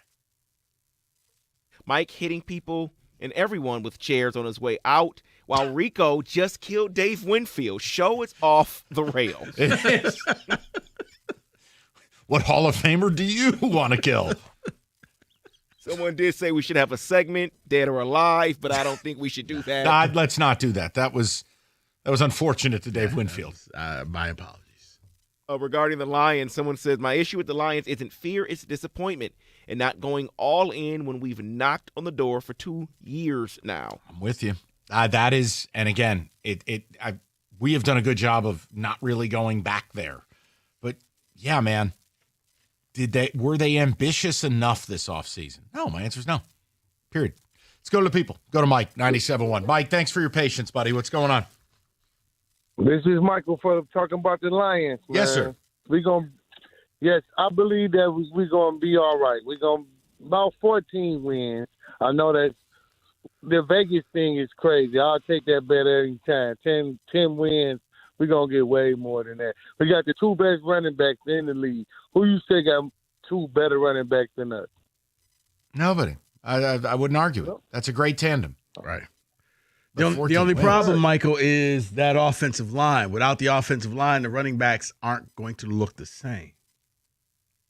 We got Cam, man. We got the best coach in the league. He's going to figure it out. I ain't going to say it's going to be easy. I know Green Bay going to be tough. Chicago going to be tough, but it's going to be all right, man. We ain't got nothing to worry about. And we got the two best wide receivers almost in the league, too, with J-Mo. Okay. All right, Mike, listen, I appreciate you calling in live from the Lego movie. Everything is awesome. Everything is cool when you're part of a team. I mean, what am I supposed to do with that phone call? I think Cincinnati may have something to No, say. it's there's nothing to talk about. He thinks everything's going to be fine, and he's just like, So long as you got Campbell. player good. All right, well, what do you want me to do? I mean, come on, man. You're breaking my stones here. I want to talk. I'm not. No, I was like, what? The running back, like, yes, you have a great tandem, but that tandem worked because you had a great offensive line. Can we go back to the part where you killed Dave Winfield? No. Let's go to Pete, 97.1. Pete, what's going on? Hey, guys, I just wanted to say, you're talking about the Lions fan. I think we're not willing right now, not me, but they're not willing to take the body shots we need this year because there's going to be some ugly wins, and there's going to be games we're going to be going in reverse a bunch of times. And I think that we went from hopeless to hope to surprise to really a great team, and now we're expectant. Now we're at this point where we're sitting around and we want this. Why aren't they doing this? Why aren't they doing that? And we got to understand to win, it's going to get ugly, and we gotta get in the playoffs. That's it. I don't care what the numbers are. I don't care what we are. We just got to get in the playoffs and then go from there. Pete, I feel like we just became best friends. I agree. I agree 1,000% with you. Get in the tournament. I don't care about style. I don't care about, but last year was the greatest ever. It doesn't matter. Get in. You're in a poker tournament with a chip and a chair. Get in the damn tournament. Exactly. And I think that, as a Lions fan, the way they are, they're made up of this, we're going to do it. We're going to do it and all this stuff. And that's great to have that. You need that positivity, but you got to be realistic. Just get there and just get it going. Yeah, and I think look, there has to be a real conversation about when your over-under set at 10.5, there has to be a conversation that it's more than possible to go under and you're not in the playoffs. So that, I think, was Rico, and I don't want to speak for you, but that was like the centerpiece of it is, Pete, people have to be willing to look over the edge. Right. Oh, I agree. And I'm excited for the season. Same. But I'm realistic about it. I'm realistic to know that, hey, we're going to go up against, the Bears, and it's going to be a war. And, and those are the games you want to be in. I think the bravado that Campbell has is great. But at some point, they're going to have to rebuild once they lose 2 games in a row and just go 3 games winning, but just get to the dance. That's all. Yeah, and I think early in the year, I know it's something you and I have talked about, Rico. Pete, appreciate it, brother. Look, if you can be 3-3 after the first 6, be all right. Yeah. You just tread water. Win a couple of these games. You're going to take a few losses, but overall, like if you can survive it, it looks on paper there's a softening to that schedule in November and December. But I can't just say, well, you got Dan Campbell. He'll figure it out. No, that's why the previous call killed me. I mean, what am I supposed to do with that? I felt like I was a Big Ten Media Day. Coach.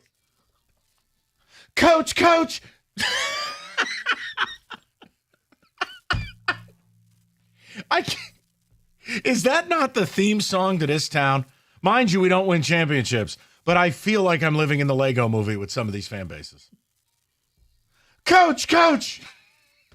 Yeah. It's been 7 years. Doesn't matter. What do you mean, window? We don't have a window? Honestly. We're windowless. Goes forever. Why do I feel like, honestly, see, if I say this, Rico's going to get upset. Turn his microphone off. Listen, David, when you play that song, is it wrong that I just picture 3rd and 19, MSU's down 35-3, and they pan to Jonathan Smith with a blank look on his face? This is his inner monologue.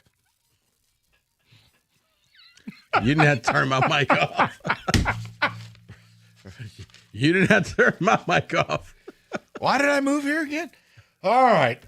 Is it too late? No, it's not, look, Coach. He's a good football coach. I just told you. That was a questionable hire from the start. Yeah. Good football coach. I just thought it'd be west of the Rockies. We'll see. Better win 8 games, and you better beat Michigan this year, or you'll find yourself back in Corvallis real quick. What?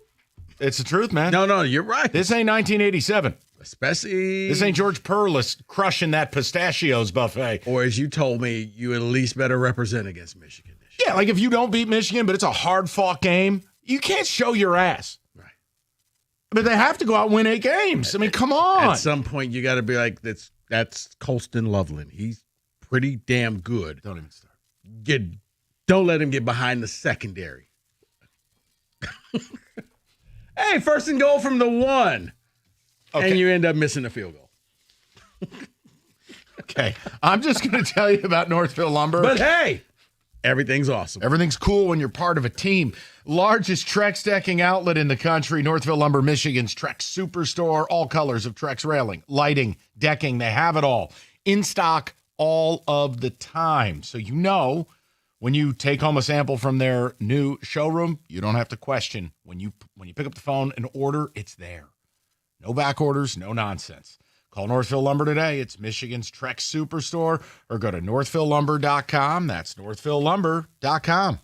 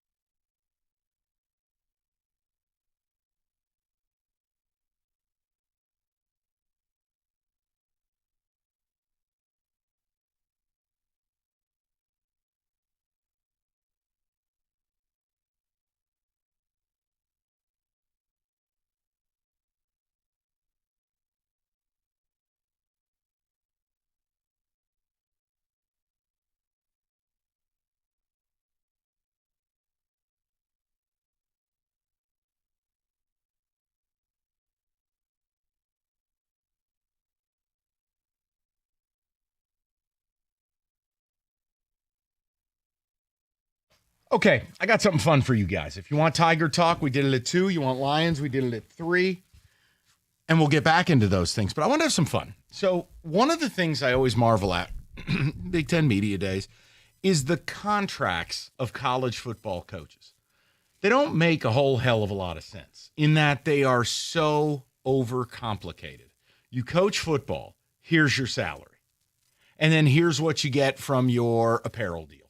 And, hey, you want to throw a bonus in for a national championship? I'm cool with that, right? But generally speaking, if you win, they redo these deals on the fly, right? Right. There'll be a buyout clause in there somewhere. What I have for you, Fox did this, and I thought it was really interesting. And everybody can participate. You, Okay. Kenny, David, the listeners, I just want you to enjoy the folly. I'm going to bring up some coaches, and I'm going to give you some of the craziest things that are in their contracts. And I mean, Rico, when we, it's so stupid. So let's start out with our man. It's only right we start out with our guy, Scott Frost. Okay? Okay. And I mean, this is a thing. So Scott Frost's contract, he has $25,000 bonuses if his team is top 20 in specific stat categories. Now, I'm not going to be flippant about this, but when a guy like Scott Frost is making $4, $5, $6 million, is the $25,000 bonus really necessary? So I automatically on surface, I go, all right, what the hell are we doing here? Let me just pull this up. I apologize to everybody. Dealing with a little computing issue. All right. So it is a top 25 finish in the following categories: explosive run plays, explosive pass plays, offensive yards per play, longest percentage of explosive run plays, lowest percentage of explosive passing plays, lowest yards per play allowed, scoring offense, scoring defense. How do you even get into a negotiation and it goes to this granular level?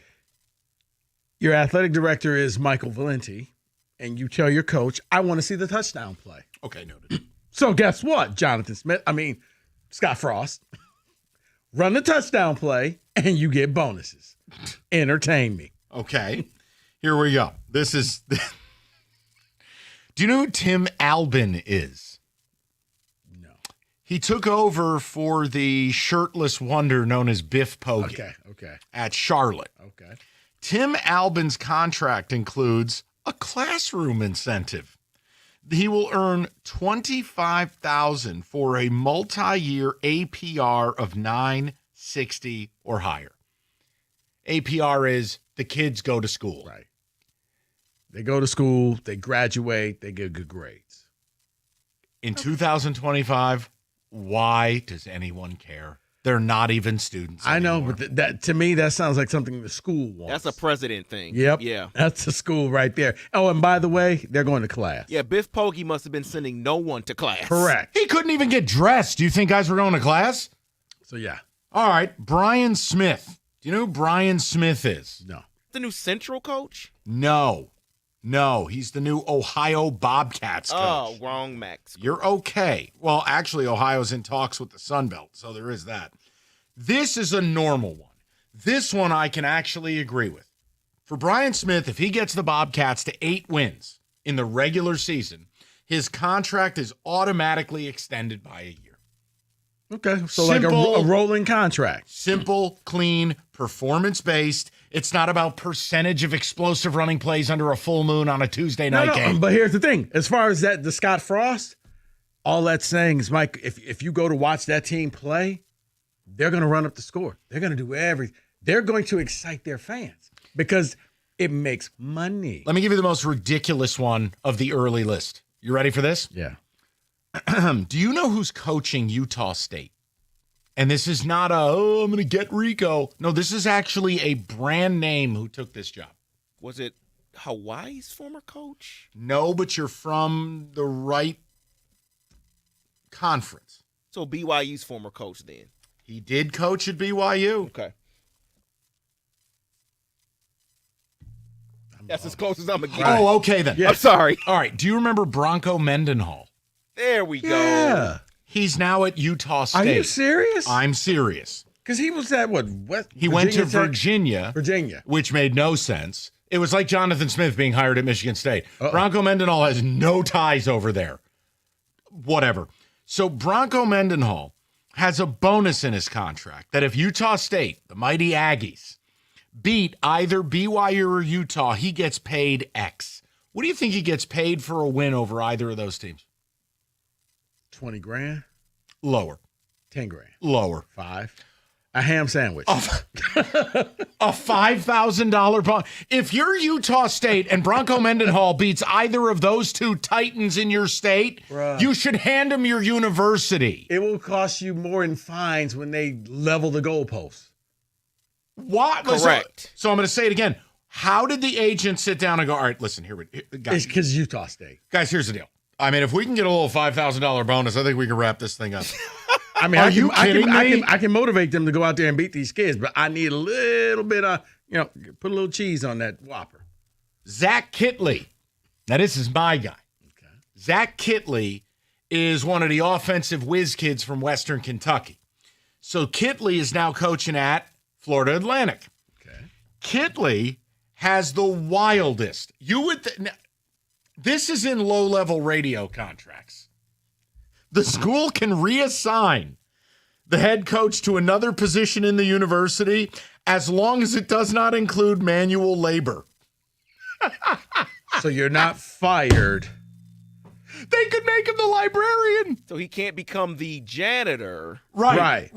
But you can become head of custodial engineering. Right.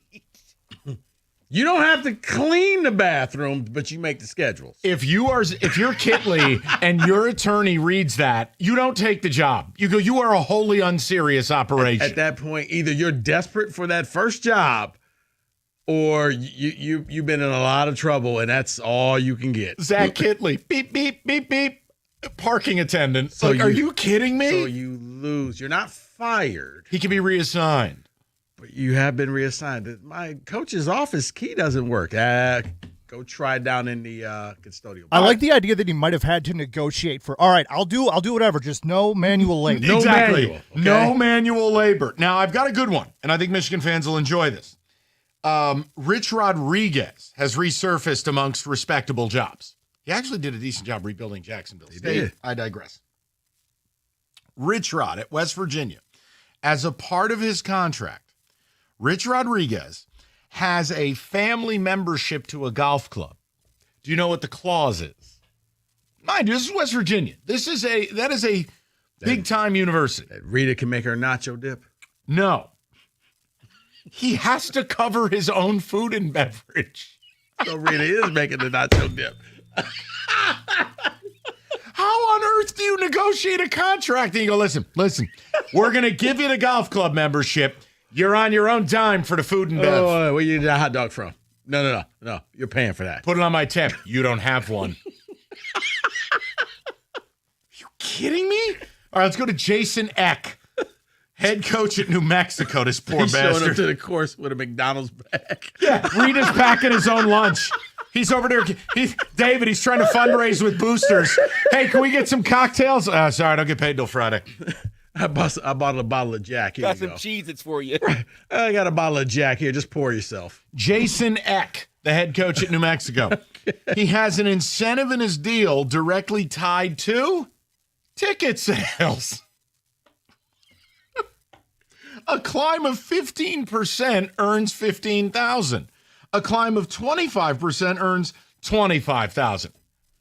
First of all, if you are responsible for a 25% ticket increase at New Mexico, you actually should be given the state of New Mexico. You're not kidding. 25 grand? Looks like him and Scott Frost should schedule each other. Now, you mentioned Central's coach. I've got this one. Matt Drinkle. The provision says you can't have a scumbag Wolverine dressed up on your sidelines. Come on. I'm sorry, that was in the last guy's contract. With or without spyglass. Matt Drinkle, get this. If he did not do a press conference on the 9th or 10th of the month he was hired, he was subject to a $500,000 fine to be paid to the university. What? So what was he on vacation when they hired him? I'm saying, what? I need you back from Hawaii. You got 9 days. Here's the worst part. The fine would be more than his entire salary of $415,000. Come on. Wait, why? Oh, they really wanted you to have this press conference. You will be at that podium. Like, I'll get to it when I get to it. No. You'll be owing us. Do it on the 11th. No. Just wanted to throw that out there to you guys. These contracts are nuts. No food and bev. Right. That's recruiting trip. No, we're just going to play some golf. We're going to eat later.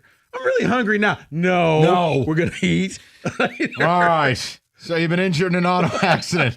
Now you're drowning in medical that bills. Sandwich down. You're dealing with insurance companies who don't care about you. You need David Femininio, injury attorney.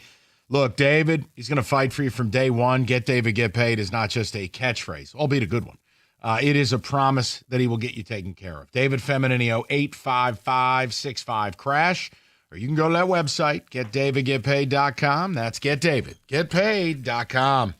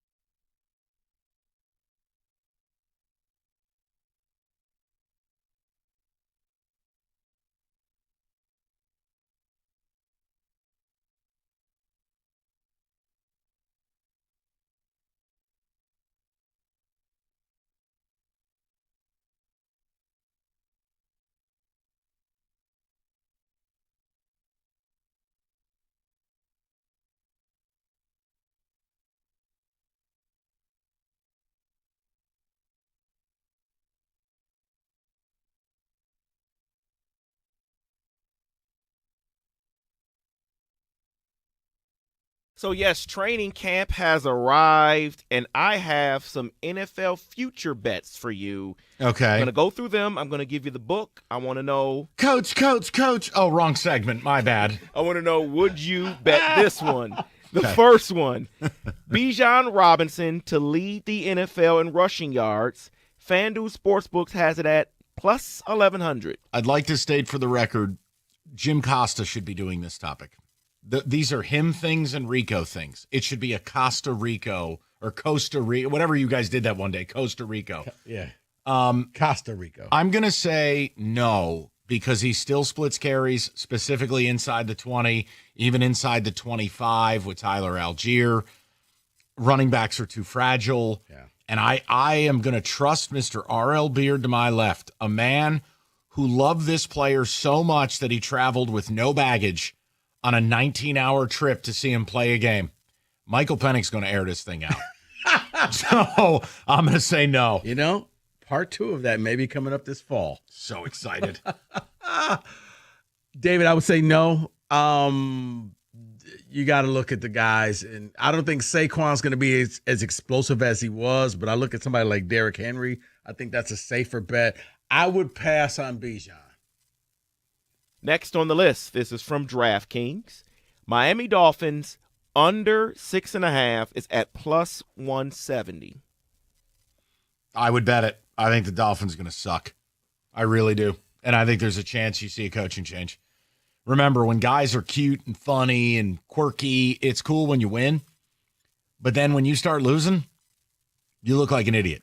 And McDaniel is on the other side of that, and I'm very worried. And Stephen Ross does not play around. I'm going to go. I am all out on the Dolphins this year. David, the sad reality is I can see the Dolphins starting off 5-3 and still not making that bet. Oh, my gosh.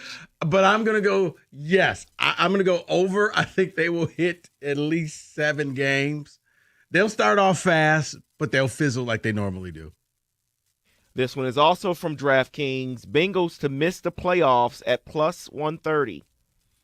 I go back and forth on this because, look, obviously the Ravens to me are going to win the division and the Browns are clearly not. Other than that, I look at Pittsburgh as being around a 500 team, and I still believe there's too much noise around the Bengals. And Trey Hendrickson with screenshots of not being in the state of Ohio. Bro, your 2 rush edges are not in camp. One hasn't signed yet, the rookie. Yeah. No, I think there's too much noise. Even today, Mike Brown spoke. I'm going to say no. I would say no, too. And then Burrow demands a trade and wants to be a New York Giant. And he can wear fur coats and bleach blonde hair and do whatever he wants. He'll be Joe Namath 2.0. Jackson Dart. To hell with him. Throw him in the garbage. Dangerous? Wow. I need Jersey Joe. Mr. Dangerous. SpaceX rocket. Carry on. Next one here is from Coach. Wait, he had on sunglasses indoors. Go ahead, David. FanDuel Sportsbook has this next one. Before I give it, this is Mike Evans. Okay. He has had 11 straight seasons of 1,000 yards receiving or more. Yeah. So, over 925 and a half receiving yards at minus 114. I'm going to go under. Father Time is undefeated. They've added receivers, including Ibuka in the first round. They had McMillan from last year. Guys, I just look. I love Mike Evans. Pro's pro. I'm going to go over because I still think he's their big-time home run guy. Like when the chips are down, I don't know if Baker can trust the new guys, but he knows what he has in Mike. How dare you? We all believe in Mike. You're an Ibuka slap. You love that guy. I do, but to me, he's more of almost like a possession type thing in the NFL. What an insult. It's not an insult. Wow. Okay. Wow. You know what? I'm going to let it go. You should play for the UFL. What happened to your loyalties? I thought you loved him. Bro, you could make a killing as a possession receiver. CFL, Rico says. CFL. Damn. He soured on him. I'll tell you what. I'm not souring on him. I'm saying Mike Evans is that guy that I think if Baker Mayfield is scrambling, he's looking for Mike Evans. He's not looking for I love Mike Evans, but he's old. All right, hey, put it on the board. I don't care. You know what? All the board maybe bets. he goes, Jerry Rice with the ball corn rolls. I just saw those old highlights in Seattle. That was a look. Coach, Coach, why do your rows start behind your earlobes? Why Because I'm bald. Why am I in a Letterman jacket? And then we're indoors. Oh, this next one is just for Mike. I want to know if he's going to put his money where his mouth is. It's from Bet River Sportsbook. New England Patriots to make the playoffs at plus 148. Yes. I'm all in. The way Rico loves Emeka Ibuka is my love for Drake May. I think they got a real coach. Josh McDaniels, an elite OC. Drake May was my number one quarterback, even above Caleb. Yes, they're going to make the playoffs. Do I get worried that Steph Diggs is a part of this team? Yes. But I truly believe they've got a real star of a head coach. They got a star of an OC, and I think they got a star of a quarterback. That's the hat trick. They're making it. Not yet, David. To hell with you. No. Coach. They're up and coming. Not yet. Damn I it. need to see them actually make it. Think about this. I not the man I'm looking at, but last year at this time, with Cousins going to Atlanta and all the weapons that they had, you thought that the Falcons were going to turn this thing around. So I need to see you comp actually. Drake May to Kirk Cousins? How dare you? You know what? I don't know how dare Drake you. May handles losses. I don't know if he Ain't hangs leaving out with his family. Nerdy white QBs? Sure. So don't worry, Mike, because this next one, we know for sure Rico's going to take this. Yeah, one. let me hear this. From Fanatic Sportsbook, the 49ers to win the NFC West at plus 175. Oh, it's a no-brainer. They're just going to be the best. No, they just signed Equininius St. Brown, so they're hurting in the wide receiver room. Where I would take any of those guys that Tampa has. So David under probably not. You're probably looking at the Rams. McCaffrey calf strain under. Last two years. Under. And here's what I hope, David. Under. I hope Russell Wilson goes out there and leads the Giants to a 10-7 year. I'll take it. I'd be thrilled. And they make the playoffs. I'd be thrilled. And he gets a long-term deal. Also thrilled. Don't even care. I just want my dad to be happy. Make the playoffs. They'll be on that Pittsburgh Steeler plan. I know. You know what? It beats the Giants plan, whatever you call that. Seriously. The Giants plan has been wrapping their lips around a tailpipe of an automotive vehicle the last decade. It's a slow cook process. Gas pipe. It's a slow cook process. The Giants plan has been tinfoil, a spoon, and a lighter. You figure out the rest. Let it breathe. And the final Are you kidding me? futures bet here is from DraftKings. It is Dak Prescott to throw for 4.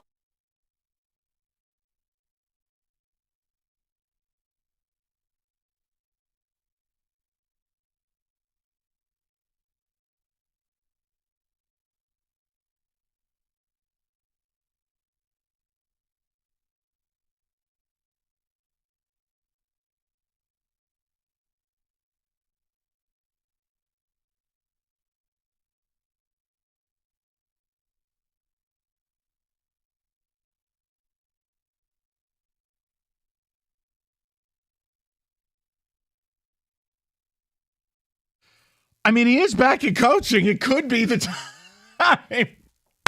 All right, welcome in. We're gonna Scott. Oh, the whistle. Yeah, no, it's true. I gave up. I went down with the ship years ago. We did some Lions at 3:00. If that interests you, no problem. But we want to turn the page of the Tigers a little bit, as we will take you into Tiger baseball. And I feel like I have to speak slowly for certain people in this town. So I'm just going to say this nice and slow. There is no panic. There's no hyperbole. There's no freaking out. There's none of that. But when a baseball team loses 7 out of 8 and looks the way the Tigers do, and they've just completed a quadrant of their season at a 500 clip, and it's approaching a trade deadline, we're going to talk about it. That's what sports are for, okay?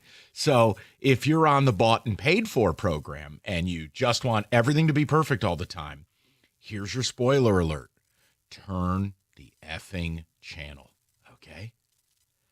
We're sports fans. So we don't need to freak out. Tigers are still a really good ball club.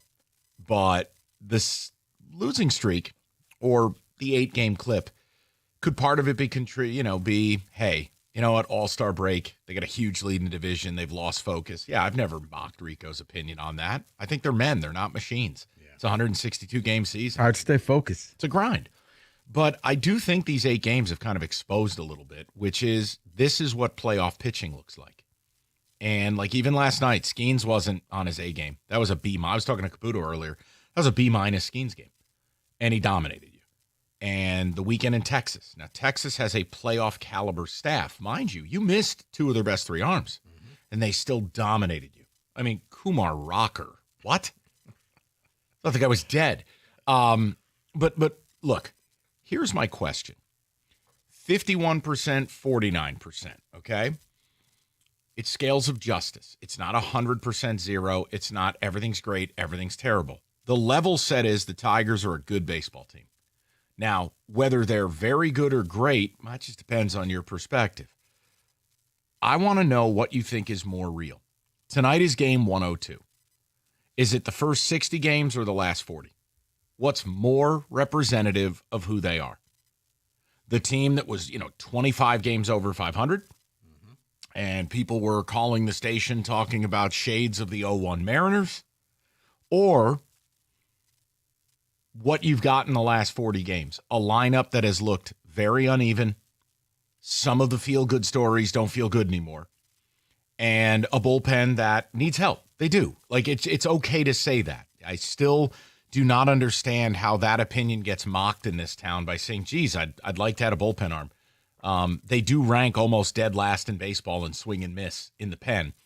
If I could add something to Will Vest and Tommy Kahnle to kind of bridge this thing, and it was a high leverage guy, man, I think it would really improve you. So I would just like to ask that question, what's more real? And then has this losing 7 out of 8 opened your eyes or altered your opinion as we approach the trade deadline, which is about a week away, into I don't want to trade, I need a trade. I need to add. So that's kind of what I wanted to do in the 5 o'clock. You can attack any of that, Rico. No, I'm more so, I think you're closer to the last 40 games where you've won 20, you've lost 20. I think is the law of averages are kicking in. The gym class heroes, the guys, the hitting chaos that worked so well where every night it was a different hero, a different Tiger was your Tiger. A different Tiger was out there giving you that key hit, driving in the run, and you were winning games. I think you're starting to see them come back to the mean, come back to the average. And, yeah, I don't think you're going to see that same team. It was very much like the pitching chaos in the playoffs. It worked until it didn't work. And I think with the hitting, it worked, and now it's not. Where we all was like, hey, look at Javi, look at Torque, look at everybody. Well, now they're all kind of going back to what they used to be. So I'm more towards, I'm 51%. Yeah, you're the last 40 games. You're 20-20. And yeah, I think that you have to make a move. Because you're a playoff team, you're going to be in this thing. You have to, and there's different ways. But I'm starting to lean more and more towards.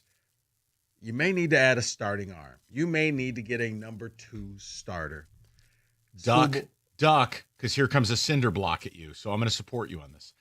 I think part of why you're saying this is what I brought up earlier in the show as well. So let me support you. Jack Flaherty, his last 7 starts, is rocking an ERA of 7.79. Control's not great. He doesn't look right. He doesn't. He can get it turned around. That's what pitchers do, right? They go through seasons. They go through, a good month, bad month. But if Flaherty's not right, think about this. Alex Cobb, the last update you got on the 18th, might be ready by the end of the year. Okay. Job is dead, and Flaherty's not great.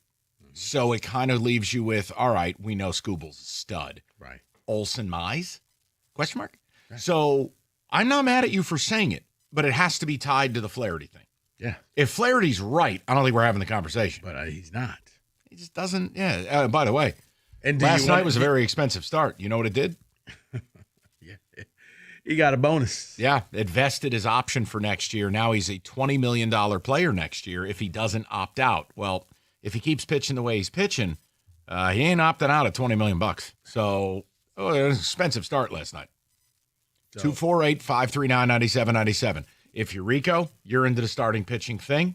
I'm not going to yell at you about it. You know I'm more bullpen and right-handed bat, but I think they have needs. And I think the fairy tale beginning of April and May and parts of June, it's awesome, man. And it bought them the ability.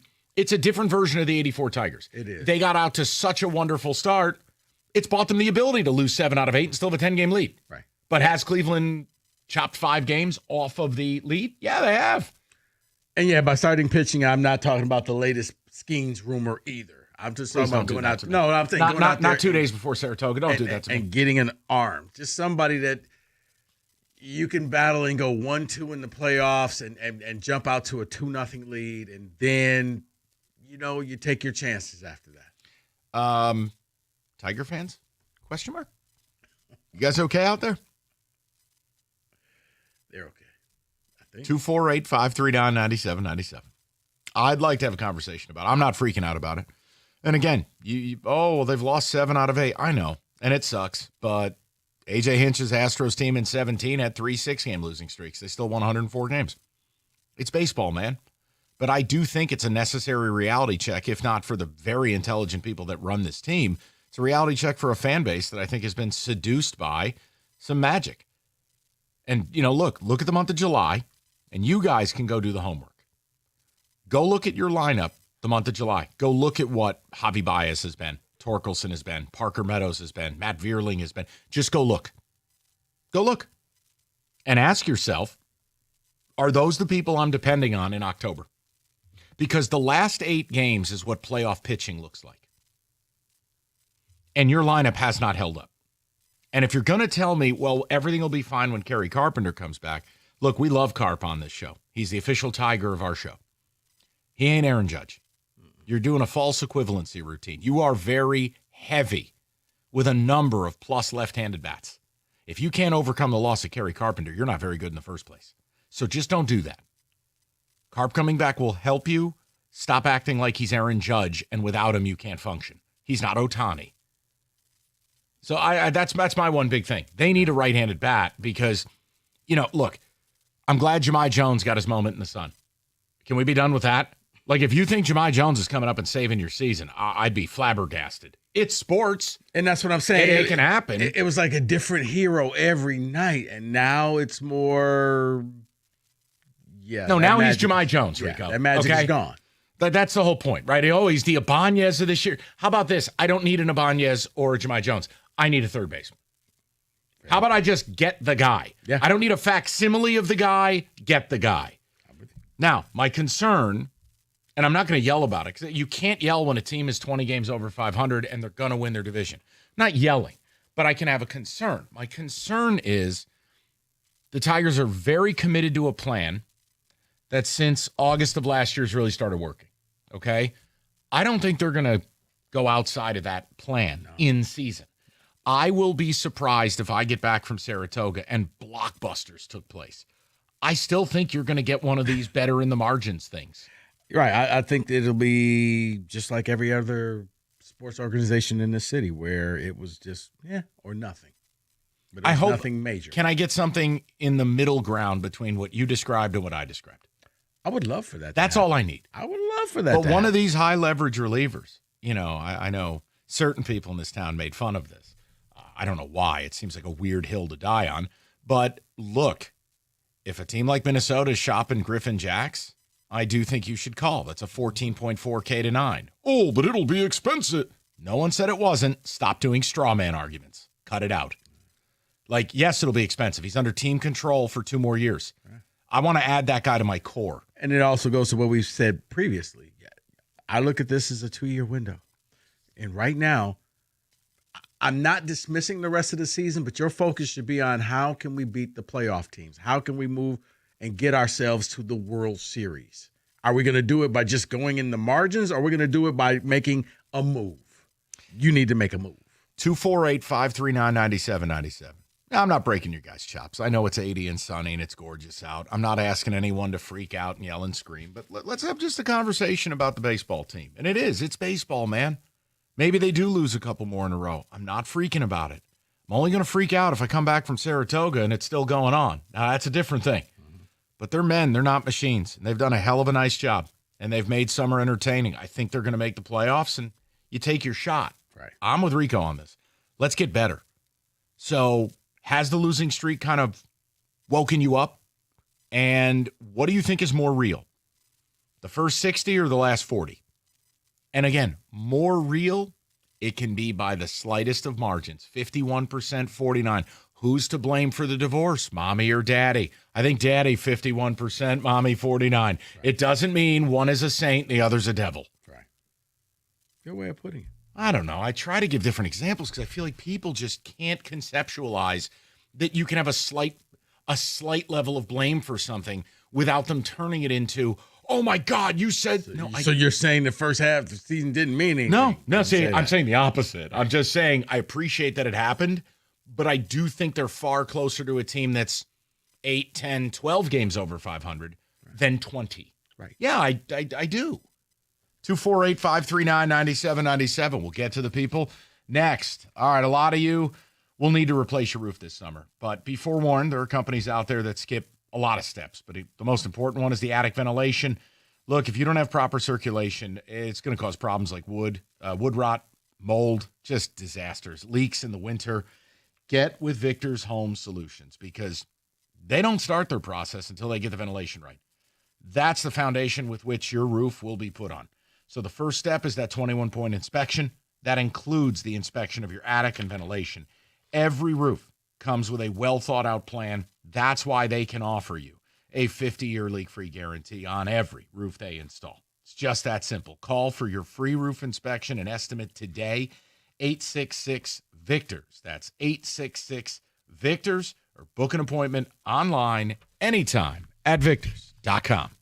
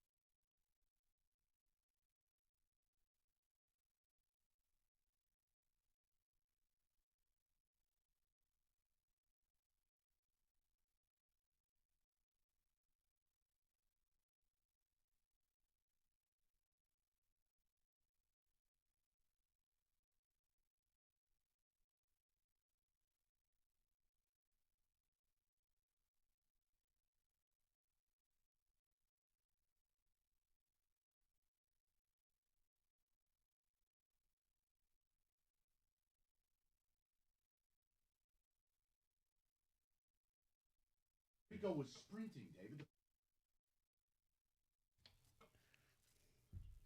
All right, ticket text, and we get to the callers. Take you to Tiger Baseball. If you'd prefer Lions discussion, Odyssey.com rewind. I also forgot to adjust my hat, and I'm wearing it like a child. Okay. I tilted my hat up and fully believed in Javi, but I was appreciative that it was happening, right? I am worried about Parker Meadows, and I'm a little worried about Torque.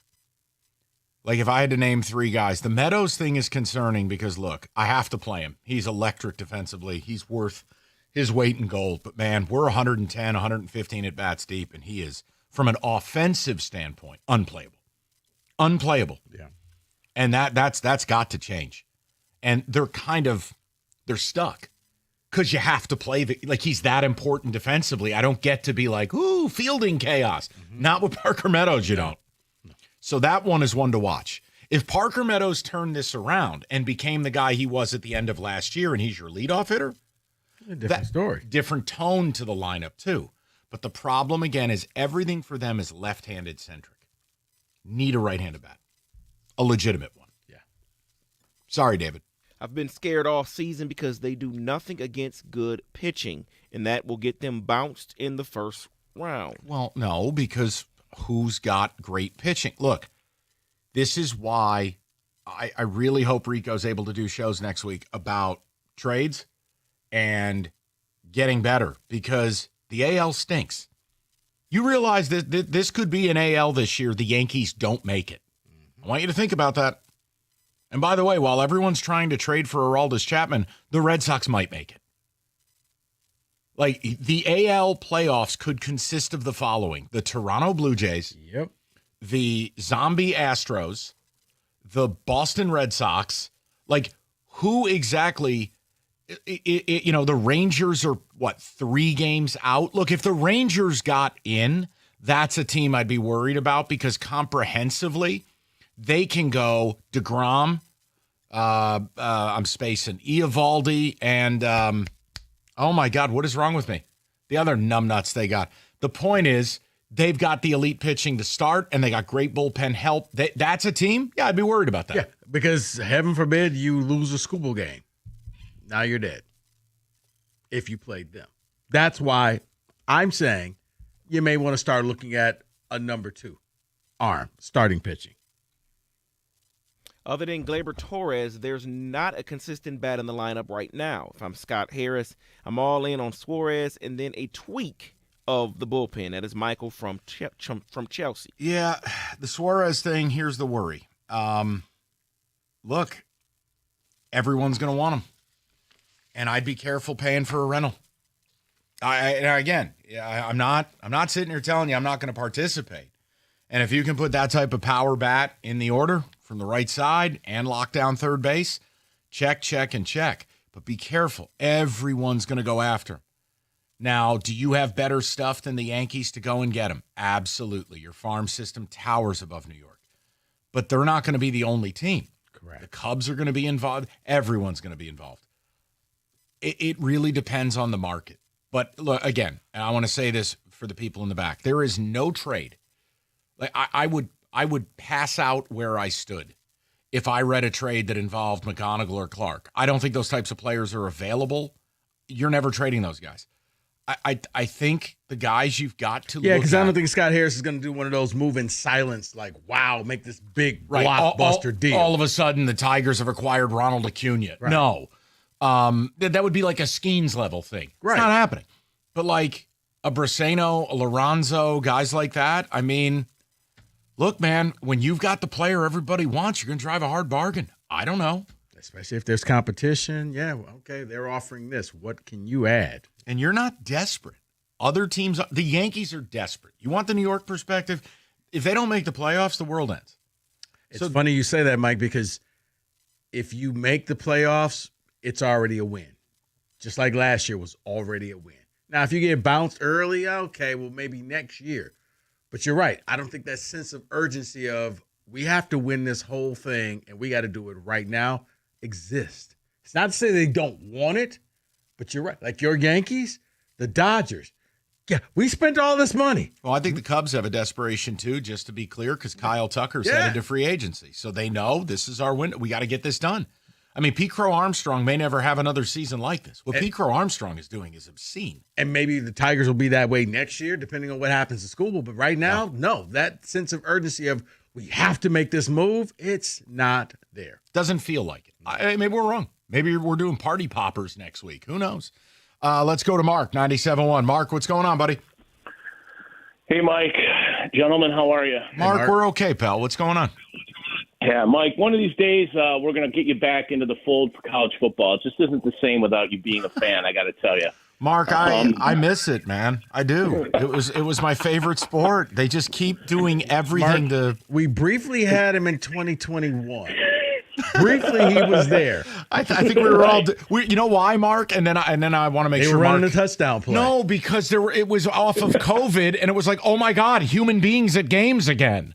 It was fun. Yeah. Well, you got to see K9 torch my Wolverines too. That's I know that's my lasting memory of Spartan football. Right. So what's on your mind with the Tigers? So, guys, look. I mean, Mike, I got one other point that kind of a side point I want to make, but being on hold. You know, listening to you, something kind of came to me, and I'm wondering what you guys think of this. It seems to me that when you got Scott Harris standing there talking about how we're going to dominate the strike zone, and both pitching and hitting, and you see what Hinch does and how Hinch likes to manage. You know, Mike, you mentioned something about, you know, is it going to kind of mess up this chaos that Hinch likes to operate under? I think you need to go one step further, quite honestly. As I listened to you, it kind of came to me like, is it possible that Hinch is telling Harris that he doesn't want a player like, say, Suarez, because he doesn't want an infield where all four spots are locked in, so he doesn't get to move Veerling around, and he doesn't get to move McKinstry around, and he doesn't get to move Winsell Perez around? I mean, if you get Suarez, you're locked in. It's Torkelson, Torres, Baez, and Suarez. I mean, there's no place to play McKinstry. There's no place to play Veerling. There's no place to play these guys, right? Right. You got Colt Keith has to DH. Well, what the hell do you do with Kerry Carpenter then? I mean, I don't know. I got this feeling. Mark, I don't think you're crazy to think that. I mean, none of us know the answer. Obviously, AJ has a major say in what goes down, as he should. You got a lot of good, but here's a lot of okay, but you don't have great. But the one thing I want to say is, Mark, let's be clear about this. They wanted Alex Bregman and bad. So that you have to go back to that is they were willing to lay out the better part of $200 million to have the problem you speak of. So I've got to believe if it's the right player, they would do it. Before they saw what Baez was going to do, before they saw what McKinstry was going to be, before they saw what Torkelson was going to bounce back. And you know, Mike, look, I agree with you on the other point you made too. And once again, I don't think you took that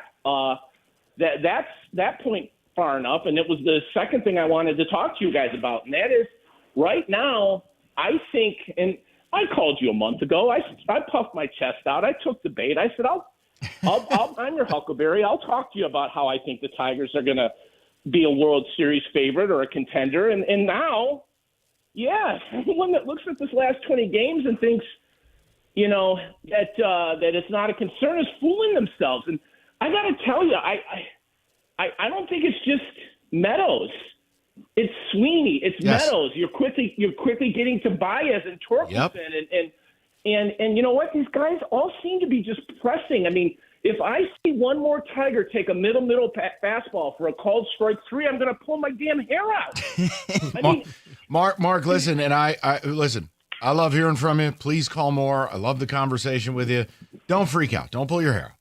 But it's okay that you're having a realization. It is. We're up against it. I want to make sure I do this before David starts yelling at me in the talkback. Gotcha. Again, less than 48 hours, Saratoga. I don't need the stress. Yeah. 97. Yeah, 97. All right, let me tell you. All right, sports fans, listen up. Is your internet performance on a losing streak? Drop connections, lagging streams, missing those game-winning plays or horses as they finish. Not with Xfinity Internet. We're talking the champion of Wi-Fi with the best in-class equipment, whether you're live streaming the game, video chatting with your fantasy league, or downloading the latest highlights. Xfinity Internet means no timeouts. Do more of what you love faster than a touchdown dash. And if you're an Xfinity mobile MVP, even better. Xfinity brings the power of internet and mobile together, so you got victory level speeds at home and on the go. Combine Xfinity Internet and mobile and supercharge your phone and Wi-Fi power boost for that winning edge. That's gold medal speeds with reliable home internet and a secure game-ready network on the go. Ready to score big? Call 1-800-XFINITY, visit Xfinity.com, or just drop into an Xfinity store today for more details. Xfinity, the Wi-Fi is booming.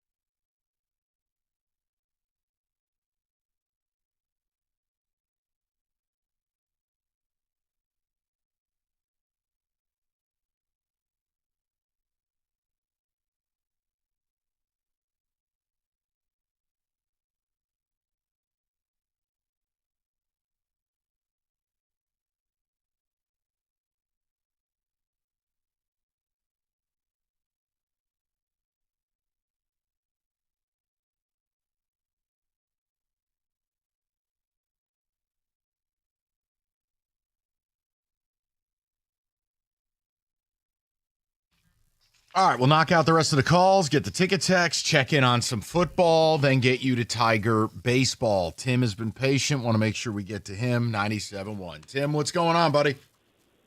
Hey, Mike. How's it going, man? Good. What's on your mind? First, I want to say, hope you have a good time at Saratoga. Ponies are always a little bit of fun. My man. Appreciate that. Secondly, you would have saw me on the Pepsi porch on Mother's Day acting like Grandpa Simpson, telling everyone the end was near. Looking back on it now, I don't think it's the end, but I think water's found its level. I think this team is probably 500. 500 rest of the way is probably going to get you in, given our division. Mm-hmm. But you look at the lineup, and even with the good comes the bad. Riley Green had 24 home runs at the All-Star break. Riley Green's also set up to strike out 212 times. Spencer Torkelson is the perfect example of that. You start off, he's hitting for average, he's hitting for power. Now the average is gone. And you look at this lineup, and I think my biggest problem right now, Mike, is exactly what Mark was talking about, is I want a third baseman. I'm good on Matt Vierling.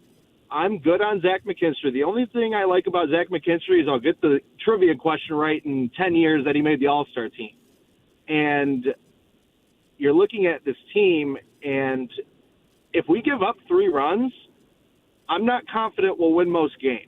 And it was the same story last year in the playoffs, and we were just lucky that we pitched our butts off. Yeah. And so that's my biggest worry is where are our runs coming from? Because I'm going to trust Olsen and Mize and Scuba with the ball all the time.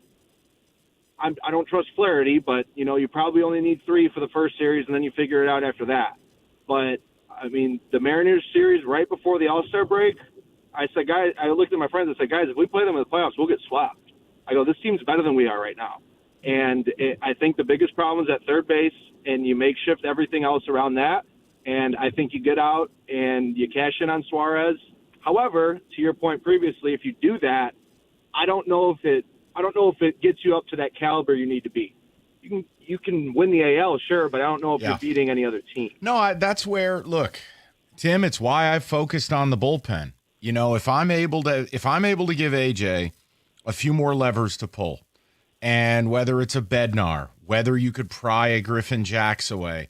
Look, bottom line is if you add a couple of Penn arms and you put them with Canely and Vest, and maybe Lang is back towards the end of the year, right. Now all of a sudden you've got a weapon, and you're going to make sure games stay in order, that you're pitching. You could bridge some of these. You're right, Tim. I don't know if there's a bat out there that all of a sudden cures everything that ails you. You're 100% right. But that's where the bullpen, to me, if I can improve that, I can lock this in, and I don't need the offense to do a lot. No, and I would also say this as the season starts to wrap up. If you're in the 7th inning, just let Scuba get that final out. Listen, hey, just take a picture, because I assure Tim, you were probably screaming like Grandpa Simpson when they took Scuba out of that game. But look, no, I was not, but my buddy was. Okay, no, and Tim, look, 9 days from now, you're going to get all the answers. I don't imagine. I will be genuinely surprised when I get back if they didn't do something. But I'll be equally surprised if they do something substantial where I'm like, whoa. I think it's going to be in the middle. Mike, I'll leave you with this name, and I'll jump off. Sure. Ryan Hensley's the name. Ryan Hensley's the name you want. I don't have a problem with it. I think Tim, how about this? We don't even need to be that specific about the second bullpen arm. It could be anyone. Just get someone. Correct. If you get one of the high leverage guys plus a support piece, that bullpen looks completely different. And then we don't have to rely on Holton. Now, he's turned it around a little bit. Cool. I can use him. Vest, Canely, couple pieces. Now we're cooking. The bat, I don't know. I'm not going to sit here and act like I can pound the desk and be like, you must get Ryan McMahon. I'm like, do I? Ryan O'Hearn. Yeah, I'm not going to sit here. I just think that you need to make a move, and I don't think it needs to be a marginal move. I think and it doesn't have to be this gigantic splash, but you have to go out and get something to help this team. You're trying to win a World Series. You're not trying to win a division. Are we? I think. Question mark? Okay. David, ticket tax. Thank you, Rico. A number 2 or number 3 starting pitcher is my top priority as well, along with a right-handed bat. Okay. Someone else says, we need multiple moves. People are so upset about the need or losing prospects to make it happen. However, they are forgetting that baseball is the one sport where you can buy a good team. Please buy me a good team. And again, look, capital comes in all forms. I know, I heard the midday show today, and they did. They did a nice job talking about, well, Scott Harris said they would spend when the time is right, etc. Okay. You can spend in different ways. There's prospect capital. Yes, there's financial capital too. I don't know. Do you want to get in the biz? Like when Rico talks about a starter, okay. Do you want to call the Arizona Diamondbacks and overpay for a rental in, let's say, Zach Gallen? Because if you're asking for number 2, Rico, if I go Scooble Gallen in the top 2, is that what you want? Because I'm going to tell you, it's going to cost a ton, and he's a rental. I'm not coming at you. That tone sounded terrible. But as I told you, I'm willing to take that phone call. I'm willing to see what it is because I'm not concerned about 2030 right now. I'm concerned about this year and next year. I'll deal with that later. So, yeah, I'll do the rental. And let me say it for the people in the back. I don't care if it turns out to be the next John Smoltz. I don't care. Could I don't know if you could get this guy, and I still can't believe he's any good, but it's the second year in a row he's been good. Throwing all that mid-30s junk up there. Guy's got like 9 pitches. Little Seth Lugo. The Royals are going to sell him. I won't be shocked if he's a Yankee, to be quite honest with you. But again, I thought you were going to say Charlie Morton. I think he makes like $13 million a year. You'd have him next year as well. Yeah, but but this is one where, okay, bring him here. Let's let Fetter do his thing. By the way, the guy's already got a sub-3 ERA. Yeah. All Fetter's got to do is just get out of bed. Right. And look, I want to say this for the people in the back. I'm not advocating it. I'm throwing names to attach to Rico's opinion so we can have a conversation. Because I just can't it's going to wait be until it'll be a high price now, but it's one of those that it's like getting the extra leg room when you're flying. It seems like a lot, but when you're in the air, you're like, man, I'm glad I purchased that. Let's say Rico's plan worked, guys. You go out and get a Seth Lugo. Well, Job's dead. He ain't going to pitch next year. Alex Cobb may never pitch for you. I don't know that he'll pitch this year. He had a bullpen session yesterday, according to their Tigers PR. Well, let's see how his recovery is. That's great. Super. I got to get to the point where he's pitching 5-6 innings a pop in the minors, right, David? No, you're exactly right. So my point is next year, Cobb's not a part of your plan. Fair? Yes. Job, not a part of your plan. Correct. Arm not attached. Correct. Okay. Flaherty's struggling, but he'll be here. But if I have a Lugo, a guy with term who's here next year as well, that's maximizing this year's window and next year's. If you're in the starting pitcher camp, one option's expiring, one option is signed. I'm just attaching them to Rico's opinion. Because if you're not going to have the bats, at least you can go out there and get the outs. So you don't get the right-handed bat, but you know what? You know that most of the time when those two guys go and take the mound, you're going to win those games. I just wanted to put some names to it, not advocating. I appreciate that. All right. Weather's got everybody heading up north, ready to go on some trips, me included. Michigan's #1 selling Chevy dealer for 24s, Moran Chevrolet. They've got you covered at 25 tracks, $279 a month, 36-month lease, $999 down. Or the EV Equinox. You can lease it $199 a month for 24 months with only $999 down. Both deals are at Moran Chevrolet, where you always get the best price, period. Find your ride fast and easy, moranexpress.com, or stop by on Gratiot, just north of 15 Mile in Clinton Township. Chevrolet, together, let's drive.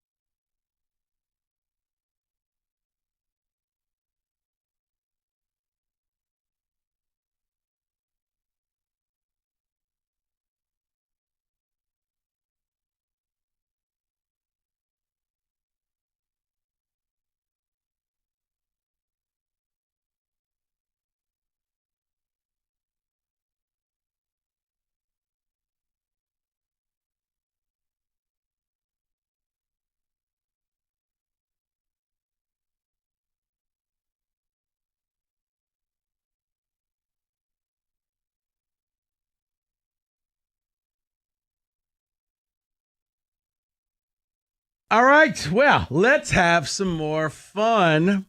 Since it's Big Ten Media Day in Vegas, as Mike said. Mike, let's start off with Illinois. You saw their coach up there.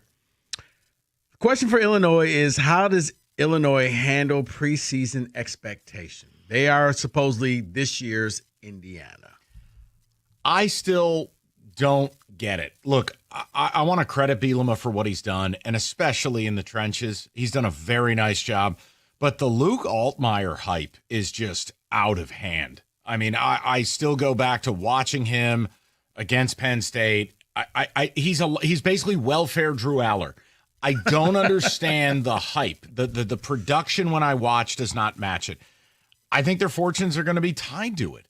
Now, I don't have their scheduling matrix here, but when you look around the Big Ten, if you're not Ohio State, if you're not Oregon, how many really good teams are, and Penn State, how many good teams are in this conference? Last year, 13 or 14 of the 18 member institutions lost at least 5 games.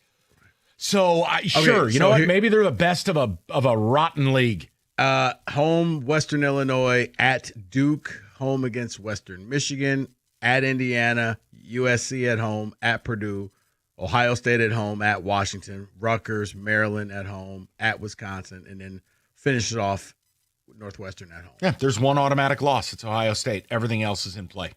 Not saying they will do it, but I can understand if people think they're going to make a run. That schedule, keep making these leagues 800 teams deep, and then you end up with idiot teams like Illinois who don't play any of the good teams.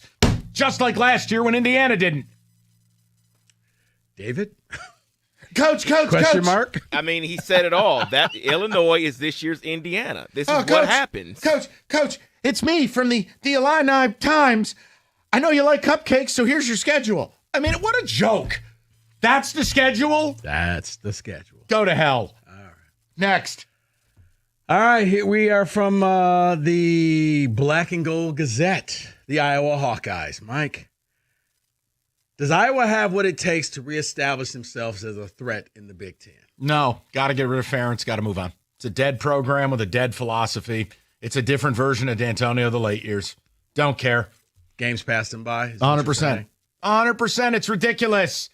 People in the crowd wear a T-shirt that says, I root for the punter.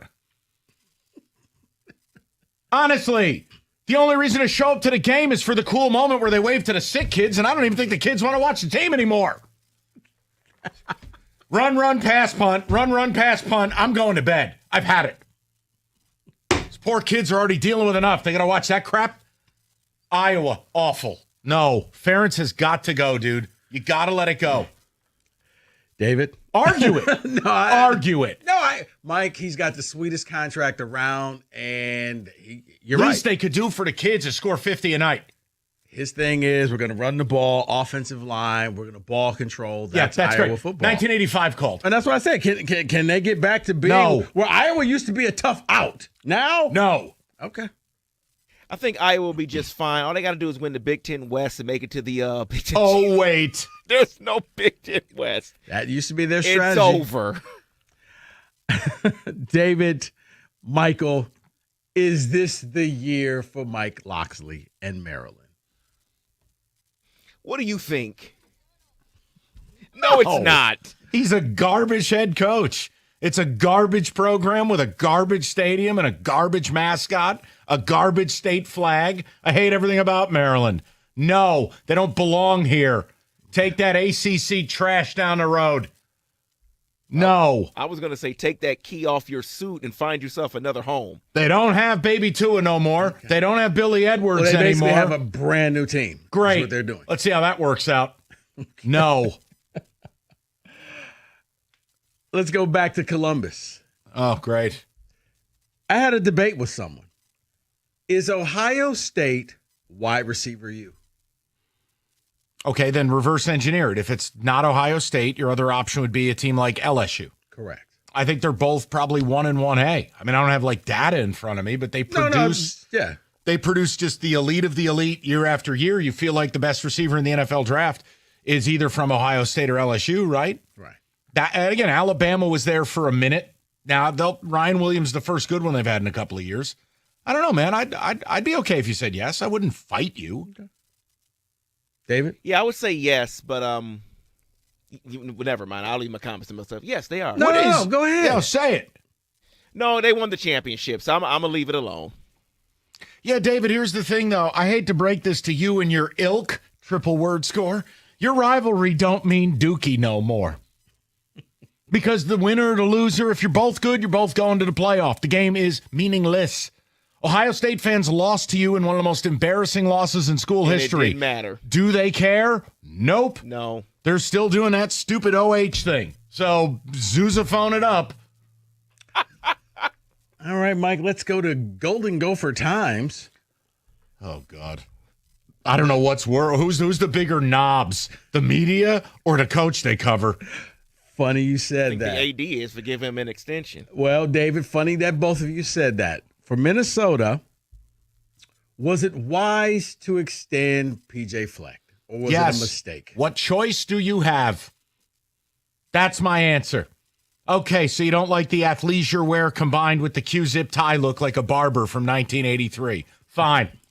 What are your options? Minnesota's gone down this road before. Remember the dude with the bad veneers, Glenn Mason? Remember when 8 and 9 win seasons weren't good enough for Minnesota? Yeah, cutscene. You hired Tim Brewster. This is who you are. Who were the two running backs that they had? Well, hold on. They had Redmond. They had Marion Barber. Yes, Marion Barber. Asad Abdul Khalik. Yeah. Look, bottom line, what options you got, man? Fleck is there. He wanted to leave. I'm telling you right now, from everything I've heard, he had back channel. His agent was trying to get him gigs all over the place. Nobody wants you. Nobody wants to freeze their ass off with those hayseeds up there in Minnesota land. It's a match made in hell. You have to sign him. And you got to get comfortable saying we're a 7-8 win program. That's it. Unless Kevin McHale's going to empty his vault and pay all your NIL, I don't know what to tell you. Somebody call up Dave Winfield. Has he got any pocket change? Kevin McHale. That's a good pull. Those are the only famous Golden Gophers I got. What do you want? Miles Tarver. Is Winfield alive? Dave Winfield? Yeah, he has to be, right? Did you just kill Dave Winfield? I'm just asking. Is Dave Winfield dead? Hold on, we're doing this live on Football Today. Wait a second here. Dave Winfield's dead? Don't say that. No, he is alive. Dave Winfield is alive. How dare you? I was just curious. He's a robust 73 years old. 73, okay. All right. But my point is they don't have any outs. So, yeah, they got to keep him. Okay. You think you can do better? Go ahead. Spin a wheel. Coach. David? Yeah, I want them to try to do better. P.J. Fleck sucks. Okay, you're angry because your wife's a Western grad. We know what's going on here. Let's go to the Raritan or the Ruscatan or whatever it is that Rutgers is. The Raritan. Okay. Can the Scarlet Knights take the next step under Greg Schiano and become a half? I've given up. I get tired of hearing about Rutgers and Schiano. And look, he had it going the first time around. The Empire State Building was lit up red. They were number 2 in America. The NIL thing has negated real recruiting, which Schiano was actually doing back in the day. That is some of the most fertile recruiting ground of Eastern Pennsylvania, Jersey, Philly, right into the Tidewater area. Like you've got everything you need. But now it doesn't matter because it's all NIL dollars. They still never, ever, at any circumstance, does Schiano ever have a quarterback I care about. And it'll always come back to that. He had the unmitigated balls to trot out that bum Winston. Are you kidding me? Kid shouldn't have started for Toledo. That was supposed to be their savior. He was worse than the kid you liked at Toledo. Don Terry Todd or whatever his name was. Okay, we're going to move on.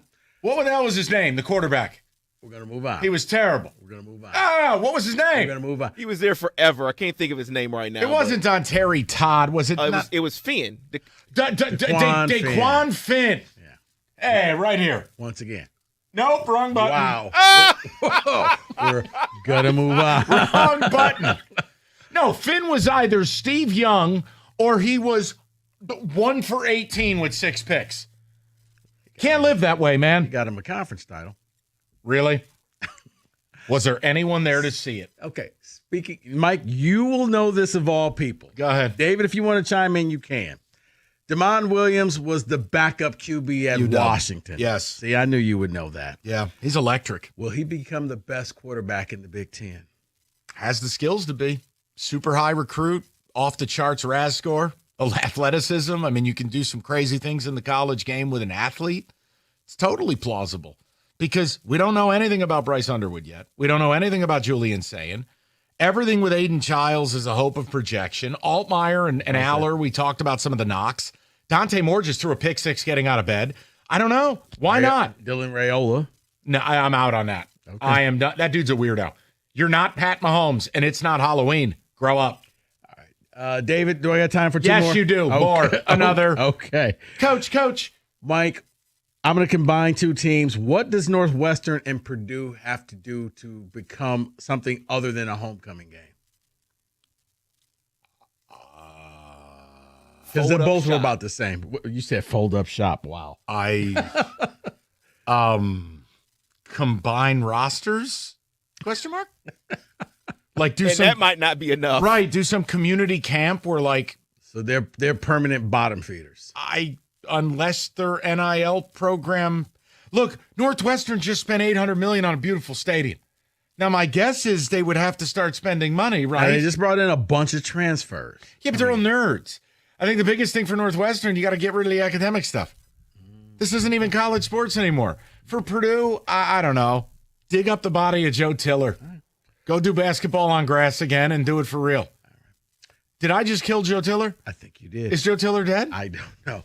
Hold on. Let's do a wellness check on Joe Tiller. We're going to do this live. Hold on. Yeah, ain't nobody. Yeah, I want to apologize. Joe Tiller is dead. Yes, oh, no. Yes, he is. Oh, no. He died in 2017. He's been dead a while. So they would, in fact, have to dig up Joe Tiller. I love Joe Tiller. He was like badass Wilford Brimley. He was. Real quickly, is Penn State the best team in the Big Ten? No. No. Not as long as you got substitute teacher Garvey coaching your team. Okay. And finally, David, this one's for you. Can Michigan reload on defense? Ooh, that's a good question. Thank you. I think they can. Yes, I think they can. I think they already have what they need. Were you asking me? Yeah, you were. Oh, I'm sorry. I was deferring to the pastor. I guess it's okay. Reload to what level? Like what am I? If you think reload, where basically you're going to have another first round, second round draft picks that are just going to step in there and take the roles from the last year. Yeah, I think Michigan's always going to have high level talent. I never doubt that. Now, comprehensively, if you think it's going to go back to 2022 and 23, that's not happening. No, you would need to know the other team's plays again. So that's an inconceivable level to ever return to. But yeah, I would expect them to have a little bounce back year. Okay. Sure. That's your Big Ten Coach, Media Day. by the way, we killed Joe Tiller and Winfield, but only one of them are dead. Correct. I apologize to the Winfield family. It's hurtful. 97-1.